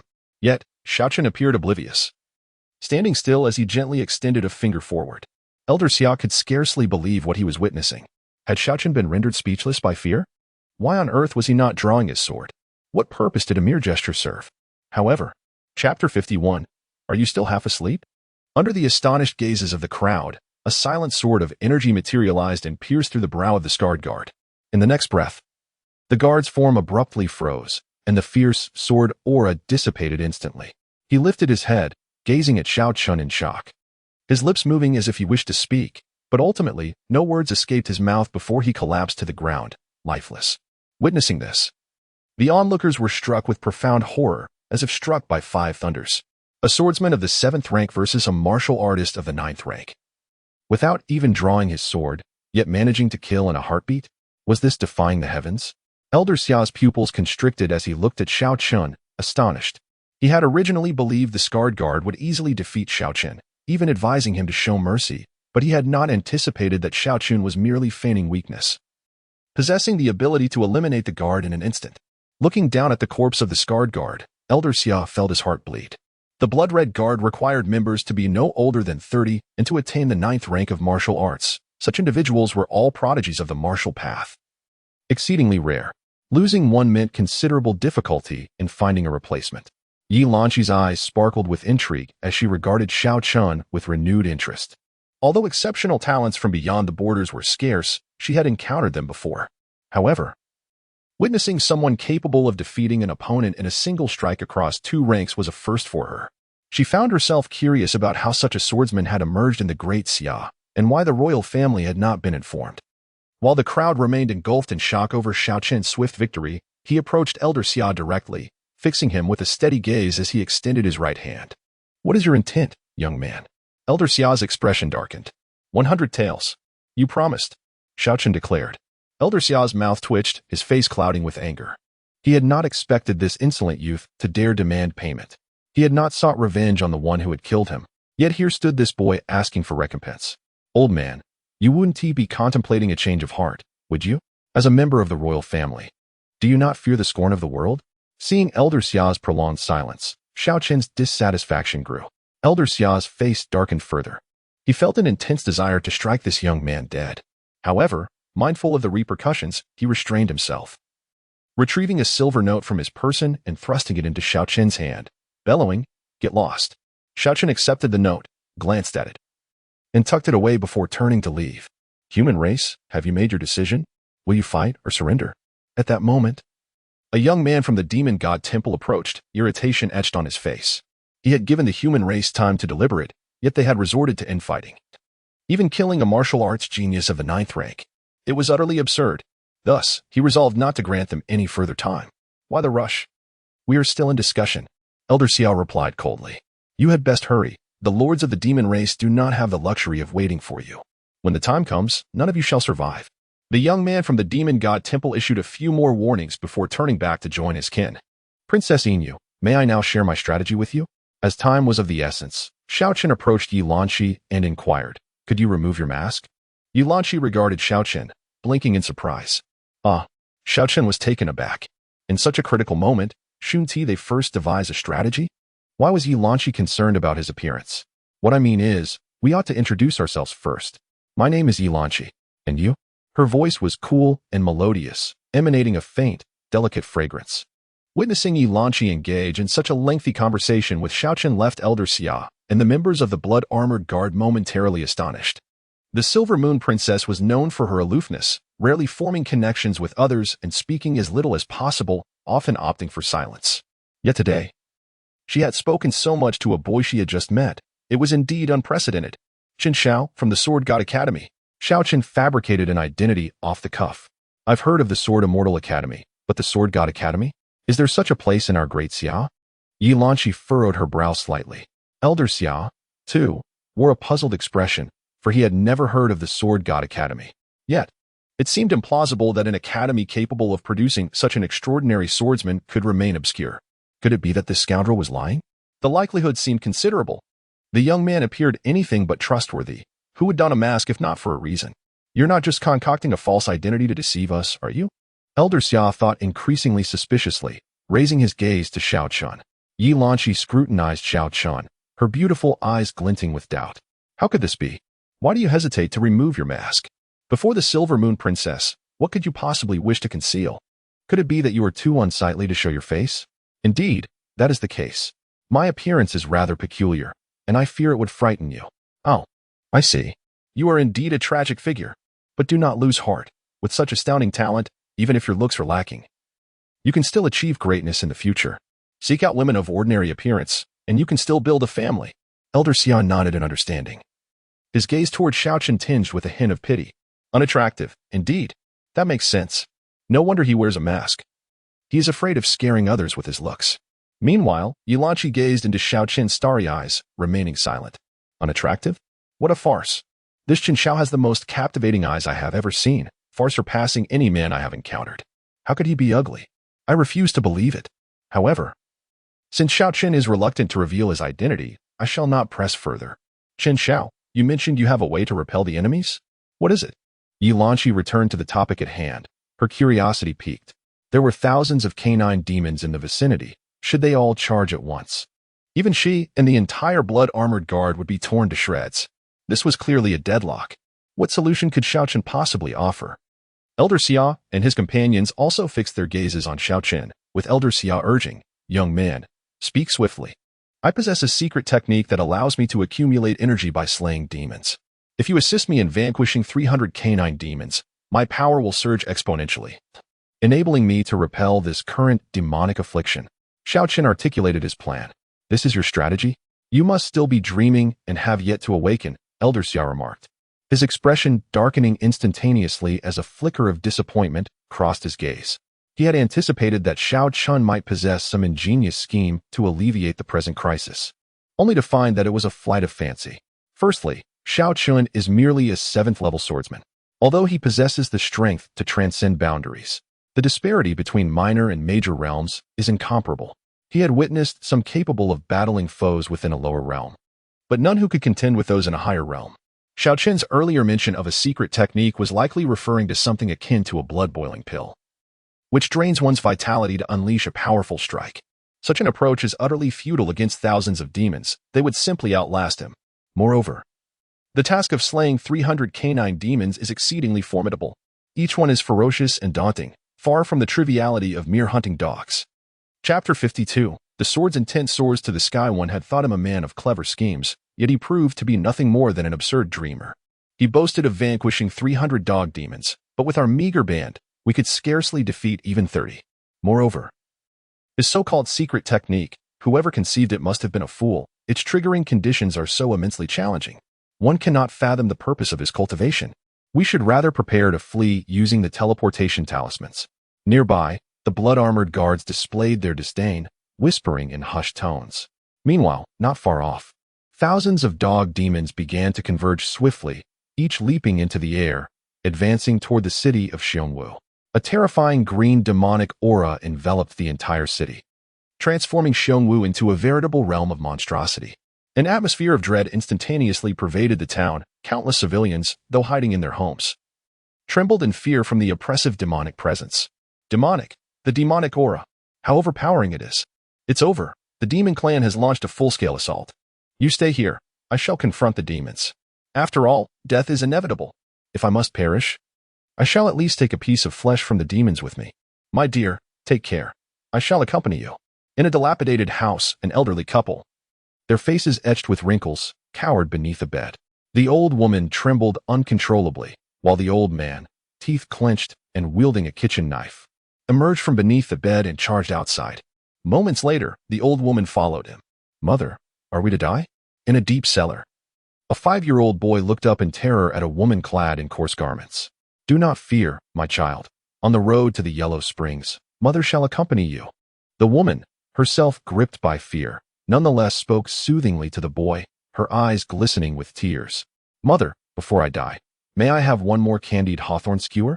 The boy, sensing the grim fate that awaited him, gazed at his mother with dimmed eyes. Very well, my dear. I shall take you to buy it right away. The woman quickly acquiesced. Soon, she took the boy's hand, and they slowly emerged from the cellar. In the face of death, most people were engulfed by terror. Some chose to remain indoors, while others sought a final glimpse of their homeland, and still others grasped weapons, ready to confront the demons. Such is the nature of existence. I suppose. Princess Inu, the demon clan has begun to assemble. We must use the teleportation talismans to depart, or it will be too late. Old Xia glanced at the densely packed horde of demons, his expression shifting dramatically as he hurried to urge Yilanqi. Is there truly no other way? If we leave, what will become of the citizens of this city? A flicker of reluctance crossed Yilanqi's eyes. There is no other option. Thousands of terrifyingly powerful demons charging together would yield a level of combat prowess beyond what we can imagine. Martial masters cannot engage to withstand the demon onslaught. We would need at least double the number of warriors compared to the demons.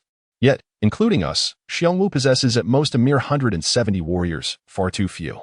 Old Xia shook his head gravely, the weight of the situation pressing heavily upon him. Yet, there was one thought left unspoken. If there were many cultivators with physical prowess and destructive power far exceeding that of ordinary beings, the numerical requirement could indeed be diminished. Such monks who meet these criteria are exceedingly rare, scarce to the point of being virtually non-existent, which is why he refrained from speaking. It is astonishing that the illustrious captain of the Blood Armor Guard would choose to flee upon witnessing his compatriots being cruelly harmed by the demon race. Truly cowardly. At that moment, Xiao Chen suddenly spoke up. Young man, what did you say? Do you think I do not wish to rescue them? Elder Xia's fury was palpable. How could we not save them if we work together? And you, a mere 7th-tier swordsman? What can you accomplish? If I were to plunge into the sea of demons and slay 10 dog demons, would you believe me? Xiao Chen fixed his gaze upon Elder Xia's eyes. Elder Xia was taken aback, then laughed in anger. Young man, you truly do not understand the enormity of the situation. There are so many dog demons. If you charge in, you will be torn to shreds in an instant, let alone slaying 10 of them. If you truly can achieve this, I would gladly lend you my assistance. Does he have the authority to decide? Xiao Chen turned to Yilanqi, for she was the one of the highest standing here. Yes, Yilanqi softly replied. Very well. Xiao Chen nodded and turned to face the army of dog demons. At this moment, the dog demons had gathered. Standing before Xiao Chen were 2,000 terrifying dog demons, their demonic aura rising ominously. Upon witnessing this daunting scene, Xiao Chen's expression changed slightly. The spectacle was indeed terrifying. Such a horrifying sight would send shivers down one's spine, even in a video game in a previous life, let alone in reality. He felt an unprecedented pressure weighing upon him. He, too, was merely a man, capable of fear and hesitation. Yet, at this moment, he had no path of retreat. Not only had the system assigned him a mission, but even in the absence of the system, he could not abandon the civilians within the city and flee alone. Behind him lay hundreds of thousands of civilians, countless homes aglow. He could escape, but what would become of these people? In this moment, there was but a glimmer of hope to resolve this crisis, and it rested solely upon him. If he were to leave, this city, which had once provided him warmth in his most destitute times, would soon transform into a hell on earth, blood flowing like rivers and corpses piling like mountains. Thus, he could not depart. Mother, look, there is a person standing before the demons. Is he trying to protect us? I don't know. It seems so. Can you believe someone is actually fighting for us? A mother and child, having just stepped onto the street, witnessed Xiao Chen standing defiantly before the horde of demons. The woman in tattered clothing was momentarily taken aback, a warm current surging within her heart. Meanwhile, the child's bright eyes flickered with confusion. Why was it that the Demon Suppression Division, renowned as the protector of Bear Marshall City, chose to avoid confrontation with the demon race, while this young man in white, seemingly so young, dared to stand alone against such terrifying foes? Mother, he has candied hawthorn.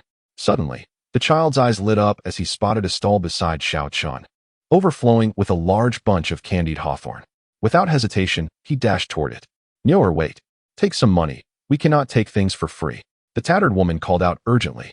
The young boy paused momentarily, accepting the purse from his mother's hands, and once more dashed towards the candied hawthorn. In the past, his family had been impoverished, and he could only indulge in a single skewer of candied fruit during the new year.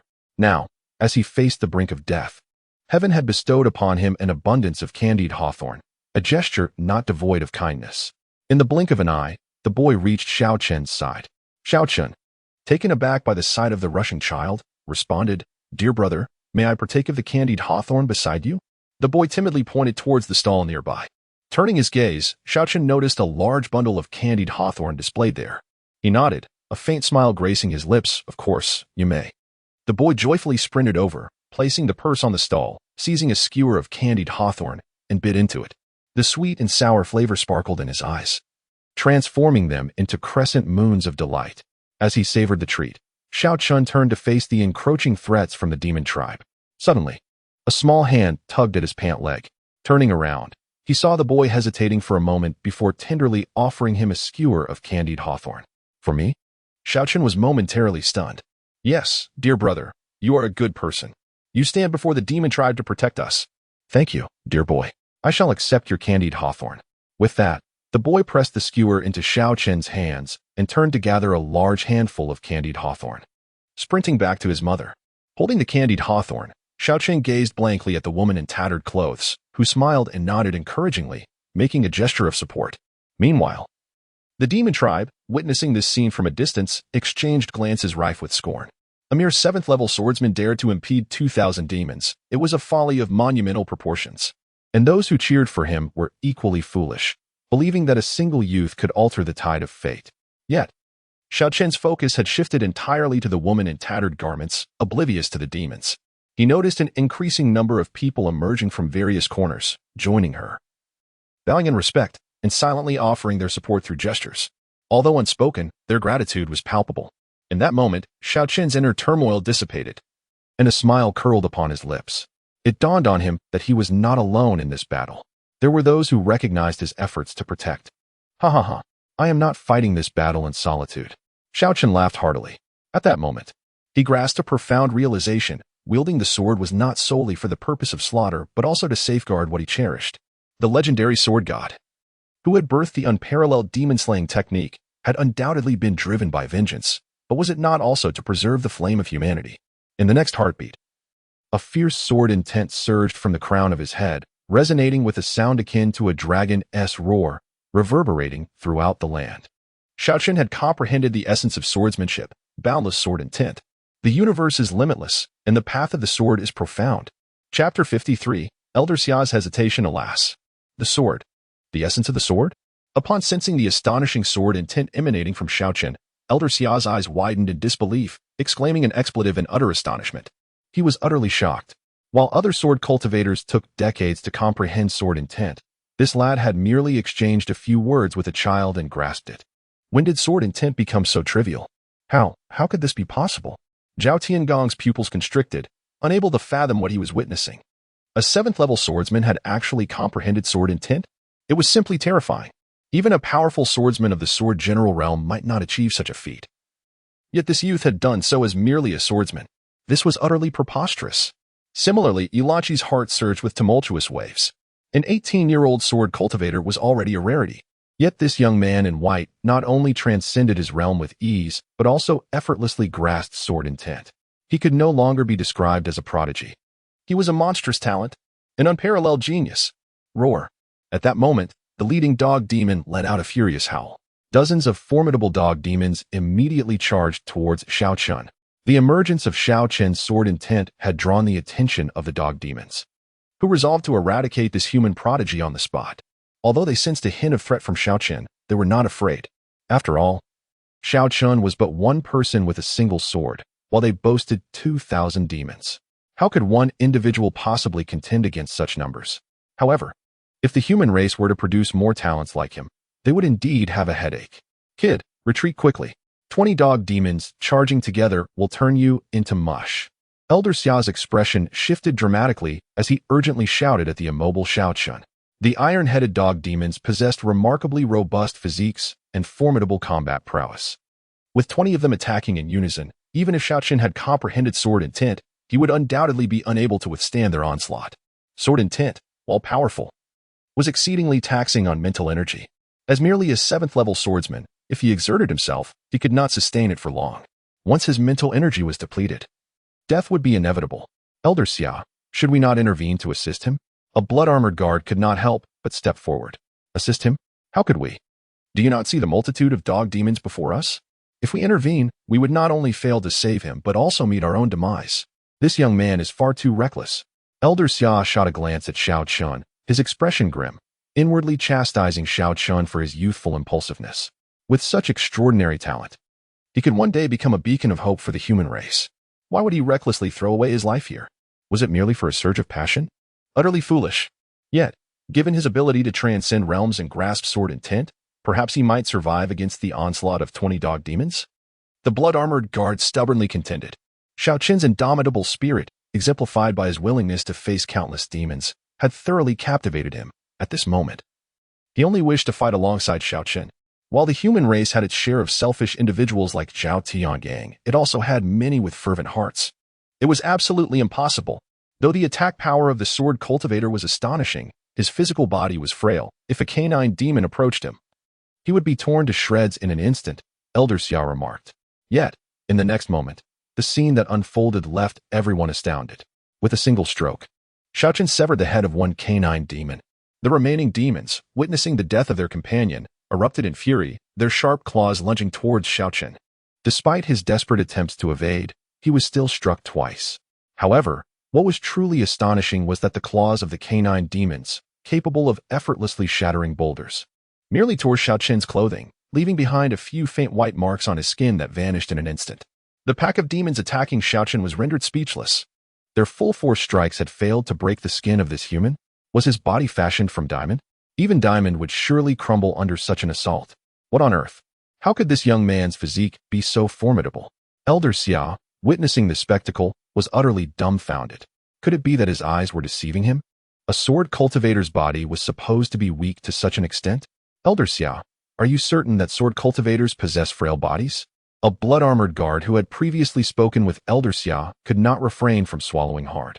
It's common knowledge that sword cultivators are weak in body. Don't you know this? Elder Xiao retorted impatiently. Then why is this young man's body so extraordinary? Elder Xiao was left speechless, unable to fathom the explanation. Sword cultivators were renowned for their terrifying attack power, regarded as the pinnacle of lethality among the myriad paths. Yet, heaven is just, with great killing power comes inherent flaws. The flaw of sword cultivators lies in their weak defenses, making them vulnerable in close combat. But Xiao Chen not only possessed astonishing offensive capabilities, but also exhibited such terrifying physical strength. He could not comprehend the reason. It was no surprise that Elder Xiao was bewildered. After all, throughout the ages, only Xiao Chen had ever possessed a martial god's physique. A martial god's body is a divine form, immensely fearsome, endowed with numerous remarkable abilities. Were it not for Xiao Chen having only recently acquired it, its potential would exceed even this. In a flurry of movements, Xiao Chen continuously wielded his sword, the piercing sword energy ravaging the void. The seemingly impenetrable defenses of the iron-headed canine demons appeared laughable before Xiao Chen's sword energy, crumbling under his might. With each swing of his sword, demon blood splattered, heads rolled. In the blink of an eye, Xiao Chen had slain 10 canine demons, drenched in blood. His white attire stained crimson, a terrifying figure reminiscent of a ghostly Azura. Mother, how is Big Brother so formidable? One person has slain so many demon kin. Nyoer exclaimed from a distance, her eyes filled with admiration. Very well, Mother believes that Nyoer will surely become as powerful as him in the future. The woman in gray smiled as she fondly patted Nyoer's head.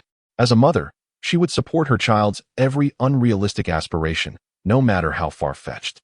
Yet she understood that dreams ultimately remain dreams, unattainable in reality. She had never encountered a youth as formidable as Xiao Chen, nor had she ever even heard of such a prodigy. The so-called geniuses of the demon division in Xiongwu town had already become distant aspirations in the eyes of many, rendered trivial before this sword-wielding youth. The fulfillment of Niua's desires seemed an insurmountable challenge. The other onlookers from the human race were equally bewildered. They had not anticipated Xiao Chen's ferocity, which surpassed even that of beasts. Meanwhile, the pack of dog demons nearby were seething with rage at this sight. The leader of the dog demons roared incessantly, furious at the incompetence of its subordinates. In a 20-to-1 confrontation, not only had they failed to eliminate the human swordsman, but half of their own had been vanquished instead. How could the demon race bear such humiliation? However, a hint of gravity clouded Xiao Chen's expression. Although he appeared to hold the upper hand, the toll on his stamina was significant, an insidious weakness creeping within him.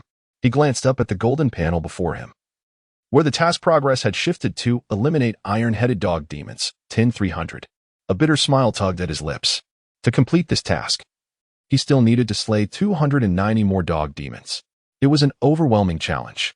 After dispatching just 10, he felt a considerable depletion of his sword energy.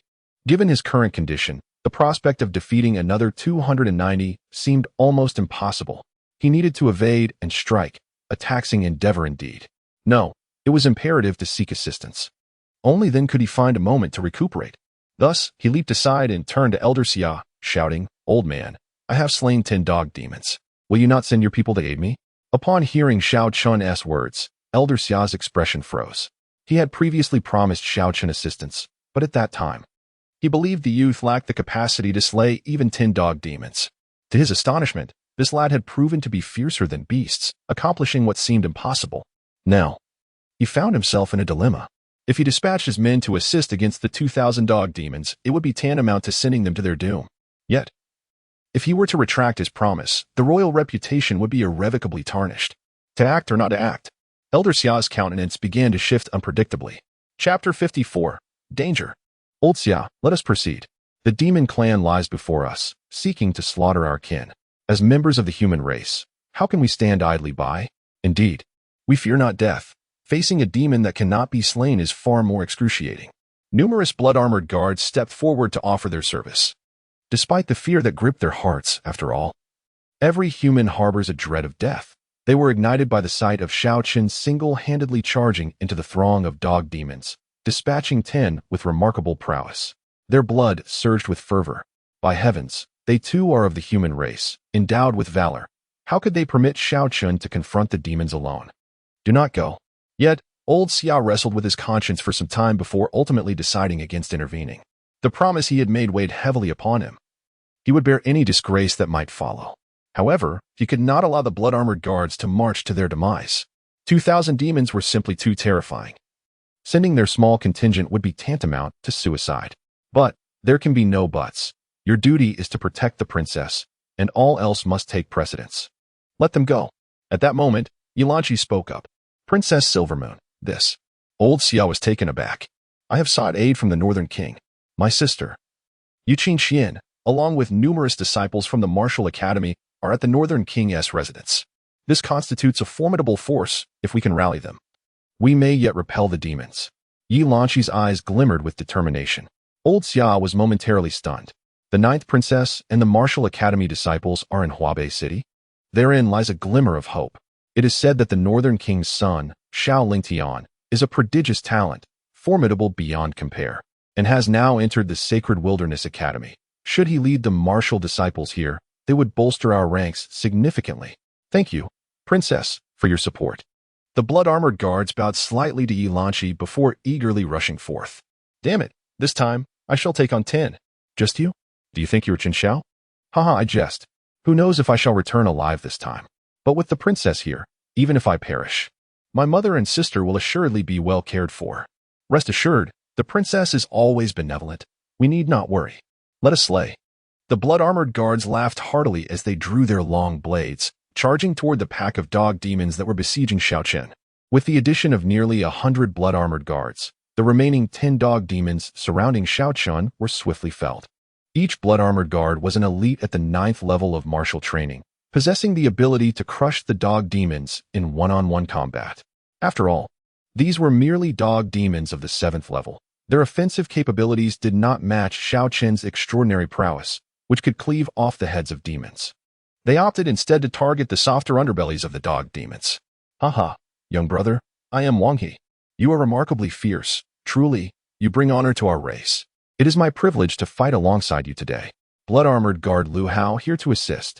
Young brother, you focus on slaying demons. We shall hold them at bay for you. Xiao Chen cast a glance at the blood-armored guards who had swiftly shielded him, his gaze flickering slightly as he nodded. He then turned back to remain vigilant against the approaching demon race. The demons had gone berserk, unleashing a series of ferocious roars that reverberated throughout the entire bare martial city. They had initially believed that confronting a single Xiao Chen with 20 canine demons was akin to using a sledgehammer to crack a nut, yet to their astonishment, all the demons they had dispatched were annihilated in such a short span of time. This was an utter humiliation. When had the demon race ever suffered such disgrace at the hands of the human race? This human swordsman must perish. Moreover, he must suffer a most excruciating demise. Blood-armored guards, you dare to intervene? Do you wish to engage in a relentless feud with my demon race? Is it truly worth it for a mere human boy? The young envoy from the demon temple glared at the blood-armored guards, his expression a mask of fury. Each blood-armored guard was a formidable warrior, skilled at the 9th level of martial arts, and their sheer number was sufficient to inflict losses of hundreds of demons, even for the powerful demon race. Such losses were unbearable. And then there was that Xiao Chen, whose physical prowess was almost superhuman. It was rare to find such an extraordinary physique. Even among the demon race, they had merely intended to slaughter a city and acquire some human blood for sustenance, but they had unexpectedly encountered a formidable adversary. You are correct. Today, I seek nothing less than a fight to the death with you. What does it matter if I lay down my life here? Wang He declared with a cold smile. You, a wretch from the demon temple, betray your own kind to ally with demons and harm your compatriots. I shall be the first to end your life.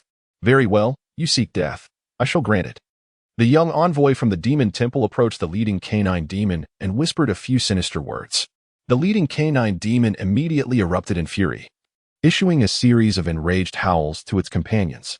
Although the specifics of its commands were unclear, the murderous intent in its eyes conveyed everything. It sought to annihilate the group of blood-armored guards before it. As the order was given, 2,000 canine demons glinted with bloodlust in their eyes, charging forth like a tempest towards Xiao Chen and the blood-armored guards. Boom, boom, boom. The ground trembled violently underfoot as the demonic figures leapt into the air, blotting out the sun. The dense, almost tangible aura of the demons enveloped the sky. The citizens of the city, witnessing this terrifying spectacle, trembled in fear. 2,000 demons had launched their assault simultaneously. The sheer momentum was overwhelming. Who could withstand such a force? Despair etched itself upon many faces. Although Xiao Chen and the blood-armored guards stood in the front, they could not possibly fend off such a multitude of beasts alone. At this moment, More warriors from the human race needed to rise and confront the demon horde. In the next heartbeat, Xiao Chen and the blood-armored guards clashed with the charging demons. Despite their bravery, the overwhelming numbers soon took their toll, and without Xiao Chen's godlike physique, the blood-armored guards began to suffer casualties. In a mere moment, nearly half of them had fallen. Wang He, who had just exchanged pleasantries with Xiao Chen, met a gruesome end after slaying 2 canine demons. He was torn in half and devoured alive. The remaining blood armor guards fell one after another. Elder Xia, witnessing his subordinates perishing, felt his eyes redden with rage. Gripping his fists so tightly that his nails pierced his palms, yet he refrained from unleashing his wrath. He could not provide the demon race with an excuse for retaliation. Yi Lanqi's gaze flickered. She moved as if to join the fray, but was firmly restrained by Elder Xia. Your Highness, you are the future empress of the great Xia. You must not suffer even the slightest mishap. Please prioritize the greater good. Yi Lanqi cast a glance at Elder Xia and ultimately chose not to intervene. Meanwhile, Xiao Chen was consumed by a fierce bloodlust, his newly comprehended boundless sword intent already in action. With every swing of his sword, a dog demon fell. In a mere moment, he had dispatched 123 dog demons. His astonishing combat prowess instilled terror among the horde. Initially, the dog demons focused their assault on Xiao Chen, but as he continued his relentless slaughter, the area within a meter of him became devoid of foes. Fearing Xiao Chen, the dog demons redirected their attacks towards the blood armor guards, which partly explained the rapid demise of the latter. However, as the blood armor guards suffered heavy casualties, the dog demons resumed their primary assault on Xiao Chen. Despite his formidable strength and the divine physique he possessed, he bore numerous wounds under the relentless onslaught. The defense of the divine physique consumed vital energy, and as the battle wore on, Xiao Chen's defenses began to wane. Observing this, veterans like Lu Sanji grew anxious. Shouting into the city, warriors of Xiongwu City, do you lack courage? A mere youth dares to battle the demon race, and yet you do not? Yet. There was no response. Brother Ji, cease your words. They are nothing but cowards, lacking the guts to oppose the demon race. Indeed, especially the spineless ones from the Demon Suppression Division, utterly worthless. Several veterans wore expressions of disdain. Listening to their words, many warriors in the city trembled, clenching their fists. Their faces etched with conflict. Damn it, let us fight. Jiahu of Xiongwu City has come to defend humanity. Suddenly, a thunderous roar echoed as a burly man with a full beard charged forth from the shadows. Chapter 55. A grim struggle. Xiongwu City was abuzz with fervor as Lu Bao, Zhang Di, and Niu Qi rallied to defend the city. Upon witnessing Jiahu charge forth, several martial artists could no longer contain the fervor surging within them. They emerged one after another, engaging in fierce combat against the dog demons. Approximately a dozen warriors joined the fray, while many others remained as spectators. This group seemed deranged. Fully aware they were flying into the flames, yet still eager to meet their demise. How foolish. Zhao Tiangang observed these warriors with a derisive sneer. Beside him, several young members of the Demon Suppression Division displayed varying expressions. Some mocked, while others clenched their fists, eager for action. Chief, shall we not intervene? That young swordsman is exceedingly formidable. I have witnessed him slay over 100 dog demons. If we were to lend him our support, perhaps a miracle could occur. A young man in a purple robe hesitated before speaking. Miracle? What miracles exist? Though nearly 200 dog demons have perished, over 1,800 remain. Can they truly be vanquished? This young swordsman is indeed impressive, yet his folly is unparalleled. Zhao Tiangang retorted scornfully. But is it not our purpose in the Demon Suppression Division to slay demons and protect the people? So many martial artists are risking their lives against these fiends. And we merely stand by. Might this not? What do you understand? This is about prioritizing the greater good. What use is mere bravery without strategy? Zhao Tiangang glared fiercely at the young man in the purple robe, who fell silent. Yet, after a moment, he regarded Zhao Tiangang with a deep gaze and solemnly stated, Chief, I have always respected you. However, I cannot agree with your words. For a century, the war between humanity and demons has raged, and our race has faced annihilation multiple times. Countless heroes have sacrificed themselves to carve out a glimmer of hope for humanity. If everyone were to cling to their lives in fear, humanity would have perished long ago. Forgive me, but I cannot remain here to watch. With that, the young man in purple glanced at the frenzied Xiao Chen nearby, inhaled deeply, and charged forward. He drew his long blade from his waist, and, as he rushed forward, shouted, Ding Sheng of the Demon Suppression Division, here to slay demons and protect the people. This scene left the onlookers momentarily stunned. The demon suppression division was taking action? Yet, as they realized it was only Ding Sheng who had stepped forward, the crowd understood. It was not the division acting, but rather Ding Sheng alone. In that moment, Lu Sanji and others exchanged glances, a flicker of admiration crossing their eyes. They had always deemed the demon suppression division as ineffectual. Yet here was a valiant soul like Ding Sheng. Well done, brother Ding Sheng. You are a true man, and I, Lu Sanji, commend you. Indeed. It seems not all of the demon suppression division is worthless. At least Ding Sheng possesses courage, unlike Xiao Tianyang, who was utterly spineless. The veterans cried out, rallying support for Ding Sheng. Meanwhile, Zhao Tiangong's expression darkened, seething with anger at Ding Sheng's recklessness. Damn it! If Ding Sheng has taken the plunge, what are we afraid of? Charge! Wang Chong of the Demon Suppression Division, here to slay demons and protect the people. Su Lu of the Demon Suppression Division, here to vanquish demons. In the Demon Suppression Division, Niu Dapeng. As Zhao Tiangong's words hung in the air, 7 or 8 demon suppression soldiers beside him roared and charged forward. Zhao Tiangang was taken aback, his expression more ghastly than if he had consumed something vile. He had only a dozen men with him, and to see a majority rush out was beyond his wildest imagination. What he failed to comprehend was that a single spark could ignite a prairie fire. Xiao Chen was that spark, igniting the fervor within the hearts of the masses. As members of the human race, how many truly harbor no hatred for demons? They had merely been subdued by terror and selfishness. Now, witnessing Xiao Chen standing alone against 1,000 demons, repeatedly slaying over 100 dog demons, the warriors' inner fears were swiftly dispelled, as if they had been invigorated. Unable to resist the urge to battle the demon race. After all, this was the homeland they had grown up in. They were unwilling to see it transformed into a hell on earth. The remaining demon suppression soldiers beside Zhao Tianyang, witnessing this scene, were eager to join the fray, yearning to confront the demons. However, the thought of the potential price, death, instantly doused their fervor like a bucket of cold water, leaving them to watch the fierce battle from a distance. On the battlefield, human warriors were falling one after another. Some had their heads bitten off.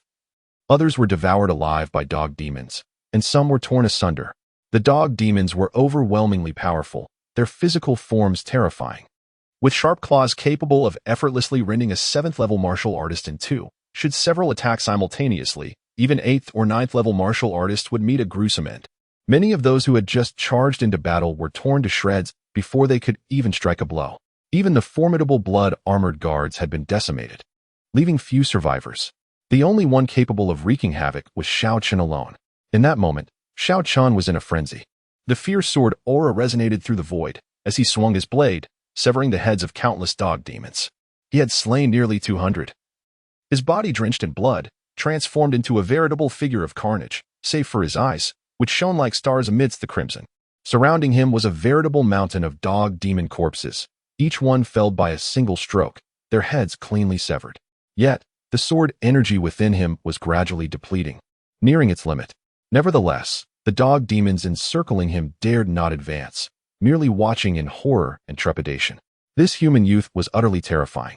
Not only did he possess extraordinary offensive power, capable of easily decapitating their most resilient heads, but his physical form was astonishingly robust. From the onset of battle until now, this youth must have endured hundreds of their claws. One might expect that even a mere sword apprentice, or someone like Xiao Tianyang, a first-level martial artist, would have been reduced to mere fragments by now. Yet, this human youth only bore a few minor injuries, which were visibly healing at an astonishing pace. This was a sight they had never witnessed in all their years. The dog demons trembled in fear. Although this human youth appeared to be on the brink of collapse, none of them dared to be the first to charge forward and become a victim of his blade. He had single-handedly slain over 200 of their kin, a feat that was simply unbelievable. To their astonishment, the pack of dog demons began to feel fear of Qin Xiao. The commander, witnessing this scene, could not help but express a flicker of shock in his eyes. Xiao Chen, armed with only a sword, had instilled terror in over 1,000 demonic beings who would dare to believe such a tale. These were the once arrogant demons who had never bowed their heads before humanity.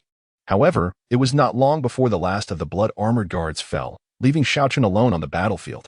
A true deadlock. A genuine deadlock. The humans were far too weak. Despite sacrificing over 100 warriors, they had only managed to eliminate 90 or so dog demons. The blood-armored guards, with their formidable strength, could have claimed more lives, but the overwhelming numbers of the dog demons rendered them outmatched, significantly diminishing their combat effectiveness. With all allies extinguished, the ensuing battle would be a solitary struggle for Xiao Chen. Casting a glance at the gruesomely fallen human warriors surrounding him, his eyes grew moist. He lowered his sword, bent slightly at the waist, and solemnly bowed to the bodies. Though this was their first encounter, having fought side by side, they were now his brothers. Brothers had perished. Someone must pay with their life. At that moment, he had already slain 272 dog demons, leaving just 28 to fulfill his mission. His accomplishments were nothing short of earth-shattering. In the past century of the Great Xia, none had ever slaughtered so many demons at this level. Xiao Chen was the first, and perhaps the only one. Yet, he was nearing his limit. Completing the remaining 28 seemed an insurmountable task. After paying his respects to the fallen warriors, he picked up his sword and slowly sat cross-legged, intending to recuperate briefly before launching a final, desperate assault against the dog demons, ready to meet a heroic end. At that moment, a furious roar erupted from the leader of the dog demons on the battlefield. Chapter 56, Xiao Lingfeng's proposal. A terrifying aura emanated from the leading dog demon, enveloping the surroundings. At that moment, it was consumed by rage. Its blood-red eyes fixated intently on Xiao Chen, wishing nothing more than to shred him into pieces. The fact that this mere human, a mere swordsman of the 7th tier, had managed to cause the loss of 200 elite members of its kind was utterly outrageous and profoundly unacceptable. For reasons unknown, it sensed a formidable threat emanating from Xiao Chen. It felt that if Xiao Chen were allowed to recover, unforeseen consequences might arise. Thus, it issued a deadly command to the pack of dog demons. They must eliminate Xiao Chen immediately. Under the leader's summons, the dog demons began to converge slowly towards Xiao Chen, quickly forming a sea of demons before him, thick and sinister. The dense aura of the demons coalesced into a green mist, a sight that even seasoned veterans like Liu Sanji would find chilling. Terrifying. Indeed, it was overwhelmingly fearsome. Initially, the dog demons had hesitated, fearful of confronting Xiao Chen, fully aware that anyone who dared to engage him would meet their demise. However, witnessing the fury of their leader, they could no longer afford to be indifferent. Their eyes glinted with malice as they cautiously advanced towards Xiao Chen. It was over. That young man was too ruthless against demons, and the demon clan was prepared to suffer losses just to eliminate him. Elder Xiao's expression shifted dramatically. He had not anticipated that the leading dog demon would regard Xiao Chen with such trepidation, denying him even a moment to recuperate. Xiao Chen glanced at the menacing pack of dog demons before him, his expression subtly altering. It appeared that the demon clan was intent on preventing his recovery. Yet, in his current state, both his vitality and sword energy were nearly depleted, making it exceedingly difficult for him to continue fighting. Though the body of a martial god was formidable, he had yet to fully harness its potential, and with so many demons pressing upon him, even that power could not restore him swiftly. He needed medicinal elixirs to restore his vitality and sword energy. He turned to Yilanqi, the Silver Moon Princess, and inquired, "Do you possess any elixirs for restoring vitality and sword energy?" Yilanqi extended her jade-like hand, and suddenly a dozen vials of elixirs appeared. She summoned a radiant moonlight to envelop the elixirs and presented them to Xiao Chen. Without hesitation, Xiao Chen accepted the vials, disregarding their specific properties, and poured their contents into his mouth in one swift motion.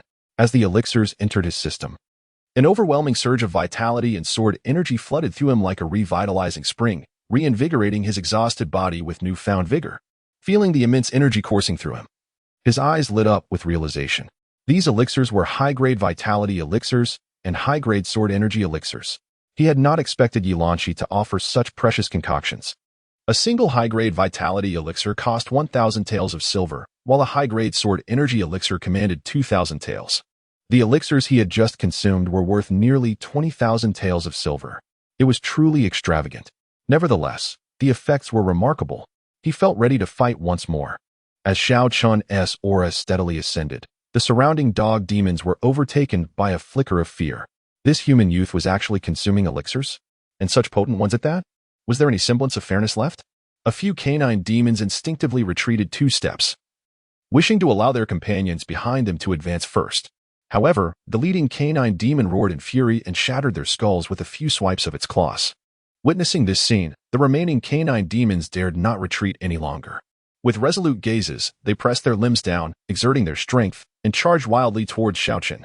Meanwhile, in the Northern King's residence, within a grand hall, Xiao Zhenbei and Wen Wanrong sat at the center, while Xiao Lingtian and Yi Qingxian occupied the sides. The four were enjoying tea, with Wen Wanrong gazing affectionately at her young son, her smile betraying her delight.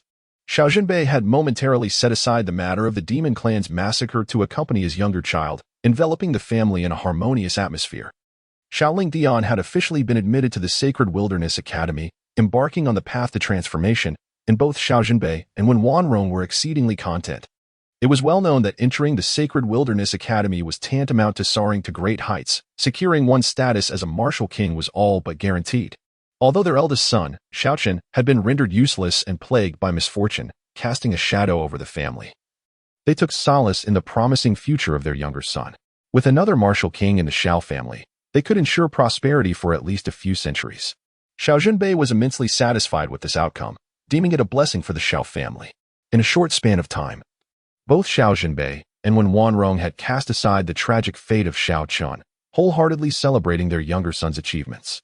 After all, Xiao Chen was merely a waste. While Xiao Lingtian was poised for greatness, it was evident whom they should cherish. Father, mother, I have a request that I hope you will grant. Suddenly, Xiao Lingtian stood up and approached Xiao Zhenbei and Wen Wanrong, his expression earnest. What is it? Xiao Zhenbei inquired, slightly taken aback.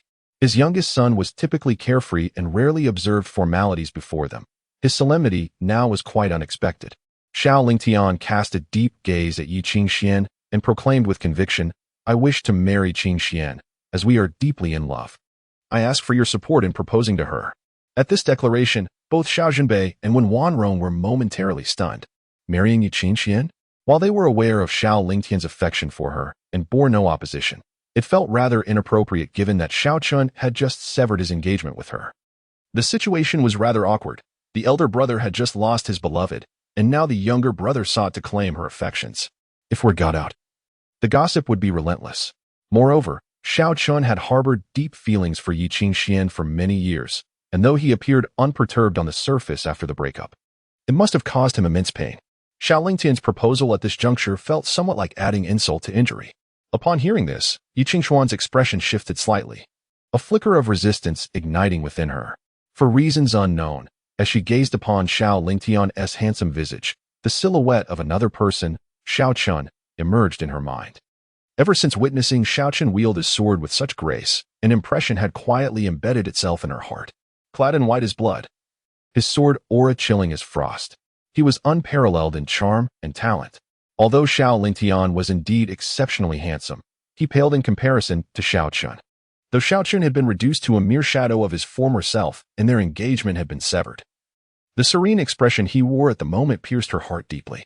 She had anticipated that her proposal to annul their betrothal would plunge him into despair. To her astonishment, he remained remarkably composed. This indifference struck her like a thorn, embedding itself within her soul. For so many years, Xiao Chen had cherished her, treating her with unparalleled kindness. Yet, when she declared her intention to withdraw from their engagement, he exhibited no semblance of reaction. Was it truly so easy for him to let go? Surely, he must be entangled with that wild woman, Lin Qingxian. In her eyes, Xiao Chen was her possession, and even if she no longer desired him, no other woman should dare to encroach upon what was hers. Such was her selfish and domineering nature. Lingtian, your brother has just broken off his engagement with Qingxuan. Tread carefully with her. He will be heartbroken. When Wanrong, contemplating the possible plight of her eldest son, spoke gently in admonition, Mother, Xiao Chen is not my brother anymore.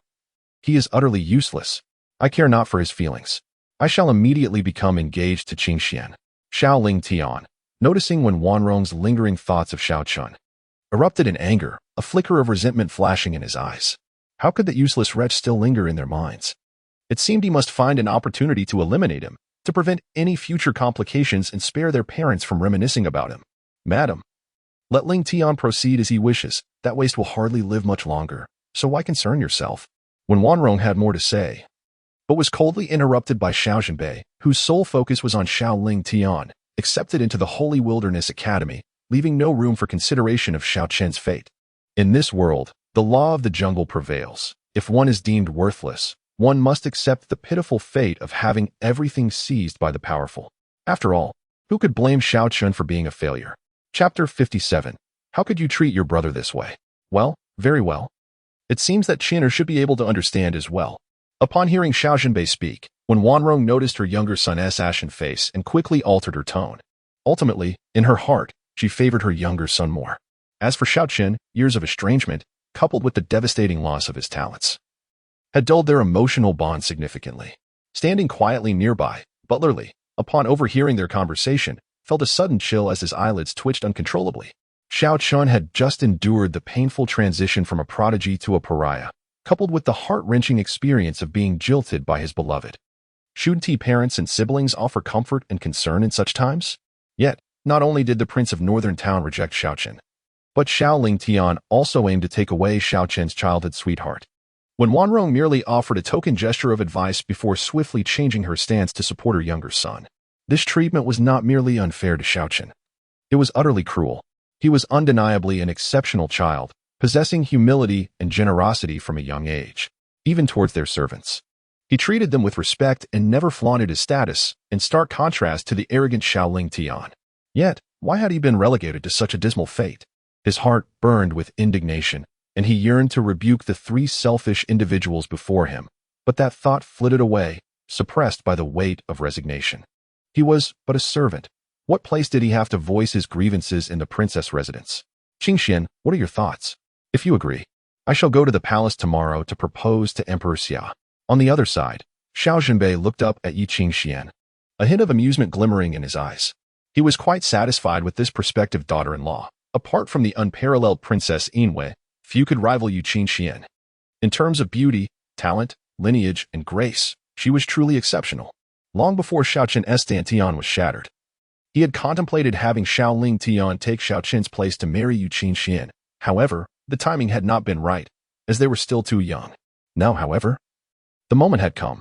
Uncle Xiao, I apologize, but I intend to focus on my cultivation for the time being and do not wish to consider marriage. Just as everyone expected Qingxuan to agree readily, she gently shook her head. Upon hearing her response, Xiao Zhenbei was momentarily taken aback. This was a reply he had not anticipated. Over the years, hadn't she been very close to his younger son and shown much affection towards him? Why? At the juncture of discussing marriage, would she refuse? As for her excuse of prioritizing cultivation, Xiao Zhenbei was not convinced. Marriage and cultivation were not mutually exclusive.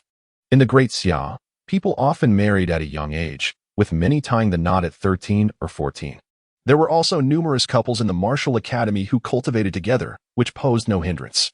When Wanrong was equally stunned, she had envisioned Qingxuan as her future daughter-in-law and had prepared exquisite gifts, intending to present them upon their engagement.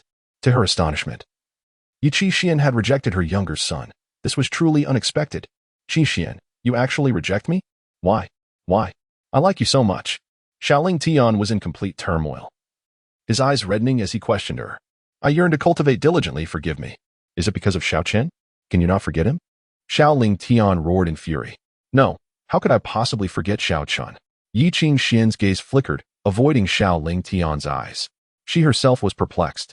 Although Xiao Chen had been rendered powerless and Xiao Lingfeng had ascended to the Holy Wilderness Academy, embarking on the path to greatness, her typically rational demeanor suggested that she should have readily accepted Xiao Lingfeng's proposal at this moment.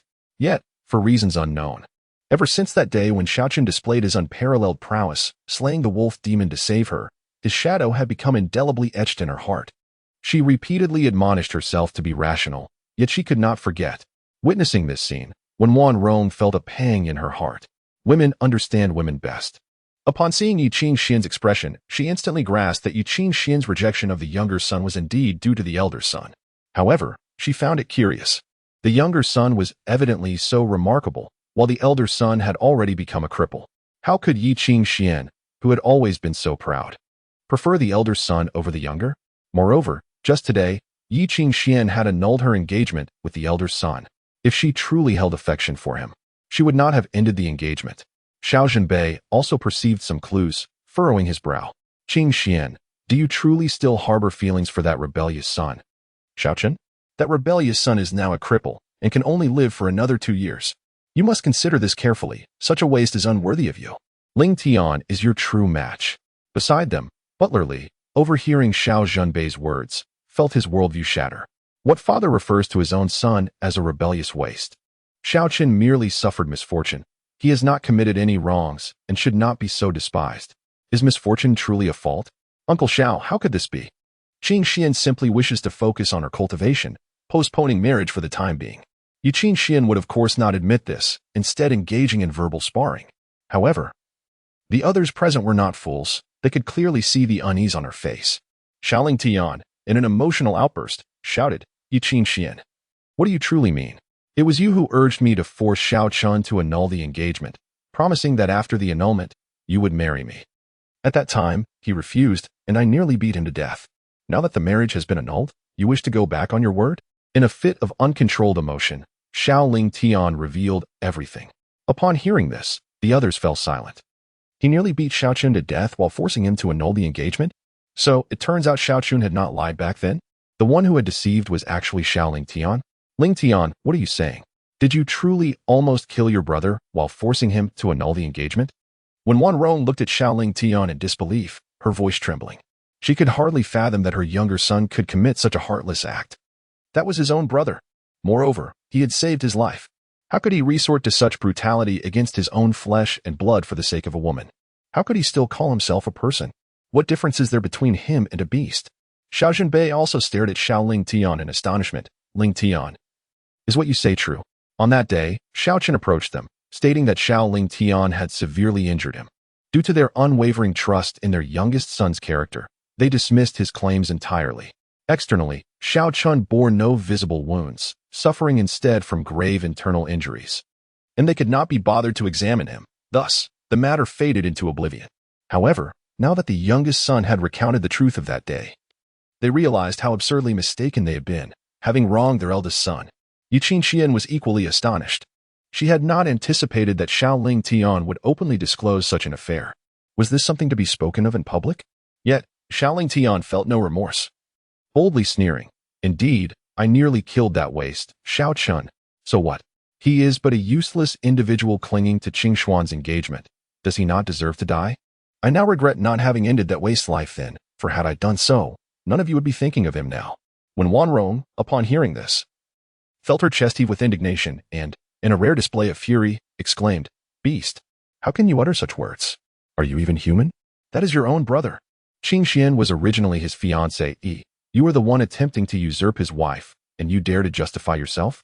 Though she had always favored her youngest son, witnessing his despicable actions now filled her with tremors of rage. Simultaneously, a pang of guilt arose within her towards her eldest son, as a mother. She had shown such distrust during that time, unwilling even to check his injuries. She truly felt unworthy of the title of mother. Mother, you dare to scold me? For a waste, you reprimand me? Xiao Lingfeng was taken aback. He could not comprehend why Wan Rong would express anger for a man who was nothing but a cultivation-less waste, especially when he himself was viewed as the future hope of the Xiao family. Chapter 58. Return of the Prince. That young sword cultivator is fierce. Originally, it was you who truly loved the useless Xiao Chen, not me. Xiao Lingfeng's face turned pale as he bitterly smiled. He simply could not accept the reproach from his mother, who had always doted on him. What wrong had he committed? Was it a sin to take the woman of the useless Xiao Chen? Was it wrong to cripple a useless person? In this world, it is the law of the jungle. Xiao Chen's own weakness cannot prevent others from seizing what he cannot hold. Who can he blame? Even if he refrained from taking action, others would seize the opportunity. A gem like Qingxuan could never be retained by a mere useless person like Xiao Chen. At this moment, Xiao Lingfeng had entirely forgotten that Xiao Chen was not inherently useless but a prodigious innate royal body. Had it not been for his own rescue, he would have remained beneath Xiao Chen's feet, unable to rise for eternity. However, Xiao Chen's shattered dantian was a result of Xiao Lingfeng's deliberate malice. So how could he possibly feel remorse? Lingfeng, your mother did not mean it that way. She merely stated that your actions were somewhat inappropriate. Xiao Zhenbei, witnessing his youngest son in such a disheartened state, felt a pang in his heart and quickly sought to console him. When Wan Rong glanced at Xiao Lingfeng, equally reluctant, and softly said, Lingfeng, your mother was too emotional just now and spoke harshly. I apologize, but you truly should not treat your brother this way. You are, after all, blood relatives. If you desire his engagement, you may speak to your father and mother, and we will assist you in obtaining it. Upon hearing their words, Steward Li's eyes twitched, and a myriad of astonishment flashed across them. Xiao Lingfeng had committed such a heinous act. Yet Xiao Zhenbei, And when Wanrong merely offered him a few light reprimands, as if that sufficed, they even apologized and consoled him? Did such a beast deserve that? Were they truly honoring Xiao Chen in their actions? This time, not only did Stewardly stand dumbfounded, but Yu Qingxuan was equally taken aback. Was that it? She had anticipated that Xiao Zhenbei and Wen Wanrong would erupt with fury and impose severe punishment upon Xiao Lingfeng. Who would have thought they would merely raise him up gently and set him down lightly, offering only symbolic words of admonition? In that moment, she could not help but feel sorrow for Xiao Chen. Having such biased parents and a malicious younger brother was indeed tragic. It is said that the royal family is devoid of affection, yet compared to the treatment Xiao Chen received from the Northern King's manor, the Emperor of Xia showed her meticulous care and concern. If there were any regrets, it would be having a sister, Yilanqi, whose brilliance was so extraordinary that it overshadowed her for over a decade, leaving her unable to lift her head.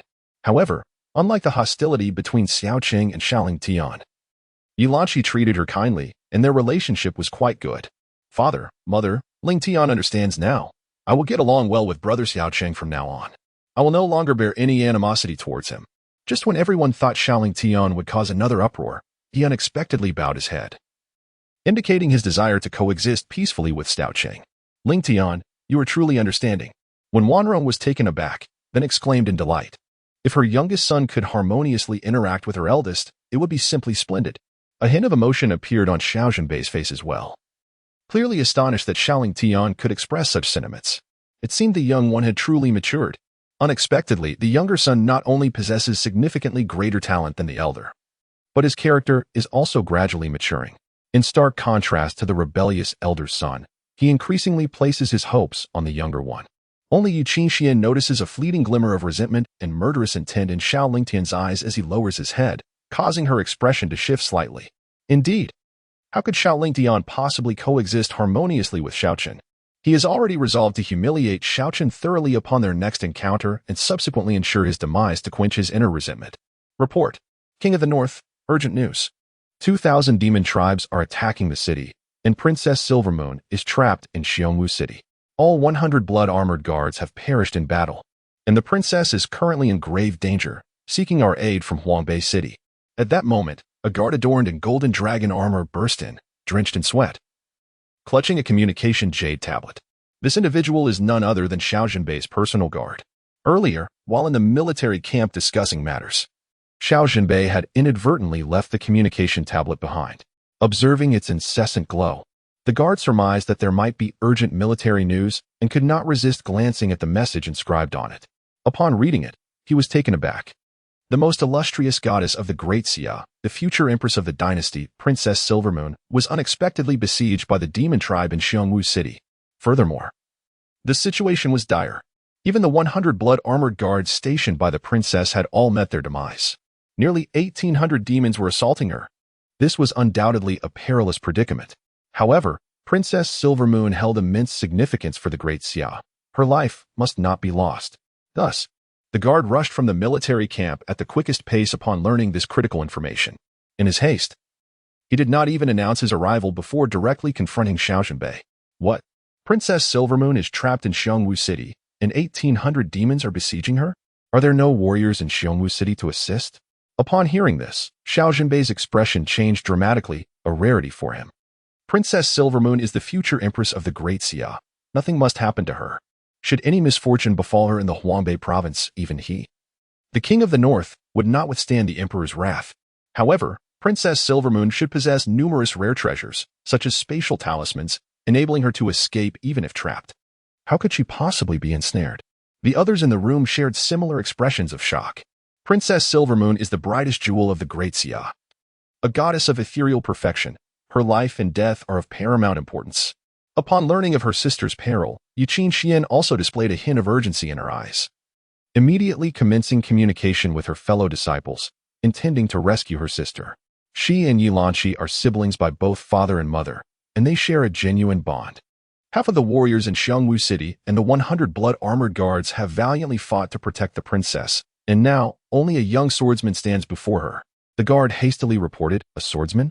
Xiao Zhenbei was momentarily taken aback. Swordsmen are exceedingly rare. There are hardly a few in the entire Huangbei province. How could a young swordsman suddenly appear in this small Xiongwu city? Yet, Despite the terror that swordsmen evoke, facing nearly 2,000 demons, he would likely be unable to withstand even a breath before meeting a tragic end. Then the Princess of Silver Moon is doomed. Upon this realization, his expression swiftly darkened. Was there only a solitary swordsman to confront them? What of the others in Xiongwu City? Are they merely spectators? How could a lone young swordsman possibly withstand the onslaught of so many demon clans? He felt a surge of fury within.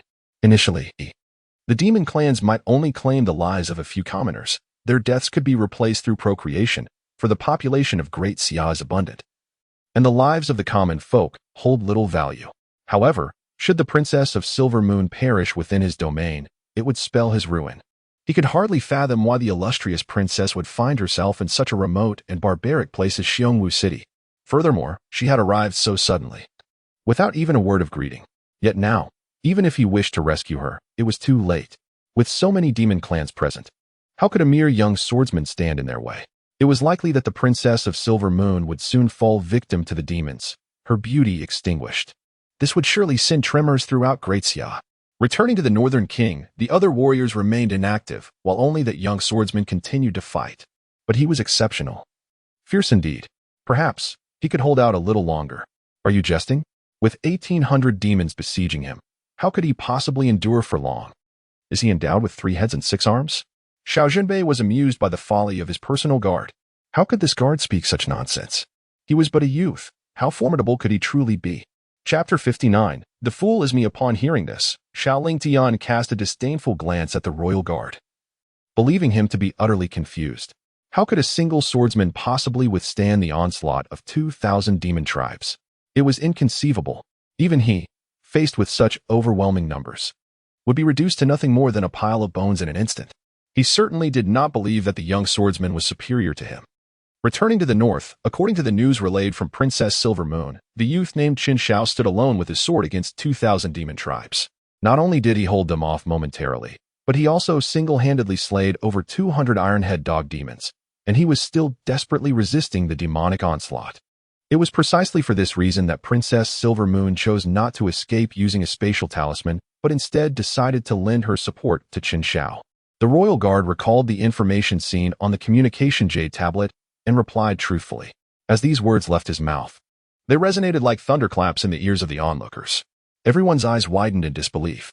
A single individual could not only block 2,000 demon tribes, but also slay over 200 dog demons.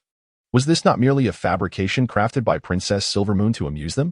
Yet Qingxuan furrowed her brow. Xiao Chen, how strikingly similar were their names. Moreover, both were swordsmen who coincidentally appeared near Xiongwu City, close to Huangbei City. Could it be that Qingxuan was merely an alias for Xiao Chen? Are you certain you did not misread? Did Princess Silver Moon truly say this? Xiao Zhenbei gazed at the royal guard in shock. A mere youth, wielding a single sword, could hold back 2,000 demon tribes? This was beyond belief. Your Highness, regarding such an important matter, how could I report without ensuring its accuracy? The guard exclaimed. When I first received the message, I was equally astonished, having reviewed it thrice to confirm its validity before daring to present it to your Highness. It is indeed a great fortune for our human race to possess such a prodigy. Great fortune? I see it as a calamity. Xiao Zhenbei retorted, his expression darkening. Your Highness, why do you say such a thing? The royal guard was taken aback. The youthful swordsman was extraordinarily fierce, a true paragon of the human race. Why then did the North King deem it a disaster? The others present wore expressions of confusion, eagerly awaiting Xiao Zhenbei's explanation. The fact that Qingxuan could single-handedly fend off 2,000 demon tribes indicated that he had undoubtedly surpassed the realm of a swordsman. Otherwise, such an achievement was utterly impossible. Yet there had been an agreement between the human and demon races that humans were forbidden from taking action against demons across the border. If Qingxuan acted recklessly, the demons would undoubtedly retaliate with fury. Was this not a calamity? Xiao Zhenbei's expression grew grave, his tone laden with reproach. Qingxuan was far too impulsive. According to the reports, Princess Silver Moon had already resolved to depart, had it not been for Qingxiao's sudden intervention. Only a few civilians would have perished. What was the significance of that? But now, with his reckless action, the demons would seize this opportunity to retaliate furiously. Given the current strength of the human race, they could not withstand such an assault. Qingxiuan was, without a doubt, a sinner of the human race. As these words fell, the expressions of those present shifted dramatically, their gazes turning somber as they finally grasped the implications of Xiao Zhenbei's meaning. From this perspective, Qingxuan indeed appears excessively reckless, acting without contemplation, resembling a fool. Are there no experts among the martial artists of the human race above the warrior realm? If they were capable of intervening, they would have done so long ago. How could it possibly fall to a mere sword cultivator to shine? They never anticipated that it would be a 7th-level swordsman who would impede the advance of 1,000 demons. Of course, this is not entirely their fault, as Xiao Chen's combat prowess is astonishingly extraordinary, completely overturning the world's understanding.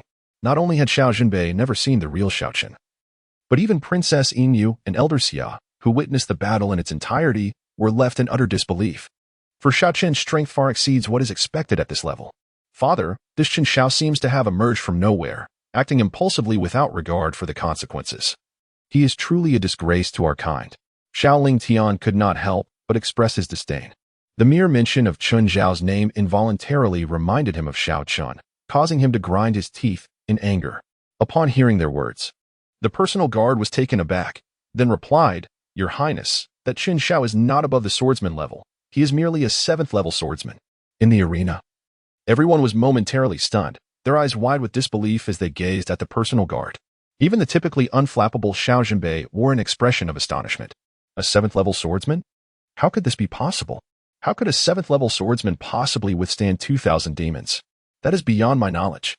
The information we received from Princess Yinyu states as such. Xiao Zhenbei's countenance darkened, and he fell into silence. Although he could not fathom what had transpired, he could not possibly believe that a 7th-level swordsman could possess such power. Even if sword cultivators are formidable, it could not reach such heights. However, this was not the time for such deliberation. Princess Yinyu was in grave danger, and he must act immediately to dispatch a rescue. He promptly commanded the assembly of all martial artists below the warrior realm in Huangbei City to gather at the Northern Town Prince's residence. Xiao Zhenbei cast a glance at his personal guard and issued the order directly. Understood. The personal guard responded, bowing respectfully before gradually retreating, disappearing from sight in an instant. Father, although Xiongwu City is not far from Huangbei City, even if we rush with all our might, it will take at least a quarter of an hour. We may not have enough time. Xiao Lingtian looked to Xiao Zhenbei, his expression fraught with urgency. The Princess of Silver Moon is the dream of nearly every man in the Great Xia, and he is no exception. He harbors deep affection for her. Yet, due to her seemingly unattainable status, he chose to pursue Yi Qingxian. Now, with the princess in peril, he felt a surge of anxiety within. After contemplating for a moment, Xiao Zhenbei replied, "Galloping there will certainly not suffice. Our only option is to utilize the spatial talisman. The spatial talisman is exceedingly precious when activated. It allows for instantaneous teleportation within a specific range, proving immensely effective for travel or escape. Even as the Prince of Northern Town, with his high status, he possesses but a few. Typically, he would refrain from using them, but to save Princess Yinyu, he has no choice but to employ one this time. If he uses the spatial talisman, there may yet be hope to arrive in time." Upon hearing about the spatial talisman, Xiao Lingtian's eyes instantly lit up. Moments later, a large assembly of warriors gathered at the Northern King Xiao's residence. Initially, upon hearing that they were to venture to Xiongwu City for a rescue mission, their faces displayed reluctance. However, upon learning that Princess Yinyu was trapped there, besieged by demonic creatures in a dire situation, their anger ignited. Akin to having received a surge of adrenaline, they roared with fervor, vowing to vanquish the vile demons and rescue Princess Yinyu. This unforeseen reaction was beyond Xiao Zhenbei's expectations. He had anticipated needing to persuade them with considerable eloquence. Yet, upon merely mentioning the princess's plight, they immediately consented to embark on the mission. The allure of the first divine maiden of the Great Xia was indeed formidable. Once agreement was reached, he produced a high-level spatial talisman, preparing to teleport all warriors below the master level from the residence. He counted, and there were over 300 individuals. This contingent comprised martial artists from Huangbei City, military personnel, and students from various martial academies, representing a formidable force. Nonetheless, against 2,000 demons, their strength was still insufficient. Thus, their mission was solely to rescue the princess and not to engage in a protracted battle. Xiao Zhenbei commanded them to save Princess Yinyu and return immediately. Meanwhile, in Xiongwu City, Xiao Chen was embroiled in a bloody struggle against the demons. The terrifying sword aura and demonic energy wreaked havoc in the air, as crimson blood continuously splattered, filling the atmosphere with a pungent scent that made one's brow furrow. At this moment, Xiao Chen had slain 295 demons, with only 5 remaining to complete his task. Yet, he bore numerous injuries, some deep enough to expose bone. The relentless onslaught from the demons had overwhelmed the recovery ability of his divine physique. Xiao Chen was now fighting with his very life at stake. Regrettably, his foes were dreadfully formidable, and he was nearing his breaking point, gazing at the densely packed, inexhaustible waves of demons before him. A phrase from the demon-slaying sword god suddenly echoed in his mind. If ever the day comes when countless demons rampage and doom approaches, I shall stand before the myriad of humanity, raising my sword to the heavens, staining the earth with blood. Upon first encountering this phrase, he had thought the sword god foolish, who, in their right mind, would sacrifice their life to save others. Yet now, the fool turned out to be himself. Still, there was something undeniably passionate about it, was there not? Qin Xiao, your talent has astonished the lords of the demon race. They have offered you a chance at survival. Should you agree to join the demon god hall and serve as their hound in battle, would you consent? A young envoy from the demon god hall approached Xiao Chen, his tone icy. In his estimation, Xiao Chen was now at the end of his tether, destined to be slain by the demons, and thus had no option but to agree. After all, who would willingly choose death over survival? Xiao Chen remained silent, merely inscribing a line of words into the ground with his sword. Chapter 60, The Final Struggle Beside Him. The young man from the demon god temple was momentarily taken aback. Carving words? In such a dire situation, this Qin Xiao was still inscribing words? However, upon reflection, he quickly grasped the meaning. The sword cultivator before him must fear that the demon race would not trust him, intending to write a declaration of loyalty to demonstrate his allegiance.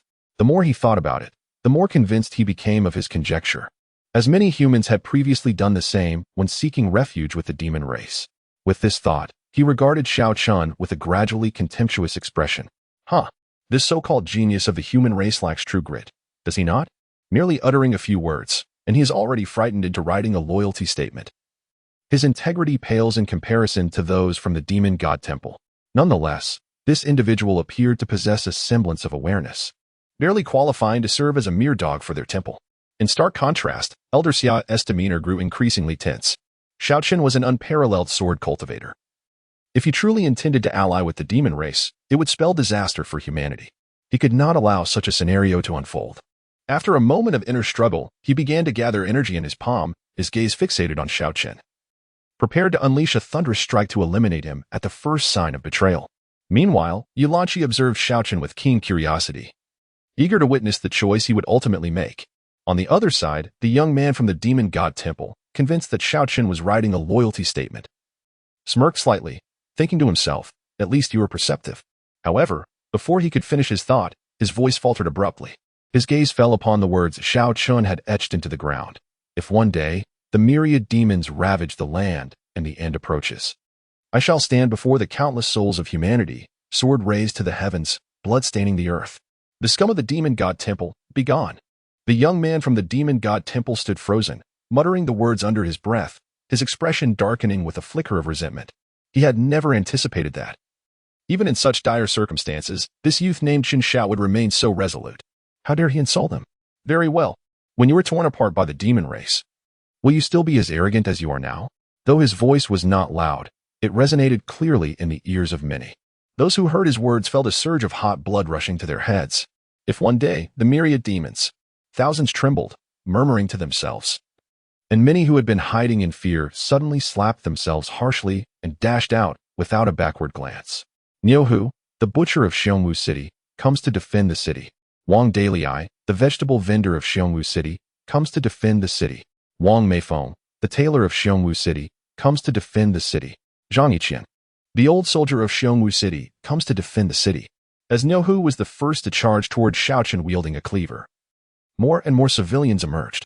They were men and women, the elderly and the young, some wielding brooms, others brandishing shovels, and still others with scissors in hand. The vast majority of them possessed little combat prowess, posing no real threat to the demon race. Yet in their eyes burned an indomitable fury and a resolve to face death without fear. Until this moment, they finally grasped the truth. Indeed, if everyone fears death, how can they withstand the onslaught of the demon clan? This is the city where they grew up. If they do not guard it, Who will protect them? Even if they cannot defeat the demons, leaving a mark upon them with their lives is worth it. Even if no mark remains, exhausting their strength is not insignificant. Can one truly survive through fear and inaction? Since death is inevitable, why not fight valiantly against the demon clan before meeting their end? Initially, Xiao Chen stood alone, facing the terrifying mass of demons before him. Yet, as he inscribed those words, within moments, tens of thousands of common folk gathered behind him. Although their combat prowess was lacking, their morale surged dramatically. The demons across the way were momentarily taken aback, witnessing the densely packed, furious faces of the human populace. They found it hard to believe. Humans, typically perceived as weak and easily slaughtered by demons, today exhibited the audacity to fight back. If all humans were to rise with such courage, even against the formidable demon clan, their sheer numbers would be a daunting challenge to withstand. Beside them, Elders Xia and Yi Lanshi were equally astonished, their expressions filled with shock. If all humans could display such fearless defiance, not only could they repel the demons, but at the very least, they could instill a sense of caution in the demon clan, preventing them from wantonly harming humanity. Had these cowards suddenly developed a lion's heart? How dare they contend with the demons? It was akin to courting death. On another front, Zhao Tiangang was also paralyzed with disbelief. Master, shall we not join in?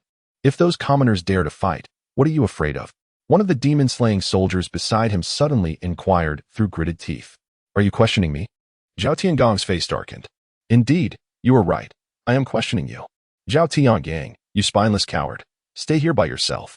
Brothers, if you still possess a shred of courage, follow me to slay the demons.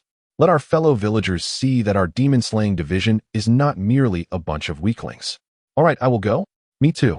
In an instant, 7 or 8 demon-slaying soldiers roared as they charged forth, leaving Zhao Tiangang alone, standing as a mere figure amidst the storm.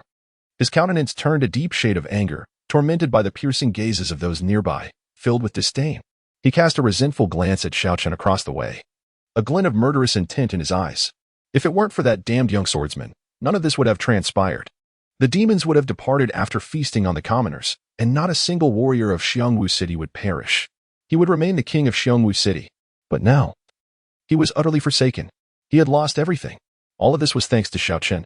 Were it not for Princess Silvermoon observing from the sidelines, he would have charged forward to strike Xiao Chen down. Meanwhile, Xiao Chen, witnessing the vast crowd that had gathered behind him, was momentarily taken aback. He had anticipated that expressing his heartfelt sentiments would yield such an effect. At that moment, a gaunt old man suddenly turned to Xiao Chen and said, "Young brother, I truly admire your courage to stand alone before 2,000 demons. I fear you may laugh at me, but in my youth, I was a soldier.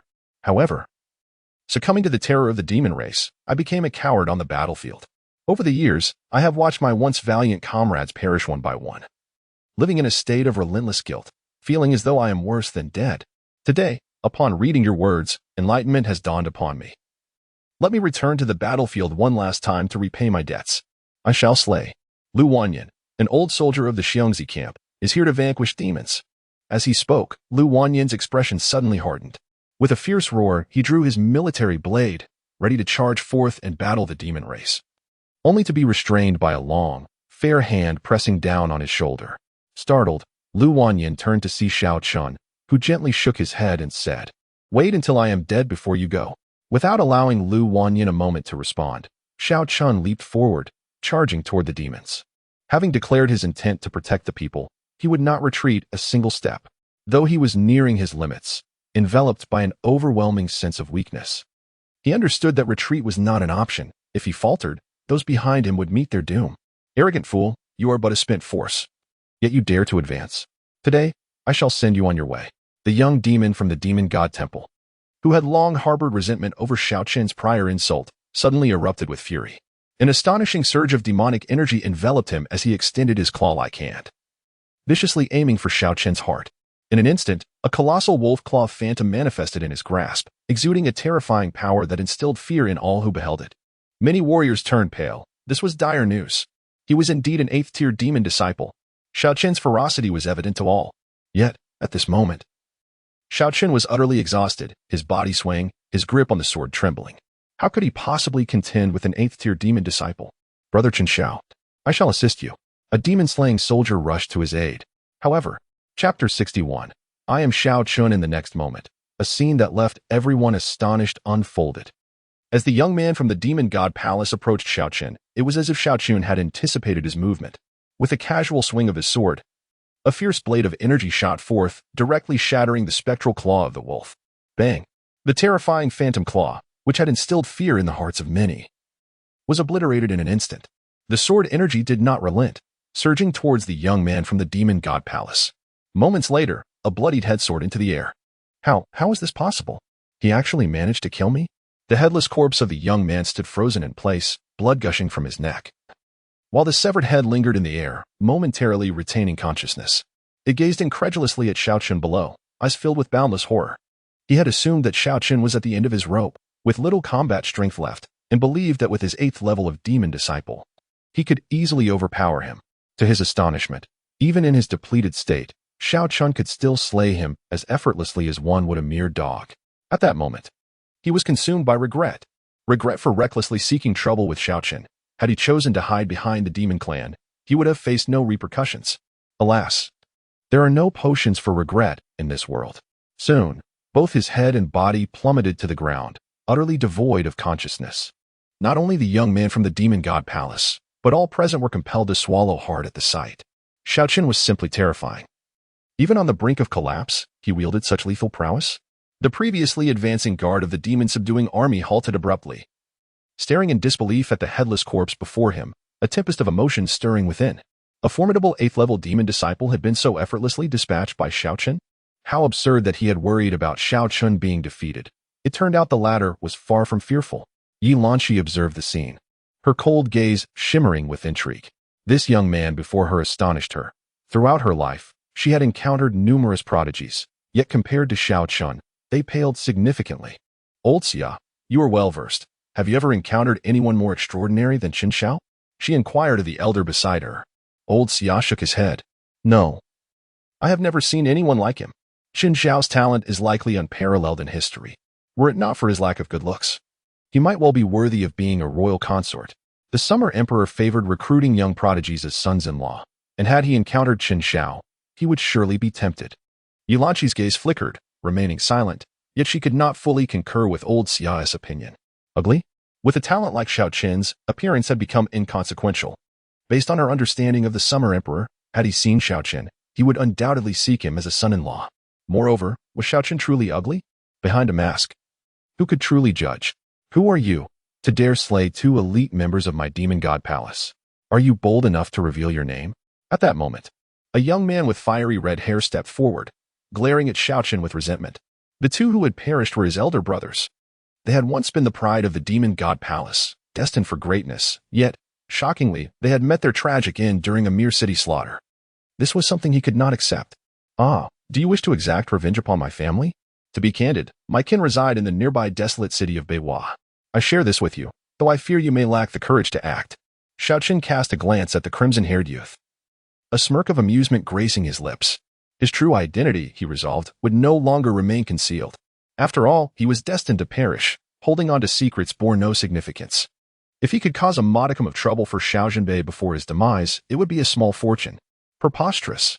A mere desolate city like Beiwa hardly boasts individuals whom the demon temple dares not confront. If you possess any audacity, feel free to proclaim your name. The red-haired youth scoffed derisively. To him, even the 5 prominent families of Beiwa appeared as insipid, easily vanquished entities, entirely unworthy of fear. Dare not take action? Utterly laughable. The onlookers, bewildered, regarded Xiao Chen with incredulity, believing he was oblivious to the formidable strength of the demon temple, which, while despicable, undeniably wielded terrifying power. With few in Beiwa unscathed by its reach. Young man, do take care not to reveal your identity, otherwise, your family may face utter annihilation. Elder Xia shouted in desperation.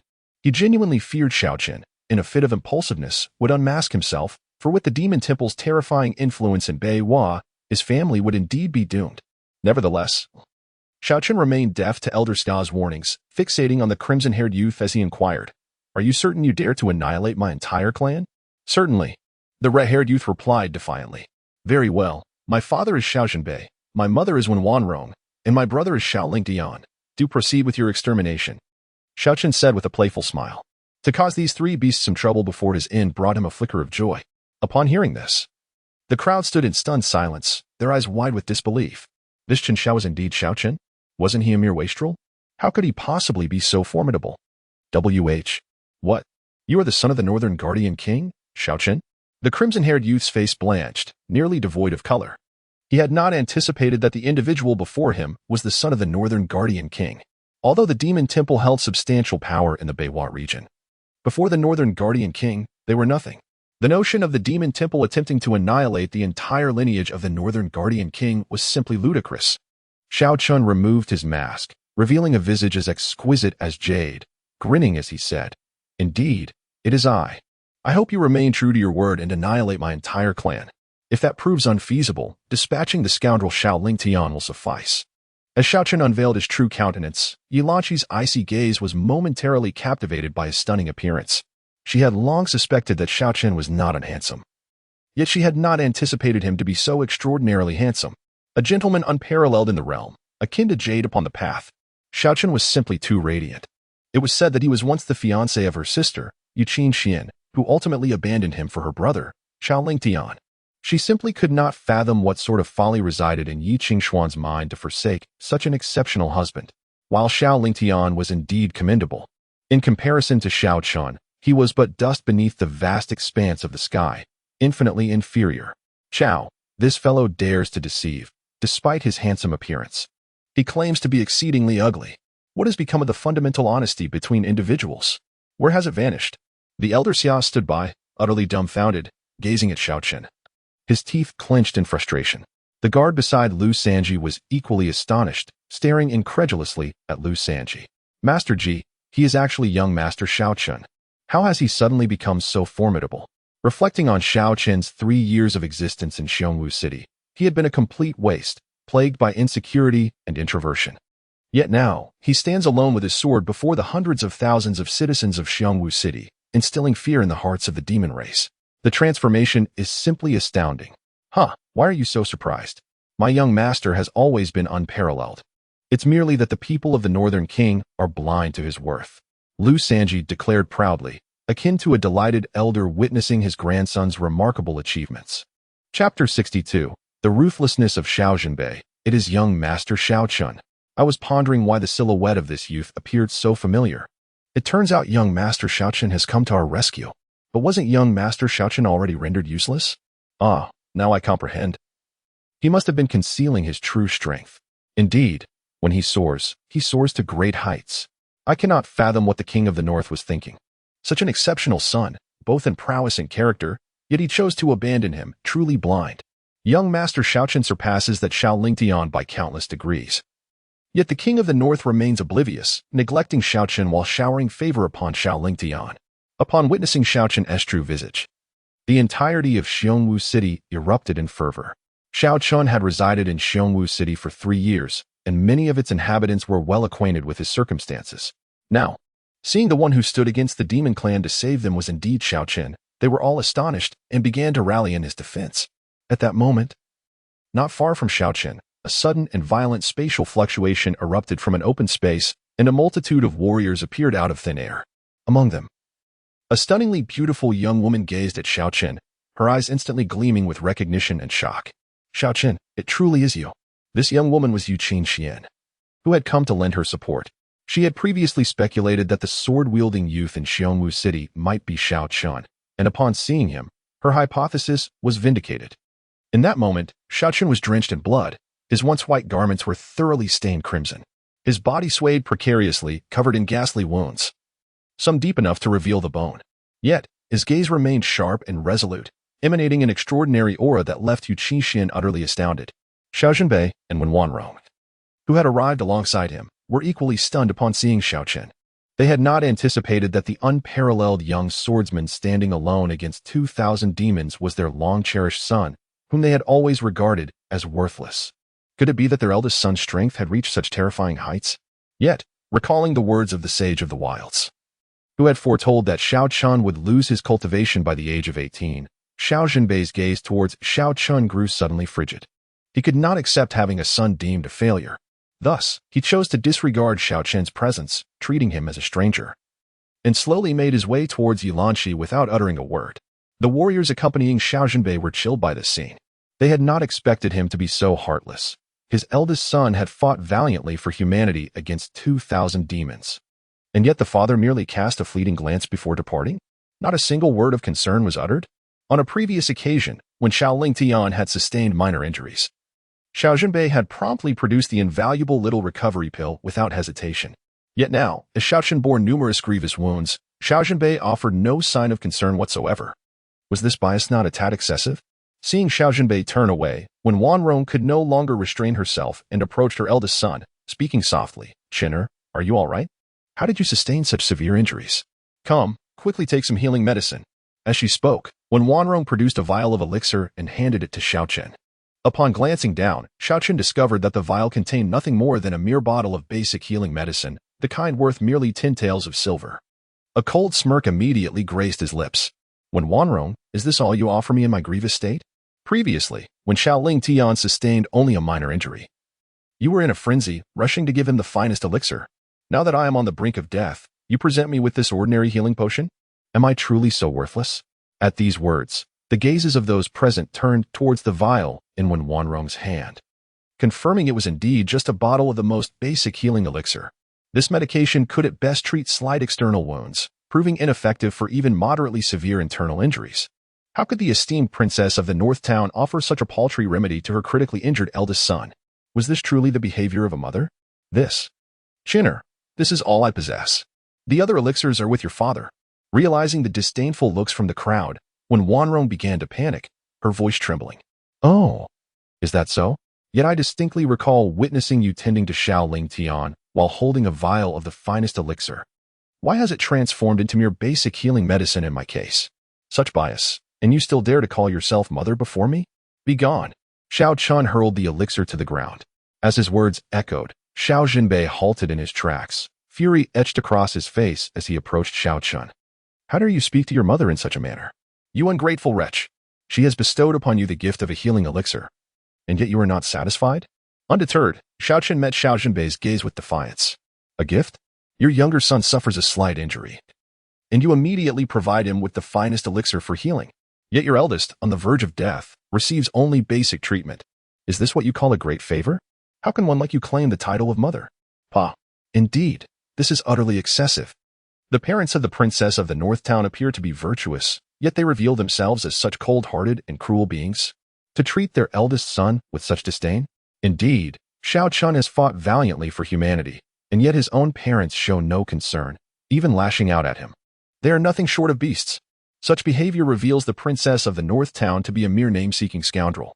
Some commoners from Qingxuan City, whom Xiao Chen had rescued, openly expressed their contempt. Nearby, the demon tribe stood in stunned silence, unable to comprehend Xiao Zhenbei's actions. How could such a prodigious son be treated in such a manner? It was simply outrageous. Xiao Zhenbei fell into silence, acutely aware of his favoritism towards his younger son. Yet with his eldest on the verge of becoming a cripple, he was reluctant to expend further effort on his survival. Kneel and apologize to your mother, and I shall grant you a high-grade healing elixir. After a moment's pause, Xiao Zhenbei spoke slowly. Gasped. An audible intake of breath rippled through the crowd. They gazed at Xiao Zhenbei with disdain. How cruel of him. Xiao Chen, battered and in agony with every movement, was being asked to kneel merely for a high-grade healing elixir? At that moment, Xiao Lingfeng had merely sustained a slight injury. Yet you bestowed upon him a minor elixir. Now that your eldest son finds himself in such a predicament, are you still unwilling to part with that trivial remedy? Begone. A wave of inexplicable sorrow surged within Xiao Chen, prompting him to speak out. It is unfathomable to consider how such despicable parents could have allowed his previous self to endure for so long. Fortunately, he had severed ties with this family and no longer harbored any expectations. Without hope, disappointment cannot take root. Upon hearing Xiao Chen's words, a glimmer of murderous intent flickered in Xiao Zhenbei's eyes. Just as he was about to respond, Xiao Lingfeng, who stood behind him, suddenly surged forward. Xiao Chen, how dare you show such disrespect to our father? I shall slay you. He swiftly drew his long blade, striking at Xiao Chen with blinding speed. As he beheld his injured brother, a hint of malice flashed in his gaze. This time, you must surely meet your end. The spectators were initially taken aback, but soon, fury ignited in many of their eyes. An ambush? How could Xiao Lingfeng, a prodigious talent, resort to attacking his gravely injured elder brother? Young master, quickly evade. Xiao Lingtian, I curse you. Lu Sanji bellowed, his eyes suddenly bloodshot, resembling a furious beast. He seethed with rage, given Xiao Chen's current state of injury. Such a surprise attack from Xiao Lingtian could very well lead to his demise. Chapter 63. The ambush of Xiao Lingtian. Expressions of astonishment adorned the faces of Xiao Zhenbei and Wenwan Rong. They had not anticipated that their youngest son, who had previously assured them of his intention to coexist harmoniously with his elder brother, would resort to such violence upon their first encounter. Zhenbei quickly stopped Lingtian. Wenwan Rong tugged at Xiao Zhenbei's sleeve, her face a mask of anxiety. A flicker of hesitation crossed Xiao Zhenbei's eyes. Given his prowess, he could certainly intervene, yet witnessing his youngest son's repeated attempts to harm his elder brother had nearly instilled a seed of malevolence within him. Should he impede this act, it might significantly affect his son's future cultivation. Simultaneously, he could not bear the thought of watching his elder son perish before his eyes. In that moment, he found himself in a quandary. Xiao Zhenbei's indecision caused him to miss the opportune moment to act. As Xiao Lingtian had already surged towards Xiao Chen, Zhenbei and Wenwan Rong gazed at him in shock, noticing his inaction. The onlookers were equally stunned. A tragic scene of fratricide was on the brink of unfolding, yet the Duke of Northern Town remained oblivious. Was he truly prepared to witness his youngest son slay his eldest? Such a heartless disposition. At that instant, Xiao Lingtian leaped into the air, raising his blade high, prepared to deliver a fierce strike upon Xiao Chen. A terrifying black blade aura clung to the weapon like flames, exuding a dreadful presence. As he swung the blade, a violent aura of murder permeated the 10-meter radius surrounding him. The long knife descended with blinding speed, intent on cleaving Xiao Chen in two. This strike represented Xiao Lingtian's most formidable technique, the Heavenly Annihilation Slash. His eyes glowed crimson as he gazed upon Xiao Chen, who was struggling to maintain his stance. His gaze was filled with malice and madness. Previously, he had been defeated in an instant without the use of a weapon. This time, he would unleash his strongest move and see if the gravely injured Xiao Chen possessed any capacity to retaliate. Does Yu Qingxuan not harbor feelings for you? Once you fall beneath my blade, I shall see whether she remains chaste for a corpse. It is over. This boy is doomed. Nearby, the expression on Elder Xia's face was one of utter dismay, while Yilan Shi's eyes revealed a hint of concern. Nevertheless, in the face of that terrifying strike, Xiao Chen merely raised his head slowly to glance upward, then casually extended a finger, unleashing a seemingly unremarkable white chi sword that shot forth. As the chi sword approached within half a meter of Xiao Lingtian, the long knife in his hand shattered with a thunderous clash, the ferocious blade aura dissipating without a trace, transforming into a cascade of black light fragments scattered through the void. Xiao Lingtian's pupils constricted abruptly. He had not even grazed Xiao Chen, yet he was sent hurtling backward, crashing heavily to the ground. How is this possible? You still have strength left. I refuse to believe it, upon landing. Xiao Lingtian's face bore an expression of sheer disbelief as he struggled to rise, only to find a white chi sword pressed against his forehead. Meanwhile, not far away, Xiao Chen maintained his stance, resting upon his sword, slightly bent forward, without casting him even a glance. Instant annihilation. Once again, Xiao Chen, in a state of severe injury, had effortlessly vanquished the fully unleashed Xiao Lingtian, as easily as one might crush an ant. The crowd around them trembled in shock and horror.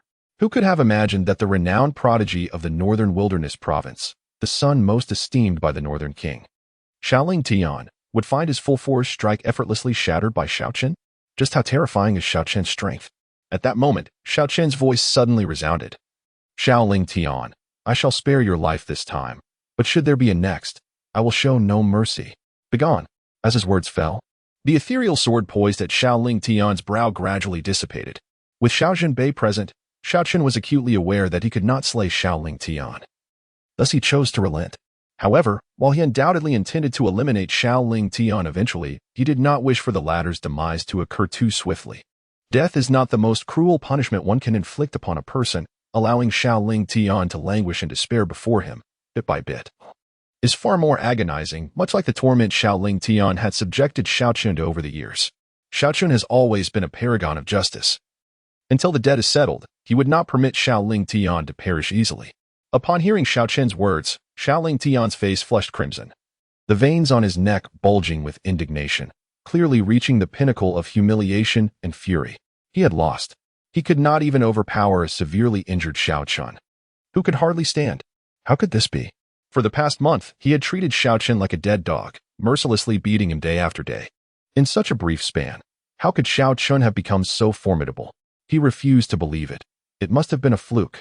Xiao Chen, I will kill you, he exclaimed, his eyes blazing as he charged towards Xiao Chen once more. However, as he moved, 7 or 8 martial artists positioned themselves in his path. Xiao Lingfeng. Xiao Chen has single-handedly battled 2,000 demon tribesmen and is now gravely injured. How can you still seek to strike him down? Do you have no shame? Indeed.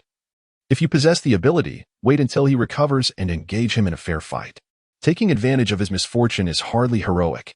A fair fight? Can he even win? Xiao Chen is in such a state that killing him would be akin to slaughtering a dog. If he were at his peak, Xiao Lingfeng would likely lack the courage to confront him. These martial artists were comrades who had previously fought alongside Xiao Chen, and upon witnessing Xiao Lingfeng's shameless behavior, they could not help but intervene. Step aside, Xiao Lingfeng bellowed.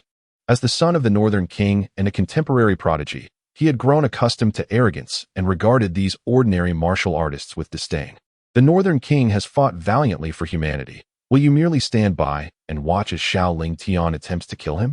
Indeed, Northern King. It is time you rein in your unruly son. It is perplexing. Both are born of the same parents.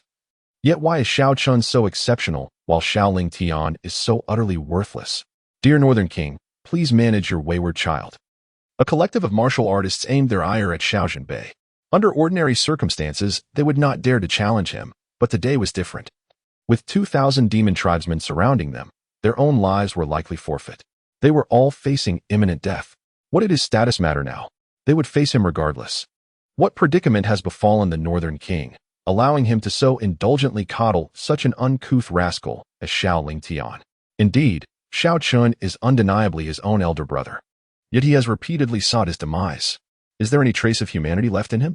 Undoubtedly, he is incapable of overpowering him and continues to wail incessantly. Were it not for Xiao Chen sparing his life, he would have perished long ago. In the next moment, an increasing number of individuals gazed disapprovingly at Xiao Zhenbei and Xiao Lingfeng, voicing their grievances on behalf of Xiao Chen. To them, in terms of appearance, talent, and character, Xiao Chen far surpasses Xiao Lingfeng.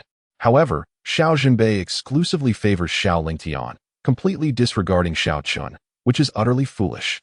Upon hearing the crowd's remarks, Xiao Zhenbei's face flushed with alternating shades of red and white, revealing his profound displeasure.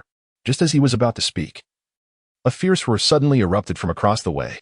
Chapter 64. Supreme swordsmanship of the ancient true demon. Upon turning their heads, the expressions of the crowd shifted dramatically. The 2,000 demon clansmen opposite them had fully assembled, adopting a stance ready to charge.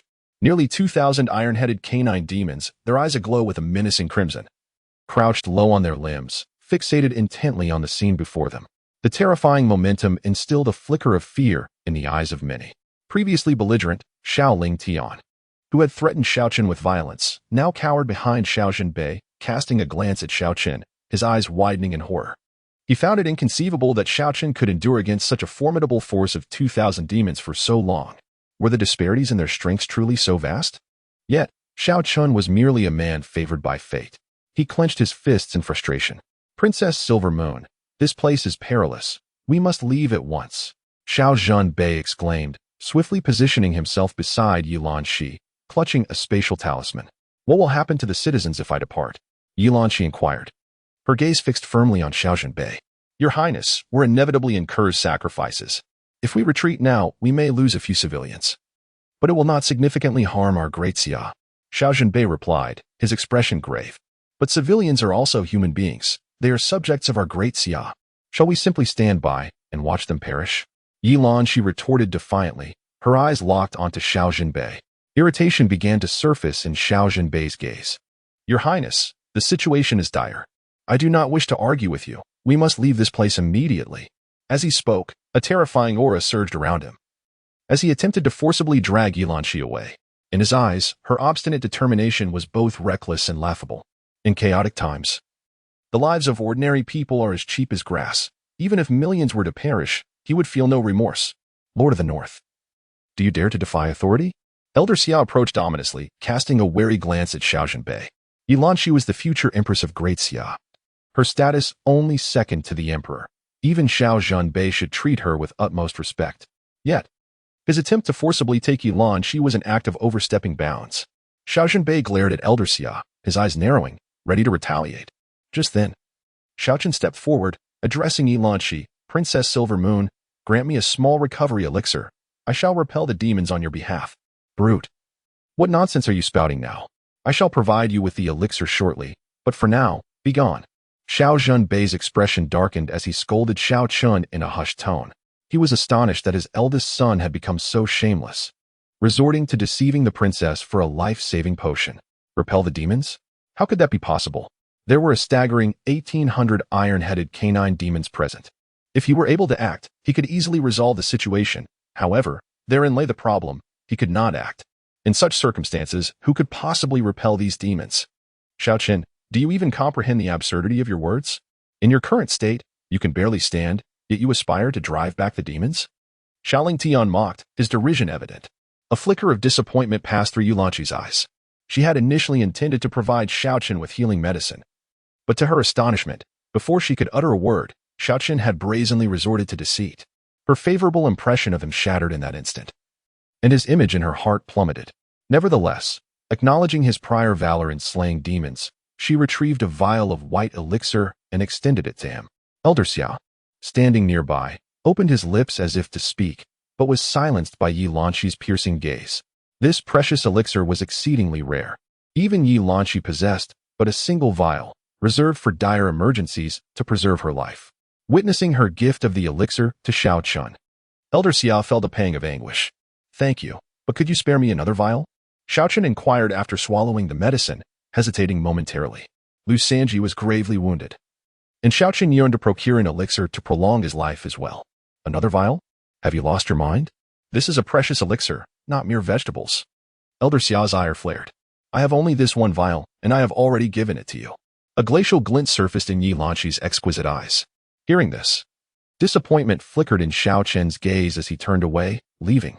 Observing his retreating figure, Xiao Lingtian's eyes glinted with disdain. After departing from the prince of the northern town's residence, how impoverished could Xiao Chen truly be? Reduced to deception even for a single healing elixir. Yet he had driven back the demon horde?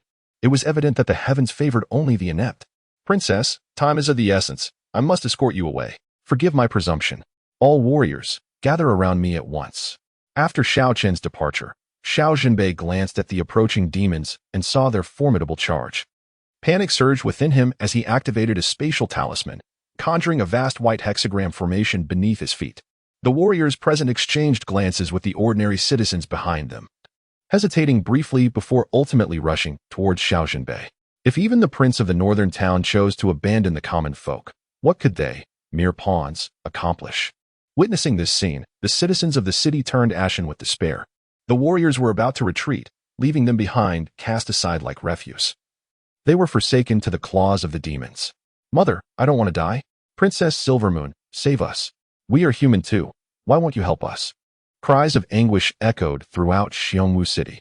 They could not comprehend why, with so many warriors present, no one chose to stand and fight the demons.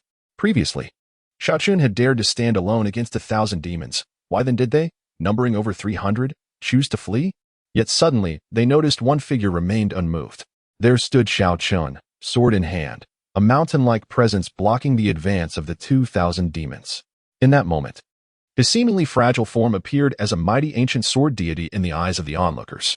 He stood alone, yet dared to shield the multitude. With but a single sword, he defied the onslaught of 1,000 demons.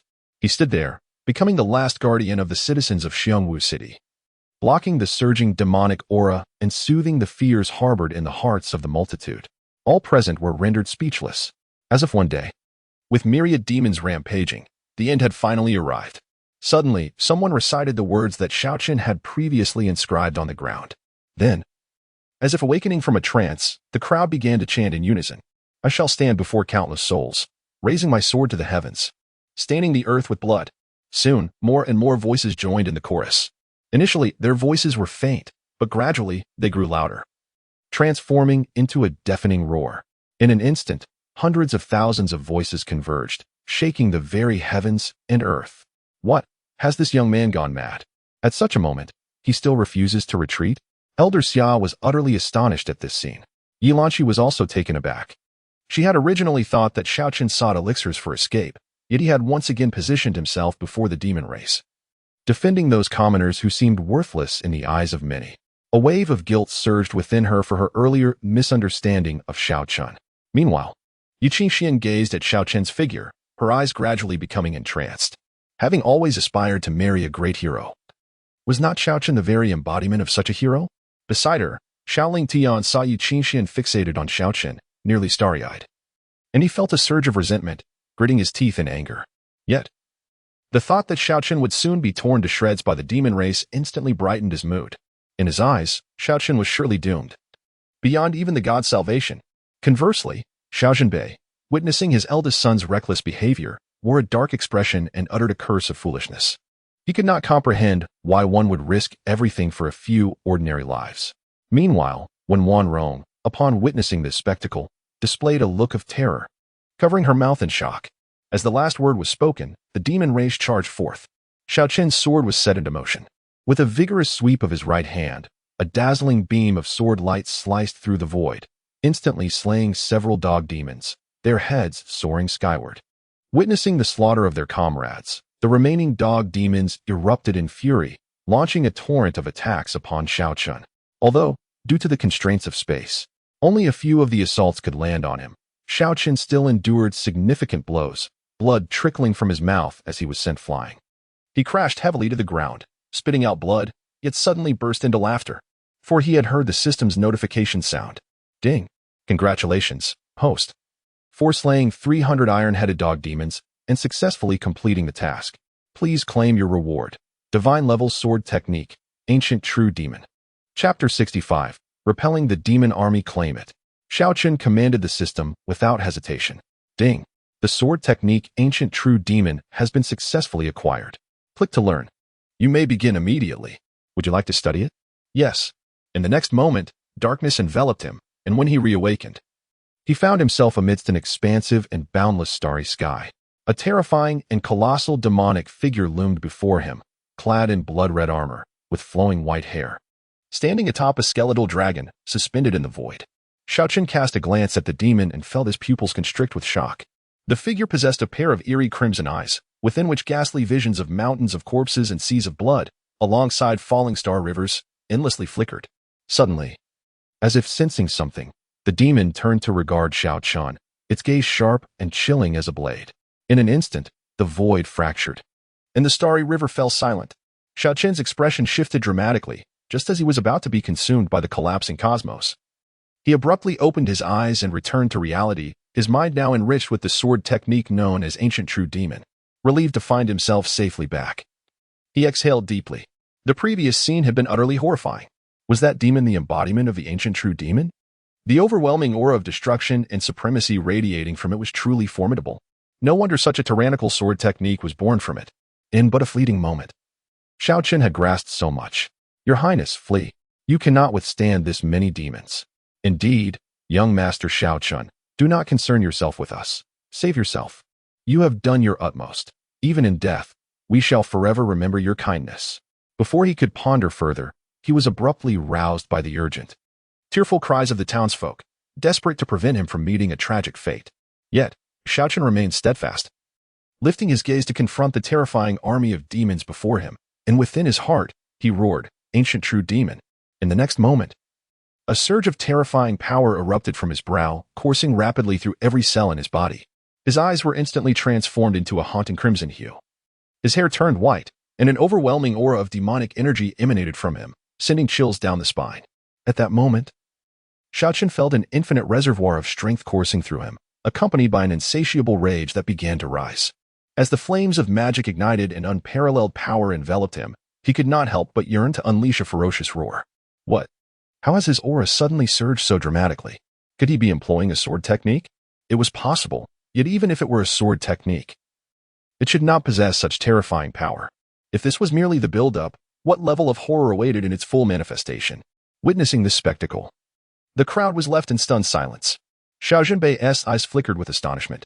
Others could only speculate, but with his insight, he was certain that Xiao Chen was indeed wielding a sword technique, and judging by its overwhelming might, it was no ordinary technique, but one of extraordinary prowess. Yet, How could Xiao Chen have mastered a sword technique so soon after joining the Sword Immortal Academy? The advancing army of demons was equally taken aback. Yet their initial trepidation swiftly dissipated. After all, no matter how formidable Xiao Chen was, he remained but a solitary individual wielding a single sword. While they numbered in the thousands, ravaging all in their path, how could they possibly be defeated? However, the subsequent scene rendered them utterly speechless. With a fierce grin, Xiao Chen surged forward, dragging his sword behind him. As the sword's tip traversed the ground, dark energy surged forth, splitting the earth and creating a chasm 3 meters wide. In an instant, he found himself before the throng of monstrous beasts, and with a swift stroke, dozens of arrogant demons were suddenly enveloped in a crimson mist. Witnessing this spectacle, the arena fell into an eerie silence. Every onlooker stood agape, their eyes wide with disbelief. A single sword strike obliterating dozens of canine demons? Was this the combat prowess expected of a mere human? Xiao Zhenbei and Wen Wanrong were profoundly shaken. They had not anticipated that their eldest son had reached such astonishing heights. This was an assembly of nearly 2,000 beasts. Yet their eldest had single-handedly held them at bay and casually slaughtered dozens. This was nothing short of astonishing. Meanwhile, Xiao Lingfeng's expression soured, contorted in disbelief. Even Xiao Chen himself was momentarily stunned. He had not realized the terrifying potency of the ancient true demon. His estimations indicated that his combat strength had escalated to a level capable of annihilating most martial masters in an instant. He had truly soared to new heights. After employing the ancient true demon, he could effortlessly vanquish foes a whole realm above him. Yet, despite the ancient true demon's ferocity, its side effects were considerable. Once he entered a state of weakness, he would become as vulnerable as a lamb awaiting slaughter. Across from him, the demons charging forth were struck by panic upon witnessing the ease with which dozens of their comrades had perished. Their pupils constricted, and the murderous intent in their crimson eyes morphed into sheer terror. Many canine demons abruptly halted in their tracks, turning tail to flee. They could not comprehend how this young swordsman had grown so powerful in an instant. Yet the innate instincts of the demon race warned them that this swordsman now possessed the strength to severely wound them, and if they lingered, death awaited. Thus, an increasing number of demons began to retreat. Roaring in outrage, the leading canine demon was infuriated. As a noble entity of the demon race, it could not accept being defeated by a mere human. With a furious howl, it charged toward Xiao Chen. However, as it drew near, a blade of black flame shot forth, and before the leading demon could react, it was cleaved in two, with their leader slain. The pack of canine demons was thrown into chaos, casting terrified glances at Xiao Chen before fleeing for their lives. Seizing the opportunity, Xiao Chen rushed in to claim another wave of trophies. Yet, alas, the canine demons fled with remarkable speed. He managed to slay over 200 before the battlefield was devoid of any demonic presence. Swiftly, he began to gather the carcasses of the fallen demons into his spatial ring. In total, he had dispatched over 500 canine demons. A remarkable achievement that promised considerable profit from the spoils. Meanwhile, the citizens of the city watched in a daze, many questioning whether their eyes were deceiving them. Xiao Chen single-handedly repelled 2,000 demon clansmen with merely his sword. "Your Highness, shall we retreat?" A guard of the Northern King stared blankly at Xiao Zhenbei, the atmosphere thick with awkwardness. Their spatial formation had only just been established, and they were prepared to flee when the demon horde was unexpectedly driven back by Xiao Chen. "Retreat." Xiao Zhenbei's expression darkened. Before departing, he cast a profound glance at Xiao Chen, sensing an unfathomable mystery emanating from his eldest son. Each time he doubted Xiao Chen's capabilities, his son would astound him, leaving him in awe. This time, the revelation was monumental. Could such a prodigy truly be reduced to a mere shell of a man due to the curse of the heavenly path? For the first time, he questioned the prophecy of the elder of the sacred wilderness. Xiao Chen's displayed talent was extraordinarily formidable, unparalleled in his experience, evoking a sense of insignificance even within someone of his own exceptional stature. Should the elder's prophecy prove erroneous, and he were to cast out such an exceptional son, he would undoubtedly be consumed by regret. After all, devoid of the heavenly path's curse, his eldest son surpassed the younger in every conceivable aspect. If such a person were to inherit the Xiao family legacy, they could expect unprecedented glory. Contemplating this, he found himself wavering, pondering whether to extend an olive branch to his son and mend their rift. He trusted that if he were to speak, Xiao Chen would humbly kneel before him, seeking forgiveness and a return to the family. Yet, as the Northern King, he had always been a man of his word. Having severed ties with his son, He feared losing face should he now offer a chance for reconciliation. After a moment's struggle, he ultimately chose not to grant his son that opportunity, vanishing alongside the others into the spatial formation. Meanwhile, under the persuasion of Elder Xia, Yi Lanqi followed Xiao Zhenbei in leaving, for with the blood-armored guards utterly decimated, Elder Xia alone could not ensure her safety. They needed the protection of the Northern King. We are saved. Young Master Xiao, you are incredible. Long live young Master Xiao. He is unparalleled in this age. Gradually, the crowd regained their composure, erupting in fervent cheers. They had all brushed with death today. The tumultuous journey from despair to salvation was indeed heart-stirring. Not far away, Zhao Tiangang, concealed within the throng, cast a cold glance at Xiao Chen, his eyes flickering with murderous intent. After a moment of hesitation, he ultimately chose to turn and depart. Master Zhao, please wait.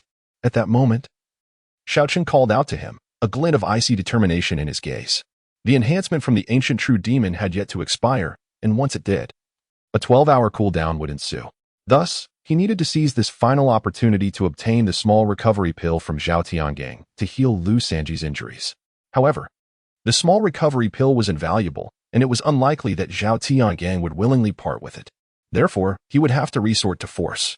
He hoped Zhao Tiangang would be wise enough to surrender the pill, otherwise, he would not hesitate to compel him.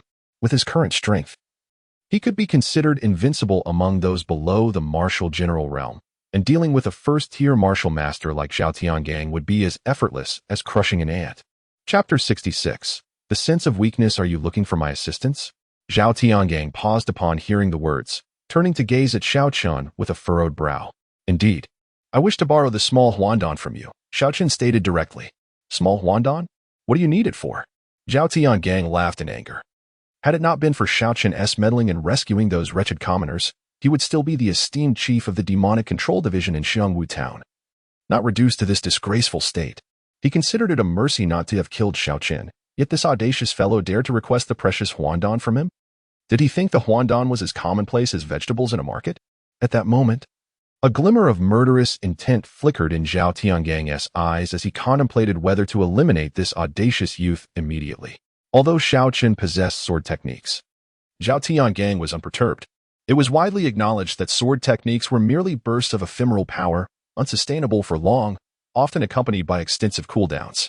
Generally, the cooldown period for Huang-level sword techniques could extend for dozens of days or even longer. The more formidable the skill, the longer the cooldown.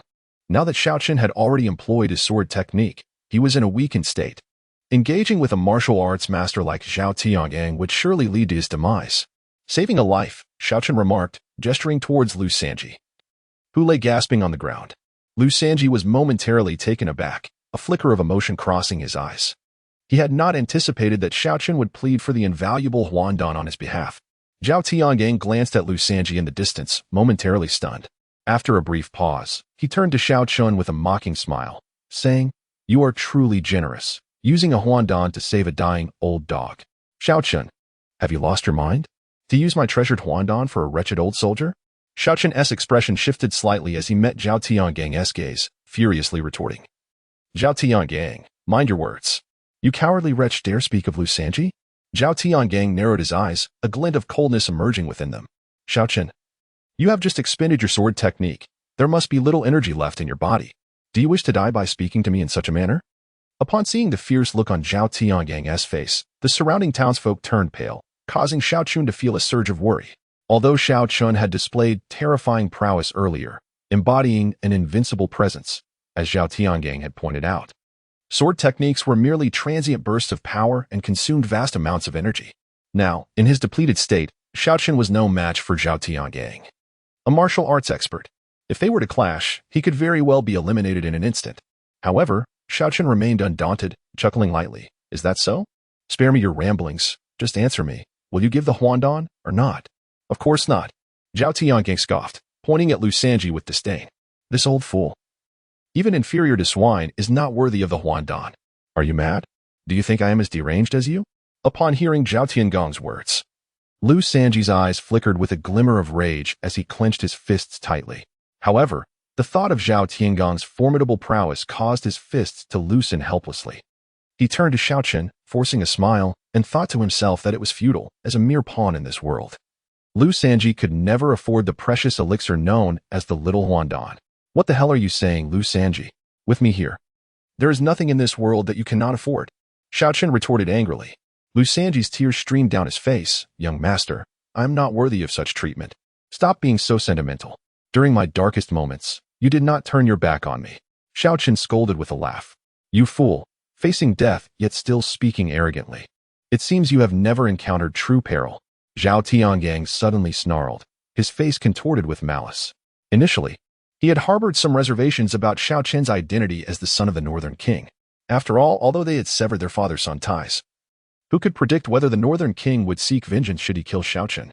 Yet, seeing Xiao Chen openly provoke him before the citizens of the city, he could no longer restrain himself and resolved to eliminate Xiao Chen. After all, having offended Princess Yinyu, his prospects among the human race were bleak.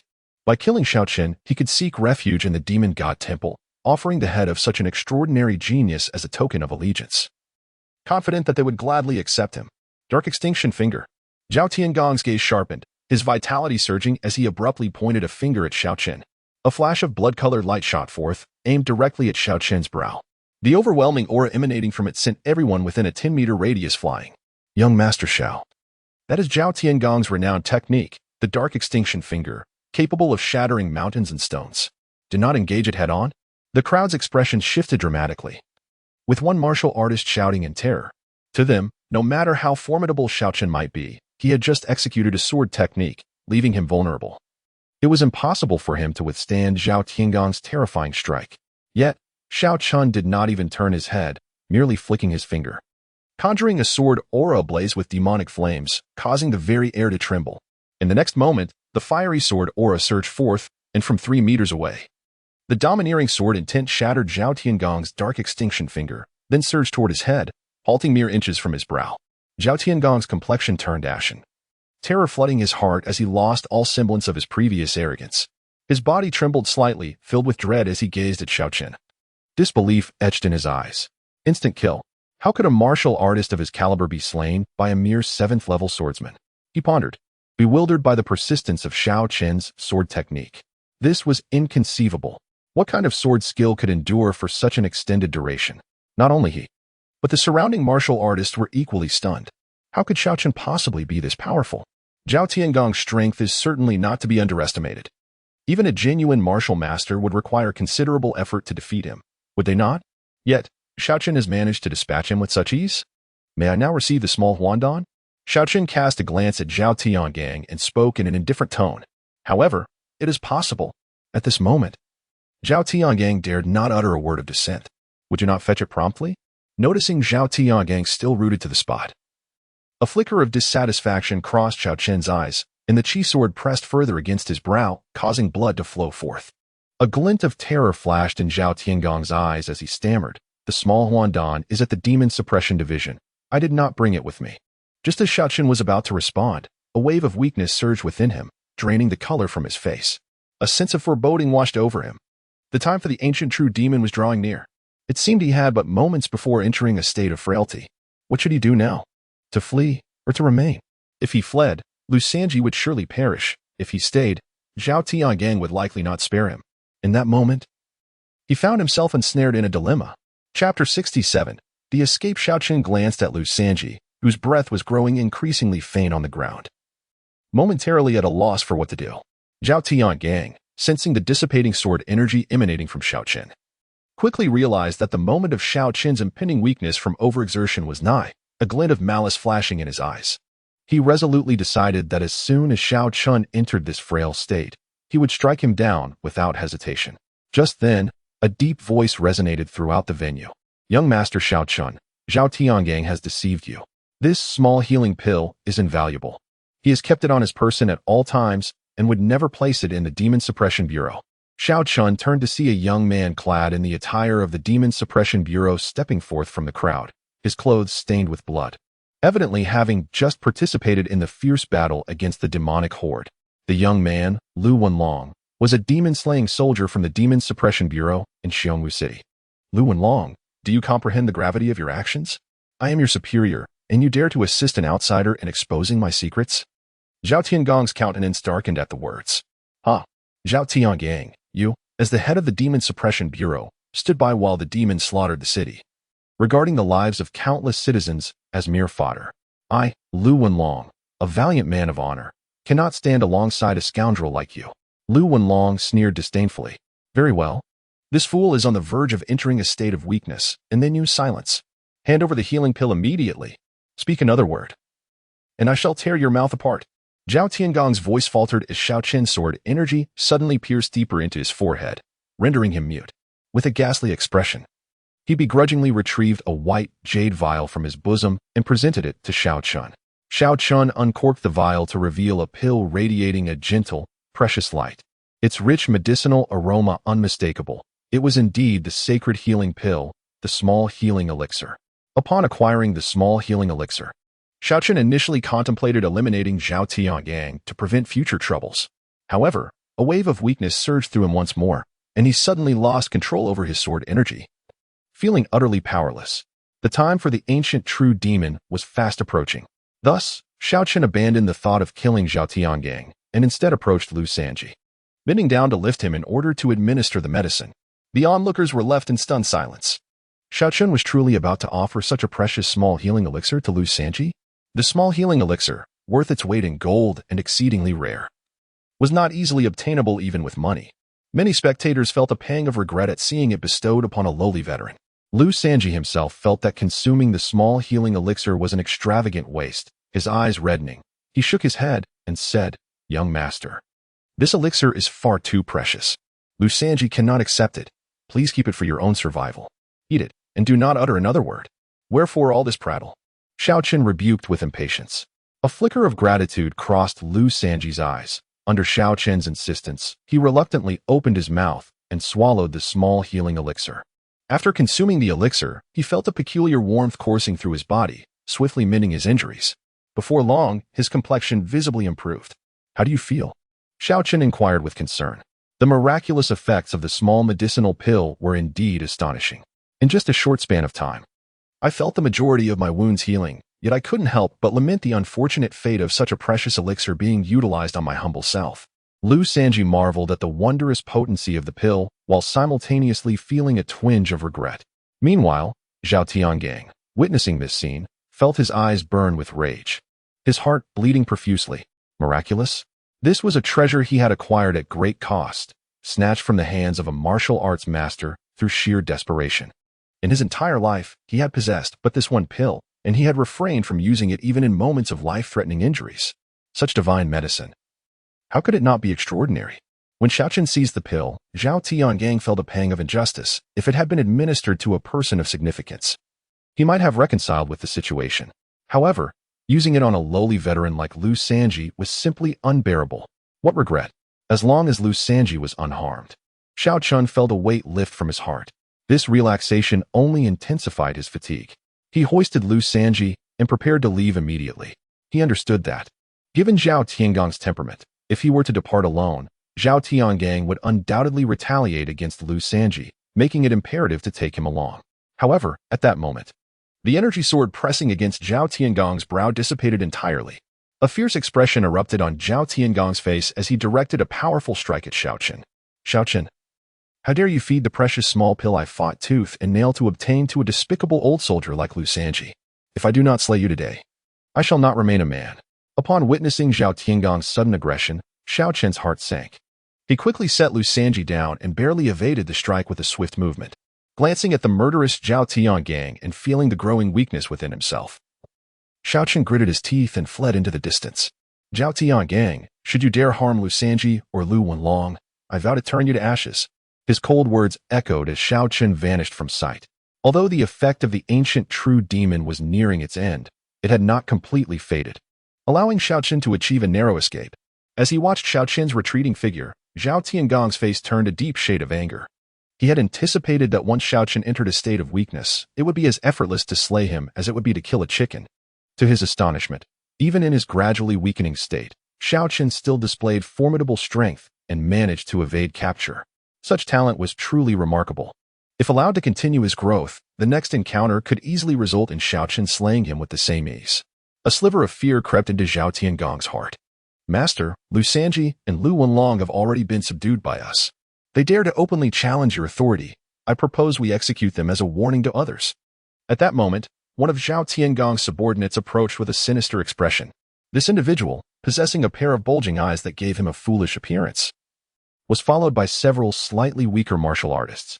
In the previous battle, although many of the Demon Suppression Division soldiers had severed ties with Zhao Tiangang, there remained a few selfish martial artists who continued to follow him.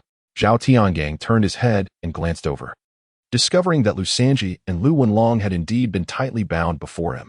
The two knelt on the ground, their hair disheveled and blood trickling from the corners of their mouths, clearly having just endured a brutal beating. Yet, the fierce glint in their eyes betrayed no hint of fear. To kill them? What would happen if Xiao Chen returned to seek vengeance afterward? Could you withstand such a confrontation? Zhao Tiangang cast a disdainful look at the cross-eyed man. The man paused, bewildered. With your strength, sir, dealing with someone like Xiao Chen should be a simple task, no? He is merely a sixth-tier martial apprentice, hardly a formidable opponent, and not particularly bright. He mistakenly believes you were ambushed by Xiao Chen, which led to your unfortunate defeat. Little did he realize that Zhao Tiangang was genuinely outmatched. Simple task? Zhao Tiangang laughed in frustration. You truly are an imbecile. Did you not witness Xiao Chen's state after employing his sword technique? With a single strike, he obliterated dozens of iron-head dog demons. What kind of combat prowess is that? Do you think I can contend with him? Though the reasons eluded him, he was certain that after unleashing his sword technique, Xiao Chen could dispatch him as easily as one would swat a fly. If Xiao Chen were to regain his strength, no one in Bear Marshal City would stand a chance against him. Could it be? Xiao Chen is truly that formidable? But isn't the #1 talent in Huangbei City Xiao Lingdian? I find Xiao Lingdian rather unimpressive. Can Xiao Chen truly surpass him? Chapter 68. Poisonous Scheme Xiao Lingtian. Zhao Tiangang's lips curled into a sneer as he regarded the cross-eyed Su Sha'er. It appears I have misjudged you. Su Sha'er's face brightened at these words. Lord, do you believe I possess some wisdom after all? Zhao Tiangang scoffed. Wisdom? What wisdom do you possess? I mean to say, you are even inferior to a pig. Su Sha'er was taken aback, his expression darkening. Lord, what do you mean by that? Zhao Tiangang glanced at him, uninterested in further explanation. What else could he possibly say? The notion that Xiao Lingtian surpassed Xiao Chen was utterly absurd. Xiao Chen's innate talent was unparalleled in Zhao Tiangang's lifetime. Although Xiao Lingtian was indeed formidable, he paled in comparison to Xiao Chen. Akin to an ant facing a true dragon, an insurmountable distance apart. Only a fool would assert that Xiao Lingtian was superior to Xiao Chen. The two were not even on the same level. Yet, he found it perplexing that with Xiao Chen present, how could the title of the foremost prodigy in Huangbei City fall to Xiao Lingtian? Even though he was acquainted with Xiao Lingtian, he had to concede that compared to Xiao Chen, Xiao Lingtian was insignificant. Lord, how shall we deal with Lu Sanji and Lu Wenlong? In my opinion, Lu Sanji is beyond saving, but Lu Wenlong is worth eliminating. After all, Lu Wenlong has little to do with Xiao Chen. Su Sha'er resumed, noticing Zhao Tiangang's silence. At these words, Zhao Tiangang's expression fluctuated, as if deep in thought. Lu Wenlong was a young martial artist of considerable talent. To simply execute him seemed a waste. It was essential to recognize that the entire Xiongwu city was devoid of martial artists at this point. If Lu Wenlong were willing to bow his head and submit, wholeheartedly becoming Zhao Tiangang's servant, he might consider sparing his life. However, if Lu Wenlong proved obstinate, he would not hesitate to show his ruthless side. With this in mind, he turned to Lu Wenlong and snarled, Kneel and confess your wrongdoings. Join me in the temple of the demon god, and serve as my dog, and I may grant you a chance to live. At this declaration, shock flickered across the faces of those present. Zhao Tiangang was actually proposing to betray humanity and join the temple of the demon god? Lu Wenlong was equally astonished, but upon reflecting on Zhao Tiangang's character and the near reckoning he faced from Princess Yinyu, he felt a sense of clarity. A person like Zhao Tiangang only cared for his own survival. How could he possibly harbor any sense of duty towards humanity? Aligning himself with the temple of the demon god was entirely in keeping with his character. What infuriated Lu Wenlong was Zhao Tiangang's audacity to attempt to make him a traitor to humanity, deserving of universal scorn. This ignited a blaze of fury within him. Zhao Tiangang, you shall not succeed. I would rather die than succumb to your threats. Such a stubborn tongue. I am eager to see how long you can maintain this defiance. Zhao Tiangang's gaze hardened as he crushed Lu Wenlong's hand bones. The latter's face turned pale, cold sweat cascading down as he gritted his teeth, suppressing any sound.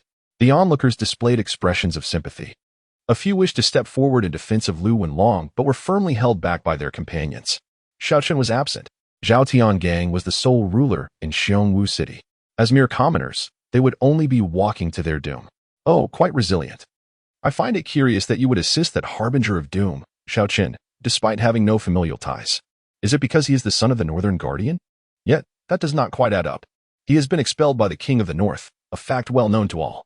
It is inconceivable that you remain unaware. Zhao Tiangang, upon seeing Lu Wenlong's silence, gazed at him with mild astonishment before directly voicing his inner query. He was genuinely curious. Lu Wenlong once had a promising future. Had it not been for his desire to assist Xiao Chen, he would not have found himself in such dire straits. If it could be said that he shared a profound bond with Xiao Chen, it would be understandable, yet the two had seemingly never met before today. This was their first encounter. To risk one's life for Xiao Chen upon their first meeting? Young Master Xiao, in the face of the impending doom of Xiongwu City, rose to the occasion, saving the lives of countless citizens. Such valor and audacity are truly admirable, and I, Lu Wenlong, wholeheartedly respect him. To die for him, I would willingly do so. Of course, someone as despicable as you would never comprehend such sentiments. Is it merely for this? In this world, the law of the jungle prevails. The weak are destined to be preyed upon, and the populace, feeble as ants, is bound to be devoured by the demonic clans. What grievance is there in that? It is only natural for me to refrain from intervening. One must look after oneself. Otherwise, one invites calamity. Conversely, it is Xiao Chen, that fool who nearly sacrificed his life for those unwilling to act, truly the height of folly. Zhao Tiangang scoffed. You speak nonsense. If every member of the human race were as selfish as you, within a decade, humanity would face extinction. Without skin, where would the hair cling? Such a simple truth escapes your understanding? Lu Wenlong erupted in fury. You are correct. Humanity indeed requires sacrifice, but I refuse to be that sacrifice. Such a noble mission is better suited for you and fools like Xiao Chen. You. Lu Wenlong attempted to continue, but Zhao Tiangang's palm shattered his skull, and his eyes lost their brilliance, turning pale and hollow before he slowly collapsed. Witnessing this scene, the onlookers were filled with rage, yet none dared to intervene. Zhao Tiangang, you wretched scoundrel, may you suffer a terrible fate. For merely advising the heir, you dared to kill him. You have the audacity. Why not kill me as well? Lu Sanji roared in fury. Zhao Tiangang coldly chuckled. Kill you? Patience, I will. Once I utilize you to lure Xiao Chen here and dispose of him, I shall send you on your way. As he spoke, he raised his hand and struck Lu Sanji's face. Lu Sanji, aged and frail, still recovering from a serious injury, could not withstand a blow from a martial master. Although Zhao Tiangang did not strike with lethal intent, he was sent reeling, spitting blood, with most of his teeth shattered, ultimately succumbing to unconsciousness. Master, this old fool has fainted. Should I splash water on him to awaken him for further torment? Su Sha'er inquired with a sinister expression. Zhao Tiangang shook his head. No need. Go and cripple this old fool's hands and feet, then hang him at the city gate to be scorched by the sun. Furthermore, hang a banner at the city gate informing Xiao Chen that if he does not show within an hour, I shall slice a piece of flesh from this Lu Sanji to feed the dogs. If he remains absent for 12 hours, I shall put this old fool to death. Does Xiao Chen not hold this old man in high regard? Let us see if he dares to appear. Should he show himself, I will end him immediately. Activated in the state of swordsmanship, Xiao Chen rendered Zhao Tiangang acutely aware of his own inadequacy. Not only was he incapable of contending with Xiao Chen, but he also faced the very real threat of being swiftly vanquished. In that formidable state, Xiao Chen was nothing short of invincible, a force beyond his capacity to withstand. Zhao Tiangang resolved to capitalize on the recovery period following Xiao Chen's skill usage. He estimated that the cooldown for such a skill would last at least 10 days. If he could lure Xiao Chen within 12 hours and eliminate him, it would resolve a significant threat once and for all. However, should Xiao Chen fail to appear, Zhao Tiangang had no intention of lingering. After dispatching Lu Sanji, he would retreat into obscurity, seeking refuge in a distant city, perhaps aligning himself with the local demon god temple. This strategy would make it exceedingly difficult for Xiao Chen to track him down. The mere thought of a life spent in constant evasion, living in uncertainty, ignited a flicker of rage within him. It was all Xiao Chen's fault. His current predicament was entirely due to Xiao Chen's interference. He felt an urgent need to personally put an end to Xiao Chen's life. Furthermore, there were others who wished for Xiao Chen's demise. He had recently received a message from Xiao Lingfeng, urging him to slay Xiao Chen to alleviate his own grievances. Xiao Lingtian promised him a reward of 1,000 low-grade spirit stones upon completion of the task. Each low-grade spirit stone was equivalent to 10 taels of gold, and they were highly sought after, often unavailable even for those with wealth. For the affluent Northern Duke's residents, this was no trifling sum. Zhao Tianyang was taken aback by Xiao Lingtian's willingness to expend such resources to eliminate his own brother. However, this was fortuitous. He intended to kill Xiao Chen regardless, and the prospect of additional monetary gain was simply too enticing to dismiss. Meanwhile, not far away, having barely escaped the distance of 1,000 meters, the effects of the ancient true demon vanished entirely for Xiao Chen. He officially entered a state of weakness, overwhelmed by a profound fatigue that caused him to collapse amidst a patch of wild grass, losing consciousness. At that moment, a petite girl clad in a faded blue dress approached, her back burdened with a bamboo basket brimming with wild vegetables.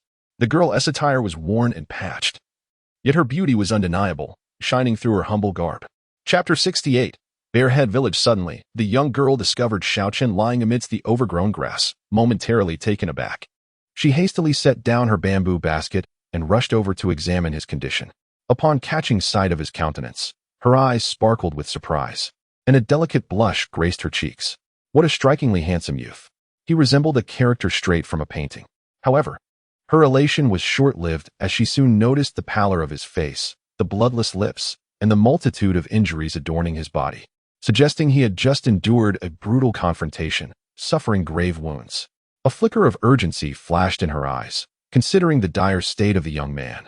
If she did not find a way to hastily transport him back to the village for treatment, he might very well be in mortal peril.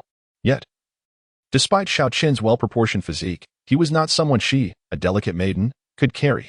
In this desolate wilderness, calling for help was futile. This predicament left her in a state of distress. At that moment, a robust young man clad in animal skins, towering nearly 6 feet tall, approached. "Ah, Jasmine. What a coincidence to encounter you here." The burly youth grinned, his gaze incessantly roaming over Jasmine's curvaceous figure, his eyes brimming with desire. "Suerju, what are you doing here?" Jasmine was momentarily taken aback, but her face soon brightened with joy as she pointed towards Xiao Chen in the thicket. "Quick, help. Someone has fainted." Suerju followed her and indeed spotted a person lying in the grass, and a remarkably handsome man at that. His expression darkened immediately. He had long harbored a desire for Jasmine, yet she had never regarded him with any interest. He had come specifically to encounter her by chance. But now, she was showing concern for a stranger, even revealing a hint of care in her gaze. This infuriated him. So what if he was slightly more handsome?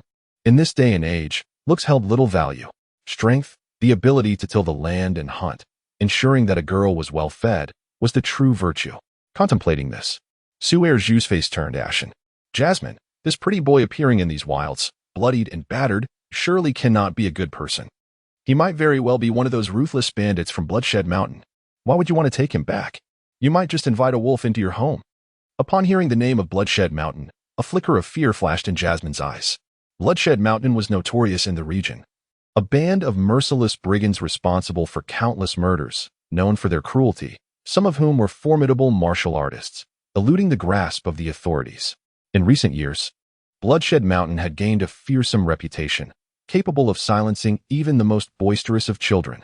Her parents had fallen victim to the bandits 3 years prior, and she had barely escaped by hiding in a cellar. Hearing Suerju suggest that Xiao Chen might be affiliated with Bloodshed Mountain, her resolve to save him wavered.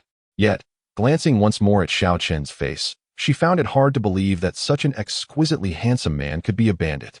If he were truly a brigand, he would have been notorious by now, yet she had never heard of any handsome bandit from Bloodshed Mountain. With this thought, her gaze gradually hardened. It was impossible. The bandits from Bloodshed Mountain came every year, but she had never seen him among them. He could not possibly be a bandit. Jasmine, do not be so naive. Even if he is not a bandit, it does not necessarily mean he is a good person. Look at the blood on him. It has stained his clothes crimson. It is better to avoid trouble. Let him fend for himself here. No, I must take him back today. If you want to carry him, I shall do it myself. With that, Jasmine attempted to lift Xiao Chen. Seeing the woman he admired about to embrace another man, Suerju's expression darkened, and he rushed forward to seize Xiao Chen onto his back, declaring, "Never mind, your strength is insufficient. Allow me to assist you." "Very well, then I appreciate your effort." Jasmine responded, relieved that Suerju had taken on the burden.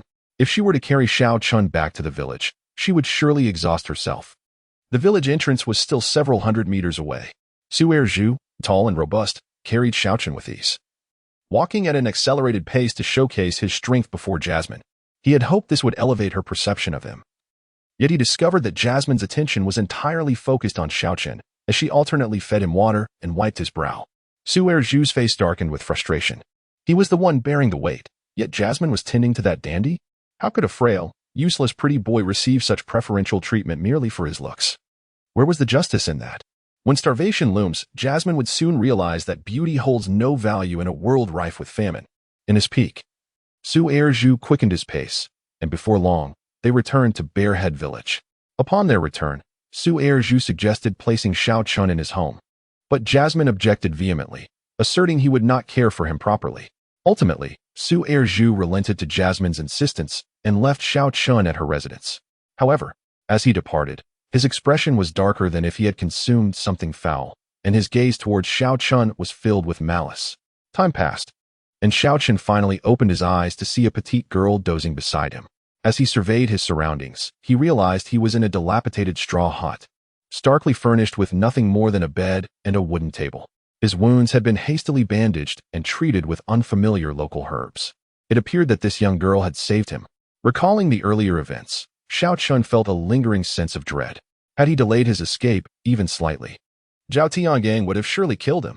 If he had encountered a wild beast while unconscious, he might have been devoured alive. He had been fortunate this time. But who could say what the next encounter would bring?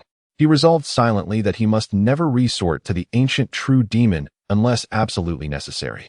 While its power was indeed terrifying, the repercussions could be fatal. Ah, you are awake. Suddenly, Jasmine opened her eyes, and upon seeing Xiao Chen conscious, a glimmer of surprise crossed her face. I am awake. Thank you for saving me, young lady. My name is Xiao Chen. May I ask for your name? Xiao Chen expressed his gratitude with a warm smile. My name is Jasmine. Just now, while I was foraging for wild vegetables, I happened upon you fainting and brought you back. By the way, from where do you hail, and how did you sustain such grievous injuries? I come from Qingxuan City, and the reason for my injuries is that I encountered a beast there. Upon hearing this, a flicker of alarm flashed in Jasmine's eyes. You hail from Qingxuan City? Wasn't that place ravaged by beasts? How did you manage to escape? Xiongtu village lies adjacent to Qingxuan City, and such a significant event as the city being besieged by beasts would undoubtedly be known to them. In her view, if the beasts surrounded the city, Qingxuan City would surely be left bereft of life. Apart from the exalted warriors, no one could possibly survive. Yet, warriors are exceedingly rare and esteemed. She could scarcely believe that this young man before her could be a warrior. The beasts there have already been driven away by us. I stood guard at the city gate and even vanquished a considerable number of them. Such a worthless pretty boy like you could slay beasts? You must be jesting. I see you as nothing but a coward, the kind that wets his pants at the sight of the beast folk. Suddenly, Su Erju entered with a cold sneer, interrupting Xiao Chen's discourse as he stepped through the door. He regarded Xiao Chen with derision, as if looking upon an ant. He had initially thought Xiao Chen to be a formidable individual, only to discover he was merely a boastful charlatan. With Xiao Chen's physique, he was not even half as robust as Su Erju. He would surely tremble at the sight of a beast. Could a worthless pretty boy like Xiao Chen truly slay beasts? Is that even conceivable? Judging by his demeanor, he was at best a mere gatekeeper, and moreover, a coward. Upon hearing this, Jasmine also nodded, believing Xiao Chen to indeed be a coward, fleeing from the army to save his own skin amidst the beastly siege. Yet, she did not think this to be a grave matter. After all, survival is paramount. Those with lesser courage, when faced with peril, may choose to flee. And that is not necessarily a failing. Chapter 70. Money is Life. Xiao Chen cast a glance at Su Erju, his brow furrowing slightly. Just as he was about to speak, his stomach audibly protested, rumbling with hunger. After engaging in fierce combat with the demon clan, he had exhausted his energy. Though he had consumed a small elixir, he had not eaten anything, and now he was ravenous. How impoverished can you be? Can you not even afford a meal? Su Erju sneered, his disdain palpable. He assumed Xiao Chen's hunger was a result of his poverty, a common plight in their village. With the demon clan wreaking havoc, most villagers struggled to find enough to eat. 90% of them faced hunger daily. Only those like him, skilled in farming and hunting, could barely afford a meal with an annual income of 5 taels of silver. I'll get you some rice, Jasmine declared without hesitation, turning towards the kitchen. Moments later, she returned with a small bowl of rice and a tiny dish of pickles, presenting it to Xiao Chen with a radiant smile. Here, eat up. Xiao Chen looked at the meager fare, momentarily taken aback. The food was exceedingly poor. He had eaten far better even at Lu Sanji's home. Coming from a noble background, he was oblivious to the current dire circumstances that plagued the common folk. Su Erju was equally stunned, his expression darkening instantaneously. How could Jasmine offer such fine grain to Xiao Chen? What merit did this pretty boy possess? In their village, fine grain was a precious commodity, something he could scarcely afford, even once a year. Is there a place in your village that sells wine and meat? Xiao Chen inquired, gazing at the plain rice and pickles with little appetite. He had over 1,000 taels of gold in his spatial ring, which he believed would suffice for a meal. After dining, he planned to reserve some for Jasmine as a token of gratitude for saving his life. Yes, there is a tavern in the village, but the prices are exorbitant. Very few can afford it, and I certainly cannot, Jasmine replied softly. Su Erju could no longer bear to watch, barking sharply, You worthless brat. Do you think you deserve wine and meat? If you were a real man, you would leave Jasmine's home immediately. Her household is already struggling to survive without you. His words were not unfounded. During this era of widespread famine, food equated to life. Jasmine was alone, barely scraping by foraging wild vegetables and mending clothes for others, just managing to stave off starvation. If another mouth were added to her household, it would surely lead to their demise. However, the next moment shattered Su Erju's worldview completely. Xiao Chen retrieved a gold ingot and placed it on the table. Will this suffice? Su Erju stared at the gold in astonishment. Gold. 10 taels of gold. Was this real? In his lifetime, he had never even seen a complete silver ingot. Yet this pretty boy had casually produced 10 taels of gold. The disparity between them was staggering. Jasmine was equally dumbfounded, gazing at Xiao Chen with incredulity, her beautiful eyes wide with shock. Could it be that she had saved a wealthy young master? However, upon observing Xiao Chen's appearance and demeanor, he undeniably exudes the charm of a refined nobleman. Despite being covered in blood, his air of nobility remains unblemished. I refuse to believe it. It must be a fabrication. Su Erju could not fathom this reality and impulsively bit into the gold ingot on the table. Upon noticing the distinct teeth marks left on the metal, his face turned ashen, and he collapsed onto the ground. It is genuine. This gold, indeed, is real. 1 ingot of gold is equivalent to 100 taels of silver, and 100 taels of silver represents 2 decades of his earnings. This implies that this pretty boy can nonchalantly produce a sum equivalent to half his lifetime's income with a mere touch. He had initially believed that this young man was simply handsome, but he never anticipated such financial prowess. In such circumstances, should the other party vie for Mo Li, how could he possibly contend? It would be utterly futile. Observing Mo Li, who was gazing at Xiao Chen with a look of astonishment, her eyes almost sparkling with admiration, a flicker of resentment crossed his own gaze. No, he must eliminate this pretty boy. When it comes to physical prowess, he is quite confident. With Xiao Chen's slender frame, he could easily handle him. Unless, of course, Xiao Chen is a martial artist, but such individuals are exceedingly rare and unlikely to appear in their humble locale, at least. He had not encountered one in all these years. Miss Emily, could you kindly procure some food and drink? Xiao Chen is utterly famished. Although he has rested for several hours and his period of weakness has passed, he is still in need of sustenance. A person is like iron, and food is like steel. One cannot endure hunger. His sole desire is to indulge in a hearty meal to satiate his appetite. All right, I shall go at once. What would you like to eat? 10 jin of beef, 10 jin of lamb, 2 roast chickens, and 5 jin of rice. Xiao Chen pondered and replied. For since awakening to his divine physique, his appetite has become astonishingly vast. Mo Li was momentarily taken aback, glancing at Xiao Chen in surprise. She had not expected that beneath his seemingly gentle exterior lay such an enormous appetite. However, she said nothing more, merely nodding her head as she trembled slightly while taking the gold ingot from Su Erju's hands and stepped out towards the depths of the village. As she walked further away, her heart remained in turmoil. Gazing at the gold ingot in her hand, she suddenly felt as though she were in a dream. This is an entire ingot of gold. In their village, it is likely that no one has ever witnessed such a vast fortune. How many eggs can she buy? How many bowls of rice can she consume? How many lives can she save? In turbulent times, money equates to life. Meanwhile, after Mo Li's departure, Su Erju closed the door with a sinister expression and turned to Xiao Chen, his face contorted with malice. You should not have come here. Had you stayed away, you might have had a chance to survive, but But now, you are doomed. Xiao Chen narrowed his eyes. You intend to kill me? Indeed. Did we know each other before? Have I wronged you in any way? Su Erju shook his head, a glimmer of ferocity flashing in his eyes. I have never seen you before. Today marks our first encounter. I seek to end your life because you have crossed paths with someone you should not have. I have loved Mo Li for 7 years. Yet this wretched girl has perpetually ignored me while she treats you with such kindness after merely one meeting. I cannot accept this. Therefore, you must die. Xiao Chen nodded slightly, realizing the truth of the matter. You truly are tyrannical. But if you kill me, will that make Jasmine love you? Su Erju sneered.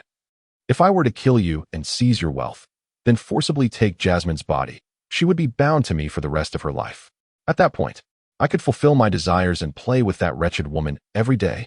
However, first, you must suffer the indignity of dying. A faint smirk appeared at the corner of Xiao Chen's mouth. Indignity?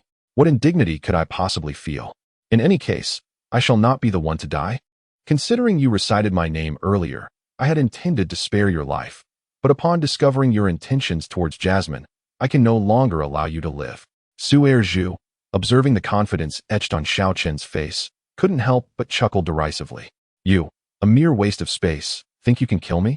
I have single-handedly taken down wolves in the mountains. A pretty boy like you? I could take on 10 of you without breaking a sweat. Chapter 71. Bloodshed at the stronghold Wu Ritian, and Su Erju felt that Xiao Chen had lost his mind. The audacity to want to kill him. Deceiving him only into slaying beasts was one thing, but had he truly managed to deceive himself? Did he genuinely believe he had slain demonic creatures?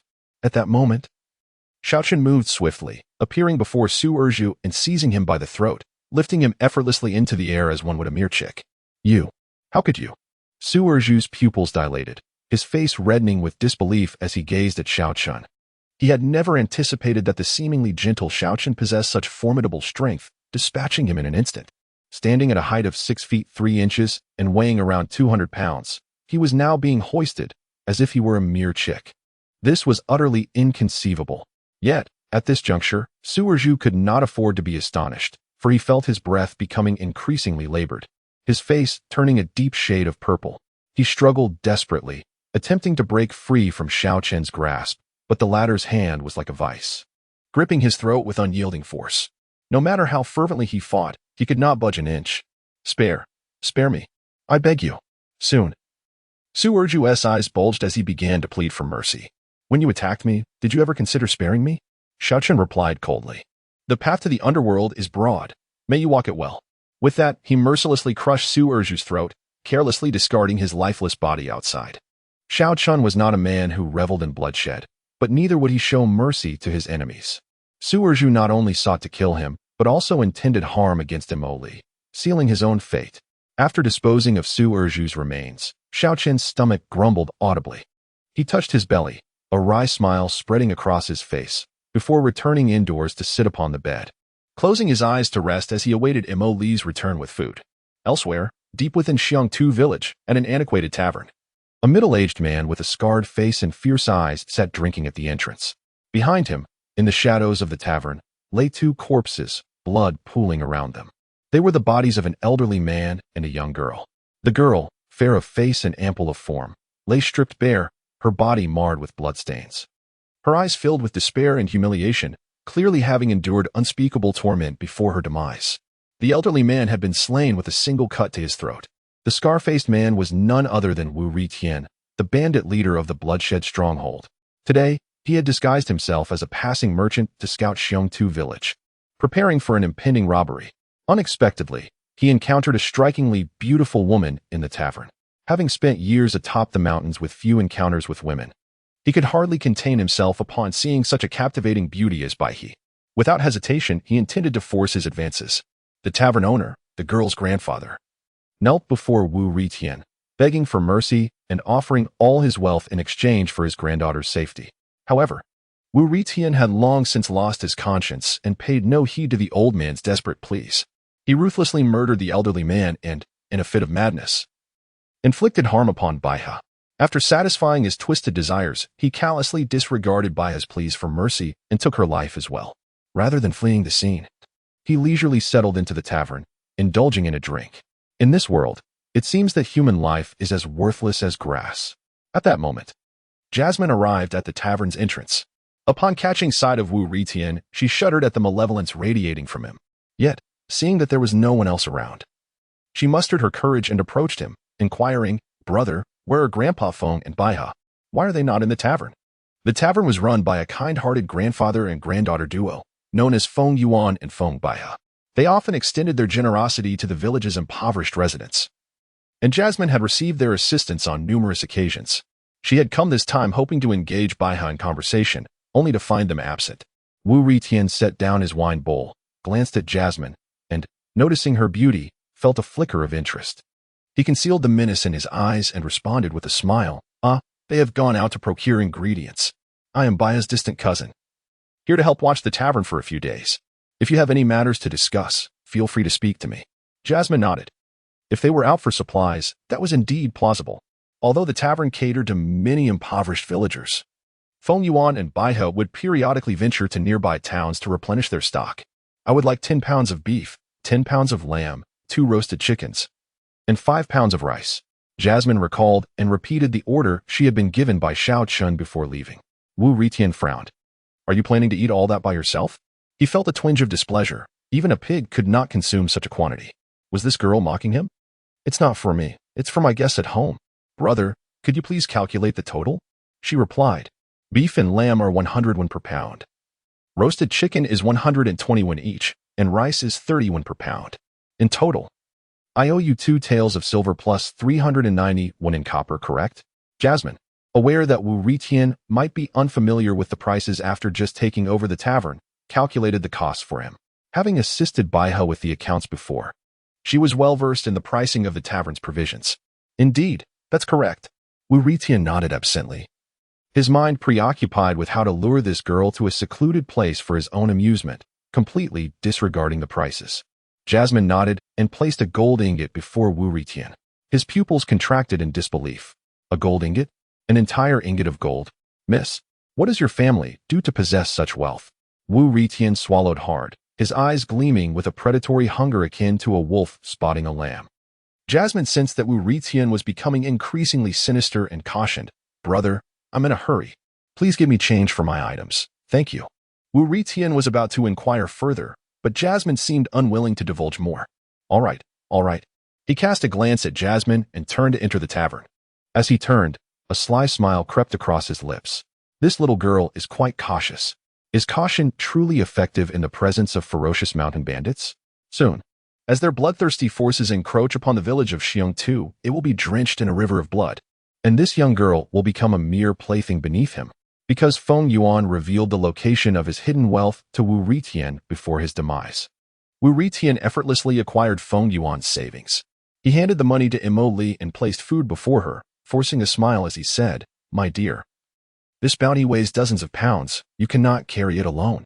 Allow me the pleasure of escorting it to your home." "No need. I shall return and summon someone to collect it." Imo Li firmly declined, sensing a glint of menace in Wu Ritian's eyes, which bespoke his disdain and suggested he was no virtuous man. Moreover, she noticed that he frequently cast her fervent glances, his desires barely concealed, instilling a deep sense of dread within her. "Ah, but you have no say in this matter. Take me to your home at once, or I shall end your life." To be frank, the elderly duo who once ran this tavern did not venture out for supplies. They fell victim to my blade. If you wish to avoid a grim fate, you would do well to comply. Wu Ritian's true nature was laid bare as he brandished a blood-stained dagger, pressing it threateningly against Imo Li's throat. He sensed that the guest within her home was no ordinary individual. Robbing them would surely yield a fortune. Chapter 72. Are you that ruthless person? Did you kill Grandfather Feng and Baihe? Are you a mountain bandit? Molly was utterly terrified. Instantly connecting Wu Ritian's identity with such brutality, only a mountain bandit could embody such savagery. The only notorious bandit group in the vicinity was the dreaded Blood Slaughter Camp. This scarred middle-aged man was undoubtedly a member of Blood Slaughter Camp. With this realization, Molly trembled uncontrollably. Yet, unwilling to succumb to despair, she mustered her courage and desperately pleaded, "Do not act recklessly. My fiancé, Xiao Chen, is a valiant soldier of Xiongwu City.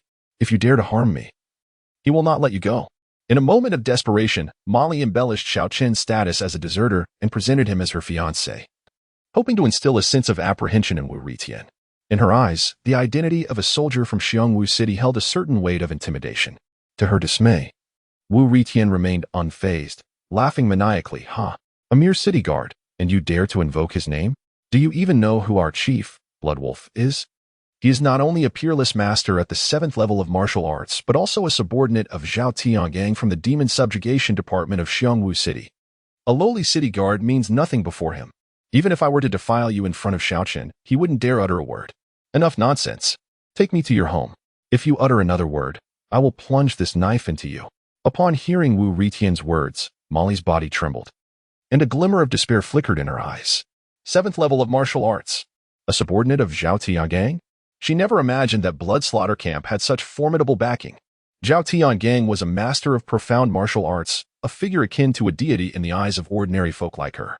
She hadn't anticipated that the leader of Blood Slaughter Camp would be under Zhao Tiangong's command. Molly's expression gradually dulled, and she realized she could not escape her fate today.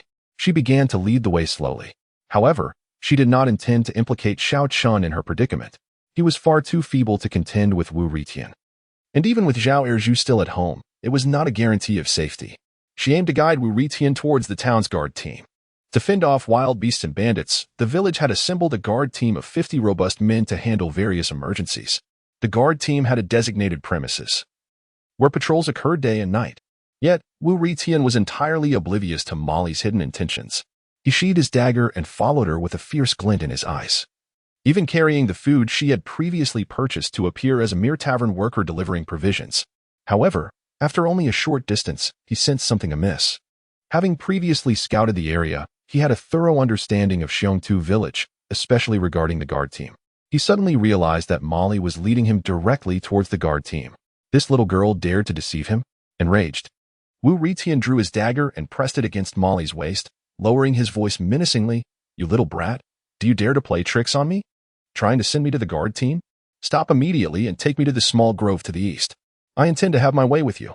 Jasmine trembled with fear, engulfed in despair, when a voice suddenly resonated through the air.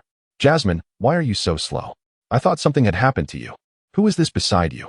Turning her head, she beheld Xiao Chen approaching slowly from a distance, his complexion ashen, displaying all the signs of illness, his gait unsteady.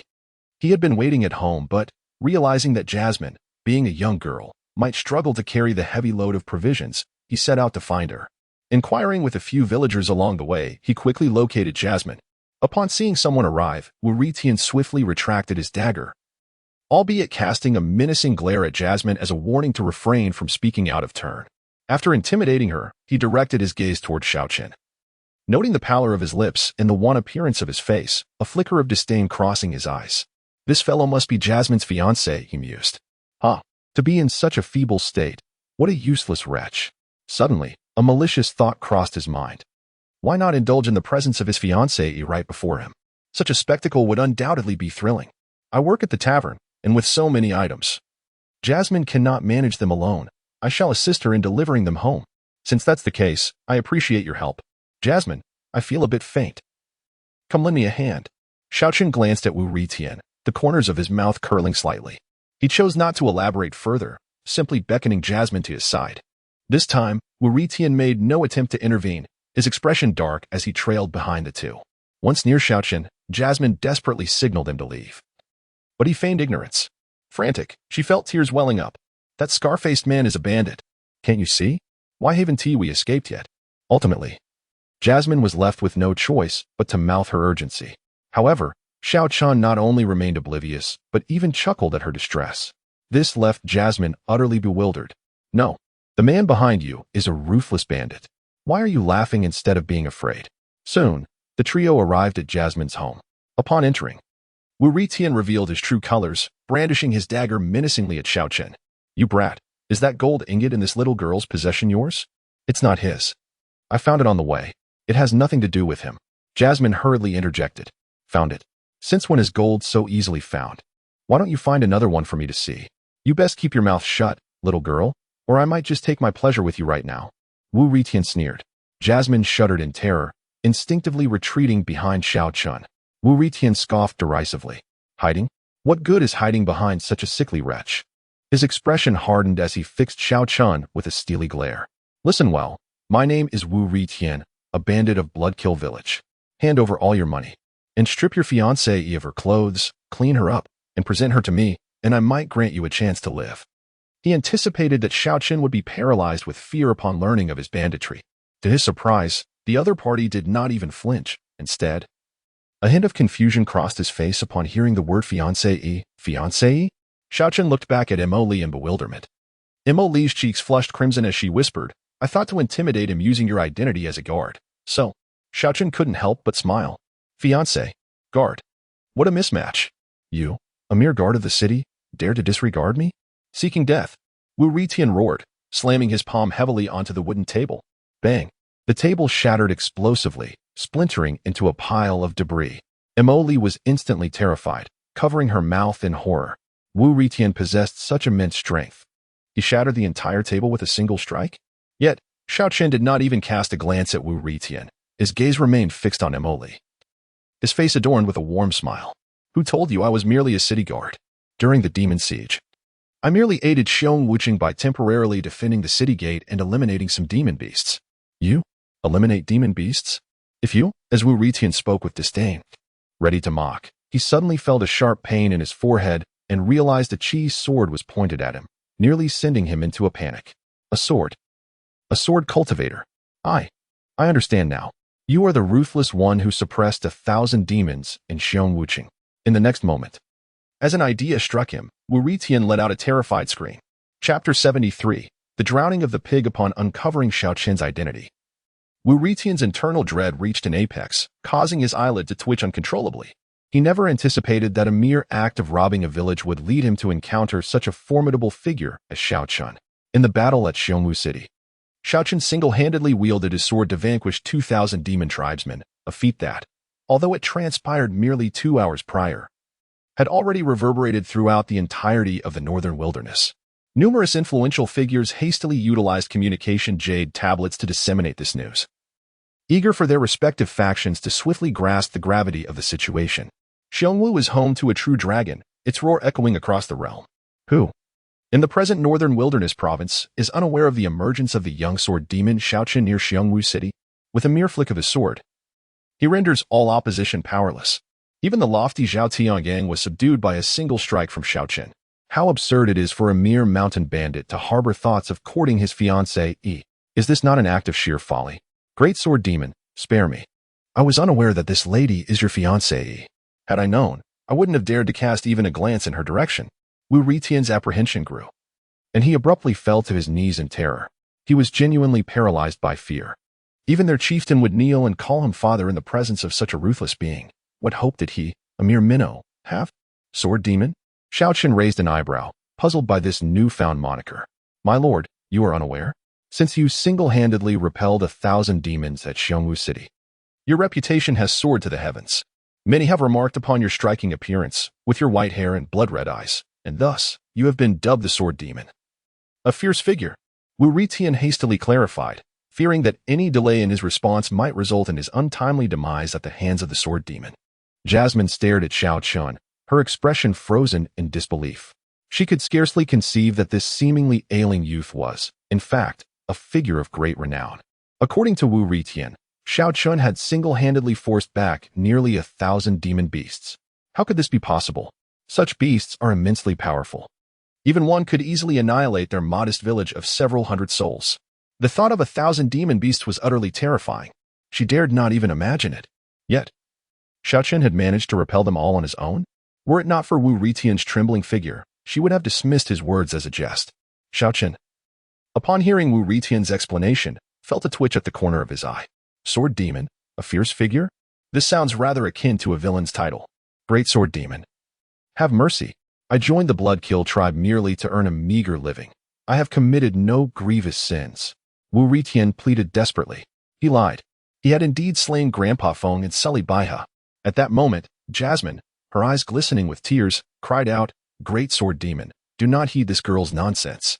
Spare me, and I shall serve you like a faithful steed. Wu Ritian was instantly alarmed. Serve you like a steed? You are unworthy, Xiao Chen coldly retorted, then wielded his sword aura to pierce directly through Wu Ritian's brow. Although he did not consider himself a paragon of righteousness, he still upheld a basic moral compass. Such scum, he would slay one upon encountering another. Thud. Wu Ritian's eyes glazed over as he collapsed lifelessly to the ground, a torrent of blood gushing from his brow, marking the end of his nefarious existence. Witnessing the execution of her friend's murderer, Jasmine's eyes shimmered with a sense of relief. Meanwhile, Xiao Chen, long starved, felt an overwhelming hunger after once again using his sword energy to take a life. Sensing the intense craving, he picked up the beef discarded by Wu Ritian and began to eat voraciously. In no time, his mouth was smeared with grease. The rich aroma of the meat wafted through the air, causing Jasmine, who had not tasted meat in years, to swallow several times in anticipation. Xiao Chen glanced at Jasmine and seized a roasted leg of lamb from the oil paper bag on the ground, offering it to her. Jasmine was momentarily taken aback. For me, this leg of lamb was not inexpensive. If the villagers saw it, it would surely incite a fierce scramble among them. Did Xiao Chen truly intend to give it to her? Eat up. There is plenty more where that came from. Xiao Chen chuckled. Jasmine accepted the roasted leg of lamb, a wave of emotion washing over her, her gaze toward Xiao Chen brimming with gratitude. Xiao Chen was slightly startled, then a smile crept onto his lips. This pure and kind-hearted girl was so easily satisfied. He had merely invited her to share a roasted leg of lamb, and she was elated. Yet, he had devoted years of heartfelt affection to Qingxuan, who had treated him like mere refuse, easily discarded. The disparity between human relationships was truly striking. His obsession with Qingxuan now seemed utterly laughable. Fortunately, he vowed never to be foolish again. After a moment of reflection, he resumed his ravenous eating. Just then, a cacophony of hurried footsteps echoed from outside, followed by the door being kicked open as a dozen burly men armed with hoes and wooden clubs stormed in. Due to their excessive force, Jasmine's wooden door was shattered. Upon witnessing Xiao Chen and Jasmine feasting, the intruders were momentarily stunned, their eyes soon igniting with fury. Meat. Such an abundance of meat. Then, their expressions turned cold and severe. The village chief was indeed correct.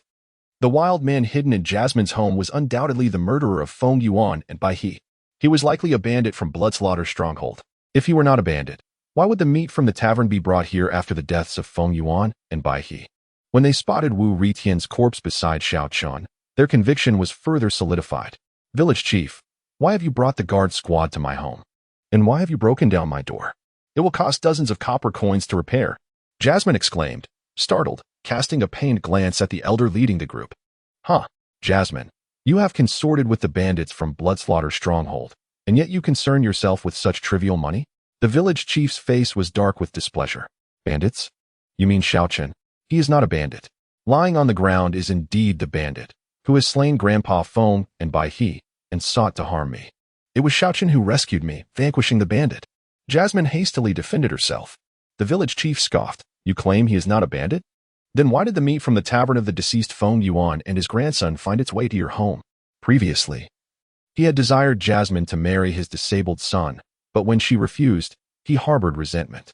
Upon receiving a tip-off about Jasmine suddenly bringing two unfamiliar wild men home along with an abundance of meat, he promptly investigated, discovering that the grandfather and grandson had perished.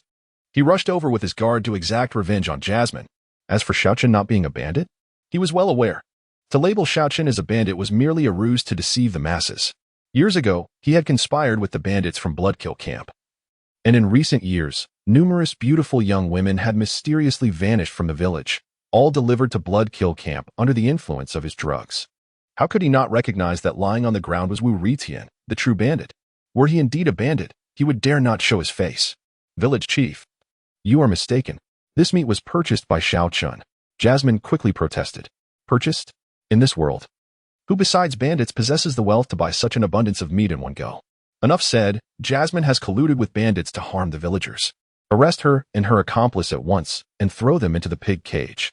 With a sweeping gesture, the village chief sought to condemn both Xiao Chen and Jasmine to death. It would be absurd. A bandit perishing in his village without accountability to Bloodkill Camp would jeopardize his own life. Chapter 74. The Wrath of the Blood Wolf Behind the Village Chief. Several strong men exchanged glances, their expressions shifting with uncertainty. One of them finally spoke. Chief, the situation remains unclear. Is it not somewhat hasty to resort to drowning in a pig cage? Drowning in a pig cage refers to imprisoning a person in a cage and casting it into the river, leading to a gruesome demise by drowning. Such a method is exceedingly cruel. According to the elders, those who perish in this manner are doomed to linger in the river as water ghosts, denied even the chance of reincarnation. Molly, having grown up in the village, was kind-hearted and innocent, and along with Lily, they could not fathom that she could commit such a monstrous act. The village chief cast a cold glance at the men. Hasty? The tavern owner is dead. Yet the tavern's meat appears at Molly's home. Is this evidence not substantial enough? Surely Molly has colluded with this scoundrel for profit and murder. Drowning in a pig cage is not excessive. Molly, but did this scoundrel not take you hostage? Speak up, and we shall ensure your safety. One of the burly men, displaying hesitation, suddenly pointed an accusatory finger at Xiao Chen. Molly shook her head vehemently. Uncle Lu, Xiao Chen did not take me hostage. He is a good person. Grandpa Feng and Lily were not killed by him. Stubborn fool. Are you not going to act? The village chief barked in fury. The strong men hesitated briefly before slowly stepping forward, preparing to take action. Uncles, please do not act impulsively. Xiao Chen is a sword cultivator. You cannot defeat him. Seeing the intensity in Xiao Chen's gaze, Molly grew anxious and urgently warned the crowd. She was fully aware of Xiao Chen's capabilities, just moments ago. That formidable Wu Ritian had shattered a wooden table with a single blow, yet before Xiao Chen, he had perished like an ant, not lasting even 3 breaths. Though these seemingly robust farmers possessed considerable strength, they were no match for Xiao Chen. A sword cultivator? Molly, have you lost your mind? Such exalted beings could never deign to visit our humble village. Indeed, this fellow looks like a complete failure. His face is as pale as if dusted with flour. How could he possibly be a sword cultivator? Molly, you have truly disappointed me. To save your own skin, you claim that this worthless pretty boy is a sword cultivator? You must think before you lie. How can we trust you under such circumstances? The crowd erupted in derisive laughter, wholly disbelieving Molly's words. A sword cultivator? They were far superior to even the most powerful warriors. Such esteemed figures would never come to their remote corner of the world. Meanwhile, Xiao Chen remained engrossed in his meal, unconcerned with the grim faces of the men around him. Although he felt weak at the moment, dealing with these individuals would be like child's play. Xiao Chen's indifference incensed the burly men. What did this mean? Did he look down upon them? As their expressions darkened, they were about to strike when suddenly, a panic-stricken voice echoed from outside. Not good. The bandits from Blood Kill Stronghold are coming. The crowd's expressions shifted dramatically as they turned to look. A middle-aged woman burst in, her face smeared with blood. Her pupils trembled, and her countenance was marked by sheer terror. What happened? Dog was mother. The bandits from Blood Kill Stronghold are here? Why are you covered in blood? A burly man hurriedly inquired, and a flicker of fear crossed his eyes upon hearing the name Blood-Killing Stronghold. The master of the stronghold, Blood Wolf, had led hundreds of mountain bandits to their village, where they slaughtered men and seized women, leaving no mercy even for children. My dear Hua was cleaved in 2 merely for casting a glance their way. Woe is me. What? Hundreds of bandits? How could Blood-Killing Stronghold muster such a multitude? The man was incredulous. They claimed we killed one of their scar-faced brothers, and they have come seeking vengeance, demanding we hand over the murderer. A woman wept bitterly. What? Someone from Blood-Killing Stronghold perished here? It's over. It's over. We are doomed. Upon hearing this, terror washed over the faces of the men present, with one collapsing in fear. The bandits of Blood-Killing Stronghold were ferocious. A single one was already a formidable challenge, and 20 could annihilate a village of 100. Now, with hundreds mobilized, who could withstand such a force? Initially, they had regarded Xiao Chen as merely another bandit, intending to eliminate him discreetly and dispose of his body in the desolate mountains, ensuring the stronghold remained unaware of their actions. But now, with a death attributed to them, and Blood Wolf informed, the situation had escalated dramatically. Suddenly, one man's gaze fell upon the corpse at Xiao Chen's feet, and upon noticing the scar on the deceased's face, he gasped in shock. Scar-faced? It dawned on him, and with a furious gesture, he pointed at Xiao Chen, accusing him. You are the one who killed a member of Blood-Killing Stronghold. You wretched being, now our entire village is doomed because of you. As soon as the man voiced this, the others froze momentarily, then turned their accusatory stares towards Xiao Chen. Beast, why meddle in affairs that do not concern you? Return my Hua. A middle-aged woman glared at Xiao Chen, filled with venomous resentment. At this moment, the villagers harbored grievances towards Xiao Chen, believing that had he not intervened and slain a member of Blood-Killing Stronghold, their losses would have been minimal, and they would not face this impending catastrophe. They refrained from directing their ire at the bandits, instead shifting the blame onto Xiao Chen, as the bandits were too ruthless to confront, while Xiao Chen stood alone, a target they could easily assail. Nearby, Jasmine stood frozen in disbelief. Were these people not here to capture the bandits? The genuine bandits were outside. Yet instead of pursuing them, they were chastising Xiao Chen, the very person who had helped them vanquish the bandits? The village chief observed Xiao Chen and Jasmine with a mocking expression. The news of Wu Ritian's death had certainly emanated from him. Bloodwolf was notoriously domineering. And with one of his own slain in Xiongtu village as the village chief, he had to provide an explanation, which now hinged upon Xiao Chen and Jasmine, along with the lives of other villagers. How many lives Bloodwolf would claim to quench his fury was of no concern to him, as long as he survived. It was of little matter to him who perished. Boy, if you still possess any semblance of manhood, accompany me immediately to apologize to Bloodwolf. Jasmine, you too must come. The village chief glared at Xiao Chen and Jasmine, his demeanor stern and unforgiving. A group of formidable men approached with menacing expressions, prepared to use force to forcibly abduct the two individuals. Just then, Xiao Chen swallowed the last piece of beef in his hand and slowly nodded in agreement, saying, "Very well, I will accompany you." The crowd was taken aback. This seemingly delicate man was unexpectedly compliant. Did he not fear for his life? Outside, the notorious Bloodkill village awaited. However, upon reflection, they quickly realized that Xiao Chen must have understood their superiority, leading him to surrender helplessly. Lacking even the courage to resist, he appeared nothing more than a cowardly weakling. Meanwhile, within Xiongtu village, a band of brigands clad in crimson leather armor and blood-red scarves was wreaking havoc. A woman of striking beauty was being pinned to the ground by several thugs, who violently tore at her clothing. Her terrified screams did nothing to deter the savage assailants, and soon her garments were in tatters. An elderly man, accompanied by a youthful boy with a delicate visage, knelt before the brigands, pleading for them to spare the woman. In response, one of the brigands ruthlessly decapitated him, and shortly thereafter, the young boy had his throat crushed by another thug, his wide eyes filled with shock as he collapsed lifelessly to the ground. Witnessing this horrific scene, the woman let out a blood-curdling scream and fainted, while the brigands continued to unleash their depravity upon her. Not far away, a morose-looking middle-aged man sat in a grand chair upholstered in tiger skin, indulging in drink. Surrounding him were several terrifying brigands, standing like stars encircling the moon, protecting their leader. This middle-aged man was none other than Shui Lang, the chieftain of Bloodkill village. Upon receiving word from the village chief, Wang Yukai, that Wu Ritian had been murdered in Xiongtu village, he erupted in fury and immediately rushed over. For years, it had been his men who slaughtered others. Few dared to retaliate against the Bloodkill village. If he did not avenge this grievance, how could he continue to command respect in the region? Was the perpetrator behind Wu Ritian's death still not revealed? Had that old fool Wang Yukai grown weary of life? Shui Lang coldly surveyed the gruesome carnage inflicted upon the villagers, a flicker of impatience crossing his features. Today had indeed been fraught with misfortune. He had previously received orders from his superior, Zhao Tian gang, to hunt down the sword demon Xiao Chen, which had already proven to be a source of great vexation. Xiao Chen was a formidable being capable of suppressing 1,000 demons, having even dispatched Zhao Tian gang in an instant. Though currently weakened, he was not someone a mere foot soldier like Shui Lang could confront. Sending him to capture Xiao Chen was akin to sentencing him to death. Were it not for Zhao Tiangong's overwhelming power, he would have relished the opportunity to crush him personally.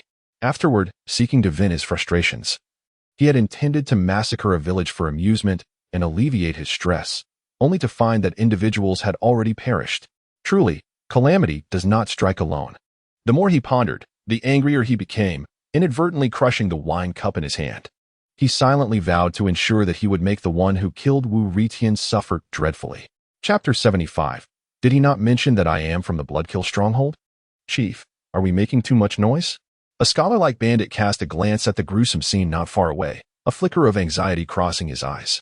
The sword demon, that merciless individual, should be nearby.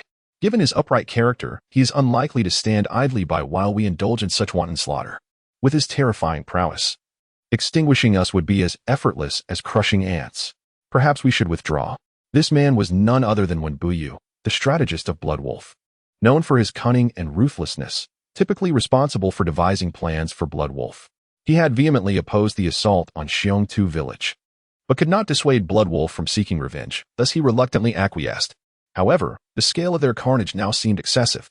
Hearing these words, Bloodwolf was momentarily taken aback. The thought of the fearsome strength of Xiao Chen sent a shiver of trepidation through him, causing his hand that clutched the wine to tremble slightly. Indeed, on that fateful day, when 1,000 demons wreaked havoc, the sword demon had dared to stand alone. sword in hand, shielding the masses, truly a person overflowing with a sense of justice. Now, as they brutalized innocents, if Xiao Chen were to learn of this, he might simply raise a hand and annihilate them all. After all, he was the sword demon, with a mere flick of his sword. Who among them could withstand his might? As this realization struck him, a fine sheen of cold sweat broke out on his forehead, and the thought of retreat began to blossom in his mind. Humph, Wenbuyu, what do you mean? Xiao Chen does possess some strength, but according to Lord Zhao Tiangong's intel, he is currently in a state of weakness following his sword techniques. What is there to fear? Do you truly believe our chief cannot defeat a weakened Xiao Chen? Beside Bloodwolf, a burly man with a thick beard, who seemed to have a contentious relationship with Wenbuyu, spoke out defiantly. Indeed, Brother Ma is right. I think this so-called sword demon is merely a product of exaggeration. As a 7th-level swordsman, how formidable could he possibly be? It's all surely inflated claims. Besides, he is in a weakened state. How strong can he really be? We have our chief firmly in command and over 300 brothers with us. I refuse to believe he possesses the capability to take on 100 of us alone. If he dares to show himself, I will be the first to smash his head. In my opinion, it would be best to lure this so-called sword demon out. Then we can swarm him and beat him to half-death, subsequently handing him over to Lord Zhao Tiangang for a handsome reward. The other bandits around Bloodwolf also displayed disdain, some even eager to capture Xiao Chen alive. No one was willing to retreat. They had finally ventured out for a respite, and with no entertainment in the form of women, were they to turn back? Absolutely not. Seeing the obstinate attitude of his men, Bloodwolf could only swallow his words of retreat. As the chief, he could not afford to lose his authority. Humph. You fools have no idea of Xiao Chen's might. From the information I have gathered, he is an extraordinarily gifted prodigy, his battle prowess far surpassing that of his peers. Both his physical strength and swordsmanship are terrifying. To take on 100 foes is as simple as drinking water, and crossing realms to vanquish enemies is effortless for him. Do not be deceived by our numbers. In the eyes of others, we are merely a pack of unrefined peasants. My initial opposition to the assault on Xiongtu village was disregarded by you all. Now that we are here, it would suffice to seize the wealth and women and depart, yet you insist on slaughtering the entire village. As if you fear that Xiao Chen would not notice your heinous actions. When Bu's face turned pale with rage, this band of brawny yet simple-minded fools dares to challenge Xiao Chen? 2,000 demon clansmen failed to breach Xiao Chen's defenses. And yet they believe their meager numbers pose a threat? Wenbuyu, do silence yourself. Look at how cowardly you are. A mere Xiao Chen has frightened you so. If you are afraid, you may return. I shall remain here to deal with these wretched commoners. Should Xiao Chen dare to meddle, I shall take care of him as well. The man known as Ma Gu smirked disdainfully. What nonsense about a sword demon. He is merely a youth of 17 or 18. How formidable can one of such tender years truly be? At that moment, Wang Yukai hurriedly approached, dragging the bound Xiao Chen and Mo Li, followed closely by a contingent of guards. Upon witnessing the gruesome scene in the village, the guards' eyes turned red with rage. Within such a brief span, nearly half of the villagers had perished, many of whom were their own kin. All blame fell upon Xiao Chen. Had he not meddled, their loved ones would not have met such a fate. A surge of hatred welled up within them, their glares fixed upon Xiao Chen, sharp as daggers. As if it were he, and not the bandits of blood-killing stronghold, who had slaughtered their families. Wang Yukai was taken aback. In the past, when the blood-killing stronghold raided their village, they merely took some food, valuables, and women. Though they did kill, it was never this brutal. Was this truly a village slaughter? If the village were to be annihilated, how would he, as the village chief, survive? Realizing this, he urgently called out to the distant Bloodwolf.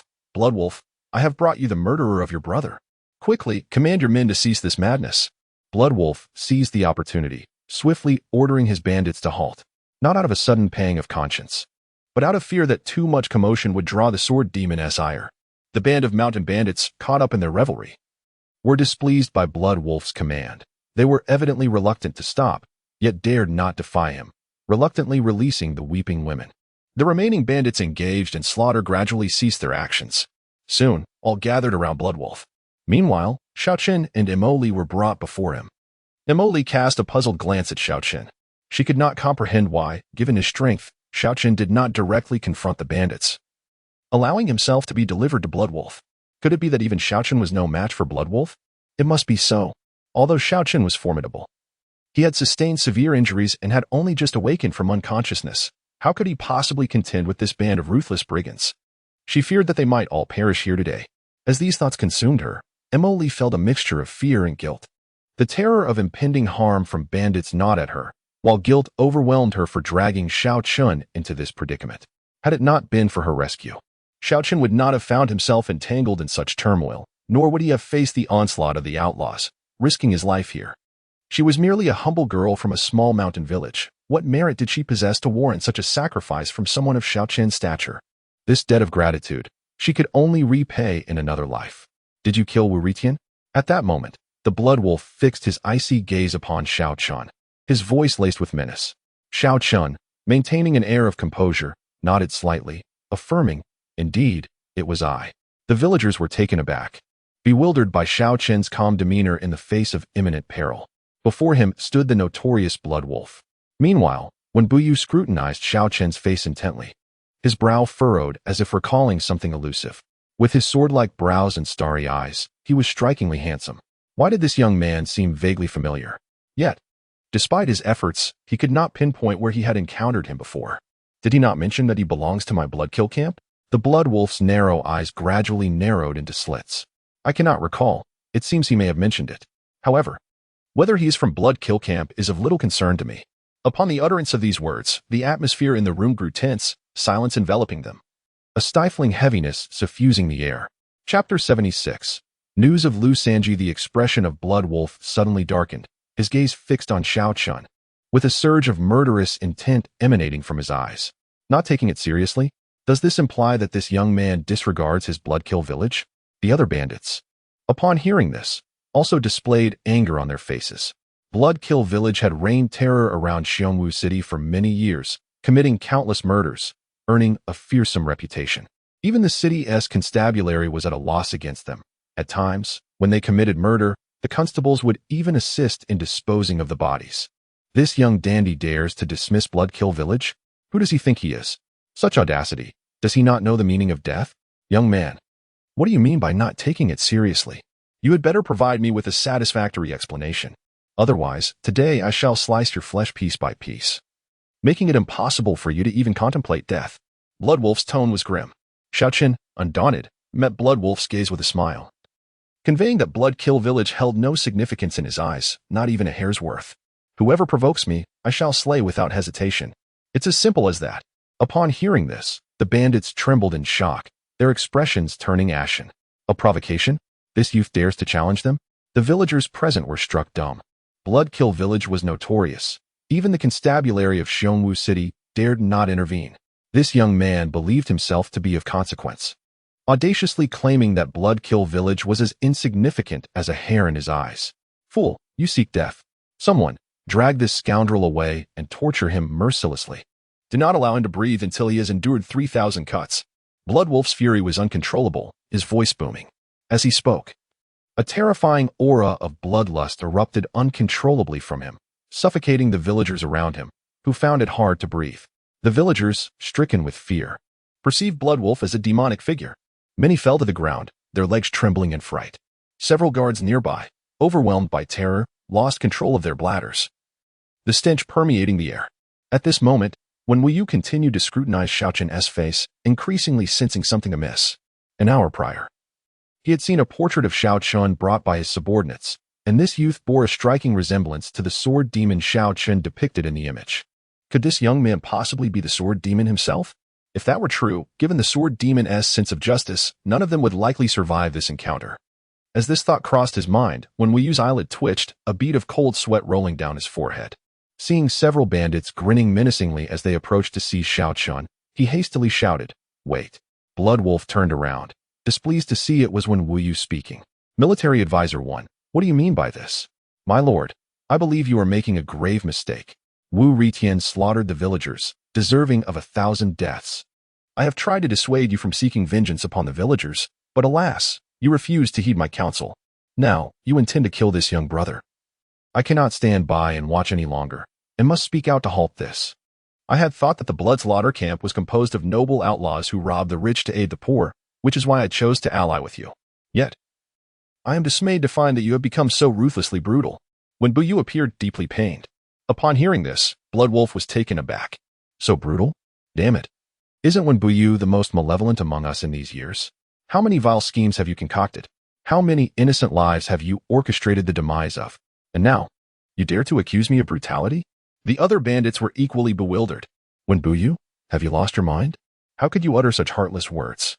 The most sinister person in Bloodslaughter Camp is you. Ma Ge reached out to feel Wen Buyu's forehead, incredulously exclaiming. Wen Buyu nervously glanced at Xiao Chen. Noticing the enigmatic smile on his face, and his heart sank. He quickly turned to Ma Ge and shouted angrily, Ma Sanpao, you're talking nonsense. When have I ever devised a treacherous scheme? Have I not vehemently opposed your plans for vengeance against the villagers? Those villagers are so innocent. How could you beasts be so cruel? Ma Sanpao stared at Wen Buyu, utterly speechless in shock. Could this lad have gone mad? Wasn't he the one who reveled in slaughtering innocents? Now he speaks of their innocence? Just then, Xiao Chen looked at Wen Buyu with a playful expression and uttered a phrase that left the crowd puzzled. You recognize me? And no, that is correct. I pay my respects to the sword demon. Although the others did not comprehend, Wen Buyu understood and trembled in fear. As soon as he spoke, it was as if countless thunderclaps erupted in the ears of the bandits. The sword demon? This youth before us is the legendary sword demon Xiao Chen?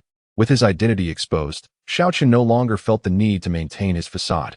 Earlier, he had refrained from taking action, fearing the bandits might flee, as his aim was to capture them all at once. Now that the bandits were gathered here, his objective had been accomplished. In the next moment, a surge of sword intent emanated from him, effortlessly shattering the ropes, binding his hands into dust. He then flicked a finger, unleashing a stream of sword energy that also obliterated the ropes binding Jasmine. Witnessing this scene, Bloodwolf could not help but swallow hard. A sword cultivator. This youth is a sword cultivator. There is only one such young sword cultivator in the vicinity. Could he truly be the sword demon? No wonder Wen Buyu, that scoundrel, spoke such strange words. He had already seen through it. He realized it, but chose not to inform me. Wanting to survive alone, could a human truly act in such a manner? The villagers present were also stunned by the unfolding spectacle. The sword demon? What is that? They were unaware of Xiao Chen's heroic feats of single-handedly confronting 1,000 demons. They were still very perplexed. Why did the fearsome Bloodwolf tremble at the mention of the sword demon? Could that person truly be a devil? Meanwhile, they were equally astonished by Xiao Chen. They never expected this youth to indeed be a sword cultivator. However, they still did not believe that Xiao Chen could be a match for Bloodwolf. After all, the opposing force numbered over 200, while Xiao Chen stood alone. No matter how formidable Xiao Chen might be, could he truly face 200 adversaries single-handedly? Do you wish to subject me to 1,000 tortures? Xiao Chen gazed at Bloodwolf, a cold smile curling at the corners of his lips. Misunderstanding. Bloodwolf stammered. How could the little wolf dare to oppose the sword demon? Chief, one of the bandits interjected, why fear him? We have over 200 brothers here. While he wields but a single sword and appears pale, clearly wounded, if we all charge at once, we shall surely subdue him. At that point, delivering him to Lord Zhao Tiangang will undoubtedly be a great achievement. Ma Sanpao, unwilling to yield, leapt forward. Upon hearing Ma Sanpao's words, Bloodwolf was nearly struck dumb with terror. Charge all at once? This man had repelled 2,000 demon creatures. Would he regard their mere 200 with any seriousness? Each of those 2,000 demons was a terrifying entity of the 7th realm of demon soil. Any one of them could effortlessly slay him. A mere warrior of the 7th rank. If 2,000 were to charge, the sheer pressure alone might very well frighten him to death. Moreover, 90% of his band of thieves were ordinary men, with only a handful of warriors, most of whom were merely at the 1st or 2nd rank. Subdue him? With what means? Even if Xiao Chen were to possess merely 1% of his peak strength, he would still be beyond their reach. Upon hearing the name Zhao Tiangang, a cold glint flickered in Xiao Chen's eyes. Are you people from Zhao Tiangang? Ma Sanpao, oblivious to the coldness in Xiao Chen's words, mistakenly believed he was instilling fear, and with a smug expression declared, Indeed, we are subordinates of Lord Zhao, tasked with carrying out some underhanded deeds for him. I heard you wasted a small healing pill in your futile attempt to rescue an old soldier named Lu Sanji. How utterly foolish. Even if you manage to bring him back, won't he still end up with his tendons severed and hanging at the city gate awaiting death at Lord Zhao's hands? At this, when Buyu's expression shifted dramatically, Xiao Chen had risked everything to confront the 1,000 demons in order to save that old soldier, Lu Sanji. Did Ma Sanpao wish to court death by uttering such words in his presence? Indeed. Chapter 77. Is it worth saving an old soldier? As Ma Sanpao's words fell, a surge of crimson ignited in Xiao Chen's eyes. With an astonishing swiftness, he seized Ma Sanpao's throat, lifting the burly man effortlessly into the air. Rage boiled within his gaze. What do you mean Lu Sanji has had his tendons severed? Explain yourself, at once. The surrounding crowd was taken aback by the scene. Ma Sanpao, a formidable warrior at the 6th level of martial arts, weighed at least 180 pounds, yet Xiao Chen hoisted him with a single hand. Such strength was utterly terrifying. Aren't sword cultivators supposed to be physically weak? Why was Xiao Chen's physique so astonishing? Ma Sanpao was equally stunned. He had presumed Xiao Chen to be a sickly cat, emboldening him to provoke him. Yet, he discovered that his opponent was, in fact, a fierce tiger. Nevertheless, he was unwilling to succumb quietly. He struggled a couple of times, but found it utterly futile. Soon, his face turned a deep shade of purple, and he began to froth at the mouth. Realizing that if this continued, he would surely perish, he cried out for mercy. Sword demon, I will speak. Please, just let me go. With a resounding thud, Xiao Chen flung Ma Sanpao aside, sending him crashing to the ground 5 meters away, where he gasped for breath. Speak quickly. What has happened to Lu Sanji? Ma Sanpao, not daring to delay, scrambled to Xiao Chen's feet and recounted everything he knew in meticulous detail. From his words, Xiao Chen learned that after his departure, Zhao Tiangang had first slain Lu Wenlong, who had aided Xiao Chen, and then, employing cruel methods, had severed the tendons of the aged Lu Sanji, hanging him at the city gate to endure the scorching sun. Lu Sanji, already gravely injured and frail from old age, could hardly withstand such torment and was soon left on the brink of death. Most infuriatingly, Zhao Tiangang had ordered his men to slice off a piece of Lu Sanji's flesh every hour. With 2 hours having passed since Xiao Chen's departure, Lu Sanji had already suffered 2 such mutilations. Zhao Tiangang's heinous actions were aimed at luring Xiao Chen into a trap. His audacity stemmed from the support of a powerful figure in Huabei City, granting him a mysterious strength. Now, he had ambushed several martial masters and amassed 109th level martial disciples in Xiongwu City, weaving a net of destruction. Given Xiao Chen's current condition, the moment he showed himself, he would undoubtedly meet a swift demise. Zhao Tiangang had orchestrated a blatant scheme. If Xiao Chen did not intervene, Lu Sanji would die. And if he did, Xiao Chen himself would perish.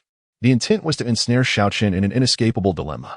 Upon grasping the entirety of the situation, Xiao Chen, consumed by fury, smashed his fist through Ma Sanpao's skull, his eyes ablaze with wrath. Zhao Tiangang, how dare you lay such cruelty upon Lu Sanji?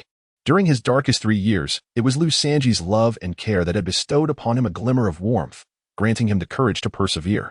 To the outside world, Lu Sanji was merely an inconsequential old soldier, yet in Xiao Chen's heart, he was the most cherished of kin, far more significant than the likes of Xiao Zhenbei. Now, witnessing Lu Sanji in peril, how could Xiao Chen refrain from fury? Upon witnessing the furious countenance of Xiao Chen, all present were filled with trepidation. The Blood Wolf, fearing that he might be the next to perish, mustered his courage and stammered, Lord Sword Demon, if you could spare my life, our blood-killing camp shall henceforth. But before he could finish his plea, a chilling sensation enveloped his neck, and his head soared into the air. To serve me? You are unworthy, Xiao Chen coldly remarked as he cast a glance at the decapitated head of the Blood Wolf. He then surveyed the surrounding bandits and commenced a ruthless slaughter. These brigands, whose hands were stained with the blood of countless innocent lives, were not deserving of mercy. Waves of sword energy crisscrossed among the bandits, akin to the scythe of death, swiftly reaping vibrant lives. These marauders, who had spent their days taking lives, never imagined that one day they would be treated like mere livestock, slaughtered without remorse. The villagers stood in stunned disbelief, struggling to comprehend that the once feared blood-killing camp bandits now seemed as fragile as mere chickens before Xiao Chen.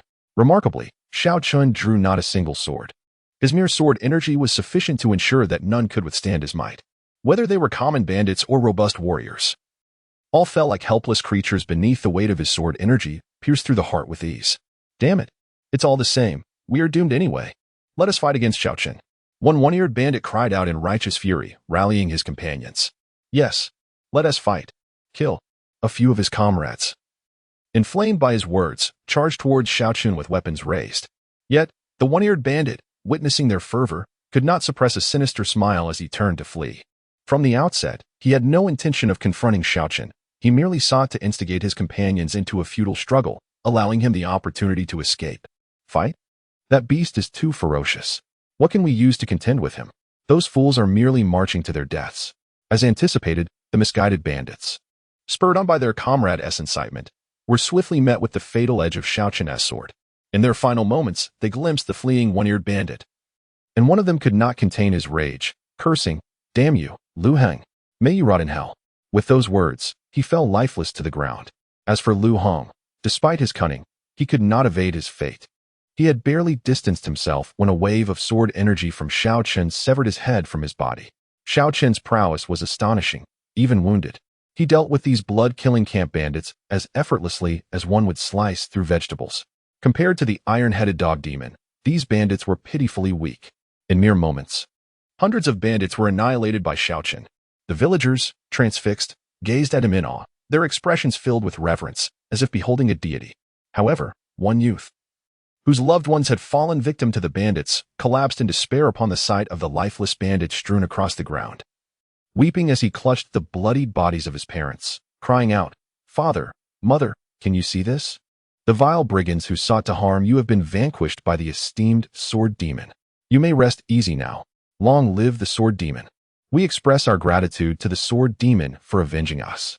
Subsequently, an increasing number of villagers emerged, kneeling on the ground to pay their respects to Xiao Chen. Had it not been for Xiao Chen, they would have likely lived their lives in despair, possibly meeting a tragic end at his hands today. Xiao Chen glanced back, offering a slight nod, signaling the crowd to disregard the commotion.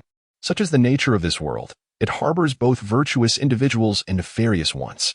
Previously, when he had slain Wu Ritian to save Mo Li, many villagers had resented his interference. Yet now, after he had dispatched the mountain bandits of Bloodkill Village, others were overwhelmed with gratitude. Regardless of how others perceived him, it mattered little to him, for he has always acted in accordance with his own heart. If he wished to kill, he would kill. If he desired to save, he would save. Their hatred or gratitude was of no consequence. Those villagers who had previously hurled insults at Xiao Chen, even daring to confront him, now trembled in fear. They had never anticipated that this pallid, sickly youth before them possessed such terrifying strength.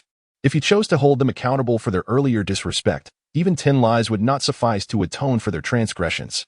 At this moment, the village chief, Wang Yukai, approached Xiao Chen with a sycophantic demeanor, speaking with deference. "I did not realize you were the illustrious sword demon. I beg your forgiveness for my previous ignorance and offense."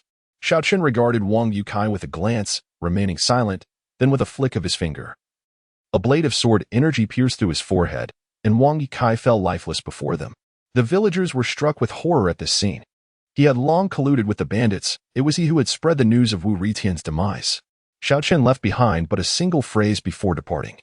Indifferent to whether the villagers comprehended his words, his mind was consumed with thoughts of how to rescue Lu Sanji. Currently, Lu Sanji's situation was exceedingly perilous. According to his estimates, Lu Sanji could endure no more than 2 hours.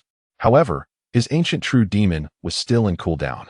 Even if Zhao Tiangang had not set an elaborate trap in Xiongwu City, he would still be unable to contend with Zhao Tiangang alone. Strength.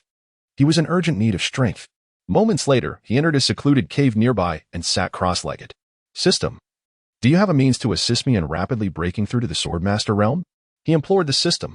The only viable option at this juncture was to break through to the Swordmaster as swiftly as possible to escape this dire predicament. With his innate talent, once he reached the Swordmaster level, he would be invincible beneath the Sword General realm. No matter how many formidable opponents Zhao Tiangang had summoned, they would pose no threat. Yet, breaking through to the Swordmaster was a formidable challenge. An ordinary sword cultivator might take decades to achieve such a breakthrough. He yearned to accomplish this within 2 hours, or even less, a seemingly impossible dream. However, given the circumstances, he had no choice but to grasp at straws and consult the system. "Yes, but it is perilous. Is it worth it to save an old soldier?" Soon, a cold mechanical voice resonated. "Realm divisions, apprentice, master, general, sect, king. The first 5 realms will be disclosed, with further revelations to follow." Chapter 78. I desire to break through. Upon hearing the system announce a solution, a glimmer of hope ignited in Xiao Chen's eyes. Without a moment's hesitation, he declared, "It is worth it." He paid no heed to the dangers the system spoke of, finding it entirely unremarkable. After all, the path of a sword cultivator is fraught with difficulties, and attempting a breakthrough in the midst of battle is inherently perilous. This is only to be expected. In that case, The host may consume the demon core to facilitate the breakthrough. Xiao Chen was momentarily taken aback at the suggestion of direct consumption. Wouldn't tea that lead to his demise? The demon core is the very source of energy for the demon beast, containing an immense and terrifying power. However, the energy within the core is imbued with a chaotic and violent aura, distinct from the life force cultivated by martial artists or the sword energies harnessed by sword cultivators. Ordinary cultivators must undergo a complex process to purify and refine the energy of the demon core before they can absorb it. Furthermore, they must do so gradually, lest they encounter dire consequences. To absorb it without purification is tantamount to courting death. There have been instances where cultivators, in their foolishness, attempted to absorb demon cores directly, and their fates were invariably disastrous, exploding into nothingness. Were it not for the lack of animosity between him and the system, he might have suspected it was plotting his demise. If others were to attempt such a feat, they would inevitably perish, yet the host is different, for the host possesses a peerless divine physique. However, history bears no record of a divine physique successfully absorbing a demon core. It is merely a theoretical possibility, fraught with great risk. The decision to proceed rests solely with the host. Upon hearing the system's words, Xiao Chen fell into a contemplative silence. No divine physique in history had ever attempted the direct absorption of a demon core. The chances of success were exceedingly slim. The system's implication was clear. Even with his divine physique, the act of absorbing a demon core was perilous, almost akin to gambling with his life. Winning would elevate him to unparalleled heights, while losing would mean his utter demise. Truth be told, he was reluctant to gamble, as fortune had never favored him. Yet, contemplating Lu Sanji's uncertain fate, awaiting his rescue, he resolved without delay. System, I am willing to attempt it. Has the host truly made up his mind? With the divine physique and extraordinary talent in swordsmanship, if approached wisely, the host could one day dominate the realms, merely a matter of time. For the sake of an old soldier, do you truly wish to wager your future and life? The system's voice remained cold, tinged with a hint of confusion. It could not comprehend why Xiao Chen would make such a choice. After all, he was but an old soldier. Even if saved, his remaining time was limited. Was he worth the gamble of Xiao Chen's life? You do not understand. When my dantian shattered and I was abandoned by my parents in Qingxuan City, it was Lu Sanji who stood by my side. To bring me joy, he tried every possible means. He took me into the mountains to hunt, nearly getting bitten by wolves. He brought me to the river to fish, only to be dragged into the water by a large fish. He even attempted to sneak a glance at a widow bathing, ending up with a face swollen like a pig's head. Undeniably, he can be quite foolish at times. Yet his kindness towards me is genuine. In those 3 years in Qingxuan City, not once did my biological parents look in my direction, but Lu Sanji was there, protecting and accompanying me. Now, with his life hanging by a thread, how could I stand idly by and watch him perish? Xiao Chen reminisced about the days spent with Lu Sanji, an unconscious smile gracing his lips. Then, the last trace of hesitation in his eyes vanished instantly. Fight. A true man born into this world must discern what is worth doing and what is not. Since Lu Sanji treated him with genuine sincerity, he would stake his very life for him. Moreover, as a swordsman, he was destined to walk against the wind. The sword, unyielding, undaunted by peril. Should he retreat now?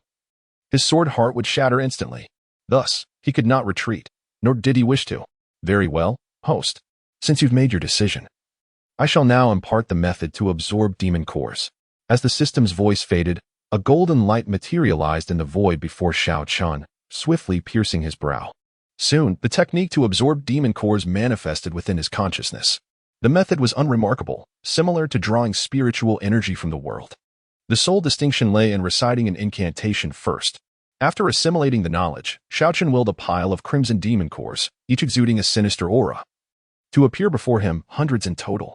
Within these cores, phantom images of hound demons roared furiously at him, their expressions screaming for his flesh and bones.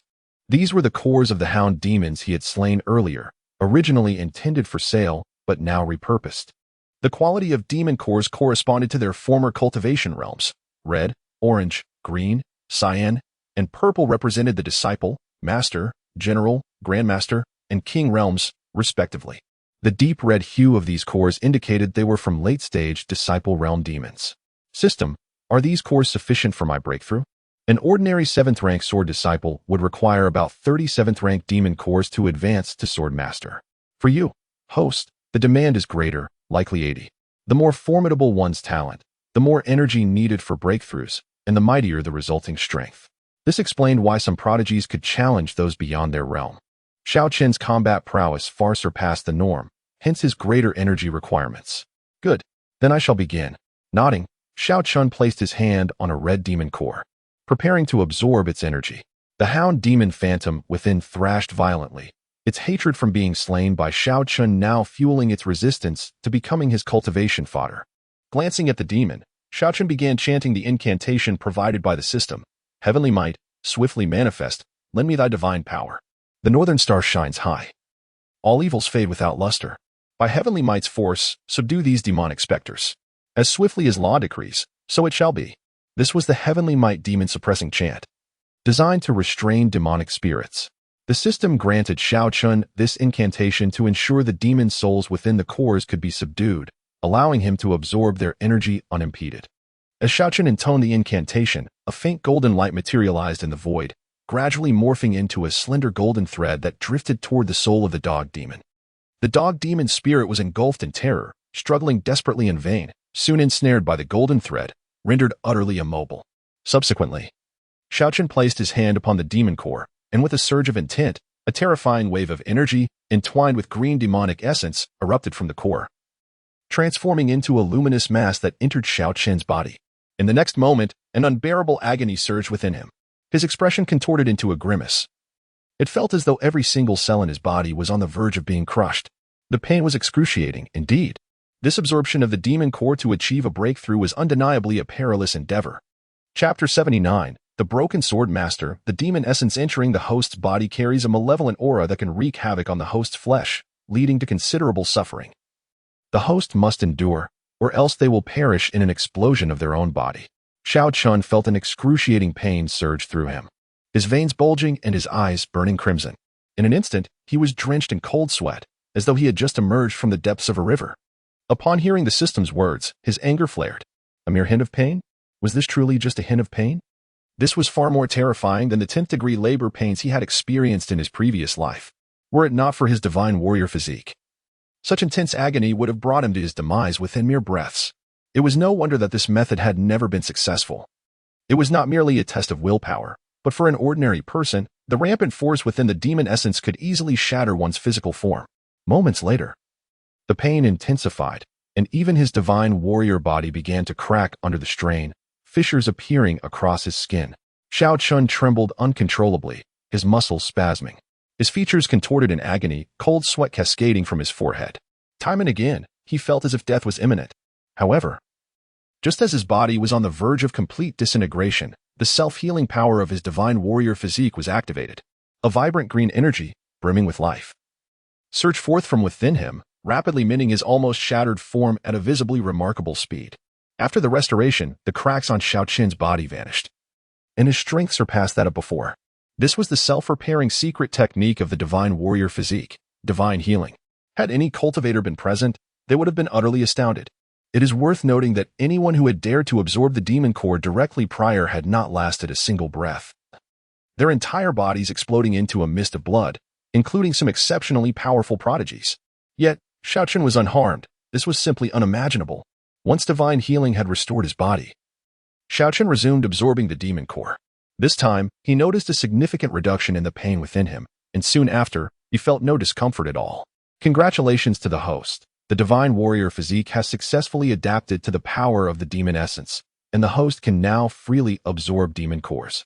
Upon hearing this, Xiao Chen was filled with joy and immediately accelerated his absorption of the demon essence.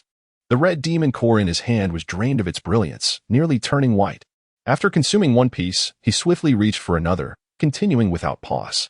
Thus, torrents of terrifying demon essence surged into Xiao Chen's dantian, flowing through his limbs and meridians like a raging tide. Soon, his aura skyrocketed as if he were under a divine boost, rapidly breaking through barriers. Sword Mastery Level 8. Sword Mastery Level 9. Half-Step Sword Master. Sword Mastery Level 1. In the span of just 15 minutes, Xiao Chen shattered 3 minor realms and 1 major realm. Even when breaking through to the Sword Master realm, he encountered no obstacles whatsoever. This speed was nothing short of extraordinary, unparalleled in history. To illustrate the absurdity, one could simply consider Zhao Tiangang. Years ago, he labored for over 2 decades, ascending from the 7th level of martial disciple to the 1st level of martial master.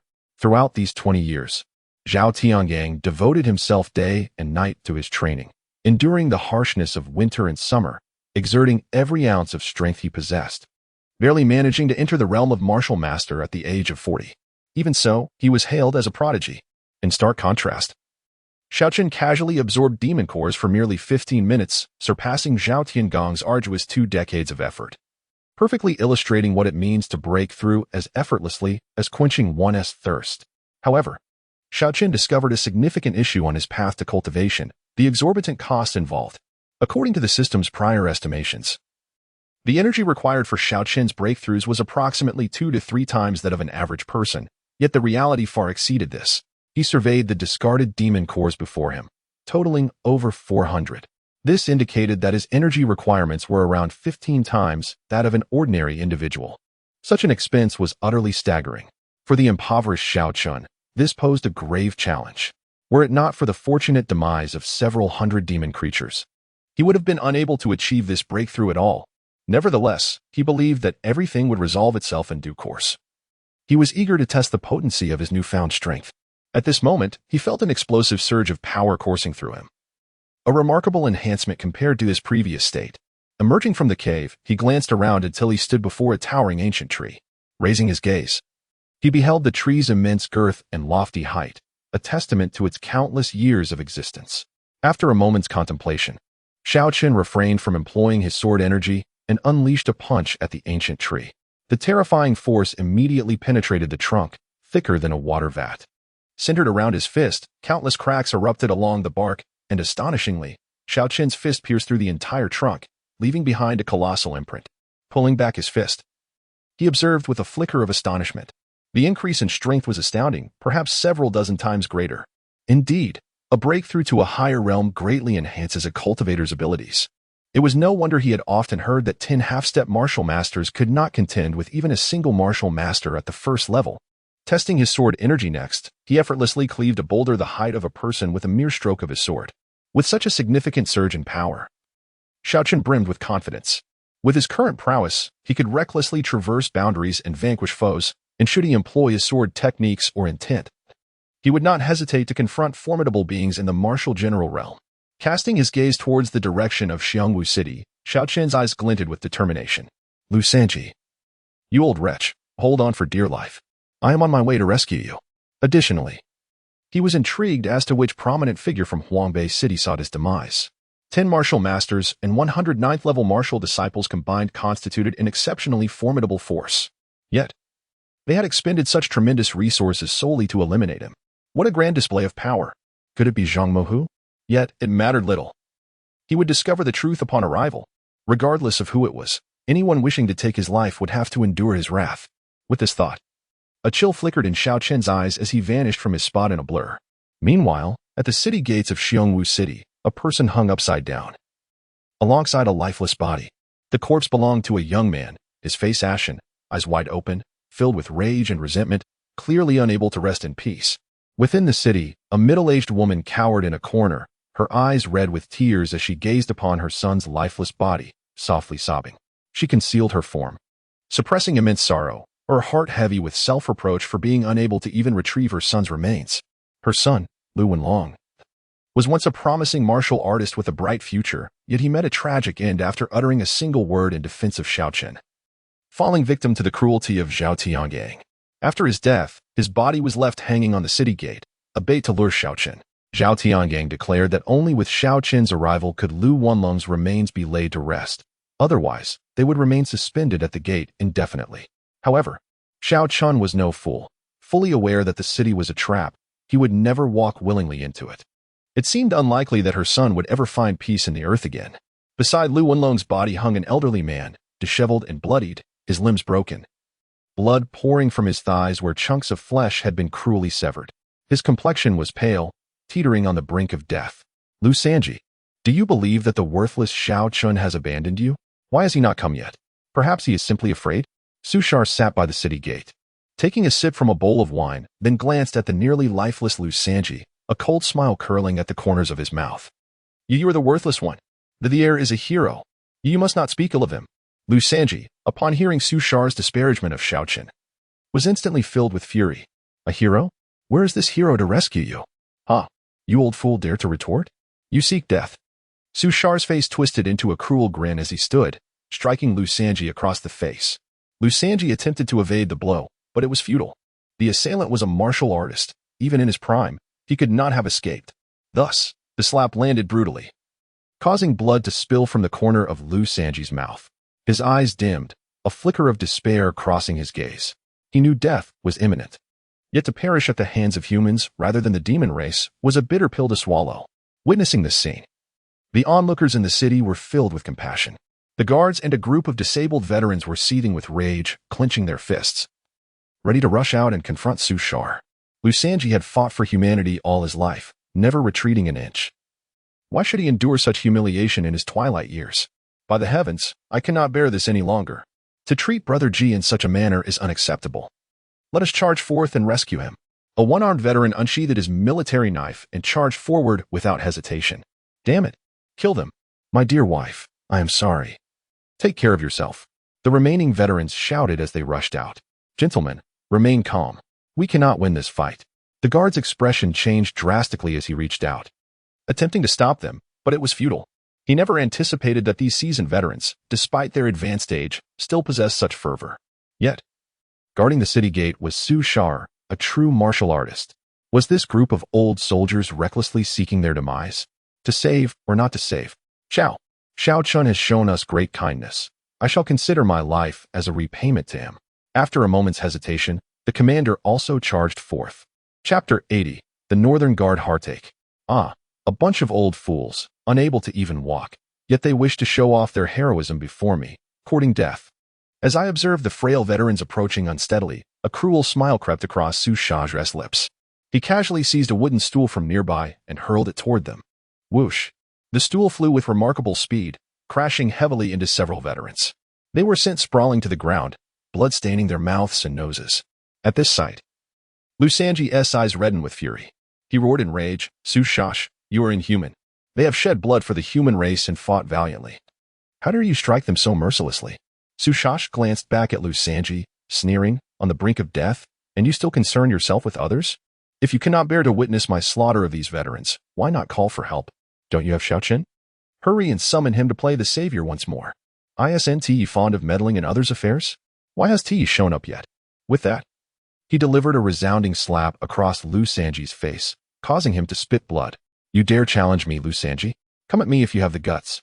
Just then, the commander charged in, witnessing the veterans grievously injured on the ground, and Lu Sanji barely clinging to life. His fury ignited. Do you wish to emulate Xiao Chen's meddling? Do you possess his capabilities? With your meager strength, you dare to reprimand me? Su Shar's face twisted with malice as he unleashed a powerful punch aimed directly at the commander's head. This blow was imbued with lethal intent. As if he sought to obliterate the commander's skull, the terrifying force surged forth. The commander's countenance paled as he attempted to evade, only to realize he was ensnared with no escape. An ordinary man could hardly withstand the might of a martial artist like Su Shar. The specter of death loomed, and he despairingly closed his eyes, bracing for his inevitable fate. Witnessing this scene, the townsfolk were engulfed in righteous anger, yet none dared to intervene. Just as everyone believed the commander was doomed, a sound akin to a dragon's roar resonated through the air, a vibrant note of a sword being drawn. Upon hearing the familiar sound, a flicker of fear flashed in Su Shar's eyes. Could it be? Has Xiao Chen truly arrived? The violent momentum of his punch came to an abrupt halt, his fist poised a mere inch from the commander's head, paralyzed by fear. He turned, searching for the source of the sword's cry, nearly succumbing to terror. There stood Xiao Chen, having mysteriously appeared at the city gate, where he had severed the ropes binding a person and a corpse, releasing them. Xiao Chen cast a glance at the barely conscious Lu Sanji, his eyes ablaze with fury, emanating a palpable aura of murderous intent, as terrifying as a hellish demon. Young master, what brings you here? There's an ambush. Do not concern yourself with me. Flee. Lu Sanji gazed at Xiao Chen, his eyes filled with urgency. All is well. I will handle everything. Xiao Chen reassured Lu Sanji with a gentle smile, mirroring the comfort Lu Sanji had once offered him in his moments of despair. A wave of memories surged forth. Lu Sanji, why did father and mother come to Xiongwu City yet fail to visit me? They were preoccupied with matters at hand. Let me accompany you to the mountains for a hunt. Haha, hunt? You nearly lost your nose to a wolf last time. Do you dare to go again? Ahem. That was merely an accident. This time, watch me, Lu Sanji, draw my bow and shoot the celestial wolf.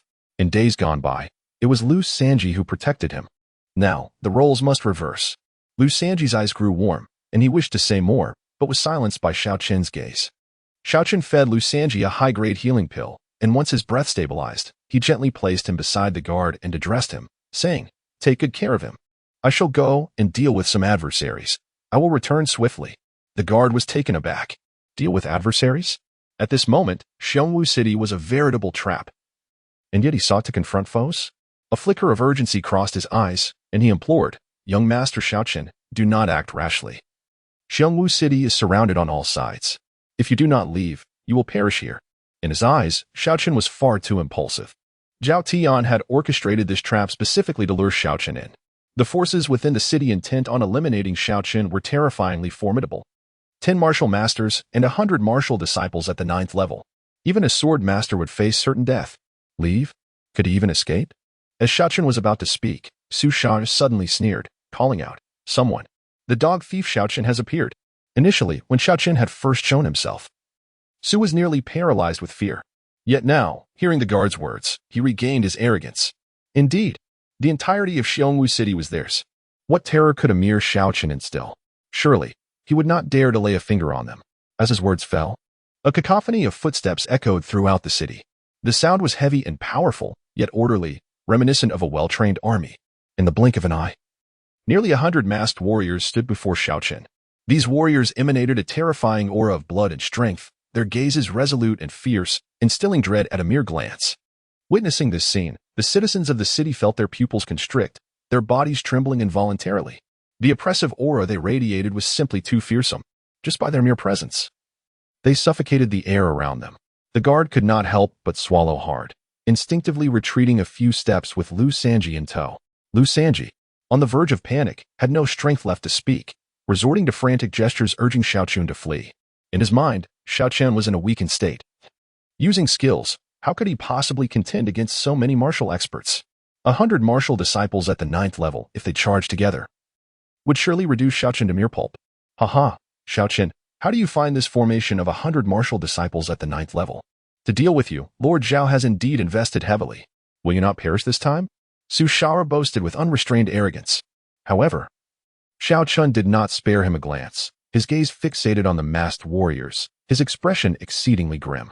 Previously, he had been perplexed as to who in the northern wasteland could dispatch such a multitude of 9th-tier martial artists in an instant. Now he understood. It was none other than the Northern King's Guard. Although their faces were concealed, their distinctive military boots betrayed their identity. The Northern Guard, a formidable detachment under Xiao Zhenbei, comprised solely of 9th-tier martial artists, their combat prowess rivaling that of Princess Yinyu's blood-armored guards. They represented one of the Northern King's trump cards. The roles of the Northern Guard and the blood-armored guards were akin, both tasked with safeguarding the most vital heirs of their families. For many years, the Northern Guard had been Xiao Chen's personal protectors, fostering a close bond with him. Many among them had once received Xiao Chen's benevolence, expressing profound gratitude and vowing never to turn against him, regardless of future circumstances. Yet now, it was utterly ironic that the entire Northern Guard had mobilized to encircle him in Xiongwu City. "You worthless fool! Do you dare to disregard me? Are you seeking death? Aren't you on good terms with Lu Sanji? It was I who severed his tendons. If you have the audacity, come and avenge him." Seeing that Xiao Chen continued to dismiss him, Su Shai was enraged and advanced to provoke him wildly. He could not comprehend why Xiao Chen, facing imminent peril, would maintain such an air of superiority. Chapter 81. Reminiscing old affections, Xiao Chen cast a glance at Su Shai, then with a flick of his finger, a purple sword aura materialized in the air, swiftly coalescing into a purple energy sword that hurtled towards Su Shai's forehead. Witnessing this scene, everyone present was momentarily stunned. To strike? Surrounded by over 100 martial practitioners at the 9th level, how could Xiao Chen dare to take action? Su Shai was equally taken aback. His audacity stemmed from his belief that Xiao Chen was currently in a weakened state and would refrain from attacking amidst such overwhelming numbers. However, he was unprepared for Xiao Chen's boldness, as without hesitation, he aimed to strike him down in an instant. Panic seized Su Shai entirely. He was well aware of Xiao Chen's formidable strength, which was terrifying beyond measure. A mere insignificant figure like him could not hope to withstand it. The nearby members of the Northern Guard were similarly astonished at Xiao Chen's audacity to act before them. Although they harbored no fondness for the treacherous Su Shao, they found themselves unable to stand idly by while one of their own was in peril. Yet, Xiao Chen's sword moved with such speed that there was no time for them to intervene. Thus, 3 members of the Northern Guard hastily drew their blades, unleashing several arcs of light aimed at the energy sword, hoping to intercept it. The blade auras were sharp and exuded a terrifying presence, akin to ferocious dragons lunging toward the energy sword, seemingly intent on shattering it in one bite. However, in the next moment, a shocking spectacle unfolded. The 3-blade auras barely entered the 5-meter radius of the energy sword before being violently shattered by the dispersing sword aura. Undeterred, the energy sword surged onward, showing no sign of slowing down, and directly pierced Su Shao's forehead within the blink of an eye. The expressions of all present had turned to one of utter astonishment. The simultaneous attack of 3 martial practitioners at the 9th level had failed to halt Xiao Chen's strike. Even in his weakened state, it was imperative to note that these were 3 9th-level martial practitioners. In this small city of Xiongwu, they were considered masters. And even in the entire Huangbei province, they were formidable figures. Yet, despite their overwhelming numbers, they could not even provide the slightest resistance against Xiao Chen. Could one truly believe such a thing? The Northern Guard, too, gazed at Xiao Chen, their eyes filled with incredulity. It was often said that sword cultivators possessed astonishing lethality, but they had never imagined Xiao Chen's prowess could reach such an extraordinary level. It was simply beyond comprehension. They had not witnessed firsthand the scene of Xiao Chen subduing a horde of demons. When they had previously heard tales of it, they assumed exaggeration was at play. Yet now, upon witnessing it, they could not help but believe, if only a little. They had not anticipated that the fallen genius abandoned by the royal family 3 years prior had risen anew from the ashes, soaring higher than ever before. This was truly unbelievable. However, regrettably, after today, Xiao Chen would have no further opportunity to wield his sword. The small captain of the Northern Guard wore a grim expression, his gaze filled with dissatisfaction as he looked at the 3 who had just struck. In a hushed tone, he reprimanded them. I have stated that he is no longer associated with the royal family. Why did you show him mercy? Have you forgotten the command of Prince Ling Tian? At present, Xiao Chen's aura is concealed. I assumed he remained a 7th-level sword practitioner. The 3 individuals were momentarily taken aback, hastily defending themselves. Captain Xiao Chen is no longer our master. We hold no lingering sentiments. We indeed exerted all our strength in that last strike. True, Xiao Chen once rescued my mother, but that was in the past. His saving me was merely a means to an end. How could I possibly show mercy? Indeed, although Xiao Chen once had someone cure my hidden ailment, essentially saving my life, ever since young Master Ling Tian took command of the Northern Garrison, I have been utterly loyal to him. To suggest killing Xiao Chen, I would not hesitate even if the young master commanded me to slay my own mother. Captain Zhou observed the earnest expressions of the group, his brow furrowing. They did not appear to be lying. Yet, if they had truly held nothing back, why could all 3 not thwart Xiao Chen's sort of chi together? Zhou Yuxing, now that you are here, why hide in the shadows? At that moment, Xiao Chen's piercing gaze swept over them, sharp as a blade. Zhou Yuxing's expression shifted dramatically, incredulous as he looked at Xiao Chen. Could it be that Xiao Chen recognized them? Not only Zhou Yuxing, but the other members of the Northern Garrison present also narrowed their eyes in disbelief. Xiao Chen had always been magnanimous, treating those around him with kindness. Most of them had received his benevolence, and thus, even though they were here to slay him, they were reluctant to reveal their true selves to him. To be precise, they were afraid. After all, while some may be ungrateful, they did not wish to be publicly exposed. It seemed the young master had discerned their identities. Yet, even if he had, why expose it? In that case, they could still be good brothers. Zhou Yuxing tore away the black cloth from his face, revealing a delicate visage, and coldly laughed. The nearly 100 members of the Northern Garrison behind him also removed their masks, unveiling their true faces. Since they had been uncovered, there was no longer a need for concealment. The black cloth had been their only token of guilt, the final respect they offered to Xiao Chen. Since Xiao Chen showed no desire for it, they too would no longer hold back. Gazing at the familiar faces before him, Xiao Chen was engulfed by a torrent of emotions. Among them were childhood companions who had grown up alongside him. Some had shared life and death experiences, battling fierce beasts together. Others had sworn oaths to protect him for a lifetime. Yet now, these individuals gathered with the intention of ending his life. As they faced him, although a flicker of guilt shone in their eyes, It was swiftly drowned by their murderous intent. Did Xiao Zhenbei send you here? After a moment of silence, Xiao Chen spoke softly. Though the northern garrison currently served under Xiao Lingtian, mobilizing all of them for such a grand scheme could not solely be commanded by Xiao Lingtian. Zhou Yushan shook his head. The prince is unaware of this. It is the command of young master Lingtian. Just a mere Xiao Lingtian possesses such authority to mobilize the entire northern garrison to assassinate me? Xiao Chen's eyes narrowed, a chilling glint emanating from them. Zhou Yusheng smiled and shook his head. It is the will of the brothers themselves. Your Highness, do not fault your brothers for their ruthlessness. You are cursed by the will of heaven, and in merely 2 days, upon reaching the age of 18, you shall be rendered utterly powerless. Meanwhile, young Master Ling Tian has garnered the favor of the Sacred Wilderness Academy and is destined to soar to great heights, dominating all in his path. Although you were once esteemed by your brothers, it seems unwise to offend young Master Ling Tian for your sake. Xiao Chen smiled sadly, realizing the truth. So it is you who have come to take my life. In that instant, an inexplicable pang pierced his heart. He had already accepted the abandonment of his parents, the betrayal of his younger brother, and the dissolution of his engagement.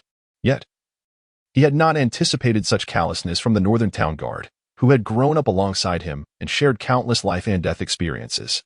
Your Highness, we too must seek our own development and survival. Our intent in coming here to end your life is not born from malice, but from necessity. If you still cherish our past camaraderie, perhaps you might grant your brothers this one mercy. Henceforth, on this day each year, we shall visit your grave and offer incense, ensuring that you do not face the afterlife as a wandering spirit. Zhou Yushan spoke of necessity, yet a cold smirk lingered at the corner of his mouth. My life is at stake here. If you possess the prowess, come and claim it. Stubborn fool. For the sake of my brother's futures, I must regretfully request your demise.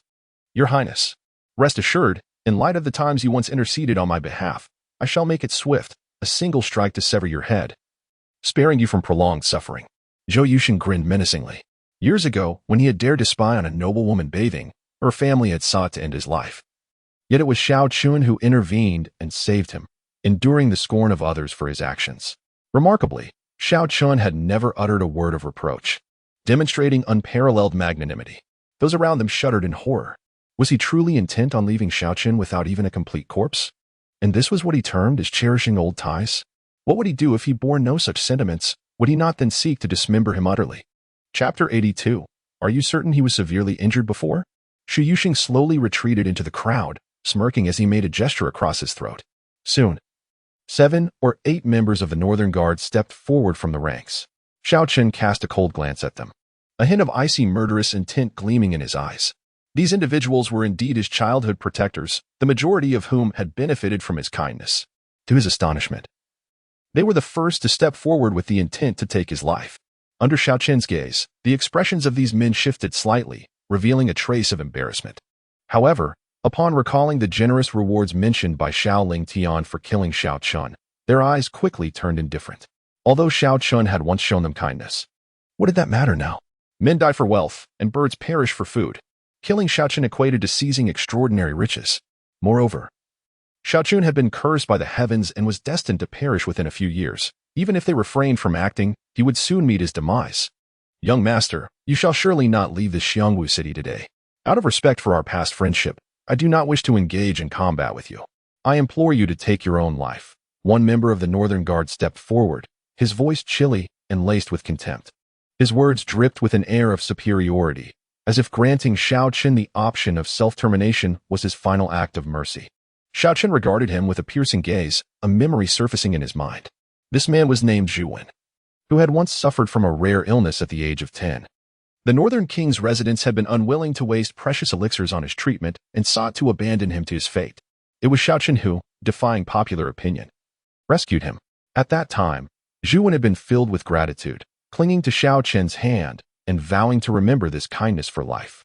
However, when Xiao Chen fell into misfortune, Zhuwen discreetly distanced himself and spoke ill of him behind his back. Now, he was the first to seek Xiao Chen's life. Zhuwen, do you recall the words you once spoke? Had it not been for my intervention, you would have long since perished. Xiao Chen's voice was frigid. Zhuwen's face hardened, revealing a murderous glint in his eyes. Indeed, young master, you once aided me, but that is a matter of the past. Today, My offering of a chance for you to end your own life is already a display of mercy. Should I choose to act? You would be utterly powerless to resist and would meet a most tragic end. Is that so?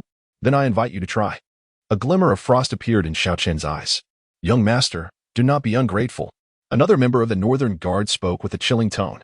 The murderous aura around Xiao Chen intensified as he slowly reached for the hilt of his sword, drawing it forth with a gentle motion. With a resonant hum, the sword emerged from its sheath, its sharp cry reverberating through the air, causing birds to mourn and beasts to flee within a 10-mile radius. In the next moment, Xiao Chen held the dragon-slaying sword at an angle, coldly directing it towards the Northern Guards before him. You dare utter such reckless words, you mere ants? You are courting death. Ants. Young master, are you inviting death upon yourself? The expressions of the Northern Guards darkened. Enough with the idle chatter. If you seek my life, then come and take it. Xiao Chen brandished his sword towards the group of Northern Guards, exuding an unyielding dominance that declared he would not back down. A hint of savagery flickered in one Northern Guard's eyes. In that case, we shall not hold back. In his youth, Xiao Chen was exceptionally gifted, casting a shadow over others that rendered them unable to lift their heads. However, after the shattering of his dantian, he fell into a 3-year silence.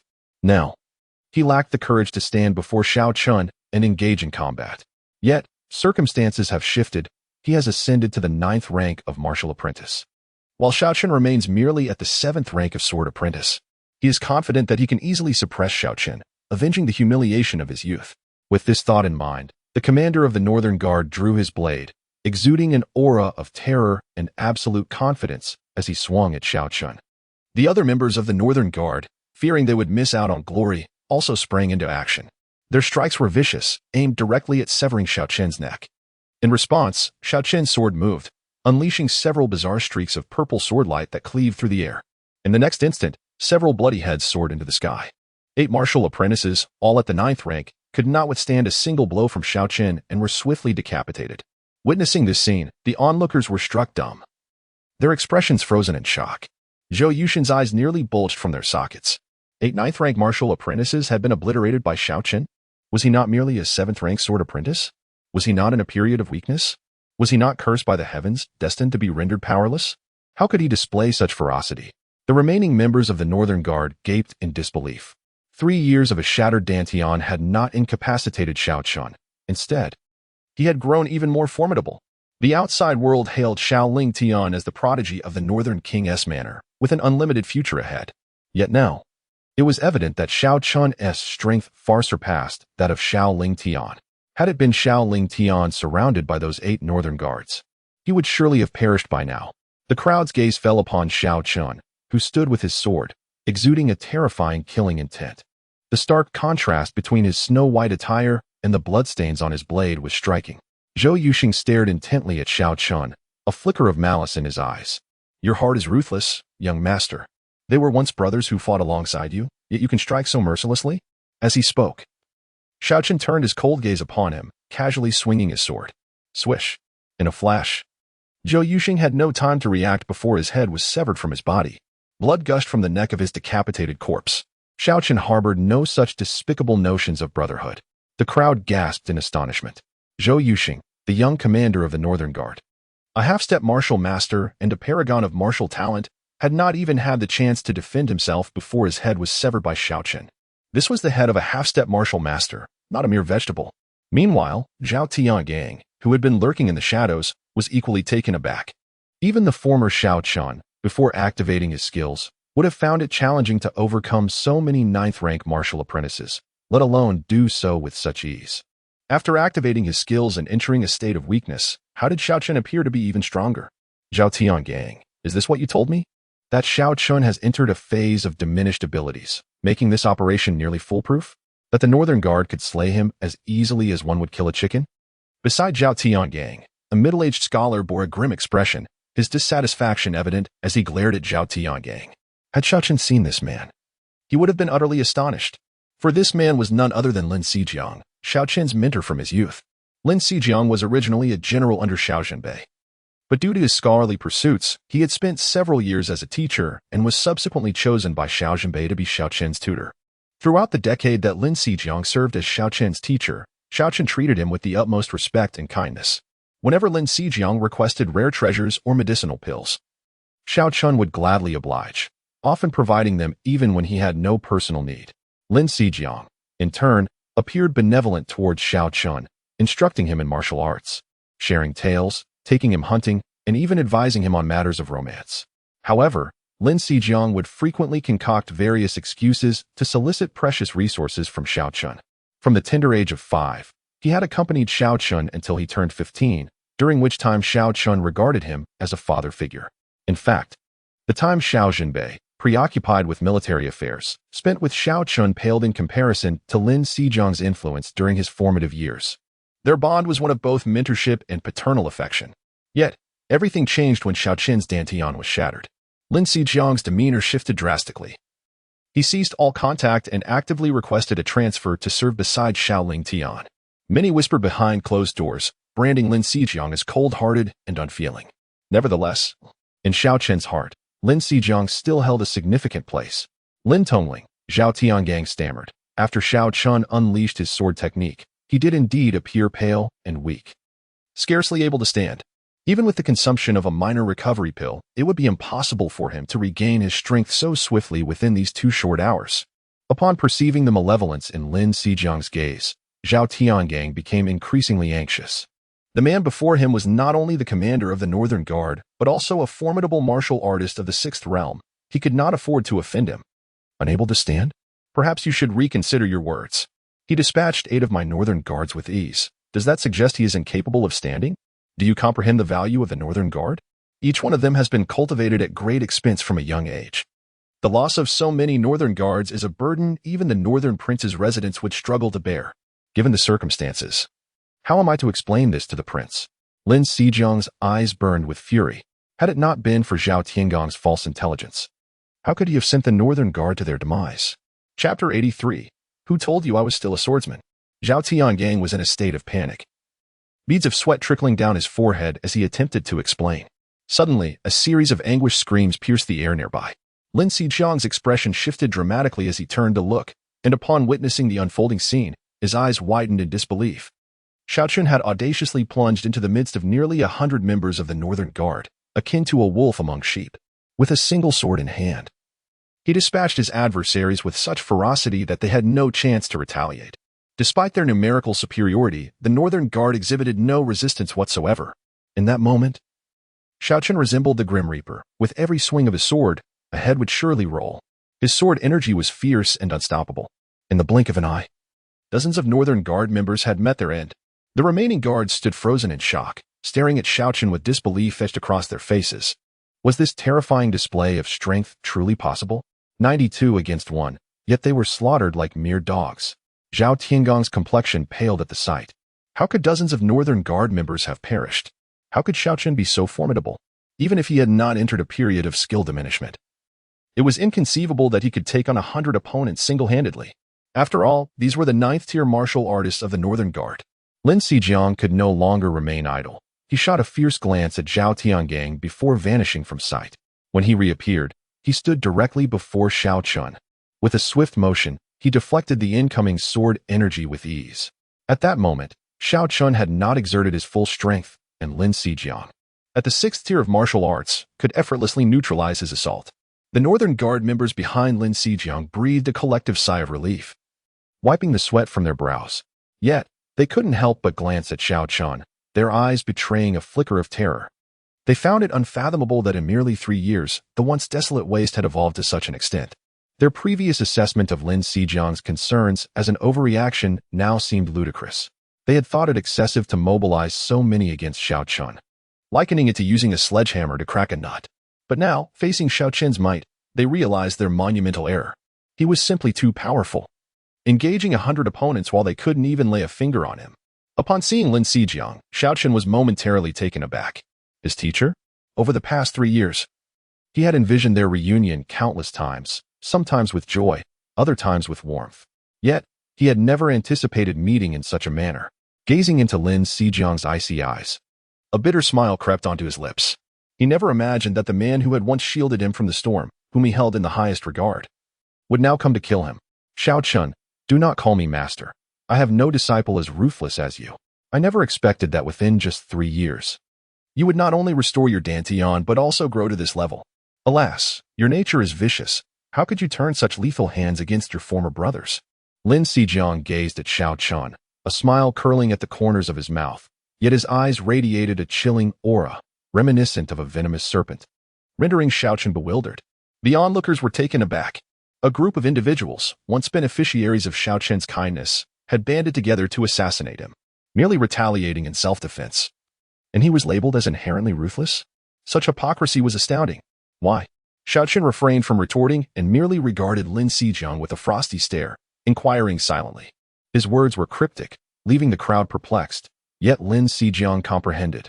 A smirk played upon his lips, a cold sneer forming as he articulated, "You wonder why?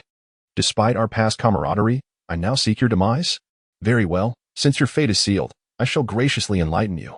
Truth be told, I have never harbored genuine affection for you. You were merely a pawn in my ascent. My kindness back then stemmed solely from your status as heir, a means to procure resources.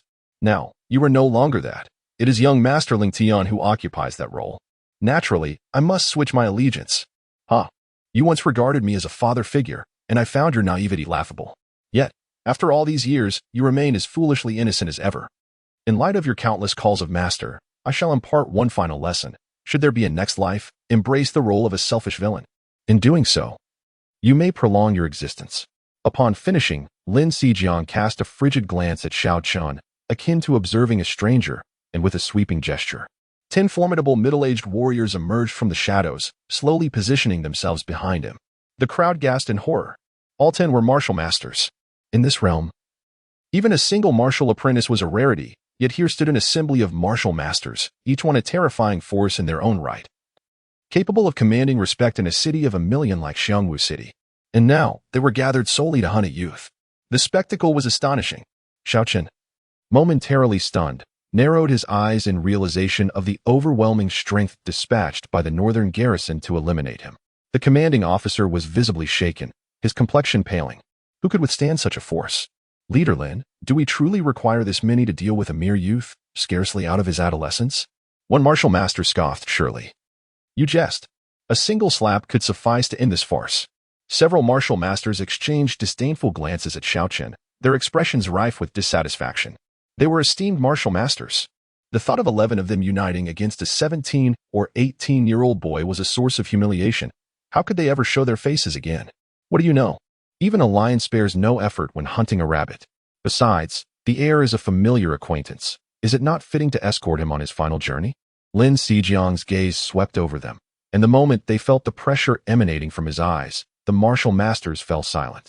Alas, having accompanied the young master for a decade, I now find myself compelled to take his life with my own hands. A sense of reluctance lingers in my heart. Lin Xijiang sighed deeply, then his gaze turned icy.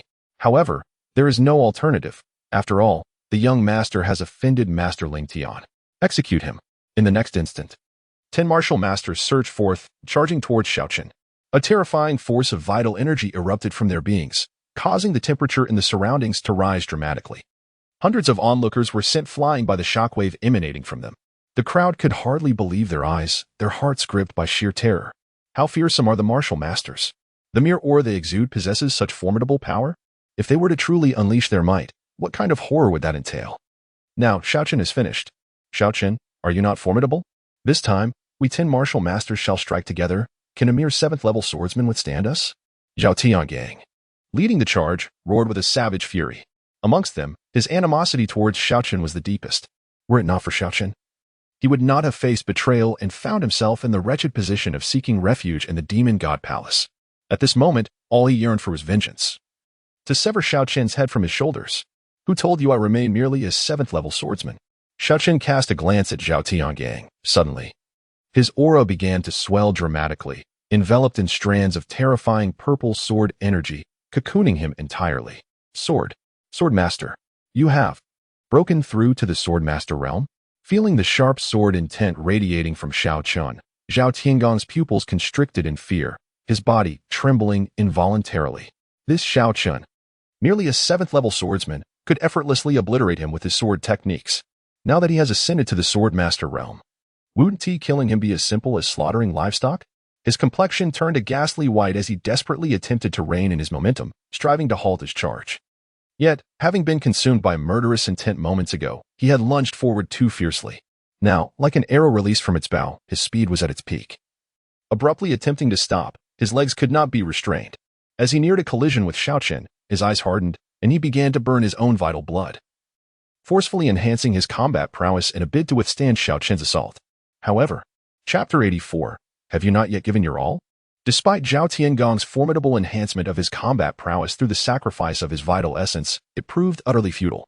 As his long sword made contact with the swirling sword aura surrounding Xiao Chen, it began to shatter inch by inch. What was once a spirit blade forged from superior mysterious iron, renowned for its unparalleled hardness, now crumbled as easily as decayed would under a mere touch. Zhao Tiangong's expression shifted dramatically. How could this be possible? However, before he could finish his thought, he collided with Xiao Chen's sword aura, erupting into a cloud of blood mist. A mere chicken or a dog, incapable of withstanding a blow. Those who wish to perish may attempt to act. Xiao Chen stood resolute, his gaze sweeping over the remaining members of the North Town Guard, resembling a hellish demon, his eyes radiating lethal intent. Witnessing this scene, the onlookers appeared petrified, their minds blank. Overwhelmed by shock, many were rendered momentarily incapable of rational thought. The esteemed head of the Demon Suppression Division of Xiangwu Town was obliterated by the sword aura unleashed by Xiao Chen. Remarkably, Xiao Chen had not even drawn his sword. The other martial masters widened their eyes in terror, instinctively halting their movements and retreating in haste. They cast anxious glances at the lingering blood mist in the air, a wave of dread washing over them. Fortunately, Zhao Tiangang's reckless charge had provided them with a grim warning. Had he not acted so rashly, it would not have been just Zhao Tiangang who perished, but their entire group. They could not help but shift their gaze towards Xiao Chen, their expressions filled with incredulity. Is this what it means to be a sword cultivator? Truly formidable. One among them, still shaken, recalled, I once crossed swords with a sword cultivator. They are indeed powerful, but never to such an extent. Xiao Chen is simply monstrous. I dare assert that his combat strength far surpasses that of any other sword cultivator of his realm. The lethality is utterly terrifying. Immediately, someone rose to counter, what? Is it truly so? I had only heard that Xiao Chen possessed a natural king's body, with terrifying talent in martial arts. But to think he has now turned to the path of the sword and still exhibits such prodigious prowess. Is there any justice left in this world? The martial masters all stared with wide eyes, astonished. Meanwhile, Lin Xizhang stood frozen in place, his gaze fixed intently on Xiao Chen, unable to regain his composure. Much time had passed since Zhao Tiangang's demise, yet he still could not fathom what he had just witnessed. Merely the protective sword aura had reduced a martial master to a sanguine mist.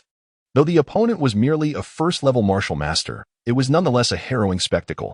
However, despite his astonishment, he felt little fear. After all, they still had 10 martial masters, and he himself was at the 6th level of martial mastery. If they charged together, they could undoubtedly reduce Xiao Chen to mere pulp. Though the losses today were grievous, should they succeed in slaying Xiao Chen and presenting his head to Xiao Lingfeng for recognition, it would all be worthwhile. He had come to seek merit. The fate of others held no significance for him. With this thought, he gestured to the 9 martial masters, signaling them to continue their assault. Simultaneously, Xiao Chen's eyes fell upon them, his voice icy as he inquired, which of you shall come first? His voice, though gentle, exuded an overwhelming dominance. The assembly of martial artists, strong in their domain, cast apprehensive glances at the formidable Xiao Chen, whose sword energy surged like a tempest. Not a single one dared to be the first to charge. Huang Weitian, you often boast of your bravery. Why don't you lead the way? We shall follow closely behind. What in the world? Did you not see how Xiao Chen is as fierce as a wild beast?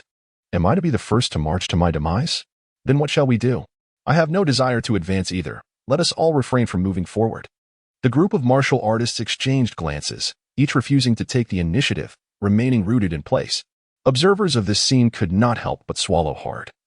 Witnessing these exalted martial artists, figures akin to deities in the eyes of mere mortals, paralyzed by fear before a single individual, the intimidation wielded by Xiao Chen was simply terrifying.